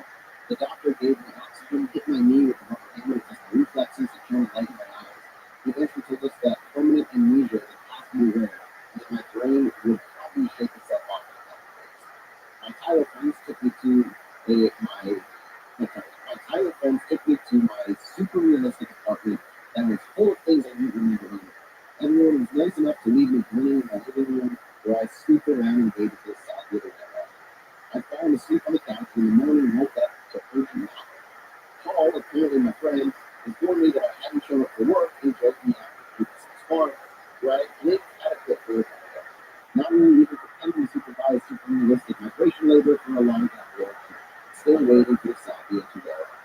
The work ended, and my friend offered to bring me to his house for dinner.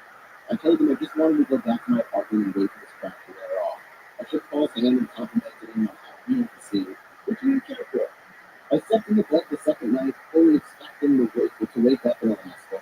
Instead, I woke up again to Paul knocking. I had shown to work again in this group, and repeated itself for every minute of every day for 8 years. I was trapped in Tyler, Texas. I will say Tyler, Texas is a real place. Like, it's not too bad. It's like life on Mars, the show. Genuine question though.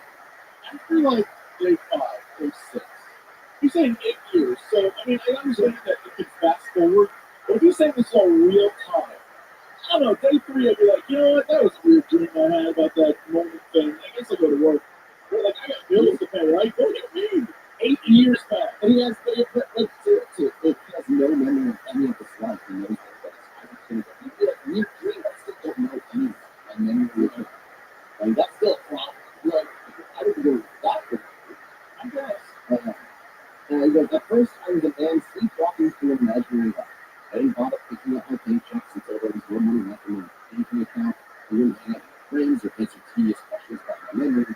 I just go home every day and sit in my room crying over if I had imagined. You want to know? That's all I want to know. Okay. Yeah, if I had imagined my life in Alaska. It took 4 years to crack me, but after failing to find any place in my previous life, I accepted that I had escaped brain damage and a weird trauma. The narrative that I had a family in Alaska left me to get to feel like the kind of escape this fever dream a loser has in his brain goes swimming through. The belief that I had brain damage gave me a kind of guilt, allowing me to let go of my life in Alaska and start participating in my life in Thailand. One day at lunch, I told my handful of friends that I wanted to sing in the cover band they were always talking about for me. I started hanging out with them, interfacing with classic rock covers. We developed a kind of shorthand where they needed to include backstory of the conversations if needed, and I learned to stop treating people like they were imaginary. Then, one day, I was walking across a park with my friends, carrying a bucket of chicken, when the grass beneath my feet turned into a whirlpool, and I fell through the ground and back into the basket. But then, my now ex-wife was on the ground, holding me around the chest, while I shook with seizure. I left the floor. It just came out. My friend, who had probably been thinking about how he would explain this to the police if I died, he really hung up with this thought of defending my father. Of course, nothing had. How does this man know these details? Very. Sorry, really awesome. Of course, nothing had changed in the 8 years at the time because total relapse time of my seizure may have been as short as 45 seconds, best guess. Everyone was mad at me for sounds like stuff. Everyone was mad at me for playing around with for Christmas, but I was too weak at the wonder of my family's care. My last life in a borrowed pair of sweatpants due to a super realistic accident and slacks during the seizure, and still better than anything Tyler, Texas had ever.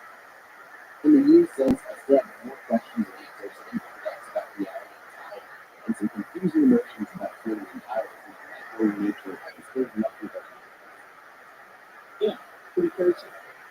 It's a crazy lucky story, but yeah, that'd be for me, I can imagine. Have you ever hallucinated a life on drugs? No. Yes. Never once. Oh, I've told the story a million times. Yeah, and it's in your life for years. Yeah, for a life. No, not years, but like hours. Like, I definitely had to walk home and that was fake. Like, it's happened, but that also wasn't celebrated. That was like hard It was like, and we were drunk. We didn't shoot at that place, but it got us. Although I guess we did. We were trying to press girls, but people with bad intentions got us. Yeah, exactly. It's possible that I absolutely have seen videos of dudes do salvia, and they have, when they come out of it, it's been 30, 40 seconds, and they're like, dude, all you gotta say is they go off with a crazy story. I definitely believe that it doesn't do good. 100%. I don't know what. I know it doesn't matter about the stress. I don't know enough about biochemistry to tell you exactly what. I know it does different things than most drugs do. I don't know if they even really count the same thing. I'm not sure. That's like something I'd love for somebody with. If there's more scientists out there that want to educate us, please tell us about what salvia does to your brain that makes it so goddamn crazy. Because it is so goddamn crazy. Yeah. There's so many videos on YouTube of people doing it. Yeah, dude, driving while on salvia is one of the best videos of all time. I asked him on behalf of the Cuban Island System of YouTube. I'll introduce a place that you can go. So, in the last module that we're going to get to, let's go back to another movie, which is actually, coincidentally, News Party movie screening for 2011, which was Christopher Nolan and Leonardo DiCaprio's Inception. Not sure what Cuban Island is always watching stuff, but I don't know. All I can see is movie minutes. It doesn't, it's not very, it's a good one for it, for instance. I don't know what it's like to do. It's just very, yeah, I don't know what they're doing. If you haven't seen it, it's about implanting ideas in a dream person's head from the outside world, and sneaking into their mind like a heist, and seamlessly convincing them that it was their own idea in the first place. That's what Inception is. Also, it's the plot for certified, kind of, too. And I'm not going to mention that again. I'm going to say that you should also maybe consider checking out Shin Megami 5 for the Switch if you run the battle system, which is more challenging and giving you probably to make teenagers revenue as much as possible between ships and day job and also attending high school, which really isn't that relatable to me at 35 anymore. It was all about the teacher growth, but whatever. Yeah.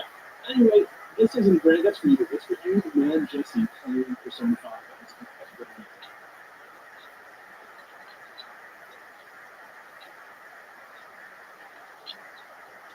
But here's a news story about the idea of communicating both ways with someone while they're sleeping being absolutely real and occurring in this real life already.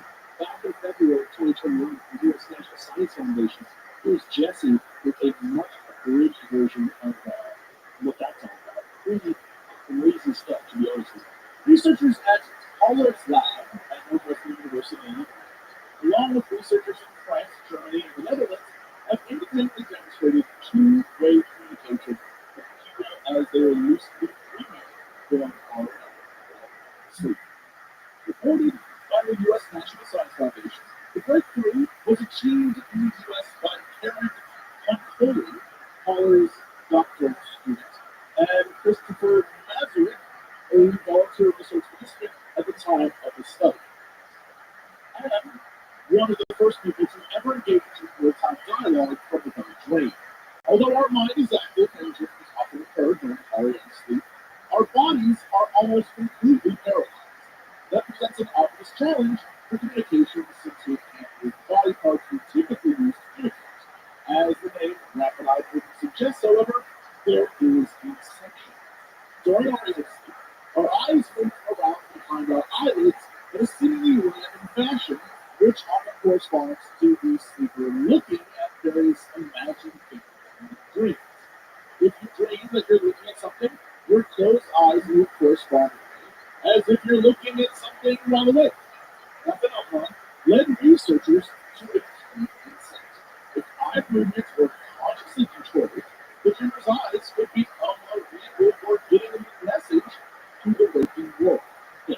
So basically, the researchers were kind of having the same problem that I was having. Like, I can't give you a picture of dreams. I can't do anything except like give you reading. Like, there's so much reading in this episode because all we can do is read descriptions of what people already experienced, like after they did it while they were asleep and they told us about it. Which is probably like a filter of perception that like sometimes changes completely, like the experience with the dream even was. And because these people can't move the dream, they have to try and figure it out. So they use EEGs to do it to track and breaks until these people are in their REM cycle. And then here's back this a little more about what happens. to kill Nazareth and the other U.S. volunteers who conquered wild each participant in direct trends that sense brain activity stealth on the face, on the chin, and critically near the eyes. Those would allow the researchers to monitor and record every even slight eyelid. When your eyes move in the sockets, it creates an electric current, which is detected by the electrons in the recording system. But we also trained each research participant to help them achieve this duty. We instructed them on what to do if they succeeded. That included learning to recognize the specific sound she would play when they entered REMC, prompting the participants to realize their dreaming and thus become lucid. As a volunteer, Nazareth signaled his awareness after he played a randomly selected audio recording, 8-6. A few seconds later, Conte saw Sirup's response written among the peaks and gatlets of his eyes by electrical signals, too. Pretty wild stuff. So, not only does this prove that you can communicate with somebody while they're sleeping, which is crazy, like while they're in REM sleep, and they actually double verified it with a sleep share thing, they call it, when you make sure the results are not what they are. So it's very likely when you really want these REM cycles when this happens. But it also brings, like, where was he? Like, he said that he was dreaming that he was sleeping in the lab, and that somebody told him he heard this voice and reacted to it, right? He was in REM sleep, but he dreamed he was sleeping in the lab. So where was he? Like, how was he in the lab? Was he using input data from his senses while he was asleep and deciding in the lab? Is there a dream version of the lab? And then you can think about, like, you kind of have that idea, like, just to go against what we were talking about, like, living a whole life in dreams, stuff like that, right? You time dilates and shifts and stuff like that. If somebody's talking to you, you can respond at any time and in real time with somebody in real space. Like in real time space, in reality, you can talk to somebody who's drinking and if you're at that same speed in the dream. I don't know. Kind of interesting. I don't know. There's something at the heart of that that's very fascinating to me. That makes it seem a little bit more interesting than the sort of underwhelming way that it's done makes it seem. Have we had this conversation before about this exact thing? I don't know. Yo, tripping me out. I swear to God, Ponciano has talked about this exact same thing before on this show. Maybe it was Minnesota in 2021 when this happened, but I don't know. I'm hoping someone listening will say yes, we have. Otherwise, is this a dream? Or I don't know, man. It's freaking me out. There's something weird about it, right? There's something interesting about that discovery to me that kind of like makes me feel like dreams are a real place. I don't know why. Though, of course, in Inception, in the episode, I also have seen that man before we even did this episode. That's also fucking weird. So, of course, I must say at this point, because the children really want me to make this clear. It's in the movie Inception, it's not just one of the guys who's sleeping. It's actually everyone who's sleeping while lucidly dreamwalking through someone else's dreams. So it's really less like this real, tangible scientific discovery, and more like the incredibly dubious notion of dream telepathy, which nevertheless has at times been championed by Sigmund Freud to Jeff Mongooses' own Man with Photo, which, by the way, did you remember the movie about Jeff Mongooses on the head? Have you guys seen La Llorona movie that came out a couple weeks ago? Have you guys noticed how old we are now when we started the show? Have you guys noticed that in the last 2 minutes, 100 years have passed by? Well, think of this. We don't have an episode on it in a couple days. That's 6 years. That's absolutely insane. I was just doing all other stuff that we were doing. Anyway, it's about 20 years. Ancient man. Anyway, there were tons of different experiments into true dream telepathy over the years, which was people in dreams just communicating with each other while they're sleeping. I can sleep in my house just for sleeping because I think that we got at the night after my house. That's what dream telepathy is. But even in the chapters they did about which he didn't in, Freud seemed doubtful of that at the time. And it didn't really get to be such proven. Amanda Feller brought cases for a few decades later in the 40s, and the people, their claims were almost immediately annihilated by extremely flimsy evidence. And those are the stories that they brought forward really just just more like coincidences than real communication, and there's so much inconsistency around it that it was like not good, like a people or anything. There's been more serious studies since, including ones at the Maimonides Medical Center in New York in the 1960s and 70s, that nevertheless lost credibility due to, again, messy data. And since then, there hasn't been another successful dream study. There was a paper in 2003, a group of Maimonides studies that was trying to validate them, but then that paper got criticized for using shitty data. Any testing has been carried out since has found zero evidence that dream telepathy has ever once taken place. But then, if you can't reliably communicate in dreams while both subjects are sleeping, then let's do what I said I was going to do earlier, head back to the world of psychedelic drugs for a second to answer the question, then what is it like to be in the world of dreams? And maybe the answer to that question is just, it is hella tricky to be in that state. Because let's talk about DMT for a second. Everybody knows what DMT is that right? Yeah, but I do not. Can you please explain it to me? Actually, instead of explaining to you, I'm going to give you a quote from Jesse from the Imperial College in London. Right up there. It's a clear definition for you to read to the people.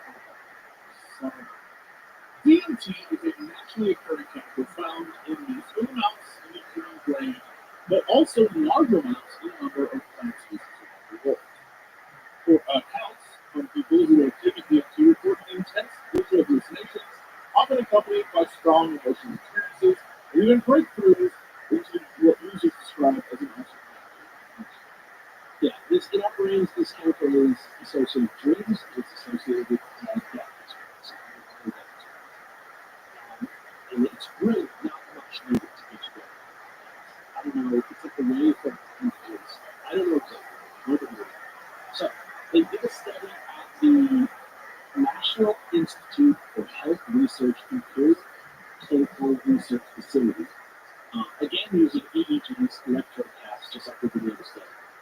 Gave these test subjects infusions of hella DMT and just tracked what happened with brain activity. And what they found was that it actually affects our brains much differently than most psychedelics do, just like psychedelics. So, not in the same way as psychedelics, but in a similar way, different than the rest of the psychedelics. So, for example, alpha waves, which are our main brain waves we give when we're awake, that's like the brain waves of alpha waves, they go way down, which is weird. And then theta waves, which are like the dream waves, they go way up. They spike, even though these people are awake. So now, they quickly dream very well, but I go awake. And that's weird because most psychedelics, like shrooms or LSD, and then to rock all the brain waves down. Even more interesting than that, though, is that it also makes the brain activity more chaotic, which is like the opposite of what happens when you're asleep or where you're going with people and just speaking to a slipper. And then even later than that is that from that chaos emerges an emergent brain pattern organically that forms a new type of order in the brain with the brain waves that results in a fully transportable waking experience. Okay? So here's a quote from Mathis to from researcher Chris Turner, psychotech research. On the alter brain waves and participants' reports, it's clear as people are completely immersed in the experience. It's like daydreaming things far more vivid and immersive. It's like dreaming but with hazel.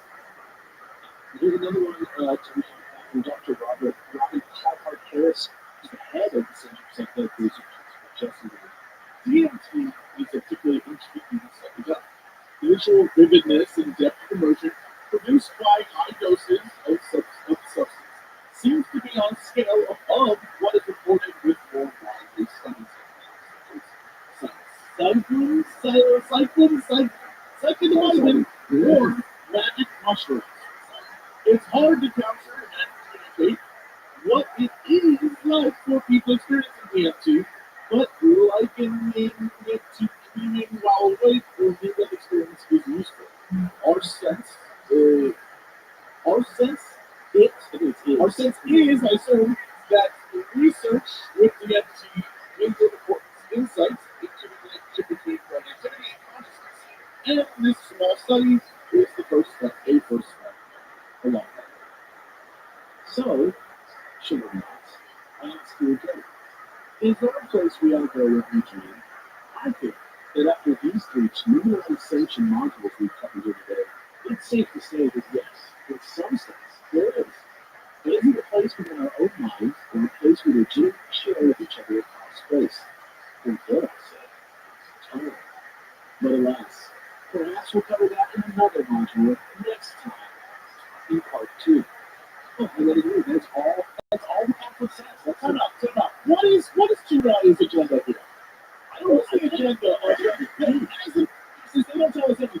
They just say go out and talk about it. What do you think they're trying to do? There's a lot of stuff about getting into people's. There's a lot of research about putting ideas in people's heads. That's all I'm saying. I don't know what are they suggesting that people listen to this podcast when they go to sleep at night?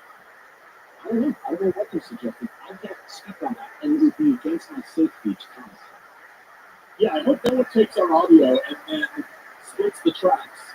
There's in fact a fourth audio track, which is just like. That's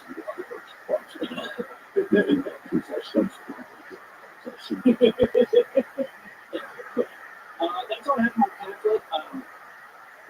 I gotta say, it wasn't that bad of an episode after all, even though it was not my own outline, it was just the check that I was outlining. I thought it was pretty good. What's the last one I did? Magical, paranormal, is there anything to this at all?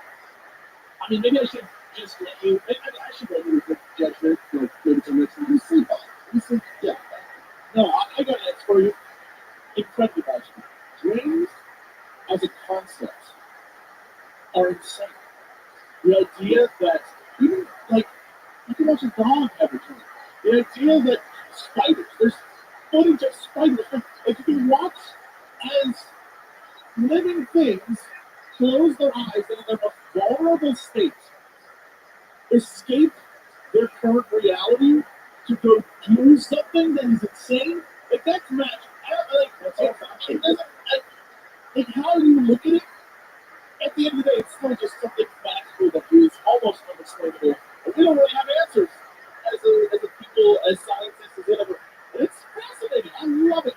It doesn't mean that it's like you like the connection, but it doesn't not mean like who knows, man. Yeah. I mean, I don't know for sure how I feel about this. Maybe next time we'll finish our dream episode with the extra large new Nancy module. Maybe we'll have some idea about what dreams are. Or maybe you can already know what's going to happen next week. Do the dream. Just kidding. Or am I? Anyway, I'm going to take that with a true story as told by my favorite unpopular project happiness. About a time when they took some psychedelic tablets and Kathmandu and met some beings from another place who showed them the nature of reality outside of time and space that we experience as humans here on this planet. On this place, just get your mind grapes juice a little bit. I'll leave this for myself. I'm starting to grasp the concept. Our physical bodies are equivalent to computer-based sprites for chess pieces. The entire universe I've grown up in and held down is an expected playing field. The super reality I'm experiencing is simply what you see when you break concentration and look up at the hand. As a final demonstration, I'm shown how to detach a smaller softer foam blob from the substance of my own fluid mirror body. The infant blob is holographic, I'm told, and contains the complete informational content of the parent intelligence. It anchors itself into the liquid information we're swimming through and begins to crackle and freeze at the edges. I can't imagine how I could have forgotten this. I know it's about to happen. The baby blob is hissing like sugar, growing and folding up all around until it's everywhere. This is how we start a game, and it's time to play the game. My eyes are still open and there's a bolster supporting my neck. I can almost feel the extremities of my body extending out into directions I can't point to in three-dimensional space, but it's only for moments. Kathmandu jigsaws itself together in one awkward instant and back in the world, back in the game, shaking. Patreon.com/295. If you want to go right into stuff like that, check out Great Horse on the Substack. Thank you for listening. See you.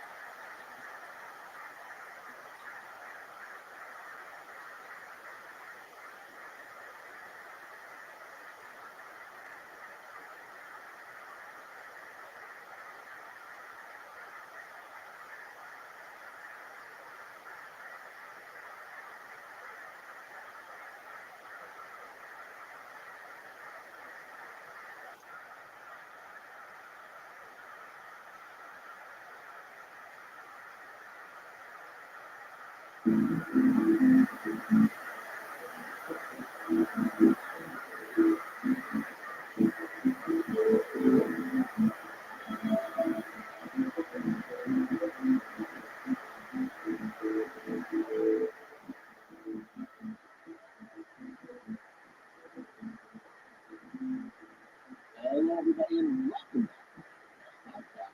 As always, my name is Michael. It's episode number. Oh my God, you just broke your own system. Episode 238. As always, everyone of us make part. Joined by You already turned off the podcast now. It's one. Why even bother? You didn't say the number. joined as always by my pet hamster and the stray dog that ate it, Jesse. What? When you think that you say something crazy when there really is an anecdote behind it, I feel like the mystery is part of the I charm. feel like there's no mystery here. I feel like you and a dog and ate things. Or ate dog ate your hamster. Is that true? I'm gonna say yes because it makes your life a little more interesting. Yes, and also, And more sad. I found a few letters. Oh, You know, the state of the lawsuit. when God eats a hamster, he opens the secret. That's what they say. Mississippi? I am the answer. I am taking that mantle. I am the stray mutt that nibbled on Alex a little bit too much. You know what? I'll tell you something. I'm like when you told me like come over there and you can just take for it. I want to keep talking about animals with something every episode. You really got on that guy now. Ever since let's get on to the zone, my handiness system. It was when we were on their show. Yes, we were on their show, and we were like, I'm the man guy. It's true. I mean, it's not true. I think it's just like he was a Disney guy. Oh, yes, we do. I don't believe that. I'm not a Disney guy. I'm going to just play like 4 years. You're a closeted Disney adult. You don't want people to know. You're a little worried that people will judge you. But, bro, you know more about Disney than any other human being I know. Everybody with a brain like mine got an encyclopedic knowledge of something that they didn't expect around the time that they came of age. And I did Disneyland, the top 10, it and Wolf 2. Okay? What is the age you refer to? It's just like 12 to 18 video games, aliens, US history. Mine were like movies, ladies, movies. Yeah. 12, right? Oh yeah, I was on my head, yeah, movies. Yeah, we 12 years old, we're movies. Yeah, and then like, I don't know, what are the questions? It wasn't until I discovered that on that chat rooms that I worried about movies. Hey, what's up, Alex? That's how we do it. Well, folks, here we are again. Welcome back to part 2 of our episode of Dreams, which I don't really call mine because, again, just to remind you, in case you forgot the Magical Riddles with last week, this one was kind of a collab with the real Illuminati, and as such, this episode was supported by some of the board-approved educational modules about dreams. Weirdly, a lot about what movies they screen at their yearly super secret computers party. I don't know what part of the story that is. I have not been invited to one of those parties. I don't know how they do that. I personally have not. But speaking of support, to support us, head on over to patreon.com/Illuminati like always. But not only is there all kinds of great stuff you get in return, like after episodes, mini-sodes, all from the perfect and cool Studio Electro, access to the pre-release archive of our movie review show, Robbie Popcorn, and more. And more. And the new t-shirt from now that we have on the oh yeah, it is sick. It is just absolutely awesome. Go check that shit out. Perfect and cool are the perfect adjectives for this. You have to go check out the shirt. It's the shirt that you want if you like the shirt. Not only do you get that stuff, you are also added to some sort of like, it's not like the no silence, it's like the wheelchair with risk on the official registry of the Illuminati database. So instead of not being allowed on airplanes, you are allowed to hang out with the Illuminati. Isn't that cool? Is that not cool? Right? Did I mess it up? I mentioned the no-fly list. If not, just DM us and we'll set a sleep ending achievement CMG in the dream realm overnight. Anyway, let's stop being obtuse for a second. We'll talk. Yeah. Well, that's what we do.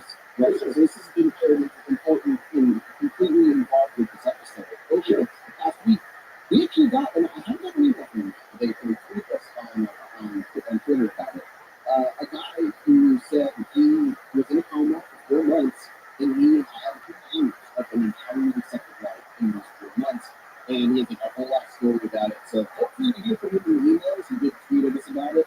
That is interesting. Absolutely right.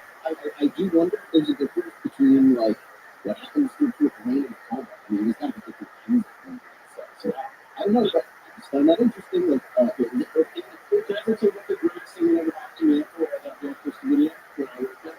That I was working register one day at like in the dead hours of like midday, and this lady, the 2 older ladies came in together, and they were like friends.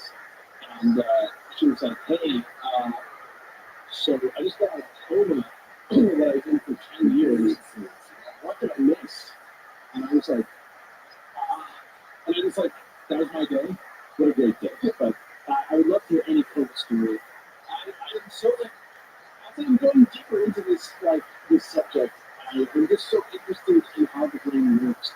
It seems like, the more I think about perception and how much perception seems to affect reality, like, I don't know, something about dreams seems even more wild. There's a post yesterday, too, somebody scientifically broke down what salvia does to the brain. I saw that. That was great. Which is awesome. TLDR is essentially like, we don't know, but we think it's a dopamine. Yeah, we'll get that in a minute. We'll get that. Yeah, we'll get that. We'll do it.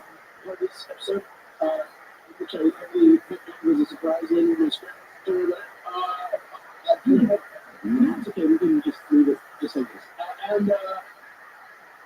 Yeah. Anyway, no more obtuse stuff. I threw you off. I'm so sorry. No, I was right. And yeah, my iCloud frozen. I mean, it was scrolling through this. Now we're back.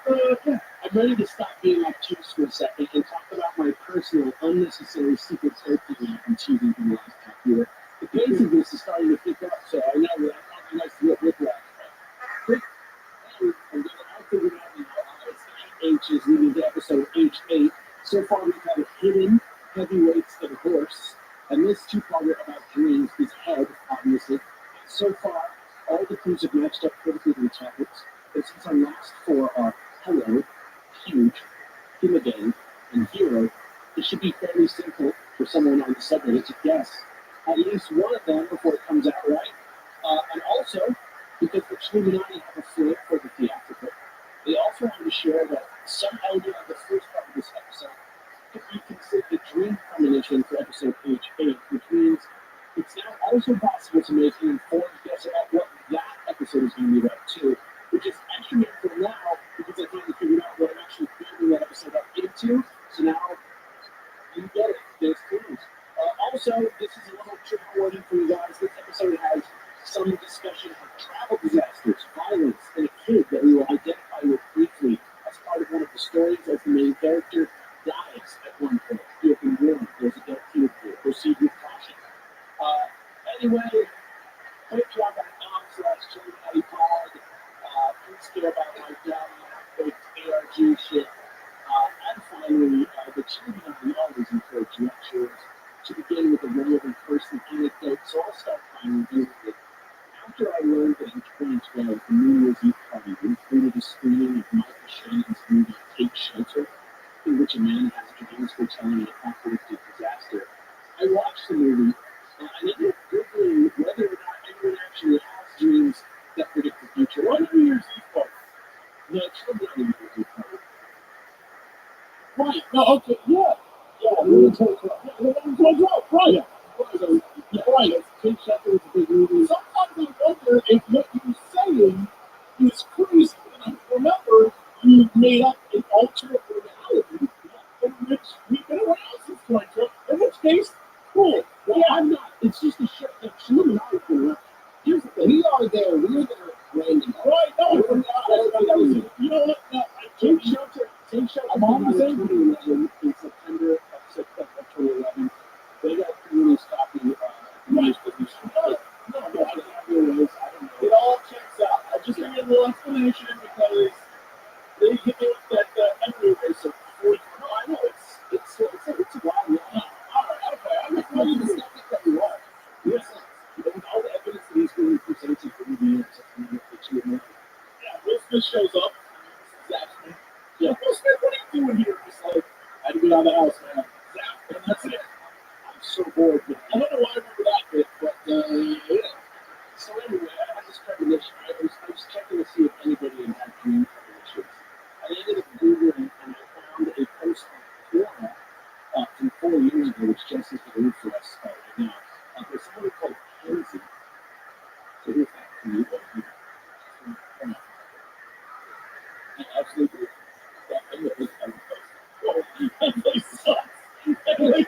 Here's the deal. This episode is about dreams, okay? This is something that already existed in that nation. So there's no way. If you would have said literally any other website, you could have been like on 4chan and like a little bit more credible. I'm not gonna lie. Currently, I am 16. I dream almost every night, and about 2 times a month. My dreams come true. I sound crazy when I tell people, and I try to research why it may be happening, but I can't find anything that would explain why it may be happening.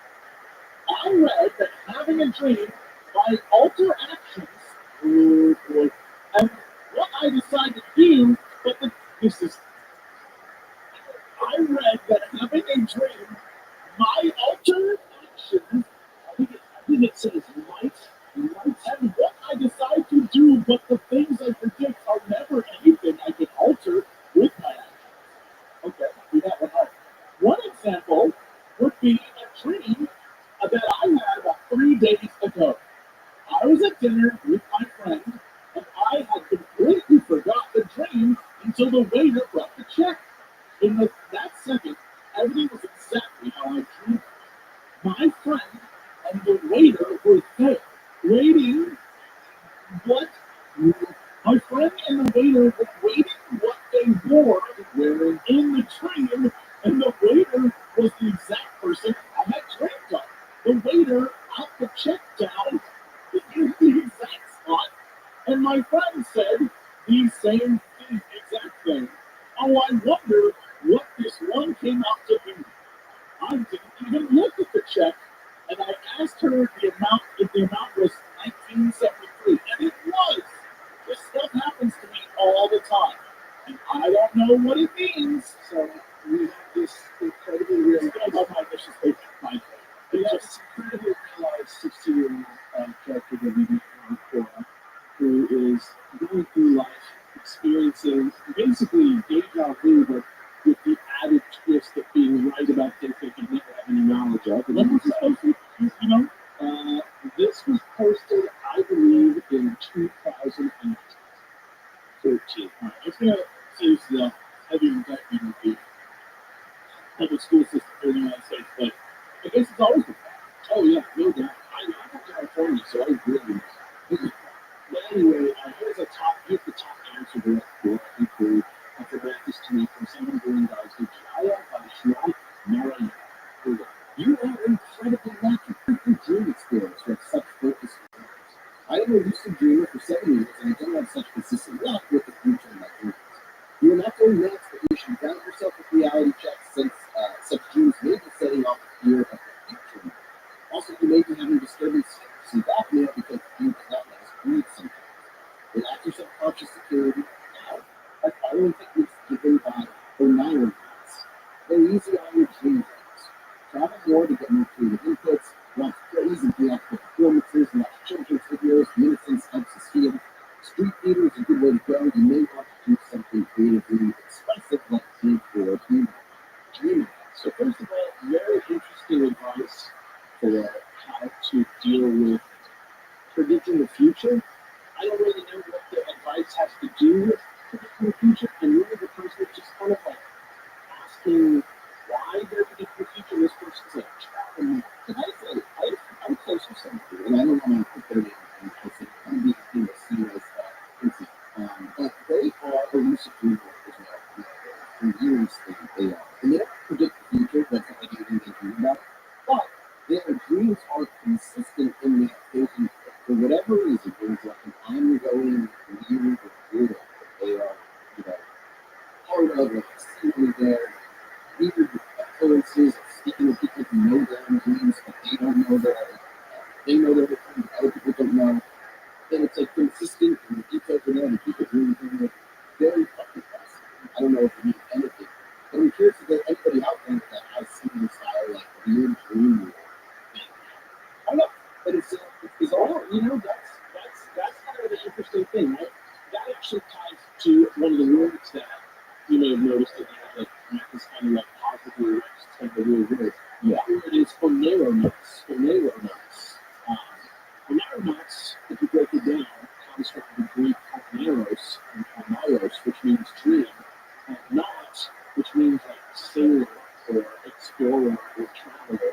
And it really just means people who like take extra care in paying attention to and or influence their personal dreams.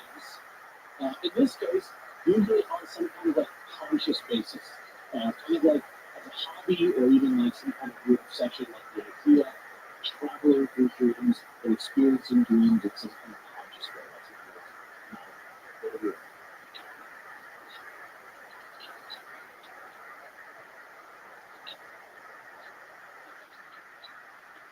A lot of people related to yesterday, or what we were really about last week, falls into the realm of the environment, like lucid dreaming, which we were just talking about, dream walking, dream telepathy.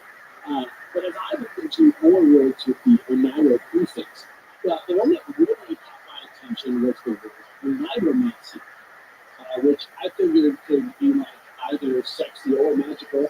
So, really on my own time, yeah, both, actually, that's the answer. I went deep.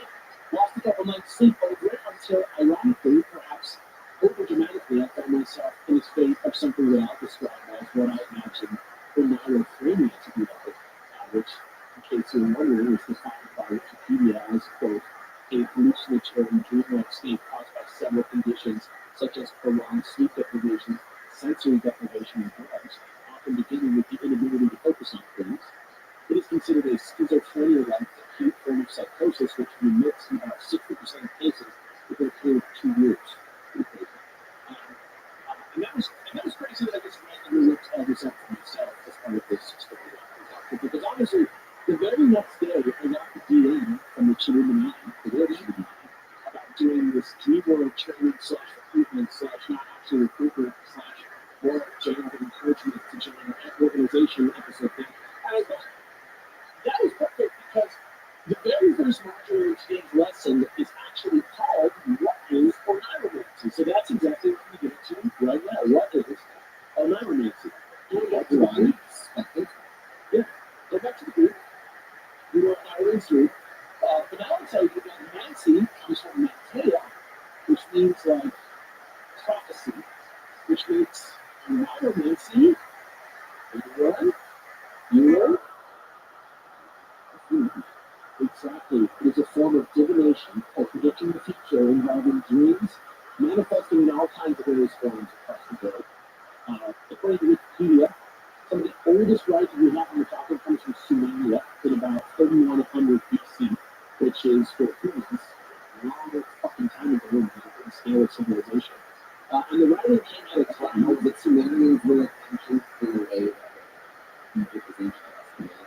they're like 1,000 years older than the ancient Egyptians. Yeah. It's like Mesopotamian stuff. There's always like people coming across those ancient cities that are huge cities like this. More like more in back in like more in like the 1700s. When there was like Lord of the Rings still going on. Yeah, exactly. It's absolutely insane. I have no idea. I can't even imagine like breaking the wild yeah. The writings about Oneiromancy came at a time where often kings and generals were regularly and seriously looking to dreams as a form of guidance or messaging from divine or mystical sources.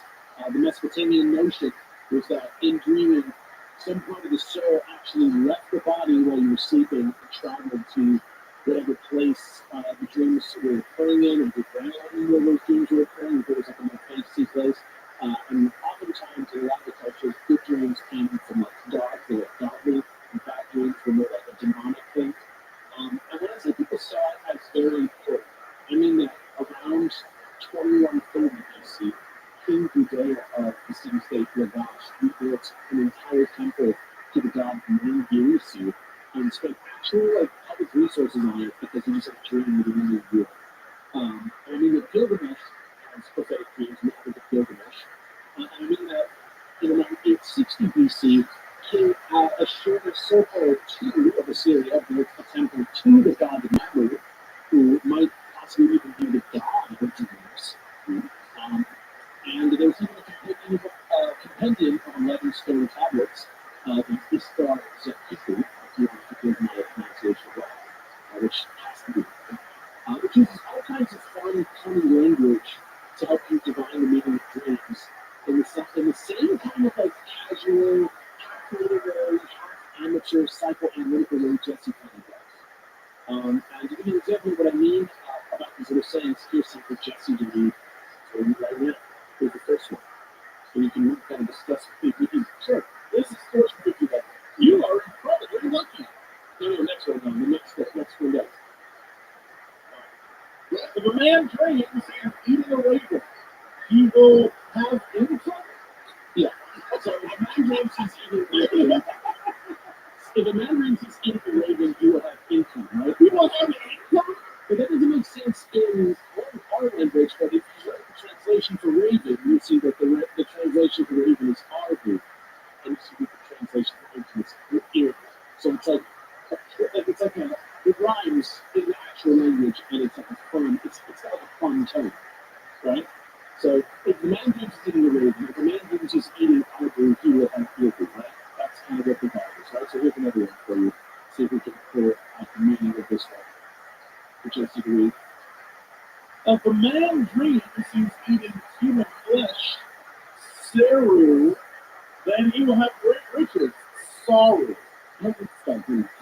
So basically the same message as the raven message, but this one just has a different context.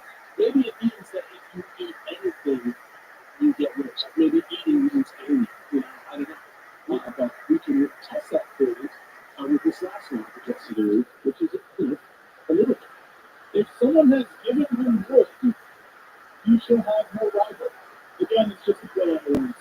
It's another thing. If you're Liru and Maru, okay, cool. Yeah, if someone's given it wood, she have no rival. So like, yeah, so there's like, this one is not so sensible. It's more of like a guide. It feels more like, almost like tarot, or something like that, where it's just a little bit more like, this means this. And here's like the ways they can do this, but like, there's not really any logical system behind it beyond that. It's like your interpretation. You know, exactly like that. It's like there's logic to it, but it's not necessarily tied to some viewpoint or something like that. You know, in other parts of the world, we know, like for example, that the Bible has cases when it remains in it, like when Joseph, as in the dream coach Joseph, dreams of the future, interprets the Pharaoh's dreams, right? Kind of like the Neomancy, or when Joseph, as in the Jesus Joseph, is told not to be afraid of marrying his wife Mary. He's like being told about how the future could be in his dreams, right? But if you want to get more obvious, in ancient Greece, referred to the Neomancer Termidorius' 5-book treatise, the Oneirocritica, which he wrote sometime in the 2nd century AD. According to Wikipedia, quote, the first 3 volumes were intended for the general public, providing an encyclopedic treatment of the subject matter of dreams, and the remaining 2 volumes were written for private use of the author's son, a novice dream interpreter, which sounds honestly like the first act of the Doctor Who episode, but I also just love it as a detail because I love that there's like a trade of like dream divining, and these guys like, oh my god, you must know how to interpret dreams, which to me means you took it fucking serious, right? Well, you know what I mean? Like when you're writing your kid a book, you believe this shit, right? So maybe that's something to consider as you go this. Here's the first of a couple quotes from this guy, Termidorius, that I have marked this week for you. First quote from him. I do not rely upon any simple theory of probabilities, but rather on experience and testimony of accurate human experience. Yeah, so he seems, like I said, he kind of, it does not seem like he's like a scam artist in his positioning himself as a dream diviner. Like, it seems that the people in this culture take this to be a serious thing. According to experts, one thing that was interesting about this book was that it sort of allowed for, like the theory in it, allowed for various people's lives to have an effect on which symbols stand for which things in their dreams. Like, you know, like fisherman's Shakespeare called the ancient themes kind of deal, which I think is like pretty clever and insightful for somebody who is working with so little modern knowledge.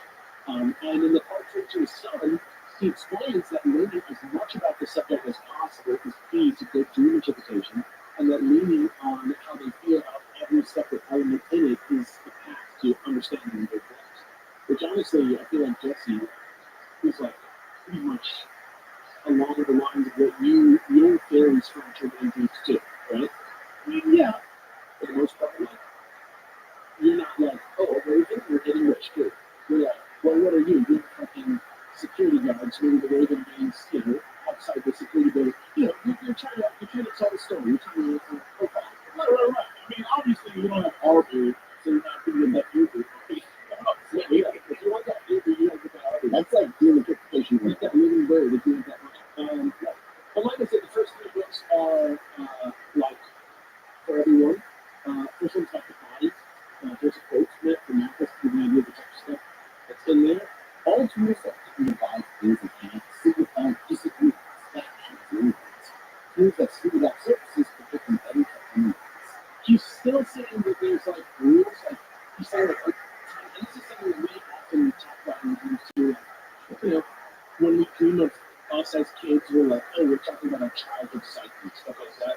So like he's providing room for anything that cuts, you know, maybe like I said, like somebody who's a fisherman might have a fish knife, or somebody who's a warrior might have a sword or whatever, right? But they're all things that cut. So it's like that's kind of the vibe. Second book is about natural objects, animals in the weather. Here's a quote from Mathis from chapter 12 of that book about how animals should be treated in dreams, which I love. There is an affinity between all wild animals and our animals. The wolf signifies the bounty, plants in the case that they use in the openly, but with that under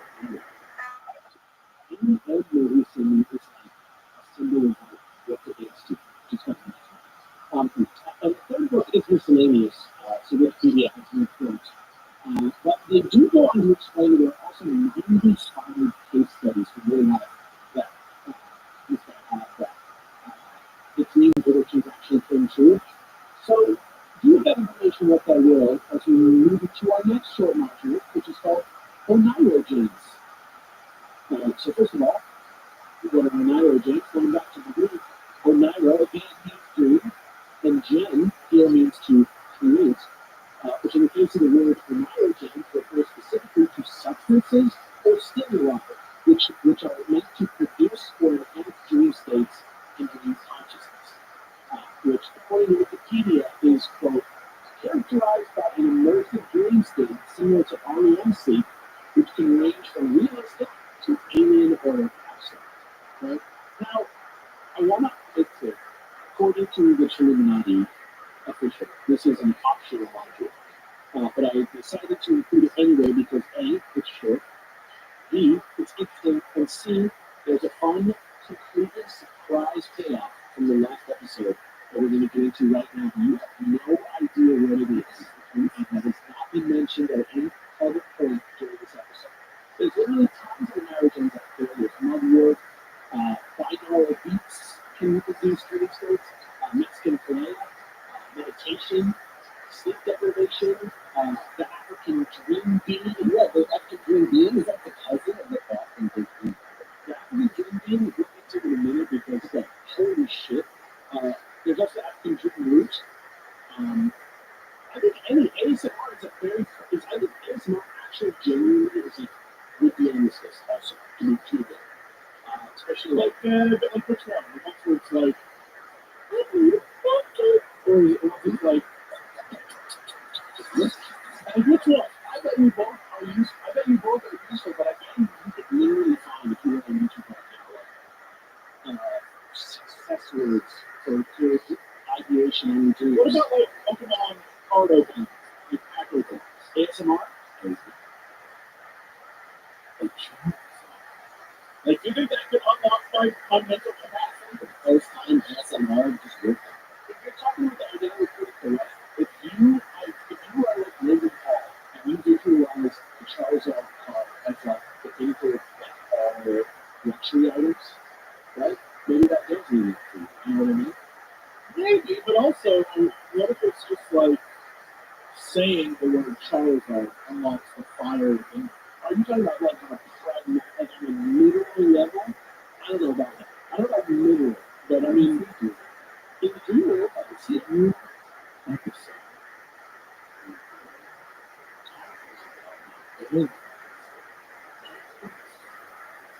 I don't think that I do this work. I feel like maybe Mathis does. Give it a shot. I don't have the vocal fry. I don't know if it pleasant.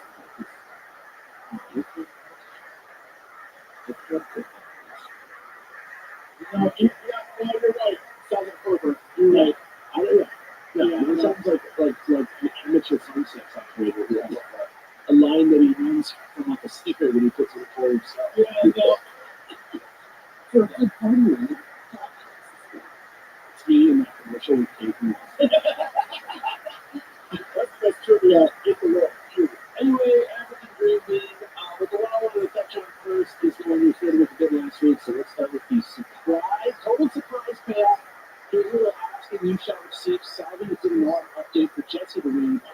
And friend of the show who's using it and you may recognize in another episode we did recently where Jesse is right here.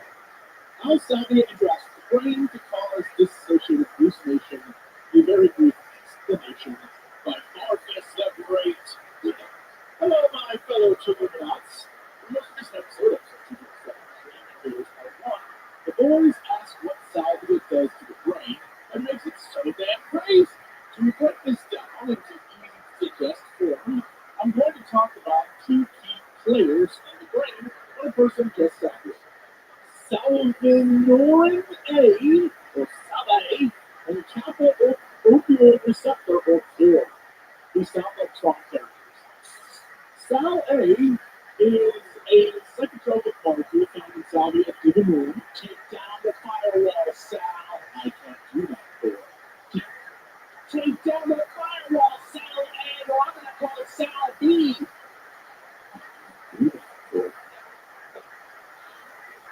And it's similar to other hallucinogens, such as DMT, psilocybin, and mescaline. However, it's interestingly different from these other hallucinogens because it highly refers to core versus other opioid receptors. It isn't an alkaloid due to its lack of nitrogen. It doesn't act like other hallucinogens, which act as a serotonin antagonist. This means that Sal A doesn't cause hallucinations like other activating person's serotonin response, but rather through a more distinct molecular pathway.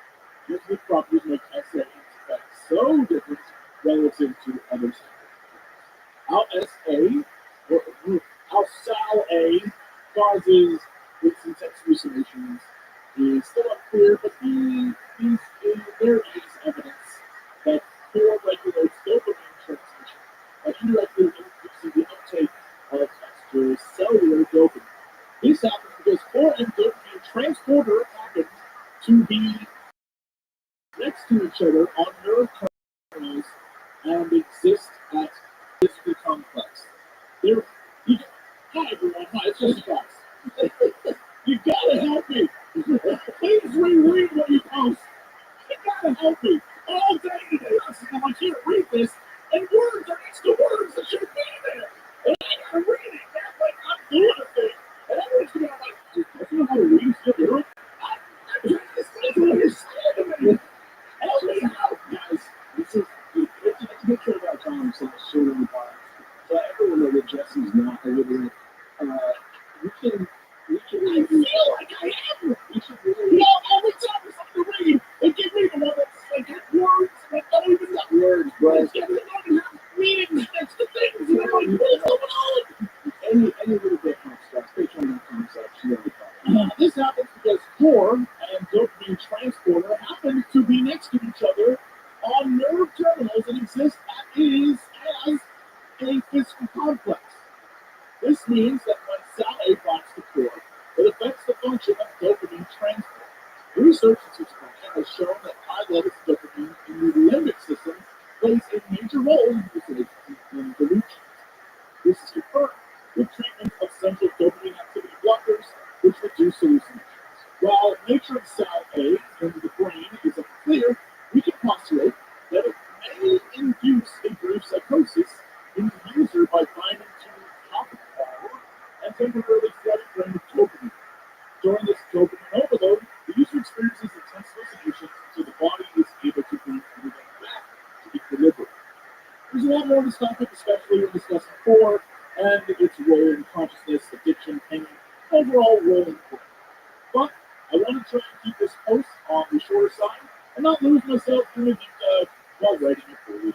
And I do want to say that I think in a few typos you can bring into type. This guy really put in the work to write a nice little thing for us. Great job. Both from Jesse. It actually has like the peer-reviewed sources cited on the actual post. And I'm a former teacher. I appreciate it. Sounds like this is like an 89. I'm not going to even get it. This is an 89. I get it. Good work, people. I get it. But they are gentlemen and stuff. And we actually think I'm not saying otherwise. I'm just saying. That's just in my script over there. I'm just saying. You're going to make a 3.0. You're going to do a 3.8. Maybe you graduated. You didn't have the score. Yeah. Children are academies. Yeah, you graduated. But you know I got some points. Yeah. Yeah. Yeah. You did better than the court post, which is all I can ask. It is a ball. Also, as a follow-up, here's a post from Matt Tariq from the 2005 Streamer.org forums where user Mr. Molotov of the Ganja Patrol actually reports on a case of salvage known causing the parent case of accurate or necromancy. Okay? So, time out. Before you post this, before you give it to this man to read, I need you to know, Marcus the Great, that the bomb patrol guy, if the Ganja patrol guy has like better sentence structure, I'll be so disappointed in the world. I'll be so disappointed. Don't worry, you will live another day, Jesse. You will live another day.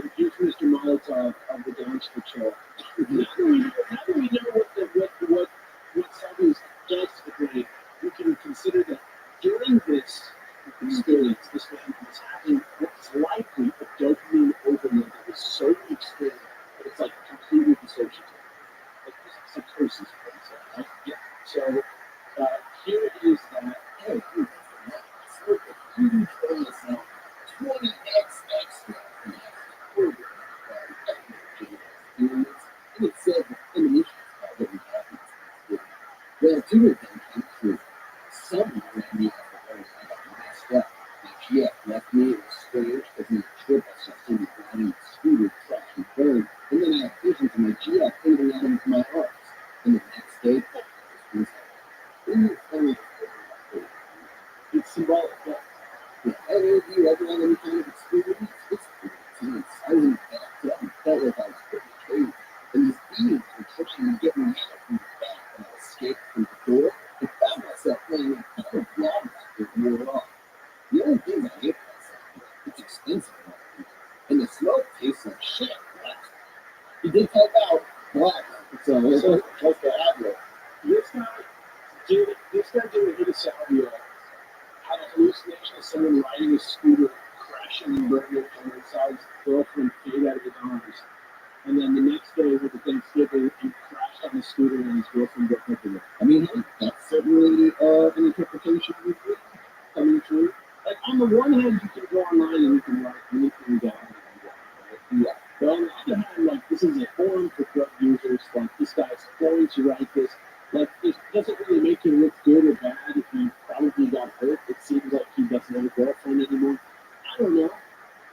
I think there's something interesting about that. But if we think about it in terms of, can you have so much dopamine in your body that you start to predict the future? That's why I'm not going to do it. Prevent me from predicting the future. So the dopamine is when you find it to its right place, where it is. Jesse, you're ADHD. You're just both suppressed organs. That's not true. I make predictions all the time, which have to be correct. If we're talking specifically about Star Wars media, I'm like the genius in what people say. But here's the thing, I didn't dream it. I just used context clues to guess it based on what I know about it. Absolutely set, yeah. I know how to write a story, so I absolutely am like, oh, that's good to know. And yes, I know what corporation. But I'm not going to stop if you call me Cox for dollars. We can make this happen. Me and my mom both had a dream one time that our friend's mom died of a cruise ship. But it didn't happen. So I don't know. But that happened one day. I don't know. But before we move on to the next module, just because it's so fun to me, I really, just for a second, I want to go back to the African dream beam for a second. I'm going to show you a picture of it, and then I want you guys to let me know how it rates compared to what you were imagining. But first, here's a quote from the comments of that picture for Jesse to read from user Douche Nozzle to get you ready, to get everybody ready for what we're about to see. Maybe the African dream beam is what the thing that sees the smoke. Maybe. And he's supposed to be leaving next. The best part about this is I just noticed it was so high when we posted it. All right, I gotta get there. Douche Nozzle? Yeah. This one is so lean. For a minute, I thought I was browsing all stuff. What is this?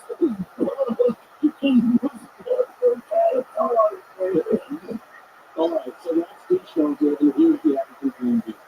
Well,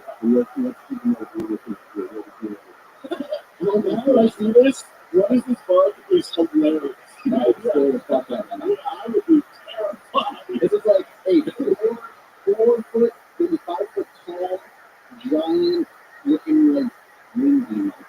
Yeah, imagine a green bean, but it's the size of a can. Yeah, what are those things called? Trilobites? Those big, like, Imagine a peapod, but brown. So, yeah, it's huge. and now, this is the Entata, Reading Entata, I think it's what it's called. Here's the user testimonial from user Lambda on the effects of the dream beam from 2018 for Jesse to read from a very interesting website that we say discovered called arrowwig.org, where people post their experiences with various substances for a cause somewhere between science and downtown journalism.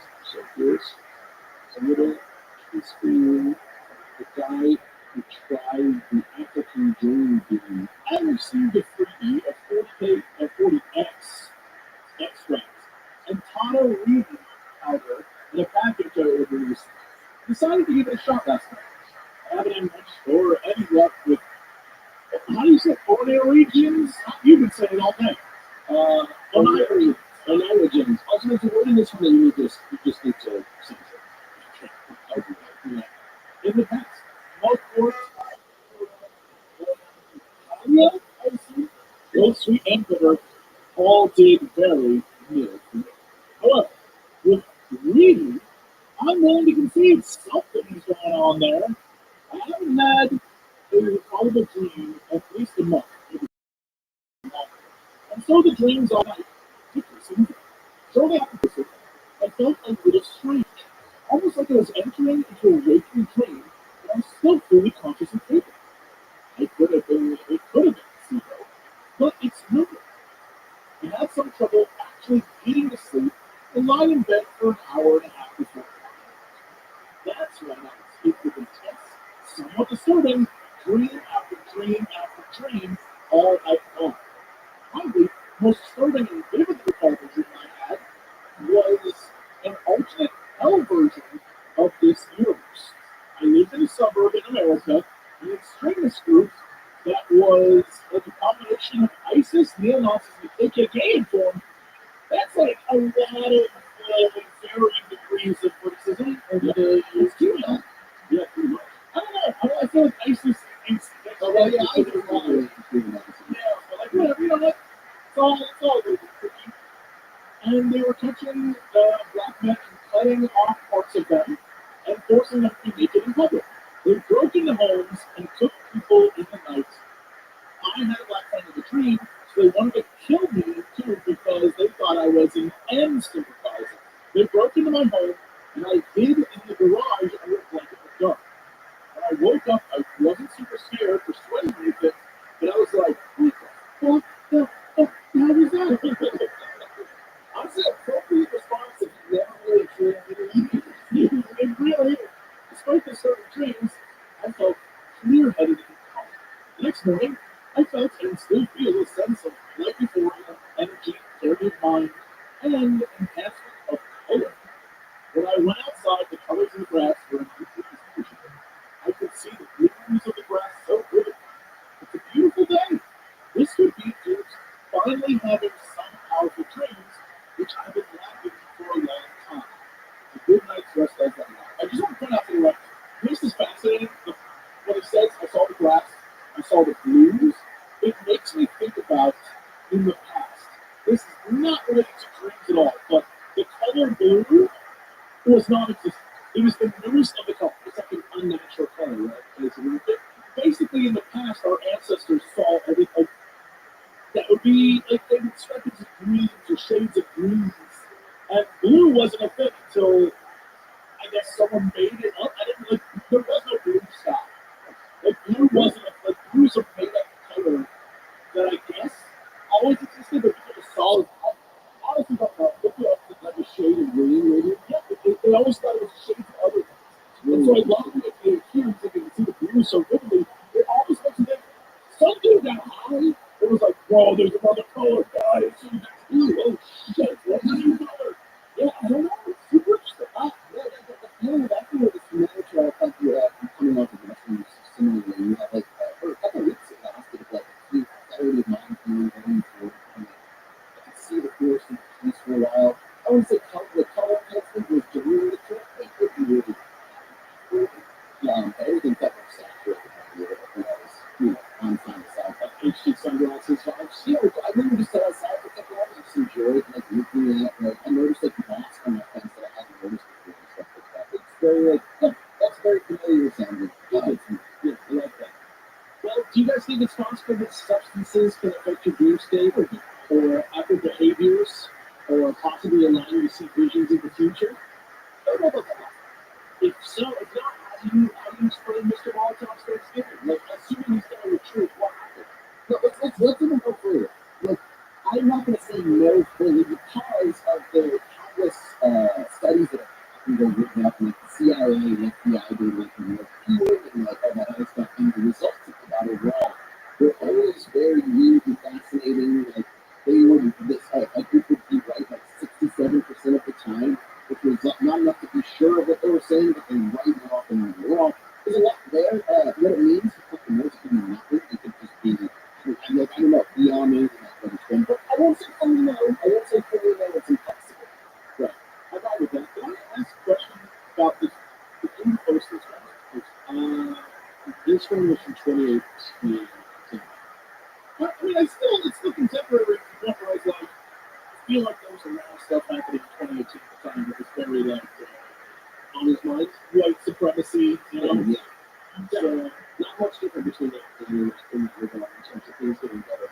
But I think it's 2018 gives a pretty, international conversation. We got run over at a restaurant. Yeah, it was bad. It was bad. People forget, it was pretty crazy. It's still crazy, but it was like out there. In COVID, it got even worse. Yeah. Have you guys ever used binaural beats or meditating to induce dream state? Or did you notice anything different about it? Like, do you think it implies that there are different mindsets that can create different things? I don't know. What do you guys think? How do you think it works? I mean, like, I think if people, like, I've heard the binaural I know that stuff like works and meditation with guided meditation stuff can definitely change how there's all these different types of meditation alone that can give you achieve different things. And meditation is like very real. So yeah, I think it has to do with I wouldn't put that in the right like yeah, very possible what's happening. I don't know, man, because like most of my research in like that world of like psychedelic drugs is almost exclusively with mushrooms and psilocybin, so I know that world more than anything else. I don't know what like the other stuff could be doing, but it's fascinating that different things. Like salvia is a dopamine overload, and psilocybin is more of a DMT, and it's psilocybin itself. Yeah, you say it's because I don't know, like it makes me feel like the mind is like actually an instrument for technological plans. I don't know. Like, well, the idea, like, you're talking about the ideas, like, in a scientific sense, I think a lot of theory is the brain is a consciousness generated, essentially, like a radio dial. Our consciousness is generated through our brain synapses and stuff, but other people, it's like this is a generator in the brain, you perceive it for consciousness or whatever it is, and that's why we can't figure out where it comes from. I don't know that answers the final, like, if you go to YouTube, right, there's videos on there, it's like, here's what you are so good, you have these ingredients. And I never think that, because I'm not gonna lie, it seems like a scam. Oh yeah, first off, definitely, but more importantly, every time I'm like, hey, try and brainwash me. Every time I think that way. I'm like, yeah, I want you to have access to my brain. But maybe that's the vibe, is that you have your apes, get your apes. You're it's very good. So there's like, I wonder if there's a thing about brain waves and then the audio waves of the camera syncing up in a way that it lowers your heart rate, like makes you more calm and lets you can sleep more. I feel like that's at the base level what it is, but honestly I don't know anything about it, so they could be giving me the vibe the word ape, in which case it's money. It's interesting too, because at least with psilocybin, what it does with the brain is, when you basically the personality, who you are, think on that part of the brain, you make those with that area, it's more active than the rest of it. And obviously, it's way more active, but with psilocybin, especially if you do like a higher dose, it brings the activity of that brain down to equal levels with the rest of your brain, and that's when people say they feel that ego death, where they feel like they're one for everything, and they feel like they're doing something connected. And then it kind of totally reboots it, essentially. When they put mushroom psilocybin goes off, you see the activity starting to come back. And during that is where they say the neural pathways are generated during that, for scientific purposes. That wouldn't be the same thing with something like salvia, which is letting you go. Yeah, does it bring that activity down? I would imagine flooding of dopamine would. I don't think, if it's just flooding the dopamine, that's not messing with the neural pathways. That's literally just like, that's what I'm saying. I have experienced anything! And then it's just, I like the guy who says more of a psychotic break kind of feeling, and I think it's suicide. It's just different. But do they achieve the same thing? I would assume not. I don't know if it's necessarily the same thing, but if that's the organ that it's affecting, right? You know, it's interacting with the rest of us, creating our experience of the same culture, right? Yeah. But would you guys ever do it? Would you guys ever try like the green bean or the primary, like, you know, I would make a full episode. I propose this to you off air. yeah. But three guys in a row. We just did it on the credits. Film it all, put out the episode, and explain the stuff we saw after the fact. I mean, we do like episode one, this is the thing, this is actually. Yeah. And then we just do it, and then we have like, Alright, so here's some conversation. Yes. I saw a dog. You take it. Alex is dead, we miss him. yeah. Killed from a freak ham accident. He walks into a door that wasn't there, but he's gone and he left. And one of the things he brought from the other world is still on the table. We don't know where he is. He walked into the reality which we were not here. Memphis, abducted by aliens, find out what he wanted. Sadly, our only eye was left. Me and the dog were caught. I've done much this choice with the series instead of emotional dreams and blankets. Stop it. Maybe that's the alien, bro. Maybe that's the end. Oh, shit. The alien was the emotions we had along the way. I'd also be that do something along the lines of like we all try to make like a kind of meditation for a month and then do an episode of that. Yeah, like in the idea of like doing things that are paranormal or supernatural is interesting. I think. do you think that you guys would be more convinced that dreams can predict the future is more concrete, well-documented, able examples? Yeah, I mean, we would need it. How do you prove it other than like I've even dreamed before? Like I can't prove Well, it. luckily, that's exactly what's happening in the next module. On neuromancy case studies in the field. Right. Exactly. Yeah.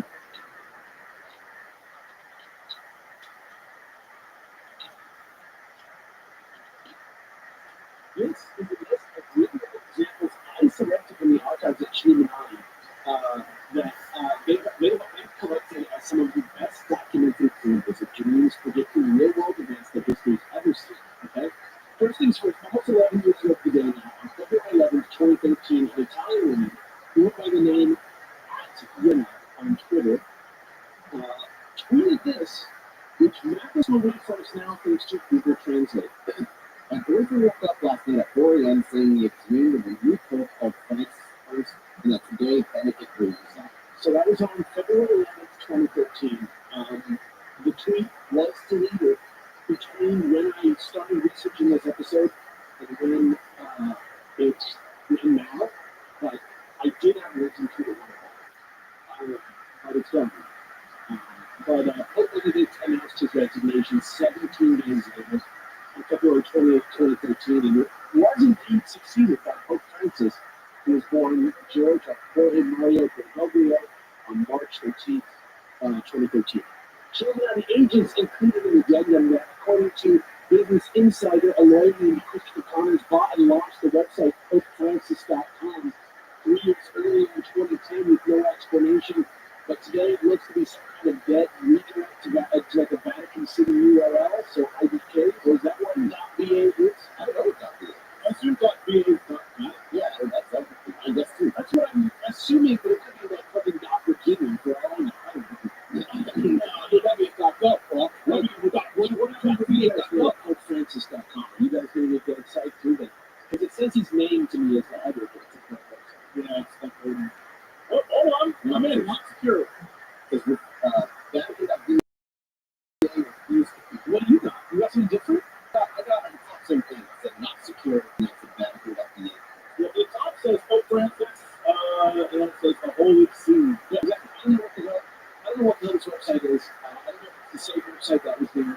But what do you think about this? What do you think about this tweet? It's real. I can verify this tweet.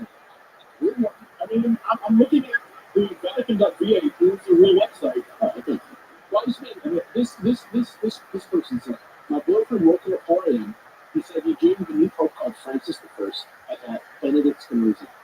And that's too specific to be just a pure guess, right? Like the fact that he pulled the name out, that it's going to be Francis, right? The only thing I can think of is, I'm not talking about stuff, you know, I think just used to make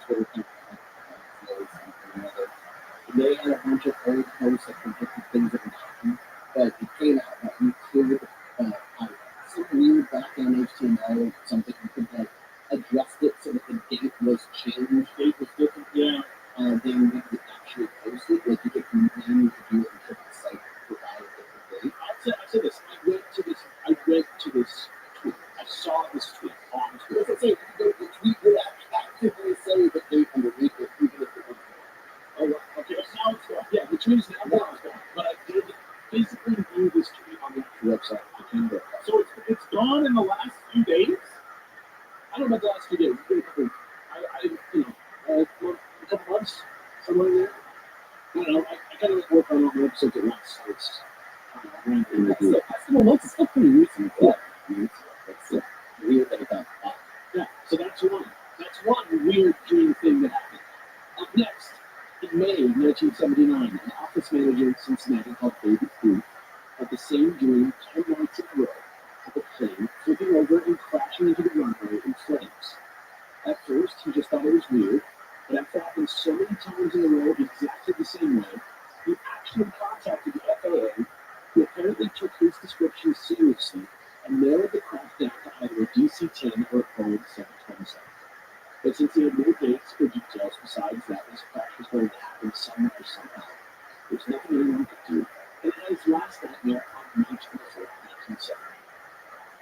The next morning, on May 25th, minutes after takeoff from O'Hare Airport in Chicago, American Airlines Flight 191 crashed after one of the engines came away from the road, damaging both the wiring and hydraulic systems of the plane, and the pilot lost control.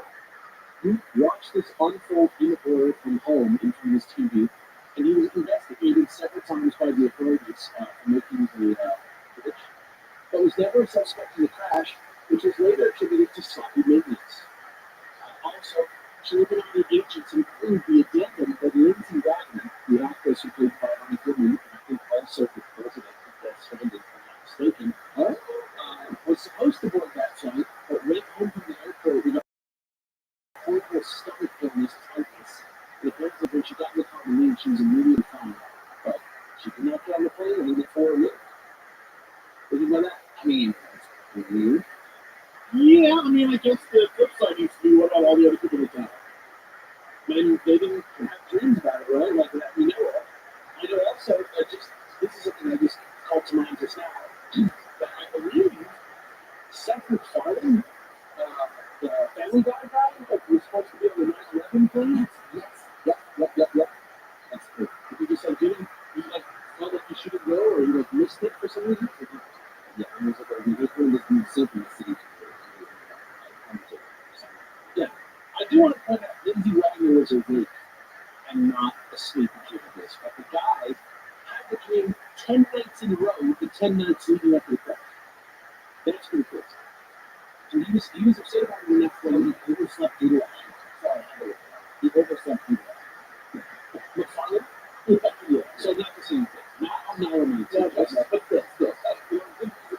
Just keep it. The last example we have comes from October 19th, 1966.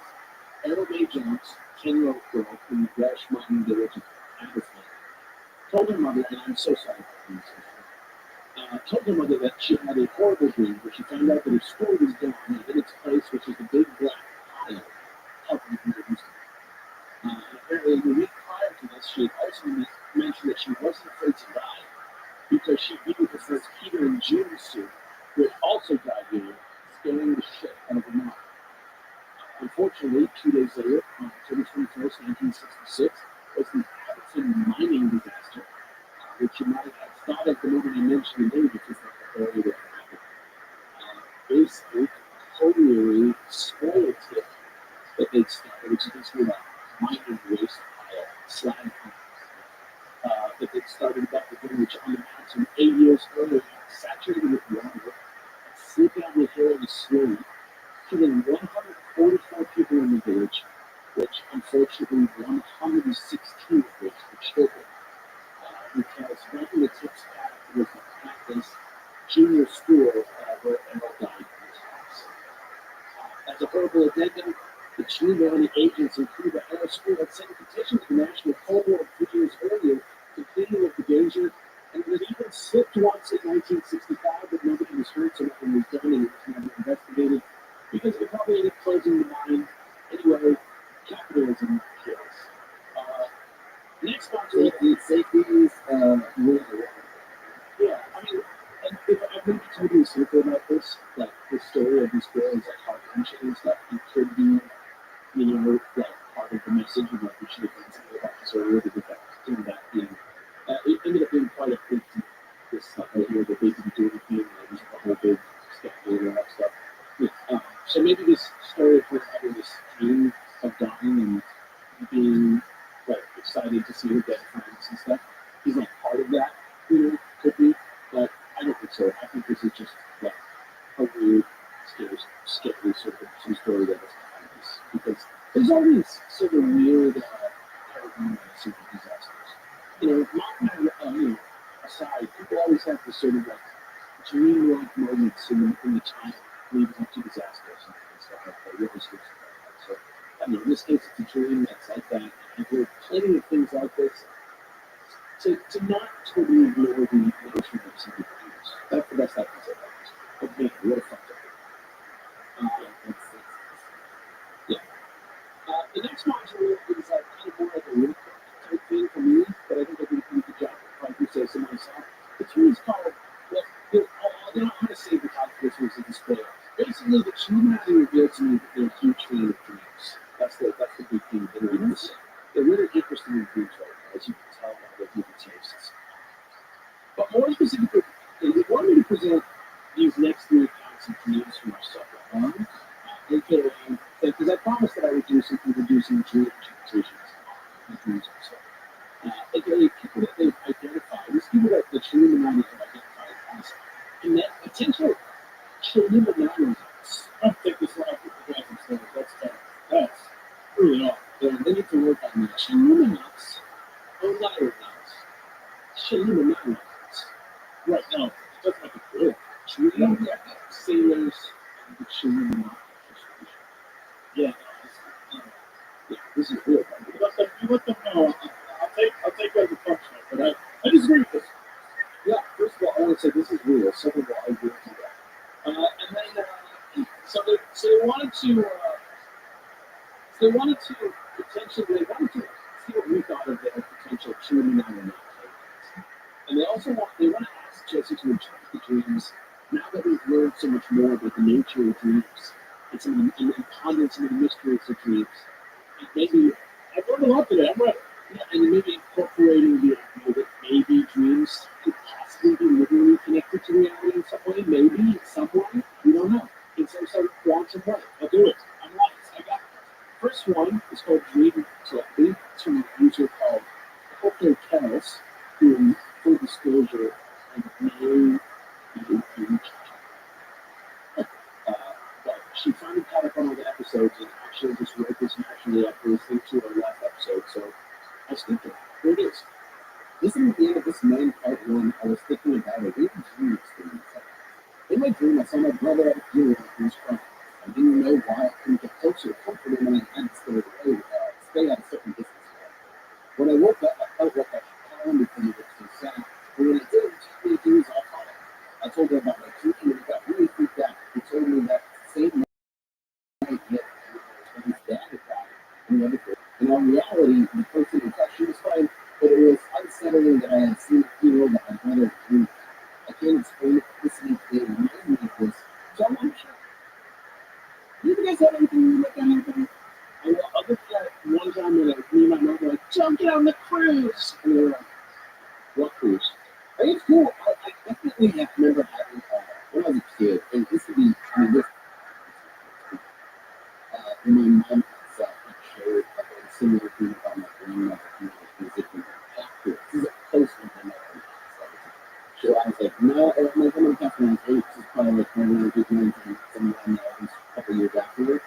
Nothing, just like talking, checking in on him, making sure everything was good. Like, that's all it was. I didn't really remember the details. I think it would be like a pleasant kind of like conversation. And having come to my mom in the morning, my mom's like, oh, so did I. What was doing? And, it was just like a weird similarity, but also it could be that you just were thinking about, oh, that could be something wrong. Yeah, it's like, it's coincidental enough that it's significant. If something crosses the line with me, that's like a little too uncanny. I don't know. There's a feeling to it, right? Yeah, like, I feel if you dream about death, it may take away your breath. But if the subject is living, you're more forgiving. That's fucking weird, dude. Because that's from the fucking, I got that from Mesopotamia. Yeah, it's in the Mesopotamia dream book. That's pretty good. Yeah. And you raising, you're money shaving. Yeah, exactly.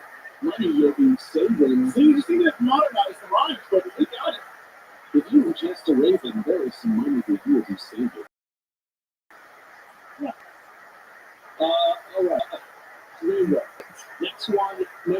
comes from a unit called Easily Offended Fury.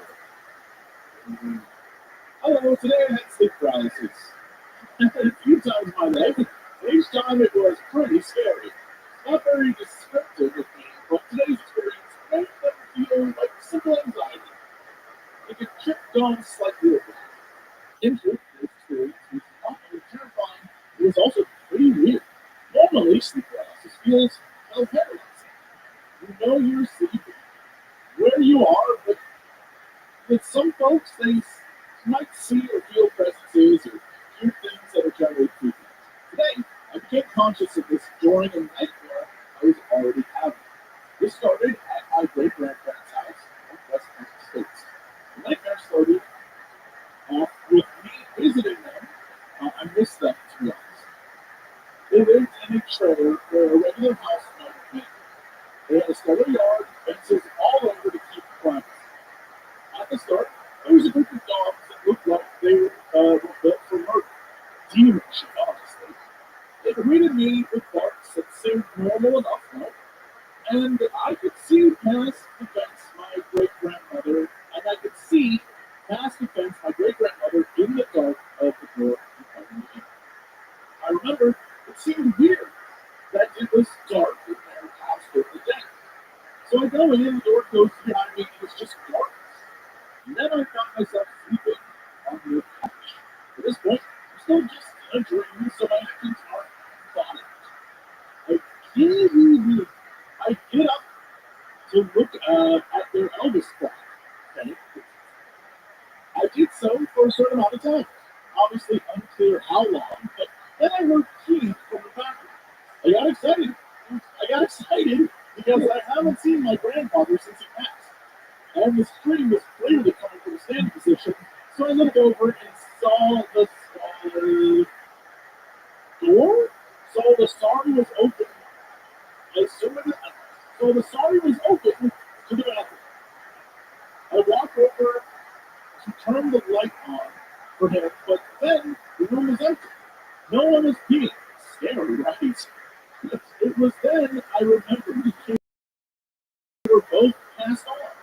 And I remembered I'm in the East Coast. I could but then I felt them, presences that stole the images of my fallen family memories.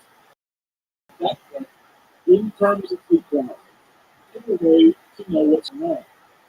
I could feel my body. I could feel the desire to move the toe or finger, or even let out some of my voice to break the phenomenon. But the things that took the image of my family held me in the nightmare. I truly felt like I was in two places at once, experiencing nightmare and the paralysis. They were malicious. I felt angry. There was a hesitation in them to touch me, and when they got close, I could hear the dogs bark and they would stop.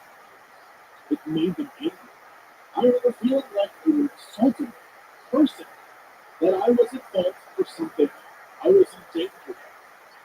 I knew this like how you know when you're hungry, they are meant to harm you. I stopped struggling to get out of it. I really thought I was going to die on my brother's couch where I was physically at. I remember wondering what the cause of my death would look like to others.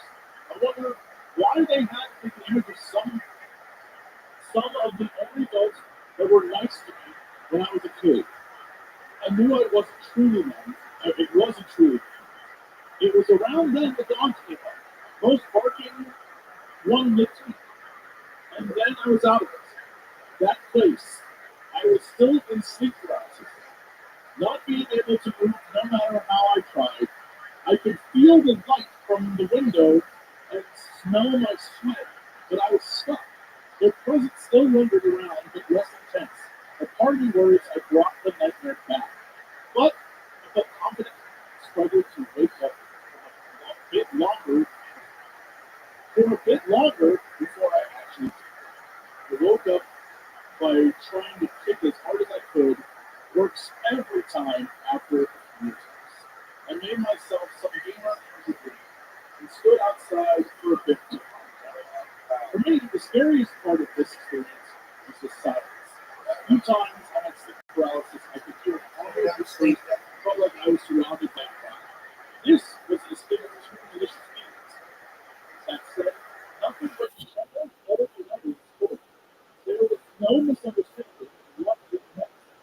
Well, that is the abrupt ending to my story. Thanks to the reads. We'd love to hear any sleep paralysis stories for the boys or the sub in general. It's chill to read on the chill. Love the podcast. Did Alex, did you write this? It's chill to read on the chill. Love the podcast.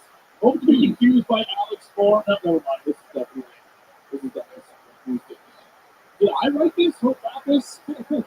Hope Bacchus, fan flaps, alien cheeks, and may they be redheaded for Jesse, much like Ivan. Yes, what is your instruction? Well, I was asking the same thing. Nobody could have his own shit when you were going to write when you were doing your shit. Yeah, plus 5 points for that. Please understand. Well, what do you think about that? On the level of their demonic entities co-opting the memories of his dead family members to suck his memories out? What are we talking about? You should be writing a fucking script for it. Do you think he encountered a dream entity, or do you think he had a symbolic dream that should be interpreted? I think it's interpreted, and it's probably something from sleep paralysis, as he said earlier. He said he got sleep paralysis in the middle of the night. Like he went from it being a nightmare to sleep paralysis. And what is the definition of sleep paralysis? Is when the body, your consciousness, your mind wakes up, and your body is the grasp puts itself into dream. Yeah. So, guess you interpret it for us because you didn't take all of that in. I feel like the key here is when grandfather's peeing, but you're not seeing. If you wake on the couch, your dreams out your couch. Yeah, there you go. Okay. It has a slight message to it. It carries meaning. I mean, how much time you don't want that? Yeah, this is hippie. You nailed it. I mean, you nailed it for the landscaper. There, that's the Susie. Yeah. It feels to me, this feels like the opposite of the story that I closed the pod out with last time. Where Grant Morrison met the beings from like the other place that showed him how like realities are born of our own perceptions of reality, right? This is this is like more like empiric sort of entity that's like taking the reality that you believe by like psyching it out for you. Do you think that DC multiverse is self-destructive? I think that it might even be unconscious distortion. Really? I think the truth might be emerging from our subconscious in a way that is unexpected. Did you see that? It's not like an hour. It's 2 to 3 hours ago. But the Marvel Scorsese ad from Super Bowl? No.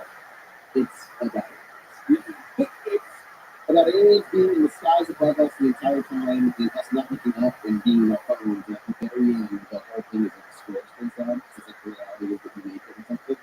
It's all aliens, and it's all grays, and it's all UFOs, and it's fucking, I'm like, Scorsese. Well, I mean, hey, Albert first is, I guess, interesting.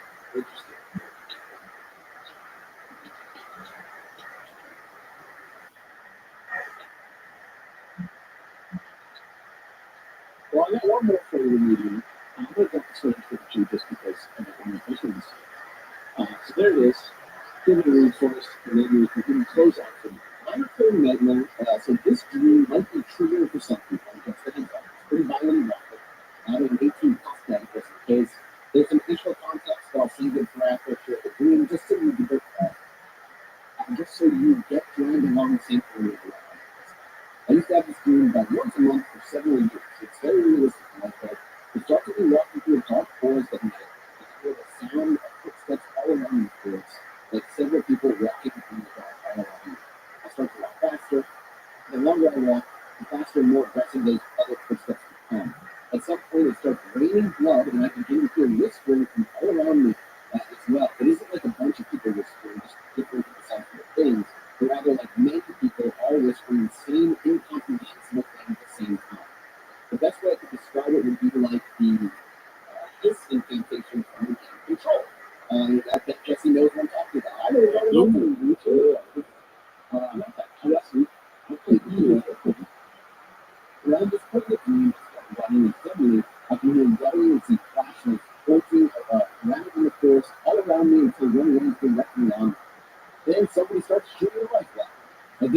first out running into a clearing of trees to see a huge dirt mound. I climbed to the top of the dirt mound to realize I'm climbing over dead bodies. Then I see a grenade on the ground in front of me. I never feel or even feel the wall, but I feel myself get picked up off my feet and land head first on the mound of broken bodies. The mound opens up and swallows me. The last thing I remember before I wake up is the smell of fresh grass and the sound of helicopter. I always woke up physically shaking. I would have to sit on the edge of my bed and calm myself. The context, I have complex PTSD, and then later in therapy, this nightmare was the result of my abuse and now significant other repeatedly poking at one of my very clearly established PTSD triggers on purpose to get a negative reaction. She sucked. The nightmare itself was just a whole bunch of fragments from different traumatic memories of mine holding together into one single Frankenstein's monster at nighttime, though I'm not going to go into much detail about my own experiences. The lesson here is to be kind to one another and set boundaries and be supportive of those who care. If you don't, it can have some awful negative consequences for any relationship. Not that this girl ever cared about it. Oh, and don't worry, I jumped out there. She stole my PlayStation and sent her I would have same thing. Get on the street, that's my PlayStation. But that's a whole other story. For those of you going through the aftermath of a traumatic experience, no matter what the experience might be, just know that all the normal day-to-day things that seem much harder to shape right now can in fact things here as you move forward. And it takes time for you. Survivors get it back easier for me if I work to keep living for this people. It gets better. Currently living with love in my life, a very positive, supporting relationship I couldn't be happier. Cheers everyone, wish you all the best with all doing up, and yes, very kind of you. Yeah, so that's the end of this episode. Patreon.com/SumerReport. I just wanted to say that I think this one for the end because I think it's a good illustration of kind of the point I'm trying to walk us towards here, which is just, obviously it's sort of a esoteric sort of philosophical,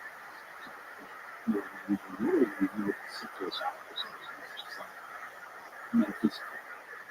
But like, we're talking about aliens, and we're talking about redefining aliens as beings from another reality, right? Or another dimension, or another plane, as Brush is starting to be careful to call them, rather than refer to them as people from another planet, right? And it just seems so interesting that, like, if you consider the brain and our imagination as like a way to travel through realities based on our own perceptions, and what our brain is an interface with some sort of substance called reality, right?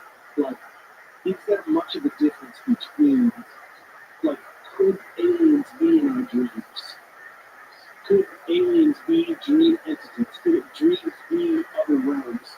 Could things that we make up or dream about or think of, like even the aliens in fiction, could they be subconscious representations of real aliens? Could it all just be one concept? Could the concept of aliens be aliens? Is that weird? Is it all aliens? You kind of talked about in that kind of idea before, the idea that maybe they all belong to your own perception of what we think is real, and they can create them, or they like use that as a way to brain uses that as a way to interpret, again, like one thing I did was like, what if our brain fit analytics in their like on Windows, essentially, they're trying to like perceive whatever this information is, and our brain just does it the best way it can. And that can be fucking chaotic. Yeah, like an ant just can't walk up to you and like start speaking English, or even like antes that you can't translate.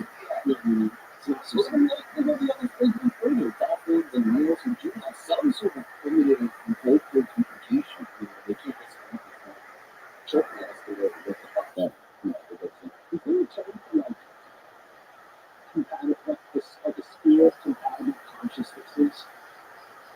Do you mean like I can look at a dog, and the dog and me are like in the same sphere of compatible consciousnesses, in that like we both are aware that each other's consciousness exists, right? So that's you're like something. It's like these are recent studies, Dave, and this is like 6 months ago, 6 months that showed that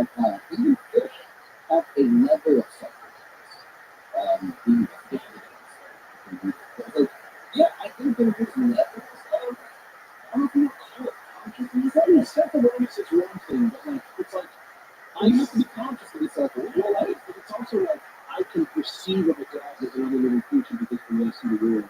Can an ant even aware that a dog exists? I see what you're saying. The dog knows I'm here and having been next to yeah, like a dog probably has similar perception as we kind of perceive each other very accurately. It's like, I don't know, there's something to that.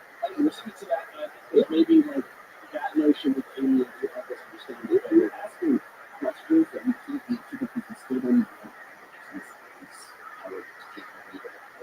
But that's exactly what I think this dreams angle is kind of interesting because it's not really. I didn't do this to make an episode about aliens. I just thought it was interesting the way that dreams are kind of like this barrier between different realities in our own brains and the way that quantum physics has sort of shown us that our brains and physics are more closely related than we thought. And the multiverse storylines and unlocking into even just like Inception was like in 2010.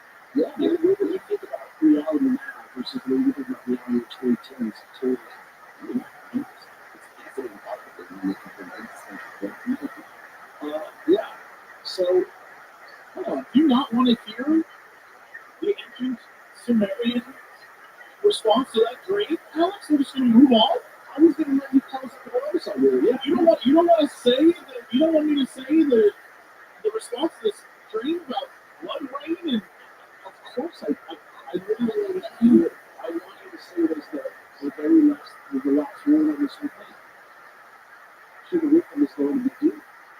It is. Very deep. Oh, you want me to say it now?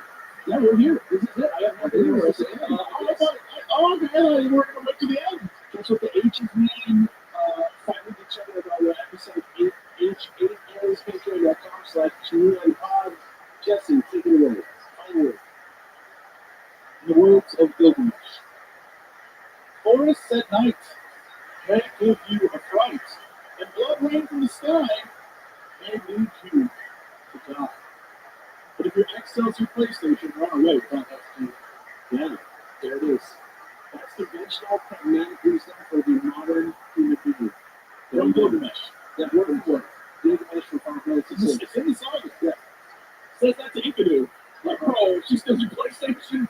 Get out. Get out. Without hesitation. Yeah. Gilgamesh loves Final Fantasy 16 because it's a great direction for the series. He's hyped to see innovation in such a stuffy old franchise. It's like the James Bond thing he loves it. That's it. I'm excited. All right. See you guys next week. Watch the video later. Take on that next week. Bye. Hello, everybody. I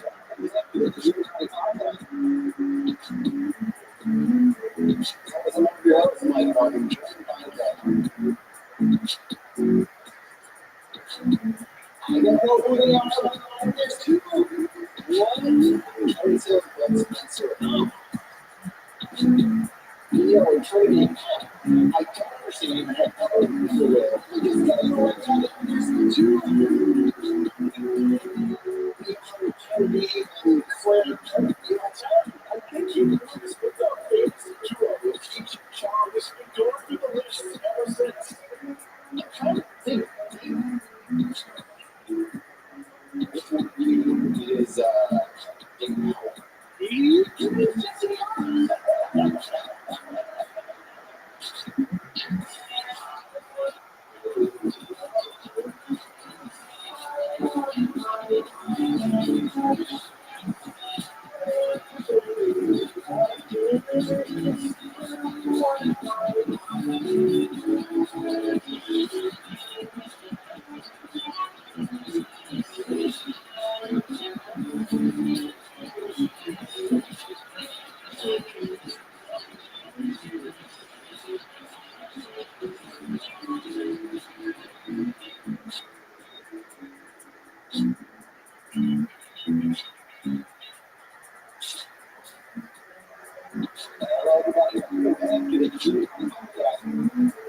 it's always one of the areas like it's interesting.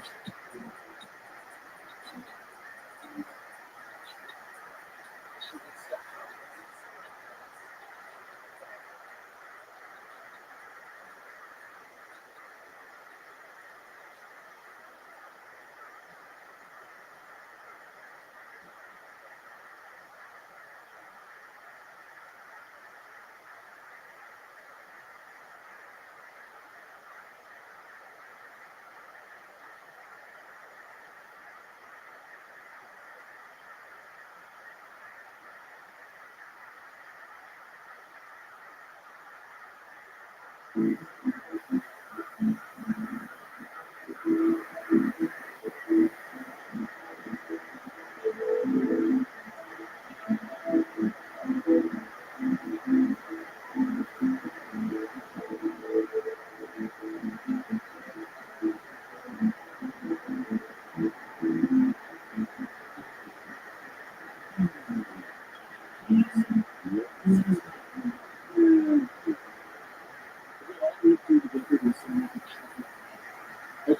so ready, 1, 2, 3. Let's check that.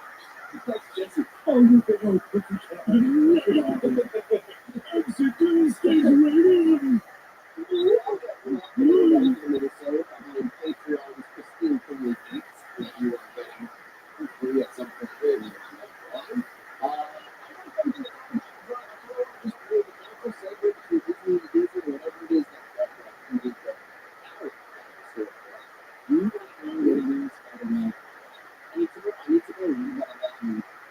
I should be like lusted. Well, you might. I don't know. You fucking frequently show through that. Yes, and you can look at that with Adam.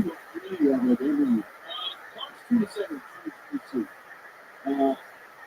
If you didn't notice, the theme of my Disney episode 2.0 is that Disney is slowly convincing everybody to do any kind of difference between what is real and what is fake. I don't know, brainwashing. I don't know if it's 100% true, but it seems to be working. I just put it that way, right? The website that I know right now, Inside the Magic Department, a trusted video, like video articles, TV, everything Disney related website, and posted an article entitled Disney Parks Aladdin actors are reportedly allowed to kill guests. And I have a little quote here from the article for you guys, and that's not the context. This is something recently, Disney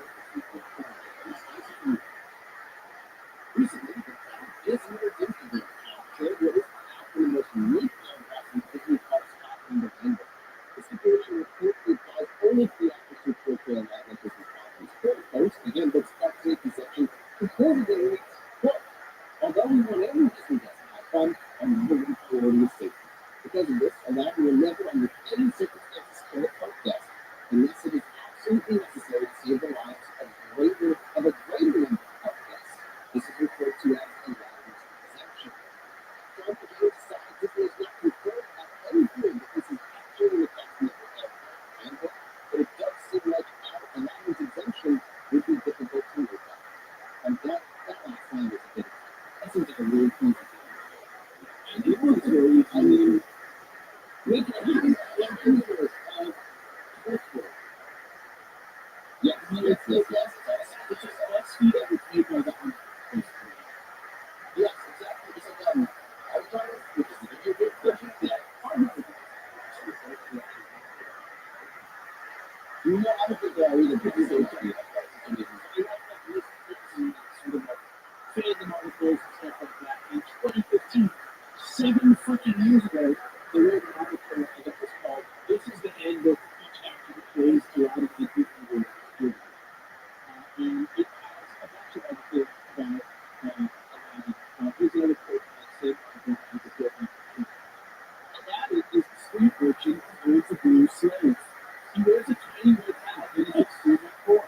When interacting with the public, Aladdin should always keep a character and try to steal money/food by making his Oscar shows physical violence. Aladdin uses trickery and charisma to steal, not through strength. Aladdin is Muslim, but not especially religious. There are two rules. Here's the rules. If a park guest is eating food, Aladdin must always try to steal it from him. Aladdin thinks slavery is sometimes okay. But in Aladdin's mind, all of Disney World is a magical illusion that Genie created to trash. Aladdin should never say, I want to eat my delicious monkey Abu. Even though Aladdin was always extremely hungry, he would never eat his food. If Aladdin was asked for his focus, his answer was automatic. You should include an inspirational quote from the Quran to make his name. Aladdin once wrote that Space Mountain does not need an intelligent talent.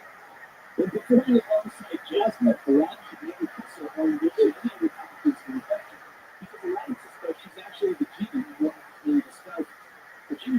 conceptualize it to make it be sick. What? So this is the tone that article that they took this quote from, maybe into a real but this was that's just your testicle. The one that's inside the magic. Inside the magic. Literally research because it was an Instagram account. That came from a 7-year-old People article that has this is a 90 as a positive right to every article that we use on. That's incredible. That's incredible because people are just so happy. That's not good. People are very fucking stupid. So please, when you read these things with the types of things that you would call Alex, you really do have to take them. It's like, boy, I'm finding people wrong about the sales. You know what I've never also seen, rather than like a researcher or historical documentary, is unearthing a story that exists like on a lot of different websites and things that make one big branching story. And it doesn't really matter if that story is true because the part that's interesting is just the fact that it exists and how it exists and why it exists. And we have to talk how it can that into it. And for the article, it's just something edgy, like article that this fucking shit is like insane. Like people, somebody's like, that seems pretty hard to make up. That's a good reason for a rifle. It's true. Like, don't do that shit. People, don't do that. Don't, yeah, do that. Jesse, why don't you take it next? We're saying between two jets. Today I come bearing because usually you come on here with some coincidence there. Some type of nonsense. But today, I want to take you to a Spanish internet. It's like you know about internet, but Spanish. Right. And over there is a video. I don't really want to say Spanish anyways because this article says it might be very funny. People I imagine so. Yeah, I guess. Yeah, I'm not sure. Yeah. They have captured some sort of something crawling around on camera. They don't know what it is. It's a single look. Sadly, the only video I could find that would let me link it to you directly is a TikTok, and it has some stupid voiceover. My apologies in advance to make sure it's done. What is this? Tell me what this is. It's not easy. Okay, so I'm going to read this at the top. Okay, there's a. It kind of looks like a Fresno nightclub. Initially, this looks like a lamp with two legs.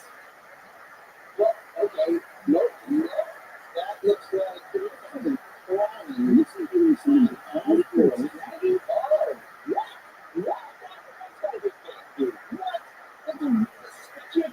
And it's moving to this one, and it's sounding like a clock. This is like Japanese storm movie shit.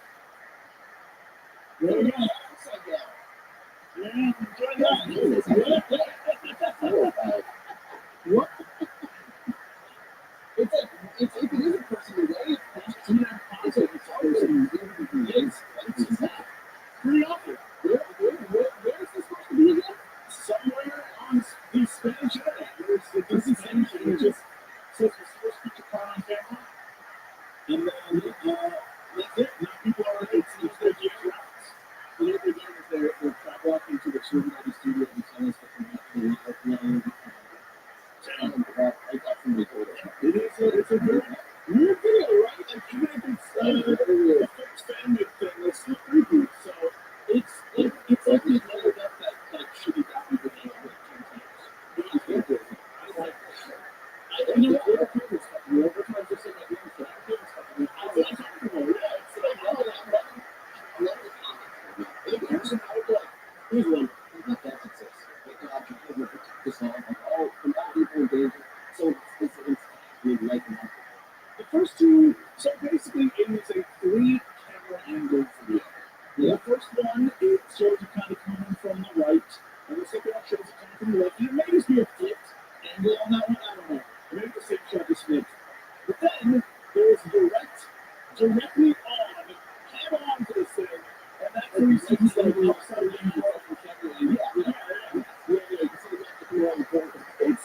Yeah, at first it came out silly, and then you watch it again, you're like interesting. And that third show is just like, I don't care if this is fake. That's some bullshit shit. I don't like that. So yeah, I think I'm gonna let you do it through that. Hopefully we'll get posted over on the subreddit. And we'll also get this to. Yeah, it's very weird. It makes me feel gross the more I watch it. Yeah, it's very true. Yeah, I feel like it's probably like a person that only doing this because of security camera data. Like this is very weird. The way she's postured is so weird. Even as a host, this comment sums it up perfectly. This is the dumbest shit I've roasted 5 minutes on. This is a 20-second video. That's a one video. I watched that shit like 15 times. That's what I'm saying. Yeah. It's fascinating. Say, I'm the guy. What is this? That's I think it's science today. Science, I really don't. So, it's important to remember that there's people that you see that scientists have actually achieved nuclear fusion for the first time. Dude, this shit is the future. I don't know the actual implications of different they've got a long way to go, they said, but it's the first time they were able to actually do it and prove its existence. So basically, long story short, they find two versions of a molecule, and the idea is in nuclear fusion is that you're going to get more energy back than you put into it, which is where infinite energy comes from. And they were, with the amount of energy you can put in the molecule, they got a reaction that gave them more energy back, which is the first thing it's going to accomplish, which is huge for the scientific world. It's so awesome. And maybe the future of our entire species. So, yeah, whole species literally could like impact on that being, more reliable. That's super cool. Really quick science thing is that we found the last known Albanian tiger remains. They discovered them in a museum and because they were lost. They lost the Tasmanian. Oh, it was in a zoo, and then it died, right? Yeah, it was in a zoo, died captured in 1936. And the remains of gone. They found them. So now we're looking for them, I guess. They're out there. It's fascinating. I mean, technically could. That would be super interesting because that's what you're cool shit. We have just very weird. You look at that, that's really cool. There are about species that have gone extinct in our own species of lifetime. It's interesting. I think it's very rare. Yeah, I've been to hear that. I don't know if I could taste the sweet succulent terms like that. It's always the real thing I came up today is that Congress passed their budget, which includes one of the largest UFO budgets that have ever seen. And I quickly go over just like some of the stuff that this is the fact that they're doing all these special projects with UFOs. And we talked about before, they have all the different scientists and stuff. Yeah, so this here is the U.S. Senate today on the 15th, literally today. The 83-11 approval for the National Defense Authorization Act, the giant budget that they do every single year. The bill contains several important provisions pertaining to what they now call unidentified anomalous phenomena, no longer they call area phenomena, which people have been reporting on since July. They include a new quote-unquote secure system with people who work for government agencies or government contractors or have done so in the past. They report what they know about UFO-related matters to the Pentagon's All-Domain Anomaly Resolution Office, AARO, that fear violating classification laws and with protection from reprisal by any government agency or contractor. So if you go fucking forward with stuff, they'll likely be punished by or know that by people who you work for, which I guess, is a pretty good probably for like, that's going to be a big watershed. Like, if that's really what it's been, this could be it. This could be huge, yeah.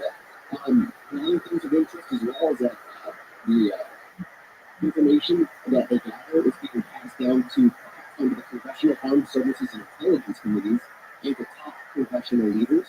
The other part of the bill that I find interesting, and this is the last thing that I'll talk about, is the bill also included a mandate for a review of government archives on UAP dating back all the way to January 1st, 1945.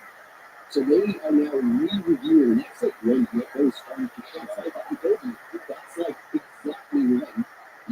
And so this is being talked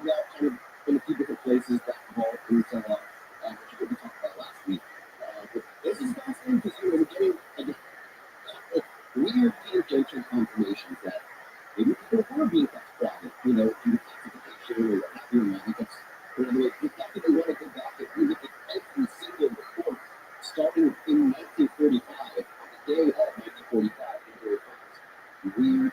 These are all weird. There's something that was supposedly just other aircraft that they promised us, in the article we talked about a couple weeks back. There's a whole lot of other weird shit that's kind of happening in the background still. So, I don't know. He's really still on that frustrating edge of like, what? This is big. It's big for the budget. It's big for the protections they guarantee. There's interesting tidbits and what they actually do in terms of research. I find that fascinating and I love that. Does it carry you in any particular direction? Do you feel like it nudges you further in maybe there is something going on that's not human made? It seems possible. That's a lot of people say. I know. Like it seems possible. And it's so ridiculous in premise to come down on like definitive and yeah, no, I don't know what the guys say, but like this, to me, this hits me on the side of like, I don't know, but it feels like there's maybe something there that is still being observed. When we talked about the MH12, like they're working on secret ships, we knew about their powers and the UFO shit was going on, and like it makes there's a lot of things that just don't make sense. You'd like to say something like that? No, I just wanted to see, because I do think it's very interesting that they're doing this. But I was trying to Google and see if they had any examples online of all the weird things government was stepping down in the past. And if this, because these are all sorts of stuff, right?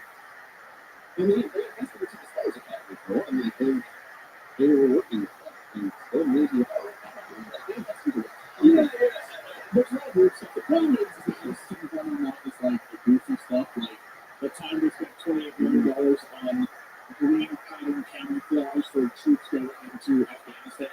Right? It's like, that makes sense. And then I'm looking for like what they spent on weird stuff. And did it get weird? Did it weird? Yeah, it's like how we end up with Velcro and things like that. Like spend on that kind of weird stuff. You know what, Alex? Trust me. Do you know how they use those three shells? I do. I'm confirmed by the director right now. No, you think you want it. It is 2 shells to cool, 1 shell to scoop. You're welcome. You're welcome now. That's all we need to watch Demolition Man, not this. That's all we need to watch Demolition Man. You know who we are in that movie, really. We were all called everybody for something. We could lose it.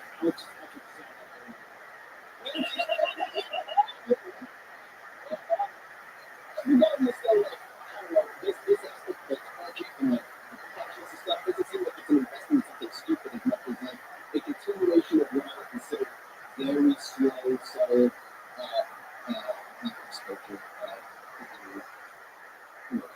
Disclosure? Disclosure, fucking Jesus.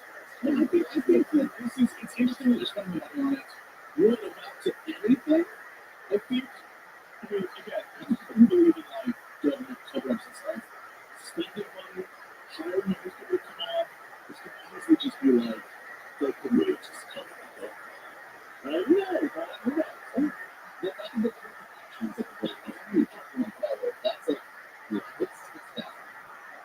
Yeah, that's more interesting about news. Like, there's a bunch of sightings and stuff happening. I mean, there's more than Columbia City, like fucking today. So, go up there. News reports sightings have picked up, as I've been saying, for a couple of weeks. I'm not going to see it back down. But I've been personally, I mean, that's what I read.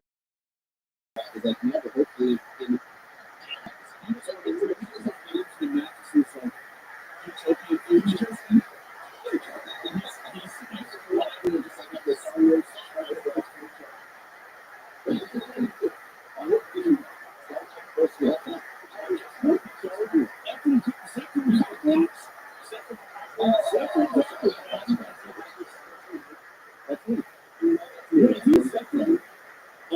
get to join the force. I get to be we're in the back seat. Oh yeah, dude. I love this. Hey, Jordan, it's the best thing you've ever talked about. I love Jordan. He's such a great with the ladies. I know, I'm glad that's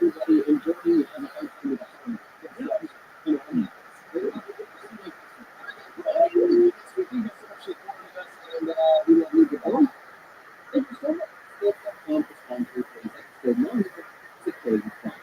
Why is that? Because it's middle of February, almost now, 2023. The year is well on its way. And out of the excitement of the new year, you can so kind of wear off and find a new groove, you find a new routine, you hold to those promises you made for yourself, and you can just keep moving. But things don't slow down. Not like small businesses that need you to work on. Not for simple and so important. We also have to settle for every day. If the business isn't good now, mailing and shipping, we just have to keep it moving. And Stamps.com streamlines all the mailing and shipping with turbocharged and accurate accuracy. And the Stamps.com app is like a post office in your pocket. So you can stay on top of things even if you're away from your work. I've been signed up and using Stamps.com for years at this point. I can't imagine you and me. And Stamps.com is great cheaper than anywhere else. It's up to 89% off at USPS and YouTube. For 45 years, Stamps.com has been indispensable to over 11 million businesses. Whether they're mailing checks, invoices, handwritten books, or creating return compliance. Use Stamps.com to closely wherever you do business and all you need is a computer or printer. They even send you a free scale so you have everything you need just to get started. So keep on mailing, shipping, and moving at the speed of business with Stamps.com. You can sign up with promo code SHOW right now for a special offer that includes a 4-week trial plus free postage and a free digital scale. No long-term commitments or contracts. All you have to do is go to Stamps.com, click on the link from the top of the page, and just enter our code SHOW. That's it. Get a 4-week trial, free postage, and a digital scale. Stamps.com, promo code SHOW. Thanks to Stamps.com for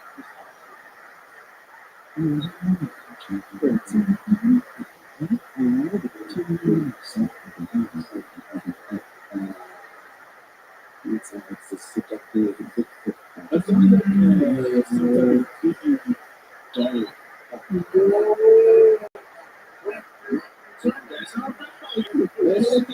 boys, are you really crazy or what? 2022 is just enough. We've got one more episode in 2022, and that's it. Well, this one? No, next week. Oh, yeah. Okay. And then that's it. We're going to 2023, and we start 2023 off with a bang. A big bang. A big bang. What's the bang? Super. Oh, yeah. Is it a secret? We can't. Whoa.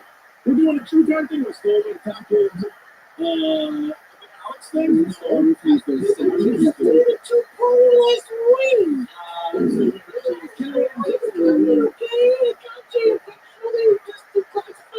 Thousands of people changed their lives.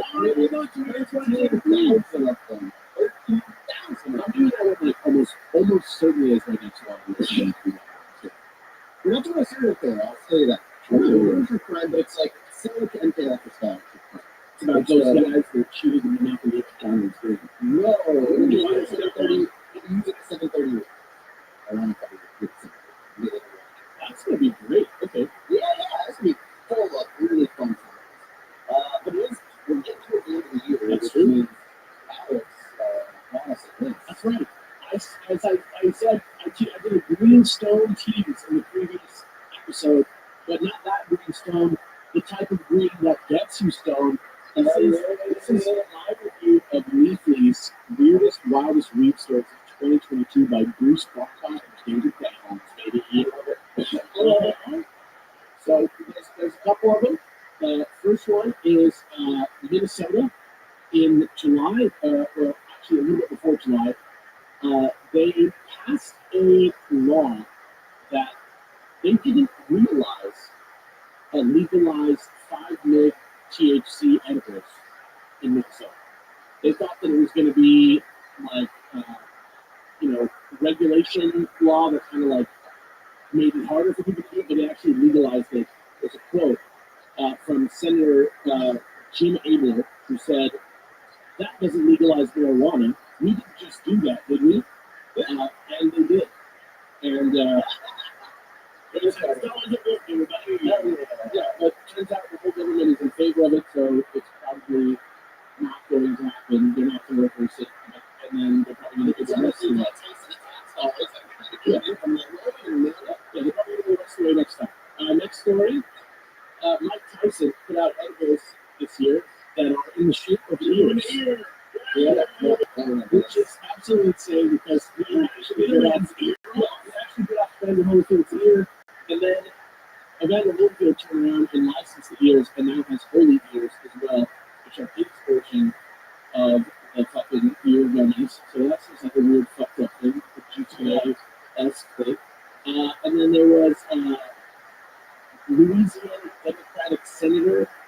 Senate candidate, Gary Chambers, who smoked a blunt in his ad because he wanted to show that he was serious about weed reform. He said, most of the people police arrest aren't dealers, but rather people with small amounts of pot, just like me. And then he fucking smoked a blunt in his ass, which I thought was genius. No, he was. Louisiana's a bunch of squares, you know? Yeah. Also, Circle K, in October, in Florida, they would have weed pickup kiosks at Circle K. At Circle K? Strange things are okay to Circle K, my friends. And, yeah, I guess this is oh wait, then they canceled it. The Florida Health Department canceled it. The quote says, Florida has never approved a medical marijuana treatment center to operate out of a gas station. Also, there was a Chica bong that was heard. It's like a Chica, it's a bong. It was sold for $41.22, but it's sold out now. But it's sold by Dead Stop. Looks hilarious. So literally just a bong that looks like a Chica. And it actually looks classy looking. Like it looks kind of like a little like Mesoamerican pottery. It looks nice. Also, the National Park Service in October said that the Sonoran Desert toad needs to. You guys got to stop looking at that thing. Yeah, please leave the wildlife alone, everybody. Yeah, you gotta stop licking them. You're really not supposed to lick them anyway. Like the real way that you're supposed to do it is to like get that and dry it out and then smoke it. But a lot of scientists have been putting forth effort. This is just my own commentary. A lot of scientists have put forth effort to replicate this chemical without having to bother toads, and it does exactly the same thing. It's the exact same chemical, but now the same like weird like environmental hippies that were like into smoking the toad. Now that the toad is being threatened, they don't want to try the like synthetic version because they're like it's not the same. Man. So you know, the politics are stupid, guys. Then there was this time this year when the DEA. The Drug Education Foundation put out a like emoji cheat sheet of like what emojis mean what drugs. And they had things like football or a fire could be oxy, or a palm or a fir tree or a fire or a cloud could mean weed, or a mushroom could mean mushrooms. Like the maple leaf, the like, Canadian maple leaf emoji could be drugs. Universal for drugs. If people start making so much fun of it, they actually believe the truth. Just like, are we going to turn into these people as the enter 40s and 50s that we're like, yeah, we're becoming so out of touch that we don't understand the go back and look at in the 1980s what 40-year-old people looked like. And just realize it's all very, very, very, I think there's been a slight change for people and the way people act. Is it for better or worse? I guess time will tell. But there's definitely a change, that's for sure. Yeah, no, absolutely there's a change. I mean, look, here's my tip. Don't talk about shit that you don't completely understand. That's the deal. And no one will in North India, there's a story about hundreds of pounds of weed that were seized by the police. Were eaten, like 350 pounds, or 850 pounds actually, of weed were eaten by rats. That's hilarious. So some people say it was destroyed by rain and flooding. Some people say it was destroyed by rats. I think these cops are still food. Probably. Also, scientists kind of sticking recently found out that if you give hemp to cows, they chill out. Hilarious. It increases lying behavior and decreases biomarkers of stress and inflammation. It's like they just like fucking gave cows CBD. Yeah, exactly. It's got CBD into it. Yeah, and also in Lampang in Thailand, they've been feeding chickens weed water. They've been like infusing their water with weed, and it has provided chickens with higher quality meat, higher quality eggs, fewer antibiotics needed. Some of the chickens don't need any antibiotics. But you get less stressed, which is good for their immune system. Yeah, more they're also like relaxed. Yeah, I bet you meant to this. Don't say so. They feed the chickens that are meant for slaughter weed. Somebody is about to make a post tomorrow that's like, don't you get it, you idiots? You're smoking that dope, and that's because the government's trying to keep you docile while they kill you. It's gonna happen. You set this up. It's your problem now. Yeah. Me. But yeah, I like the music really good too. Yeah, there was this weather. It's like literally chicken superpowers. Chickens only sell for about $1.65. But his chickens, sell for double. So think about that. $120 a chicken. There's an opportunity for a bottle called nuggets. Right. And speaking of it, if you think that's, let me just blow your mind right now. The next thing I'm going to say is that Wingstop on April 18th put out glazed and glazed flavor. I got them twice. Yeah, literally weed flavored chicken wings that don't get you high. But what this do, having got them not once but twice, and I like it so much, is that it is the same if you went to like a style Szechuan, like the Szechuan pepper, yeah, what makes your mouth numb. Okay. It's got terpenes and hemp seeds and strawberry and cayenne. That's almost like it was a good flavor, dude. People say indica and sativa is a lie. It's all about the terpenes. I mean, there's definitely a big difference between indica and sativa. Like, it didn't make you high at all, but it had like a different flavor that was like super fun. And yeah, makes you talk about it, which is like, I'm here for that. Wow. There was a Brooklyn prosecutor this month who got in trouble for weed dealers smuggling weed from New Jersey to California. I don't know what the fuck that's about. I don't know how much that weed is. Like, that's such a fucking deal. Like, yeah, I don't know how cheap that weed is going to be, but I bet you it's going to be real cheap. They seized like almost over 1,000 pounds of weed. Because 800 pounds that was stolen at gunpoint from an auto body shop in Plainfield, and in 2015, and then they keep finding it. It's just insane. This is why it needs to be regulated. This is not like this is. There's no way this is safe or smart or it's just. Yeah, it's so stupid. Reading this again, I think that the actual crime happened a couple years ago, but they pleaded guilty this month. Okay. But still, it's insane.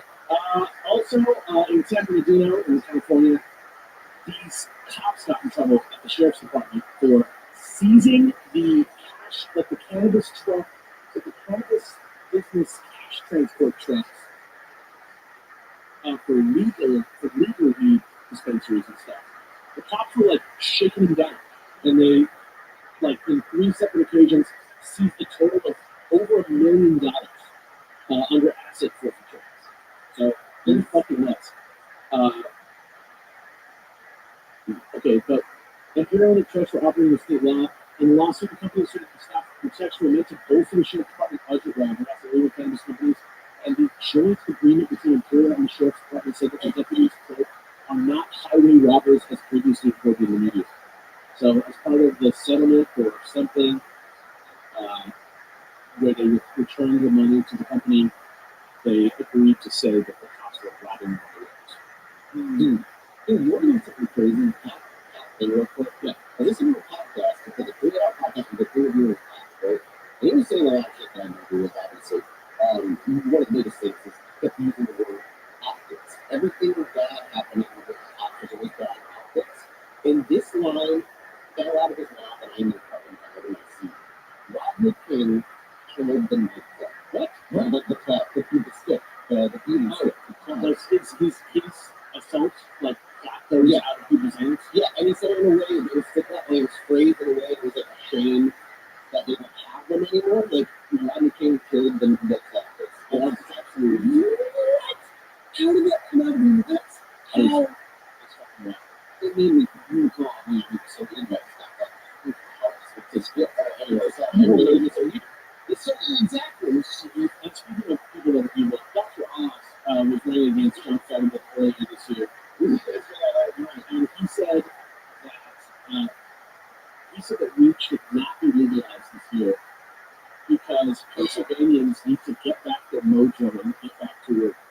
Again, spreading the continued misinformation, and proven now statistically, scientifically proven live that stoners are less productive than life. Yeah, it's so rough. I'm just going to say, maybe that's part of the reason why it's not winning the election. Other than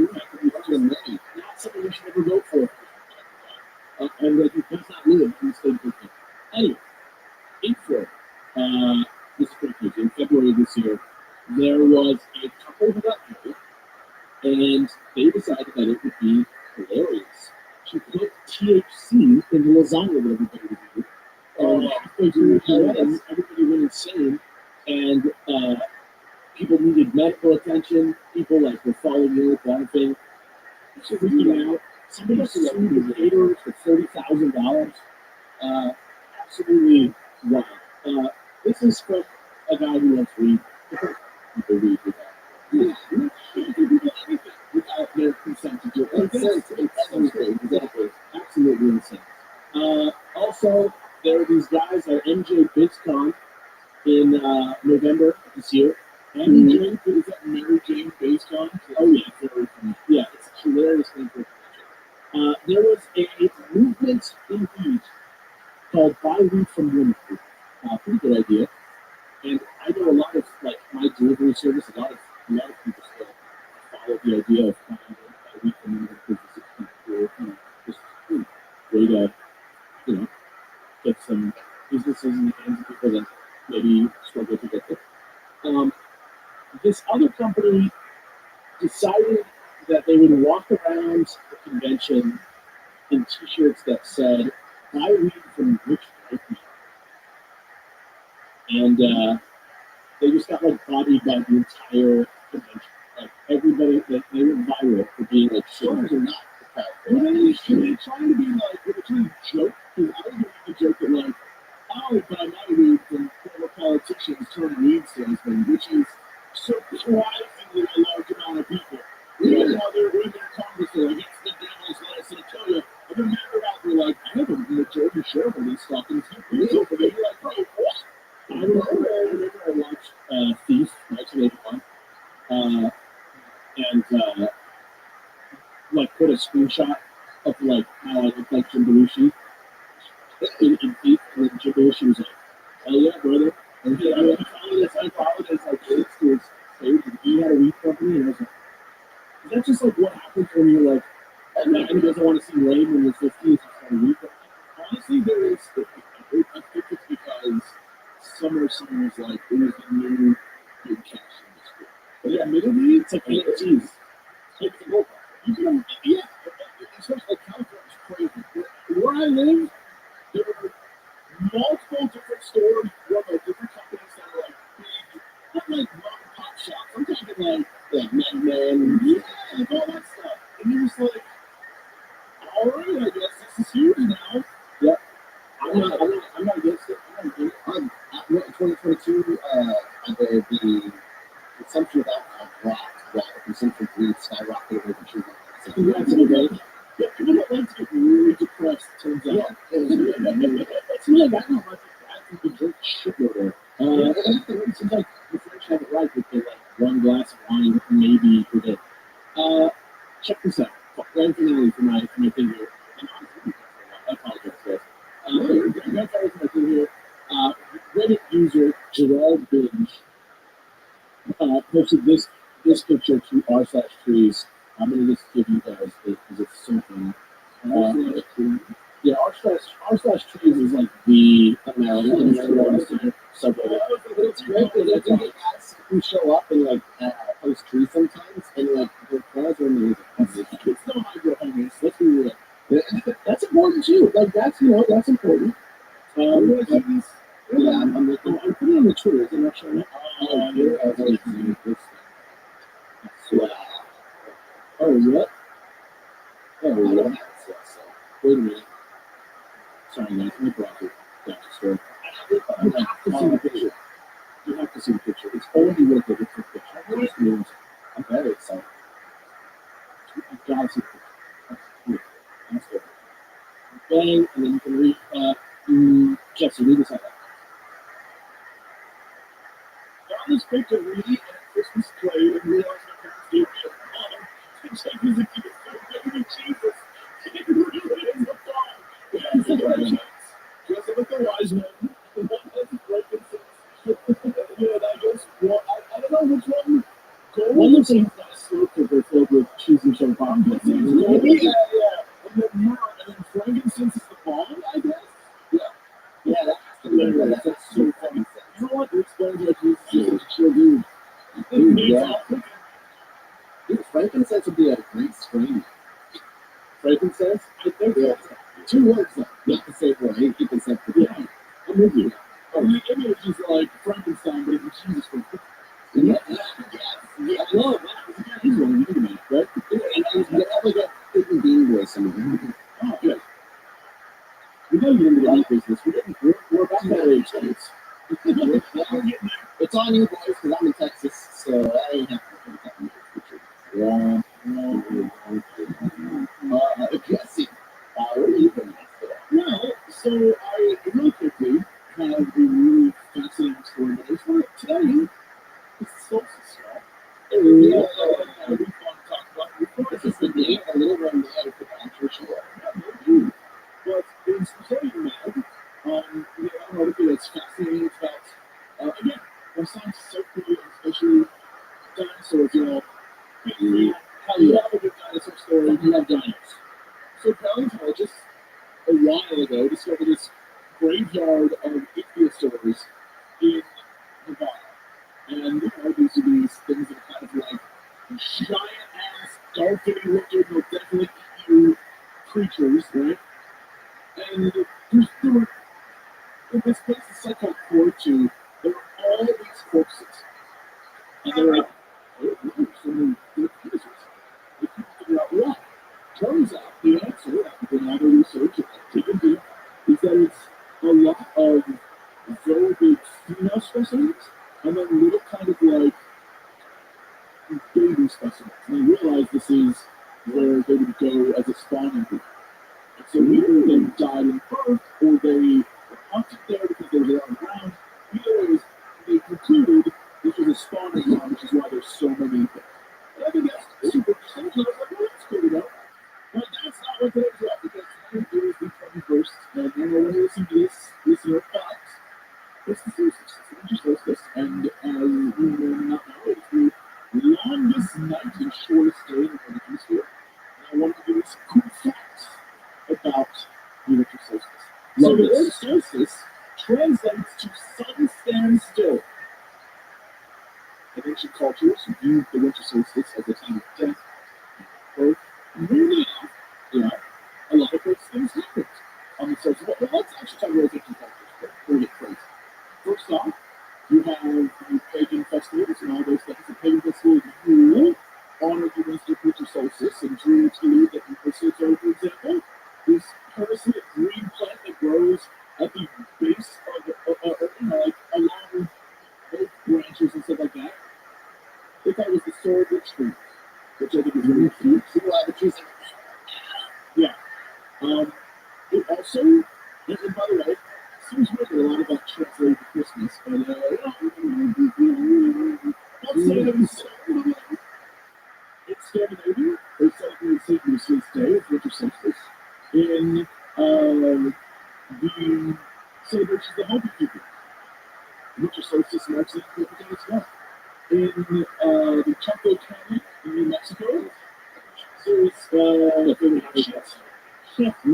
that's ancient ancestral Puebloans built elaborate, first off, they had a huge city there, but also these like sun symbols, and when the sun strikes these petroglyphs at exactly the summer and winter solstice, they become these like bright, glistening sundowns. Very cool stuff. All the way to the death star. You have things like Stonehenge being aligned for winter solstice, and the Nazca lines of route being aligned for the summer or winter solstice. The sun illuminates an ancient Irish tomb on the winter solstice. You have these traditions of, like I was saying, a lot of winter celebrants of the solstice who get super high emotions. This is a thing that transcends a lot of cultures. And because the reason why is the winter solstice, like I said, is this time being the darkest, shortest day of the year, but also it's viewed as kind of like time of rebirth and connection with the spirit realm. And weirdly enough, speaking of rebirth, the Pilgrims landed at Plymouth on December 21st. Mercury discovered uranium on the 21st. The Apollo mission to the moon was launched on the Apollo 8 mission was launched 1968 on the 21st. Just a couple of things there. Yeah. And I thought this was kind of interesting that during the winter solstice, well, the specific, how do I best describe this? The North Pole, during, like, there's an exact moment there's a winter solstice. Like, they know the time is at 9:48 p.m. UTC, the North Pole is faced the furthest away from the sun. Ooh. So that's the winter solstice moment. And this other fun fact that I also is very funny because it reminds me of the incredibly wacky game from when I played a long time ago. Many people thought the world was going to end on the winter solstice in 2012. September 1st, 2012 was the date 13.0.0.0.0 of the Mesoamerican long calendar used by the Mayans, and it marked the end of 5,126 years cycle.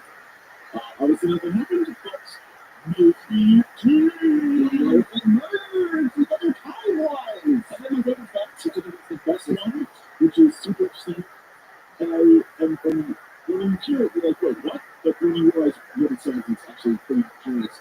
The Earth, again, it's the coldest, it is the darkest, but the Earth is at its closest point to the sun during the winter solstice. Oh, that's cool. It's because the northern hemisphere is turned away. So in the southern hemisphere, they're getting roast too right now. Australia is unavoidably just by nature of the fact that it is what it is. Yeah. It's because it has to do with nature. You know what I mean? It's yes. Absolutely. You understand why all these different, peoples in the past, where the sun really, no matter what deities are create, the sun is doing all the work. And so there's a lot of like sun worship, like sun acknowledgement, and when it disappears, you're kind of like, oh no! And you can understand why they would put candles on a tree, put that thing up, and maybe like get together for celebrations, or maybe it makes sense. And so when you think about this time of year, when you think about the community that like everyone, it's dark, it's kind of miserable half the world. There is a good atmosphere, all freezing around stuff, and everyone's kind of like a little community thing. And I think it's kind of built into the nature of who we are. That we always talk about seasonal depression, but a lot of the cure for seasonal depression is to come out of the house, and like go be a part of things, which again seems pretty like ancient in origin of like, come on, it's cold as hell, we're digging a damn cave, let's go party, let's eat these mushrooms and shit. Yeah, well, then they were melting into the ground. Oh, which by the way, totally off topic. Last night I was in bed reading Reddit, and it might still be on the front page. There was an entire post about some dude discovering that salvia was a thing. If we're on the topic, some dude discovering salvia was a thing, and he asked about it. He said, like, has anyone ever had chips with things? What's this like? And all the comments are essentially boiled down to one and never again. You last about 5 minutes, and the total experience would be 15. I would never do it again. This will happen. And every single one is like, space-time ripped open, and I felt the reality. And I just like, that sounds cool. That sounds good. It sounds I want to experience that, but I'm too scared right now. I'm not going to. I don't want to break my brain. What that talks about how he lived an entire life? One guy, I swear to you, this guy goes, I lived a life as a tree, and I was cut down and forced to be a log in a log house. Yes, and that was right. And I was like, it was one of the guys that something he became a thread in the couch. And at the end, he didn't want to leave the thread. He said, I'm not keeping on my thread. And then he had to like adjust for like 10 minutes. And he was super nice. And when he came to, he was holding a shoe. Then some guy posted a bunch of, he was like, look, I'm the OG here. I've done it a bunch. Either do very little, so you have like a kind of weird trick where you're like in your room, or do a pun so that you like disassociate from reality. He's like, when you're in the middle and you think you're like doing a medium dose, your body's still feeling things and reacting, but your brain is seeing crazy stuff. So you feel like you're there and you're in it and you're losing your mind. And he's like, no, you either go very low or you blow your mind. There is no between. I was like, I feel like it's a helpful tip. It's still terrifying. Also, yeah, terrifying. I would like to experience that once before I die. So like, when I'm 80, and we're listening to episode 6,000, he's like, with your friends, one time, yell for each other. He's like, don't. He's like, sometimes you can have great trips and they're like, experience. Yeah. He's like, sometimes you experience like transcendentalism. He's like, and sometimes they will end up being like in a river being chased by a fish. Don't put that one on a pedestal, gang. I see what they're saying. It makes you just look like a primordial woman. There is a reason why, for the most part, it's legal. And it's because it is not a place to return to. Oh, but yeah, sure. Nobody's like, there's no addiction to it. It like messages, you really doesn't love it. No way. Yeah, mushrooms, like, you can walk away being like, I see society for what it is. I'm a better person now. I face my demons. And society doesn't work like that. It shouldn't be working like this. And then the government's like, no, we can't have that. Let me be very clear. Salvia is a meat. It's literally part of the meat family. That's awesome. That's like so fun. It's like sage, right? It's like some kind of like, just, it's just like, and I guess it's like, it makes you high for like 5 minutes. And then you spend more time trying to figure out what the hell just happened. And then you're fine. And everyone's like, yeah, they say it back to like reality. And everyone, I think that's the illusion of like, oh, it's so, like, it's just a real cool thing, dude. So like, just try it. And it's like a real cool, like, party drug. It is not a party drug. That thing, you be like, I lived a lifetime with another person in another world. And you're so into in the party with the door closes behind you. And you say, you might jump out the window and brutally hurt. You just don't want to. You can't get out of that. Stick with my mushrooms, and it's always going to do things like that. You're fine if you do it. You're going to be fine. Just go that way. Yeah, it's not going to kill you. It's not going to, like, it's not that drug, but it will, like, your mind is what it does to your brain. Sometimes, like, it literally is like a hard reset. It's the pursuit of knowledge. Somebody was saying, like, like, somebody was saying, like, rewires your sense of touch to your, like, eye senses and stuff like that, where you just, like,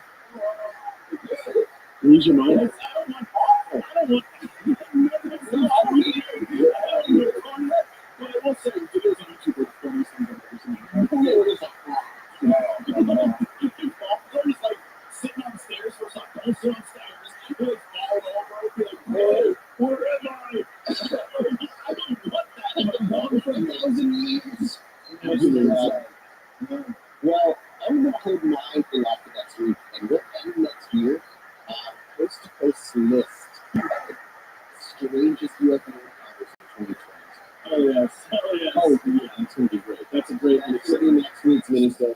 Catch it with that. Thank you guys so much for watching and supporting us up here. Have a great time. Good sleep for free. I hope you enjoyed this mix of compilation. We'll see you guys next time. Peace. Thank you so much for Taxpayers Perspective. And at this point, I don't know what to say. If you've been listening to the show for so long, you know how much mental health means to you. Even outside of Taxpayers, just in general, mental health is such an important place in your life. It shapes this impact for 40 years of my life. Long story. But let's just say, without therapy, I don't know what I would do. I believe that incredibly genuine. Therapy is just, listen, if you're going to you take care of your body, you take care of your state. Why does everybody ignore the brain? Because you talk enough, or because you talk and you didn't do anything? That's not how it works. Science shows you how it works. Therapy is great. And with Taxpayers, you can find a therapist that works right for you. And if you're worried about seeing a therapist or psychiatrist, whether it's going to help you, like anybody that has time to find them and meet up with them, or afford them, then you need to try Taxpayers. If you do everything online, Taxpayers make daily like $3 just for affording. Sometimes people wait for things to happen. It's like my goodness. Before the Taxpayers, you look at the business. With Taxpayers, you can sign up online and get a personalized map that includes you typically within 48 hours. It's incredibly convenient to have virtual sessions with a licensed therapist from the comfort of your home. There's no need to commute to appointments. Just sign up work for life childcare in 4 to 10 sessions. It's mental health at your ease. Taxpayers also lets you send messages to your therapist so you don't have to wait for the next session. This all sounds like something you've been wanting to do for the last 3 years. We prevent time and advice. As a listener to this podcast,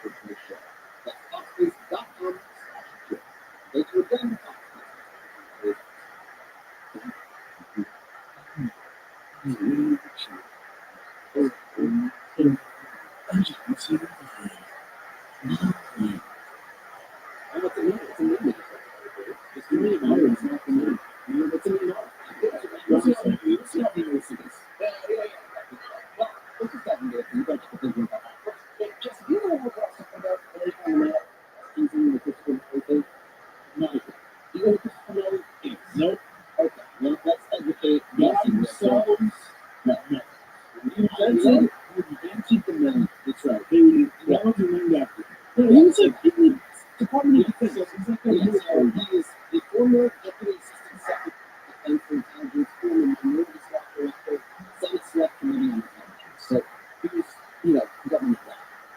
And he put out a memo, a blog post on December 24th, very, very shortly after Biden signed the law, the omnibus spending bill, which is has the UFO legislation. And in this post, he says a few things that once more others in the cap that at the very least some of those MJ-12 documents are real. Now, if you remember from the MJ-12 episode, just that you brought up like looking real, and like you think some of it might be fake and some of it might be fake. And he doesn't keep it completely faithful. He's putting it out. However, it does continue to push into the corner of maybe some of those documents. And the reason is, in this post, he goes over 5 big things that the new law allows people who are within the European world to do. It provides greatly enhanced authorities and resources for the All-Domain Mining Resolution Office, or AARO, which now reports directly to the leaders of the Defense Department, Intelligence Committee, what they were doing before. It reported last time it mandates a review of all intelligence documents involving UAPs from 1945 to present, requires DOD, DHS, and the IC to identify any non-disclosure agreements related to UAP and provide those to the new AARO office. So, how many people have signed in with NDAs we don't know yet? It directs the new AARO office to develop a UAP science plan to assess the sometimes mysterious and mind-bending capabilities being reported, as well as a collection plan to leverage America's vast technical intelligence apparatus to determine where these objects are coming from and the capabilities and components. And finally, it provides a secure process for anyone who has signed an official U.S. government secrecy agreement related to UAP to come forward and reveal that information to AARO and the Congress, regardless of the level of classification, field extradition, or prosecution. So it's like the big things that have kind of come out in the UAP thing. And then there's also a few things that are kind of interesting. He talks about, because even before this whistleblower legislation, was signing the law, credible individuals were providing Congress information alleging that the U.S. government has recovered ET technology. I don't know about that last part, but we do know that people have been having closed-door meetings with Congress for all of 2022 about UAP stuff, even if it's the Congress pieces. This process began in 2019 when I brought astrophysicist Dr. Eric Davis to Capitol Hill to meet with staff from the Senate Intelligence and Armed Services Committees. Dr. Davis, author of the famous list, provided specific information lending credence to what was known as sensational reports that an official U.S. government program is actively seeking to exploit recovered technology. The Wilson Davis memo is kind of proxy. The Wilson Davis memo, we talked about it in Roswell a little bit, we talked about it in MJ-12 a little bit, only we went into a great deal of great depth. But the memo, I will link you to it because it was entered into congressional evidence in this summer. I brought up earlier, so you can now get it off of Congress's website, which is how I got moved to the Basically, like, all you it almost doesn't matter what it says so much as it bounces back and forth whether it's true or not. It's the big right. It confirms this entire video games that have gotten fired to, and it's absolutely Again, yes and no, because the MJ-12 thing, I don't think all of those documents are real. I think there's fake documents in there. And I don't think it adds to the magical aspect, only that the government has had a small group of people that are experts on UFOs and doing things before. And again, I think off camera, NASA's going to do that now. It's exactly public. They have their own list of 10 people that are specialists in their field to address the UFO thing. The reason that the memo I think it's really important, which comes from October 16th of 2002, is specifically the quote where it says, Miller asked the question on MJ-12/UFO cabal, crash UFO, confirmed the call Miller late June 97, and told that P. Miller was right. There was such an organization in existence. What year is that? This is first thing. This is only 2 pages of the memo. It's like, and he goes, what did you tell? Because I found it where I looked, who I talked to, but did not mean everyone. Miller, before 3502, please evaluate. Miller knows what I did on the Pentagon request for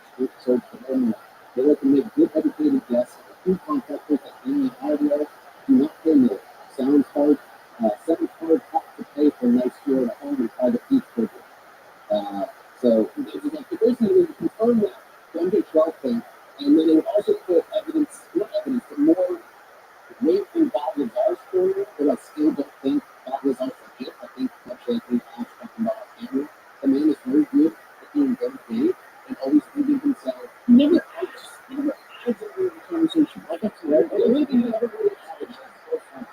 The only thing I would say he ever brought forward is, well, he didn't have a VHS tape of what was potentially a UFO in the air base research film for his friends. Like the whole element, like 117 or 113, whatever the energy neutral element, he says he had and that the UFO operated off of, but that's it. Like that's it, and that's not really anything new. Even back then, that wasn't like really new idea. Right. It's not like the variable. You know what I mean? Like he's just basically inventing prophecy. Like he's not providing it. Yes. Providing piece of evidence for anything for people. You know, just like this for just as well. This is Christopher Jones. And because he's got love to see this. That's Christopher Jones' thing. I'm giving his Twitter as well, where he kind of announced it. He's big in the UFO world. He's also very much usually him and Lou Elizondo end up coming up together. I think that Lou Elizondo is also, you know, at literally worked for the government. Actually, what we can say is disputed this. You know, we'll see. But yeah, it's not proof. But if this is yet another edge toward like, is the undercloak back in the wheel? Then like, who fucking knows? Like, if they are real, how much of it is real? What parts of it are real? Because, you know, there's that giant focus that was written over by the FBI. And some of the thing is, like, in this part of it, we talked about in the J12 episode, some of the papers look super legit. Others look legit, but if you know what to look for, look fabricated. So it's just like fucking weird. Like, it looks like horror game, like designed documents that are supposed to look like protect. Yeah. The biggest problem with this is like even in the thing you sent me is I don't know how to best describe this. It's not the most eloquent way, but just the example here is I'm not claiming the information provided to Congress or to the AARO proves that the Republican visiting extraterrestrials. However, and then proceeds to say a bunch of stuff and then says the media is doing a disservice to not investigate this basically. And that is, unfortunately, for our current state of affairs in the world, literally along the same lines when like someone makes up a thing, says, well, I saw that Congress person go with the Satan at the pizza parlor. And it's the media's fault for not investigating it. It's like, so why are you putting it on the media? The media did cover it. Like, the media did cover it when there's leaked, and they covered it for 2 days. Like, it was a big they were talking about it. I think the thing here is I was kind of like, I put it forward. Why won't anyone else cover it? And it's like, I don't know, wrong. We're going to say it's potentially big. Right. There's no reason. So, because now it's up to those who have gone quiet to come forward and actual piece of information is reviewed at the moment that any of this legislation gives you actual information to the public. Is the moment that the media is going to immediately follow it because everybody's going to care about it. Right, but it falls in the same fallacy of when you're lying to someone and you're like, oh, it's on you to prove that I'm lying. It's the same thing. It's just like to the other day. And then I was like, well, and it's like, you know what I mean? I go, yeah. That's not how that's how like, you provide me the evidence. And then we go from there. We can't be like, you know what I'm talking about. And this is like, no. Yeah, this is like, literally just saying, I'm not taking the information provided. It's proof. But here's one things that I think to be proof. The media needs to figure it out. Like, what? That's not how this works, though. And that's the problem, because that's how we get on that, like, weird, like, QAnon shit. Yeah, like, as we talked about before, okay, it's flip. It's like, again, when you take this, it's not, as I said, it's not proof that the NJ documents are real.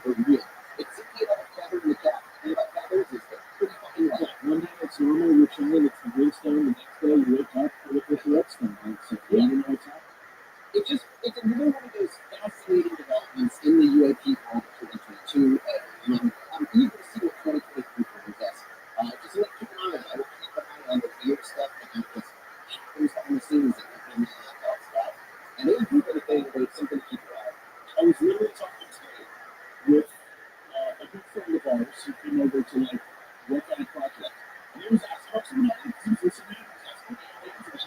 fascinating. But he was like, you have to believe that there's, something if the U.S. government is saying all this stuff. And I was like, I mean something, absolutely. But the thing that interests me more isn't what it is. I mean, I guess that's part of it, but like the idea that the government, by admitting they don't know what it is, yeah, they're either saying, one, this is something that another country has made, and we can't control the flies over our airspace, or two, it's something that is not from this planet or from different. Either way, it's fascinating. Like, I don't really care at the end of the day what it actually is. The fact is that something is happening, and the government's like, I don't know. And that's, because he was like, maybe the government's like, shit, the government. He's like, why would the government admit that they can't control their own airspace?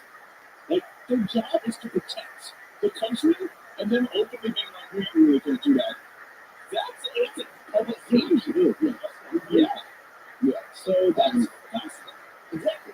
It's very interesting, and like at the same time, they're also with the doing that because they also be learning already that this shit works. Yeah. Right? It might not be just an admission that shit is working by us saying we don't know what it is.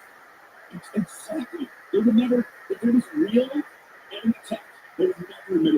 They would never see it. That's what I'm saying. So what is it? We don't know, man. We don't know.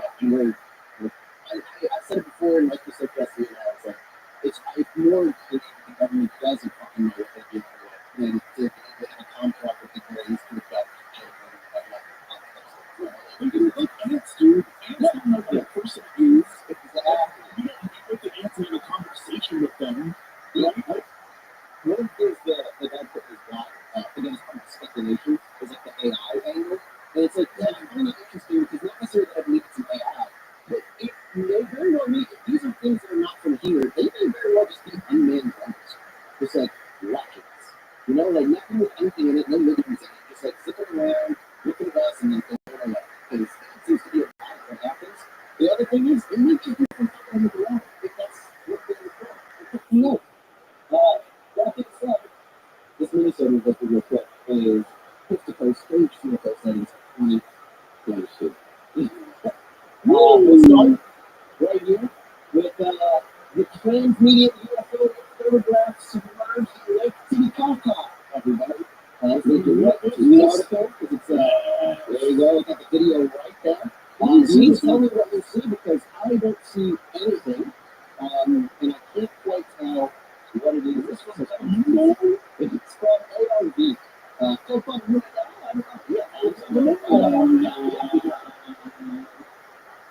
So this is I don't know about this. Yeah, it's very weird. Underwater. Yeah, They got the rods. You get out there, rods. We got 1,000 rods, and they're spinning all over the place. Oh yeah, we have the 1,000 rods. One 1,000 rod is doing this. It looks like it's out in the water. I can't understand what you're saying. It's in I mean, literally, right, slow that produces the 1,000 rod. She is just spinning her wrist like a crazy person. Yeah, dude, she's got a loose and she's like, Witnesses number 2. Witnesses in Israel were mystified this year by a loud yellow object that resembled a lightning bolt frozen in place over the city. There you go, boys. So it's the next one forward. And this is a weird thing over the city. You can kind of see it starts right at the video at 47 seconds. Okay. And it's just this weird thing.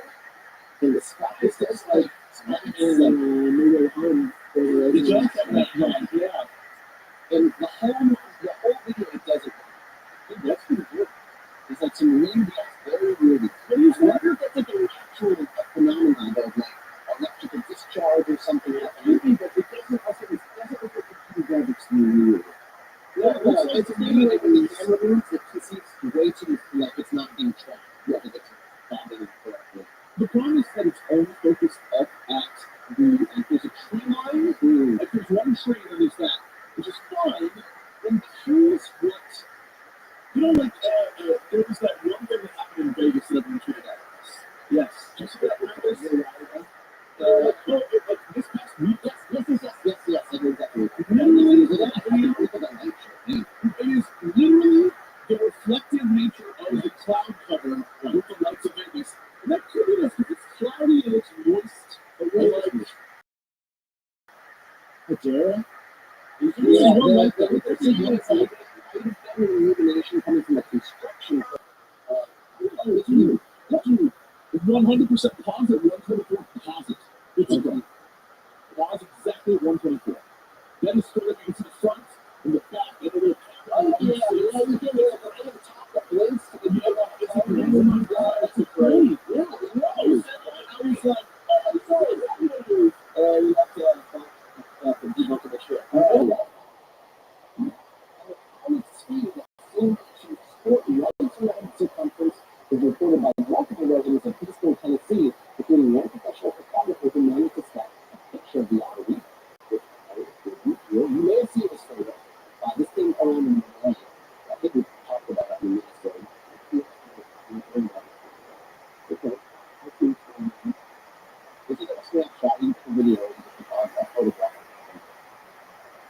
There's like a jellyfish almost, honestly. I just saw this one. Like, it looks cool, I guess. It does qualify as UFO. It is a phenomenon. Well, I bet you guys are excited to see the UFO that was spotted over Buckingham Palace during the Queen's Jubilee parade. Yes. Did you know that happened? No. She went home and left it out. The twins. So yeah, okay, it's gonna start right away, and right behind the kids. And oh yeah, I know this. So we know it's above the smoke at the very least. It looks good. It could be a really close bug though. It could be anything, right? It could be a drone. It could be. I was about to say it could be a drone. It could be a drone. Yeah. It could be just a parallax effect of the drone. For those who are looking, for those who can't see, it really is like the jets of the squad across squeezing the covers and burning right behind it. It's right in the mix kind of dogs. It just zooms in a pretty straight line. It's really circular too, to be honest. It's like a really round story footage of things. Real perception and like 80%. Came through on the video. That's my favorite video. Well, there you go. As you feel impressed by that one? I don't know what that is, but certainly when they do that with the colors, it's kind of a sort of a woman in Mexico captured footage of a truly bizarre star-shaped object hovering in the sky, and the anomaly was later filmed by another witness the following day, which is what I see it doing. Obviously, with the YouTube video that is also TikTok. The YouTube video that's also the TikTok version has like, oh no.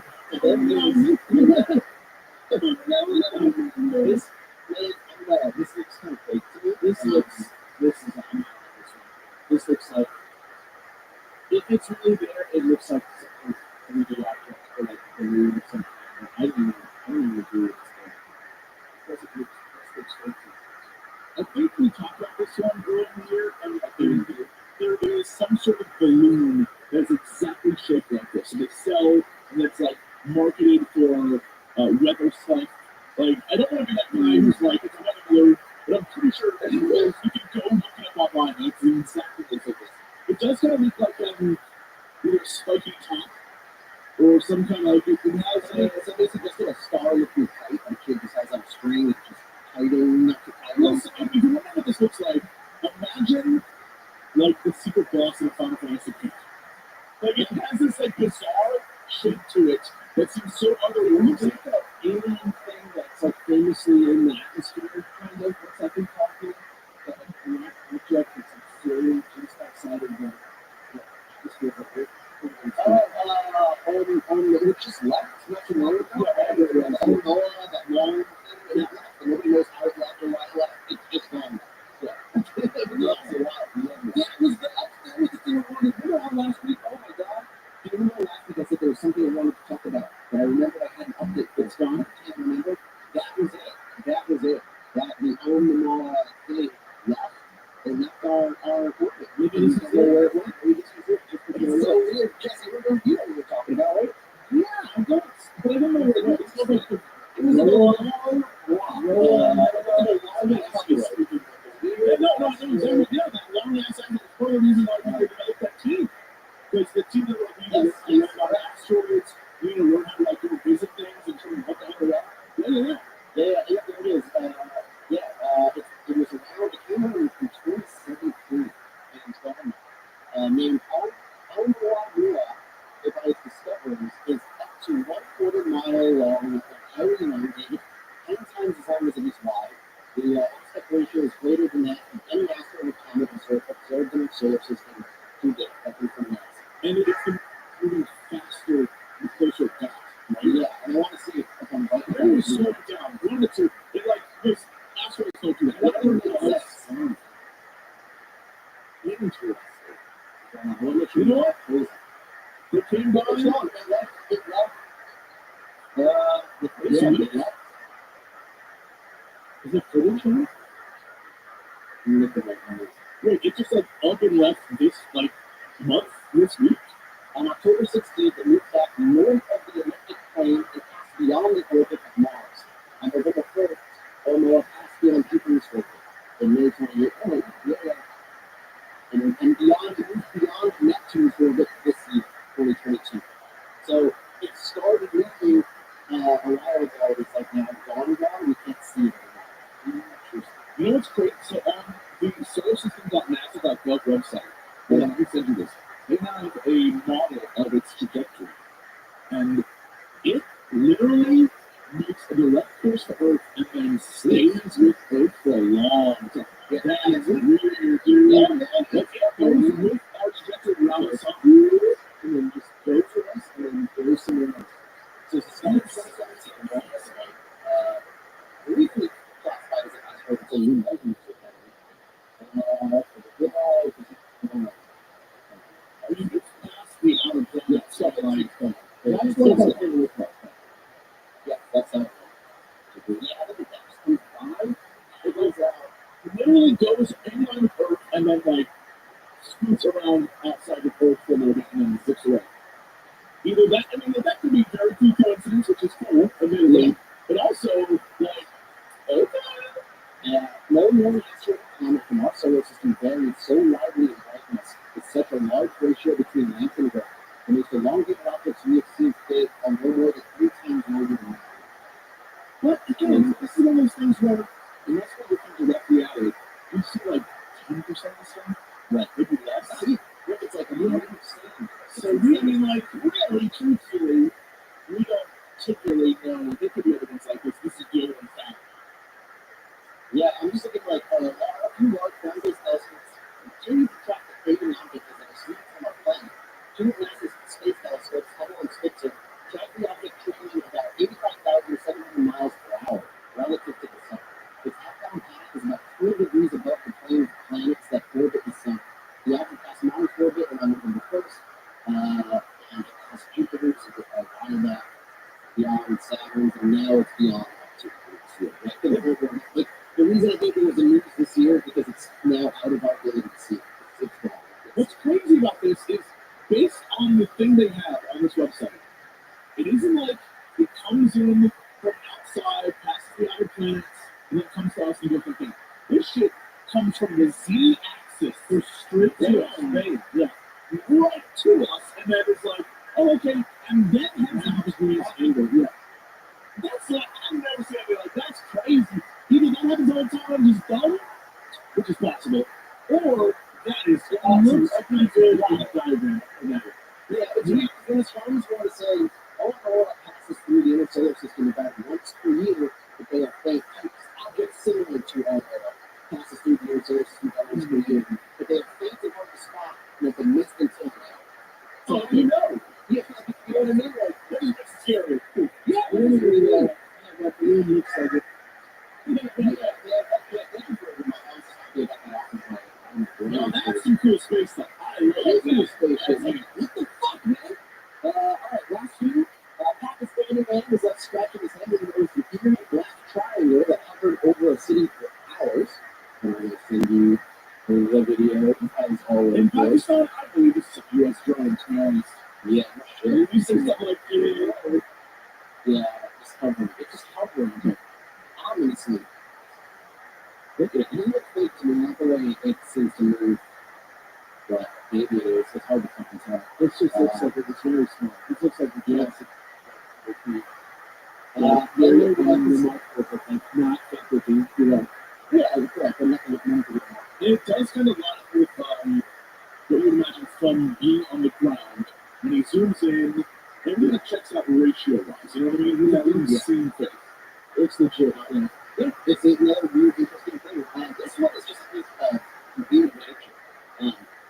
Visiting a national park, the Devil's Punchback, a British woman who did something like a agility when she looked overhead and saw what seemed to be a cube-shaped cloud. I'm here for a cube-shaped cloud. It's another cube-shaped cloud.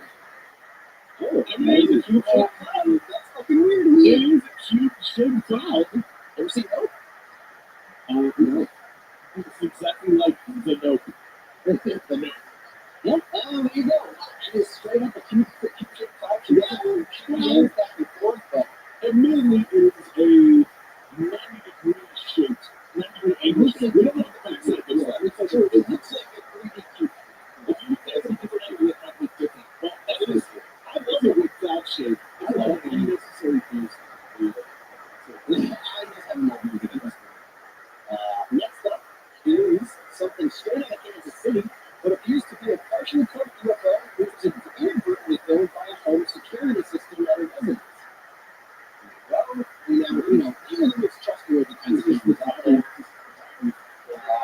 you can, that just looks to me like, you can sort of a and give the object to 17 seconds. What? Yeah. What? This is insane. This is fucking insane. You see, he's driving by, so it's not like, yeah, there it goes. It's like a triangle-looking thing. It looks like navigate right here. The longer you look at it, it looks like one of the Covenant ships from Halo.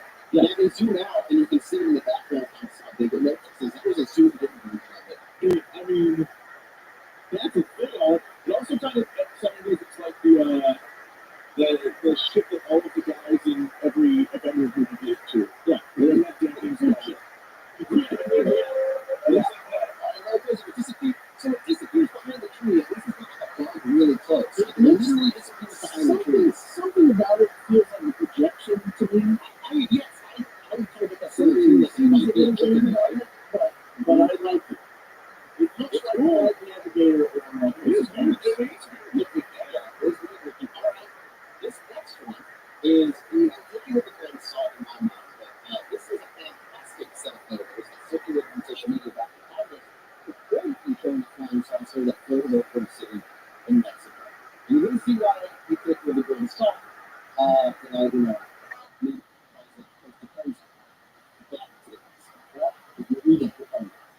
But that's it. That's the picture. If you go down, there's some other thing. The picture at the top is the picture. This one looks, it looks like it's hanging from the fucking line. Yeah, it looks small, but it's got a hole. It looks like a plate. It looks like a hut. Unlike the previous one to Pakistan, this one looks, it doesn't look like it has the depth. Yes. It looks like it is close into the air almost. I agree. It definitely looks like a small frisbee. That one's in the down, never convinced me. Looks like it's the photo. I don't find it. Pull your camera phone, take it there. Go forward.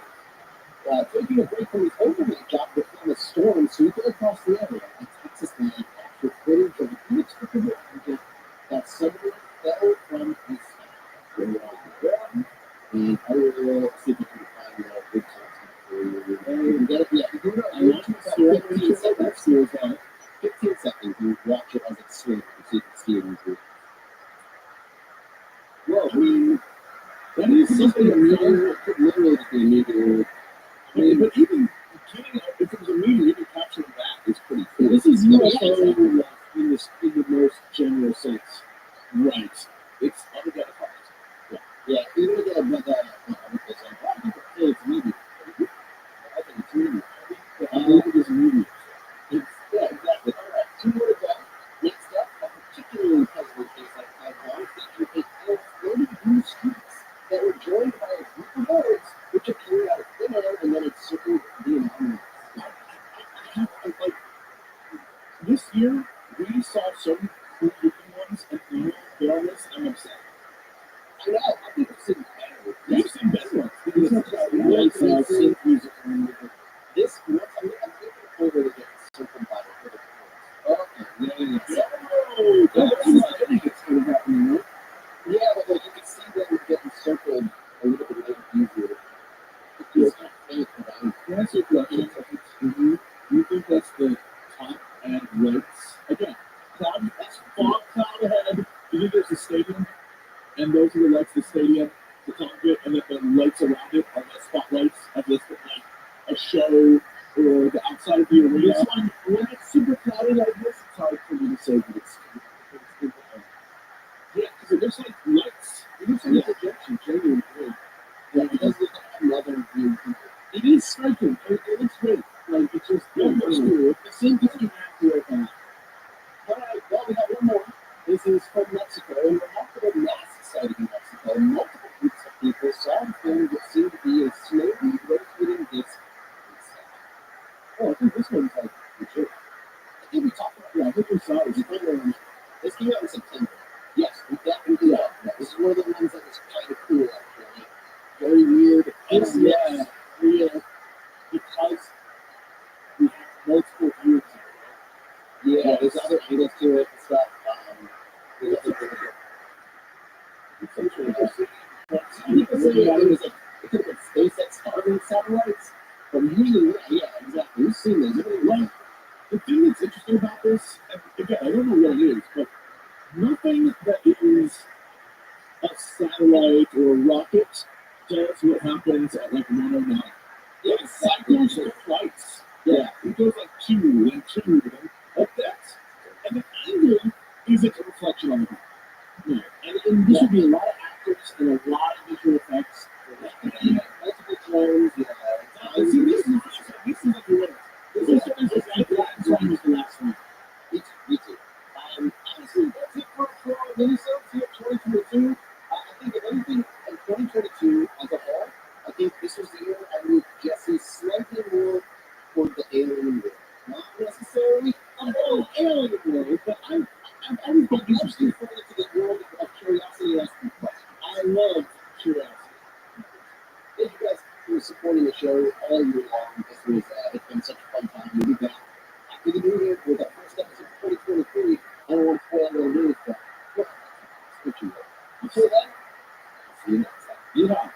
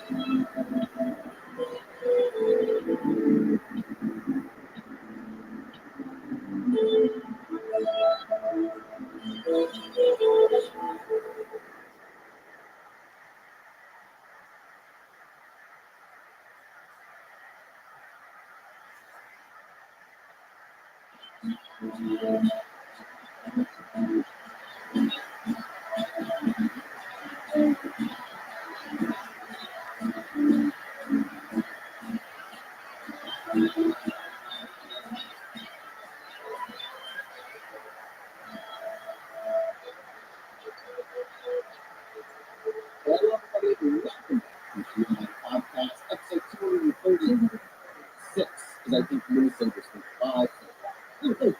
Anyway, somewhere. Anyway, I'm going to I'm joined by great stuff. Thank you so much. I'm joined by the chat GPT and Luke Ball of LA, Jesse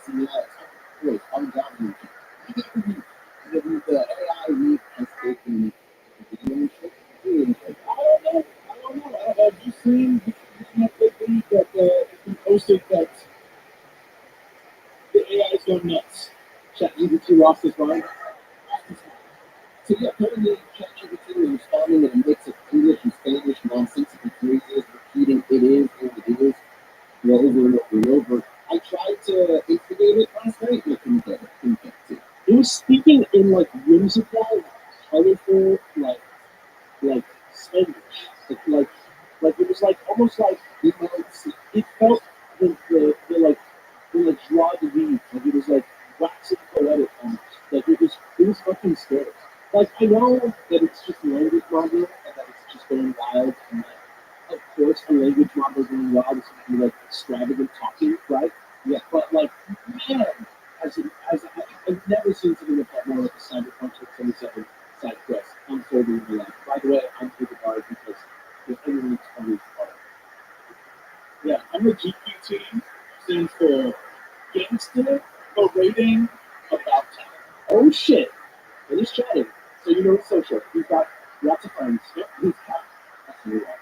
So many friends. Most of my friends, people you want to be friends with, but they get their work done. They get the job past Jesse. He's a social butterfly about town. Ask his neighbors. He's got homeless guy that on the street. He's walking up and down. It's classic speaking in broken Spanglish and talking about the Jabberwock as he's walking up the boulevard. This is actually no joke. This weekend I went to our favorite sausage place, Rothschild. Hey, the Lexa fellow from Germany, because he wanted to go there specifically for that. Here's the thing.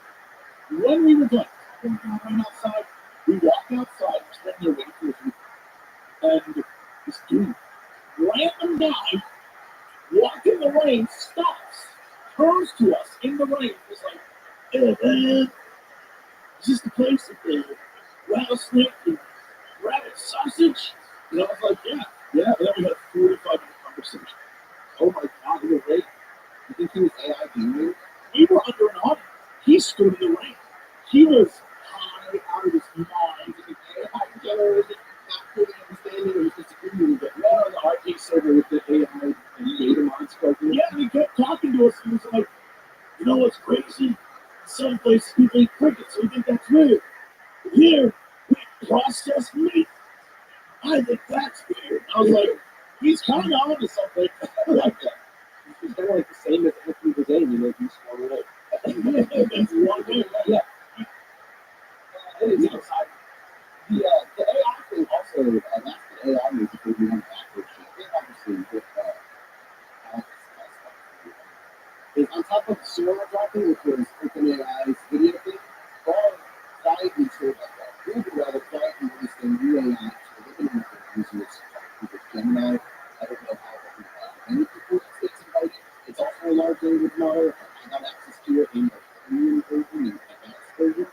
And the difference between this and large, or at least any large language models, is that after a certain amount of time, or a certain amount of information you input, the AI has an inability to maintain context of the conversation. So if you like type out a really huge thing, it loses it. Sure. This, the new one does, it is able to maintain it. They tested it by feeding it an entire manual for the Apollo 11 mission, and then asking it questions and quizzing it, and it did it fast, fine, it maintained all that information. It also is the first, one of the first AIs to understand nuanced instructions, able to reason through problems logically, and provide insightful responses. So it's actually like, well, this is great news for everyone who leaves comments about this show and other shows. It's like, you guys keep talking about stuff that isn't the topic. You keep throwing out reality tropes. All I want to know is about those murders. Well, pretty soon, the GPT podcast will tell you all the information. You won't have to have fun. You won't have to listen to a bunch of real guys like us. You don't have to even go to listen to a digital prostitute historian who can do anything they want. It's so phenomenal. So you have that to look forward to as an alternative to this.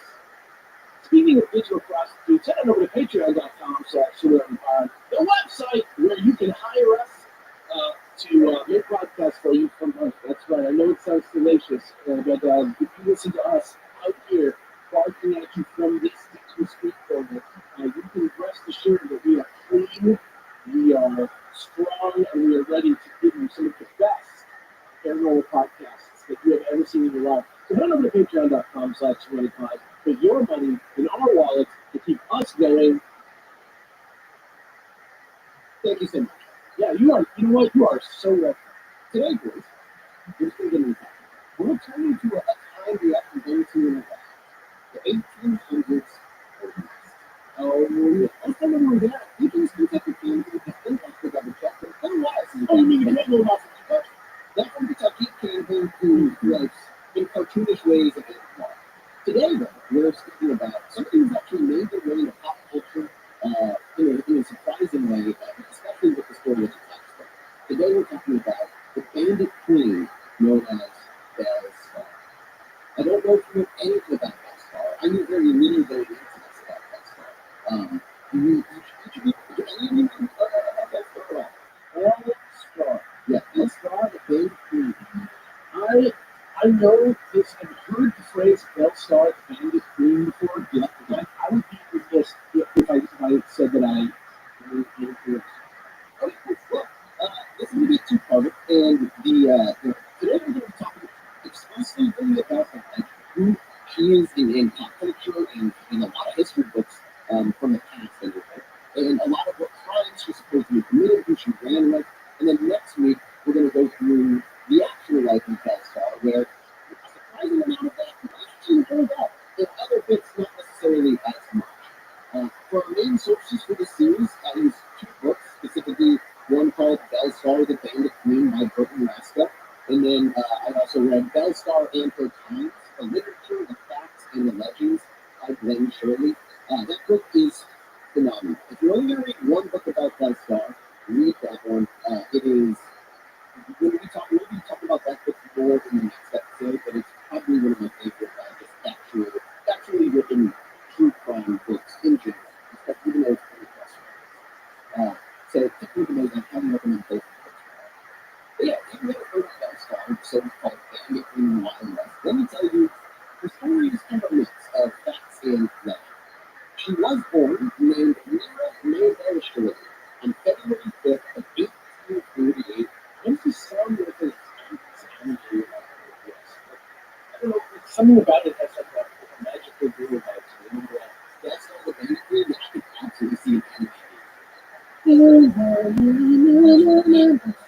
know, I don't know like a magic pistol. She's through and all the rest of she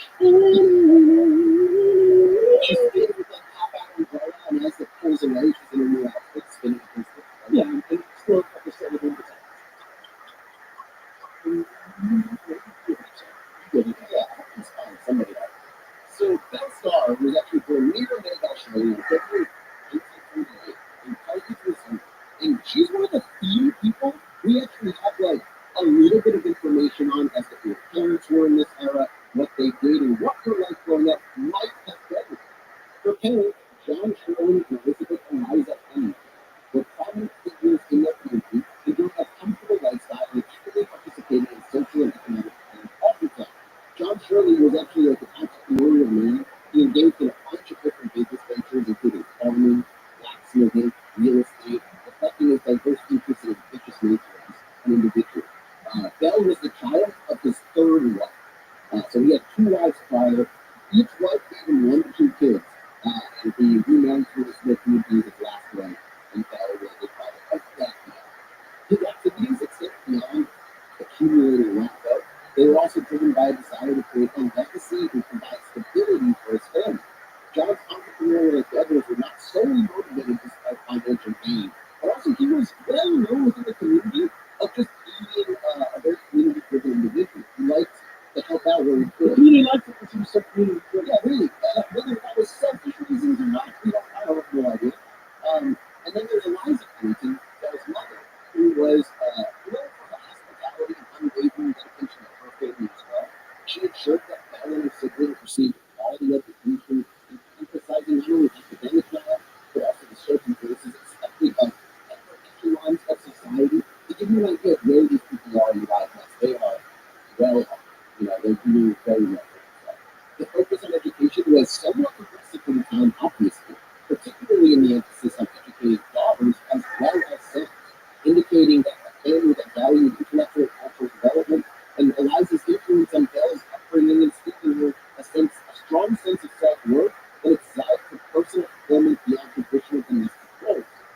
Which are they look like a gentle lady?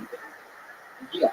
But it's interesting too because this part of her life, I think, really informed why she grew up against the law system.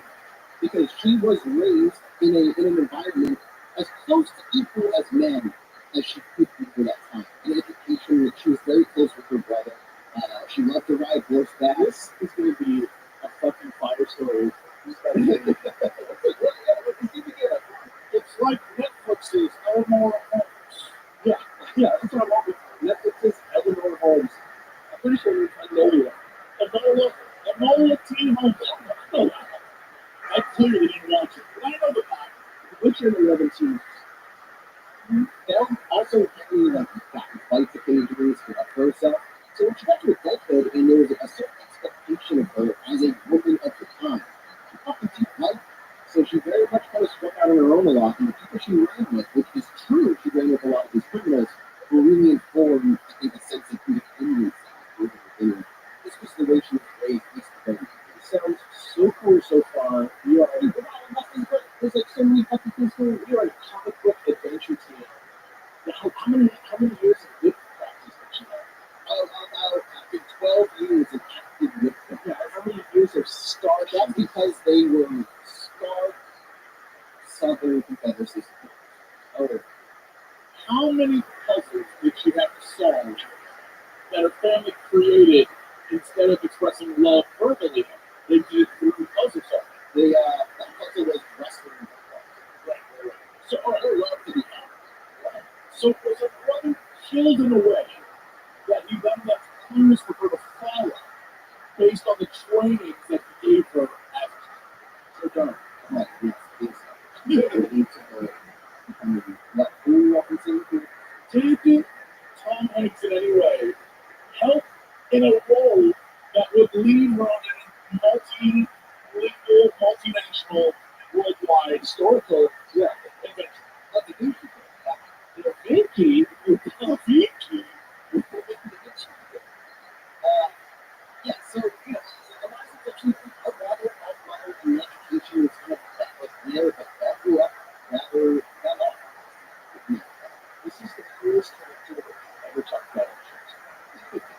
And then, not too long after, about 15 years after Civil War, the Civil War began, and the Civil War itself had a profound impact on the Sherman family as a whole, as it obviously did on families across Missouri and the Wild South. Missouri's position as a border state made it a very tumultuous place, with loyalty split in the warfare of their the Shermans were staunch supporters of the Confederacy, a stance that placed them at odds with their Unionist neighbors and forces. And this period was marked by significant upheaval for the family, including the loss of their property and a forced relocation to Science, Texas after the war. Because they were just huge supporters of the Confederacy. But beyond that, we don't have a huge amount of details as to what they did and how they were involved in the war, other than we knew they were forced to. This move proved to be a turning point for Democrats. Texas in the post-war years was a place of reinvention and opportunity, but also lawlessness and desperation. The Sherman family, having lost much of their pre-war status and wealth, found themselves in a community of former Confederate soldiers, outlaws, and adventurers, all mingled in one place. And it was here that Belle's fascination with the outlaw lifestyle began to take root. She was surrounded by these people, influenced not only by the people she was meeting, but the stories they would tell, which I imagine many of them were wholeheartedly embellished. But for a young kid, this is it's magical in a way. Like the stories of these heroes that fight against the law, that's what they. In the years that followed, Belle's daughter would become a very legendary figure in the annals of the Wild West.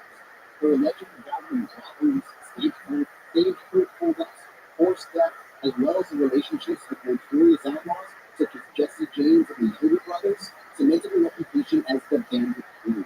But beyond the sensationalized stories and the mistakes surrounding her life, Belle's story was a complex and fascinating woman who defied societal norms and lived on her terms, leaving a lasting imprint on the history of the American frontier. And that much is true. She truly was just a very forward-thinking woman. It is absolutely crazy to me that the Wild West, because it's so vast, leads so easily to vilify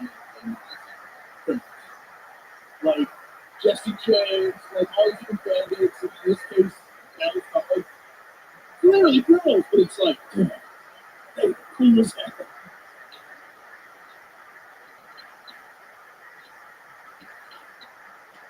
Let me read this to you. It reminds me of the part of the book that I open to. And basically, the author says there are essentials to a formula that are fairly consistent that lead to this kind of itemization, like it's literally being fixed. And he goes, the essentials embrace fundamental psychological facts. One, civilized man, no matter how circumspect, law-abiding, conventional, and tamed he may be, has a subconscious desire for revolt against law, against restraint, against civilizing forces of life. Two, thus, even when he deplores, he always has a measure of admiration for the outlaw, the man who is definitely at odds with the restraints of civilization and immigrant to them.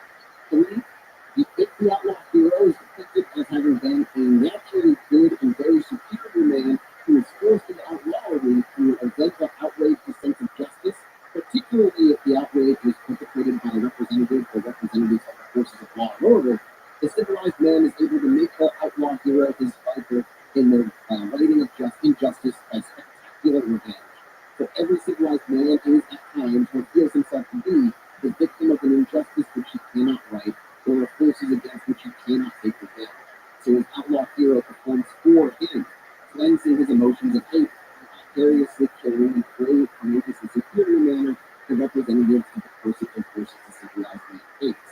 And finally, four, the outlaw hero must die, preferably through treachery or against horrific odds, and never in a fair and open fight. For there must be a retribution for the outlawry, not only to satisfy the moral conscience of the civilized man, but also because the fighter or the scapegoat who bears the weight of one's sins must die so that civilized man might. Yeah, no boy must say. That would be changed. That's a really great summary of exactly the fact. It's why all the best Western movies, the main character does not make it out. Now, I'll tell you right now, that whole story that you just described already played in my head about this character. Right, exactly. And this was written in the late 1800s by a man by the name of Richard K. Fox. And he was talking about why people buy these 25-cent paperbacks and these dime novels about these outlaw heroes that people like were clamoring for. It literally is also the plot of straight up, if you're playing a Grand Theft Auto, or you're playing Cyberpunk, you're playing Red Dead, yeah, literally the plots are like, look, you have the coolest life to burn out, you die boring. And it's like, okay, I understand that he can translate to someone and they take this on themselves. In fact, Bellstar, if you look up, Bellstar trying to find an image of her, half of them are with all the media created of her. The only Bellstar looks like a normal ass woman from the West. Yep. But all the media, she's this glamorous, beautiful babe who's like, they kick out food to the guns and stuff. And it's ultra glamorized because the idea is like, it's the same thing with Billy the Kid. Like, Billy the Kid's legend is much bigger than the reality of his history. One day we'll talk about Billy the Kid for sure. The same thing with, it's just like all the media representations of Billy the Kid and not the dorky, like, dude who maybe killed 3 people. It's the Lord of the Rings that's true. It's like, we just can't do it. I'm never going to get tired of hearing stories about this exact character. You know what I mean? Yeah, it's just great. This is a party that just started. So they moved to Texas, they came back in school, they were forced to move to Texas, and despite the challenges they were they remained committed to the education of the described as an intelligent and quick-witted from a young age, received an education that was unusual for them at the time, studying subjects like classical literature, piano, and what I thought the social graces. Like Bryn Mawr, like, yeah, acting for public behavior. Nothing exactly. This education not just served to refine the character, but also instilled in her a sense of independence and a desire for a life less ordinary. And her exposure to the harsh realities of the frontier, combined with the romanticized tales of outlaws and rebels that she grew up around hearing, began to shape her worldview. Belle admired the resilience and freedom these figures seemed to represent, a stark contrast to the structured, constrained roles available to women in society. This admiration, coupled with her own spirited nature, set the stage for the life and adventure notoriety that she would later pursue. The dynamic within the Shirley family also really played a crucial role in her development. She was close with her brother John, who would later become involved in criminal activities himself, and this relationship may have further normalized the idea of living outside of the law for Belle. Additionally, the early loss of her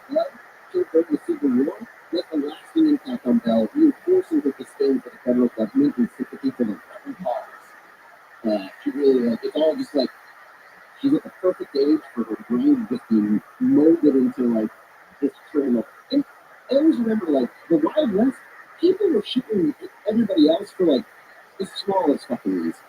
People would be getting shot in the street, you'd get hanged, like, there was just, death was everywhere in Wild West. Thank God we didn't pass that. Yeah, no, thank God we don't do that anymore. So young Belle, with her sharp wit, riding skills, undeniable, quickly adapted into she became acquainted very early in her life with notable figures of the time, and like I said earlier, Jesse James and the younger brothers. Like, she knew them from, like, teenhood on, who were often led by the Shirley family. These interactions undoubtedly influenced Belle as well, who was growing increasingly fascinated with the outlaw lifestyle. In the Wild West, Belle Starr was the infamous Lady Outlaw, had a love life as well that was as handled as a Barbed face as Korean. They just poetic license, but it's a little poetic license. You spicing it up? Yeah, I'm really Texas now, you know. I gotta put the southern to the, you know. It was more strangling than a bomb water expansion after thunder. A thunder test. A thunder heat. We didn't read up here. There are not an insignificant amount of people that go, it was wrong. Oh, yeah. Yeah, I always say that California and Texas are like cousins. You know what? It's about a lot. It's like second or third cousin. I love you guys out there. I do. You don't talk, dude. That's just Christian in me. I love you, but I love you, but I'm so sorry. Every husband that she got pitched to became a part of her legend as the bandit queen. So we're gonna go on every husband. Yeah, can't multiple. Don't worry, we're gonna go through all of them. So let's go on a ride and uncover some of the crazy stories about how she met and married each of her husbands. A mix of love, loyalty, backstabbing, all played out against the backdrop of people dying constantly in love. Belle's first time getting married was with a man by the name of Jim. Now, you know who Jim Reed is? Jim Reed in history is not only known for his deeds, but also as the first husband of Belle Starr. In fact, that might be the thing he's most famous for, in my opinion. In the economic, like the Civil War magazines, I mean, small-time crimes, like stealing, stagecoach robberies, stealing cattle. He's not really known beyond his time being married to Belle and the age that they're married. So yeah, there's not too much more about this particular. This marriage was also super important because it set the scene for the rest of this girl's life. They first met in the early 1860s when Belle, she's in the early 1860s. She is like,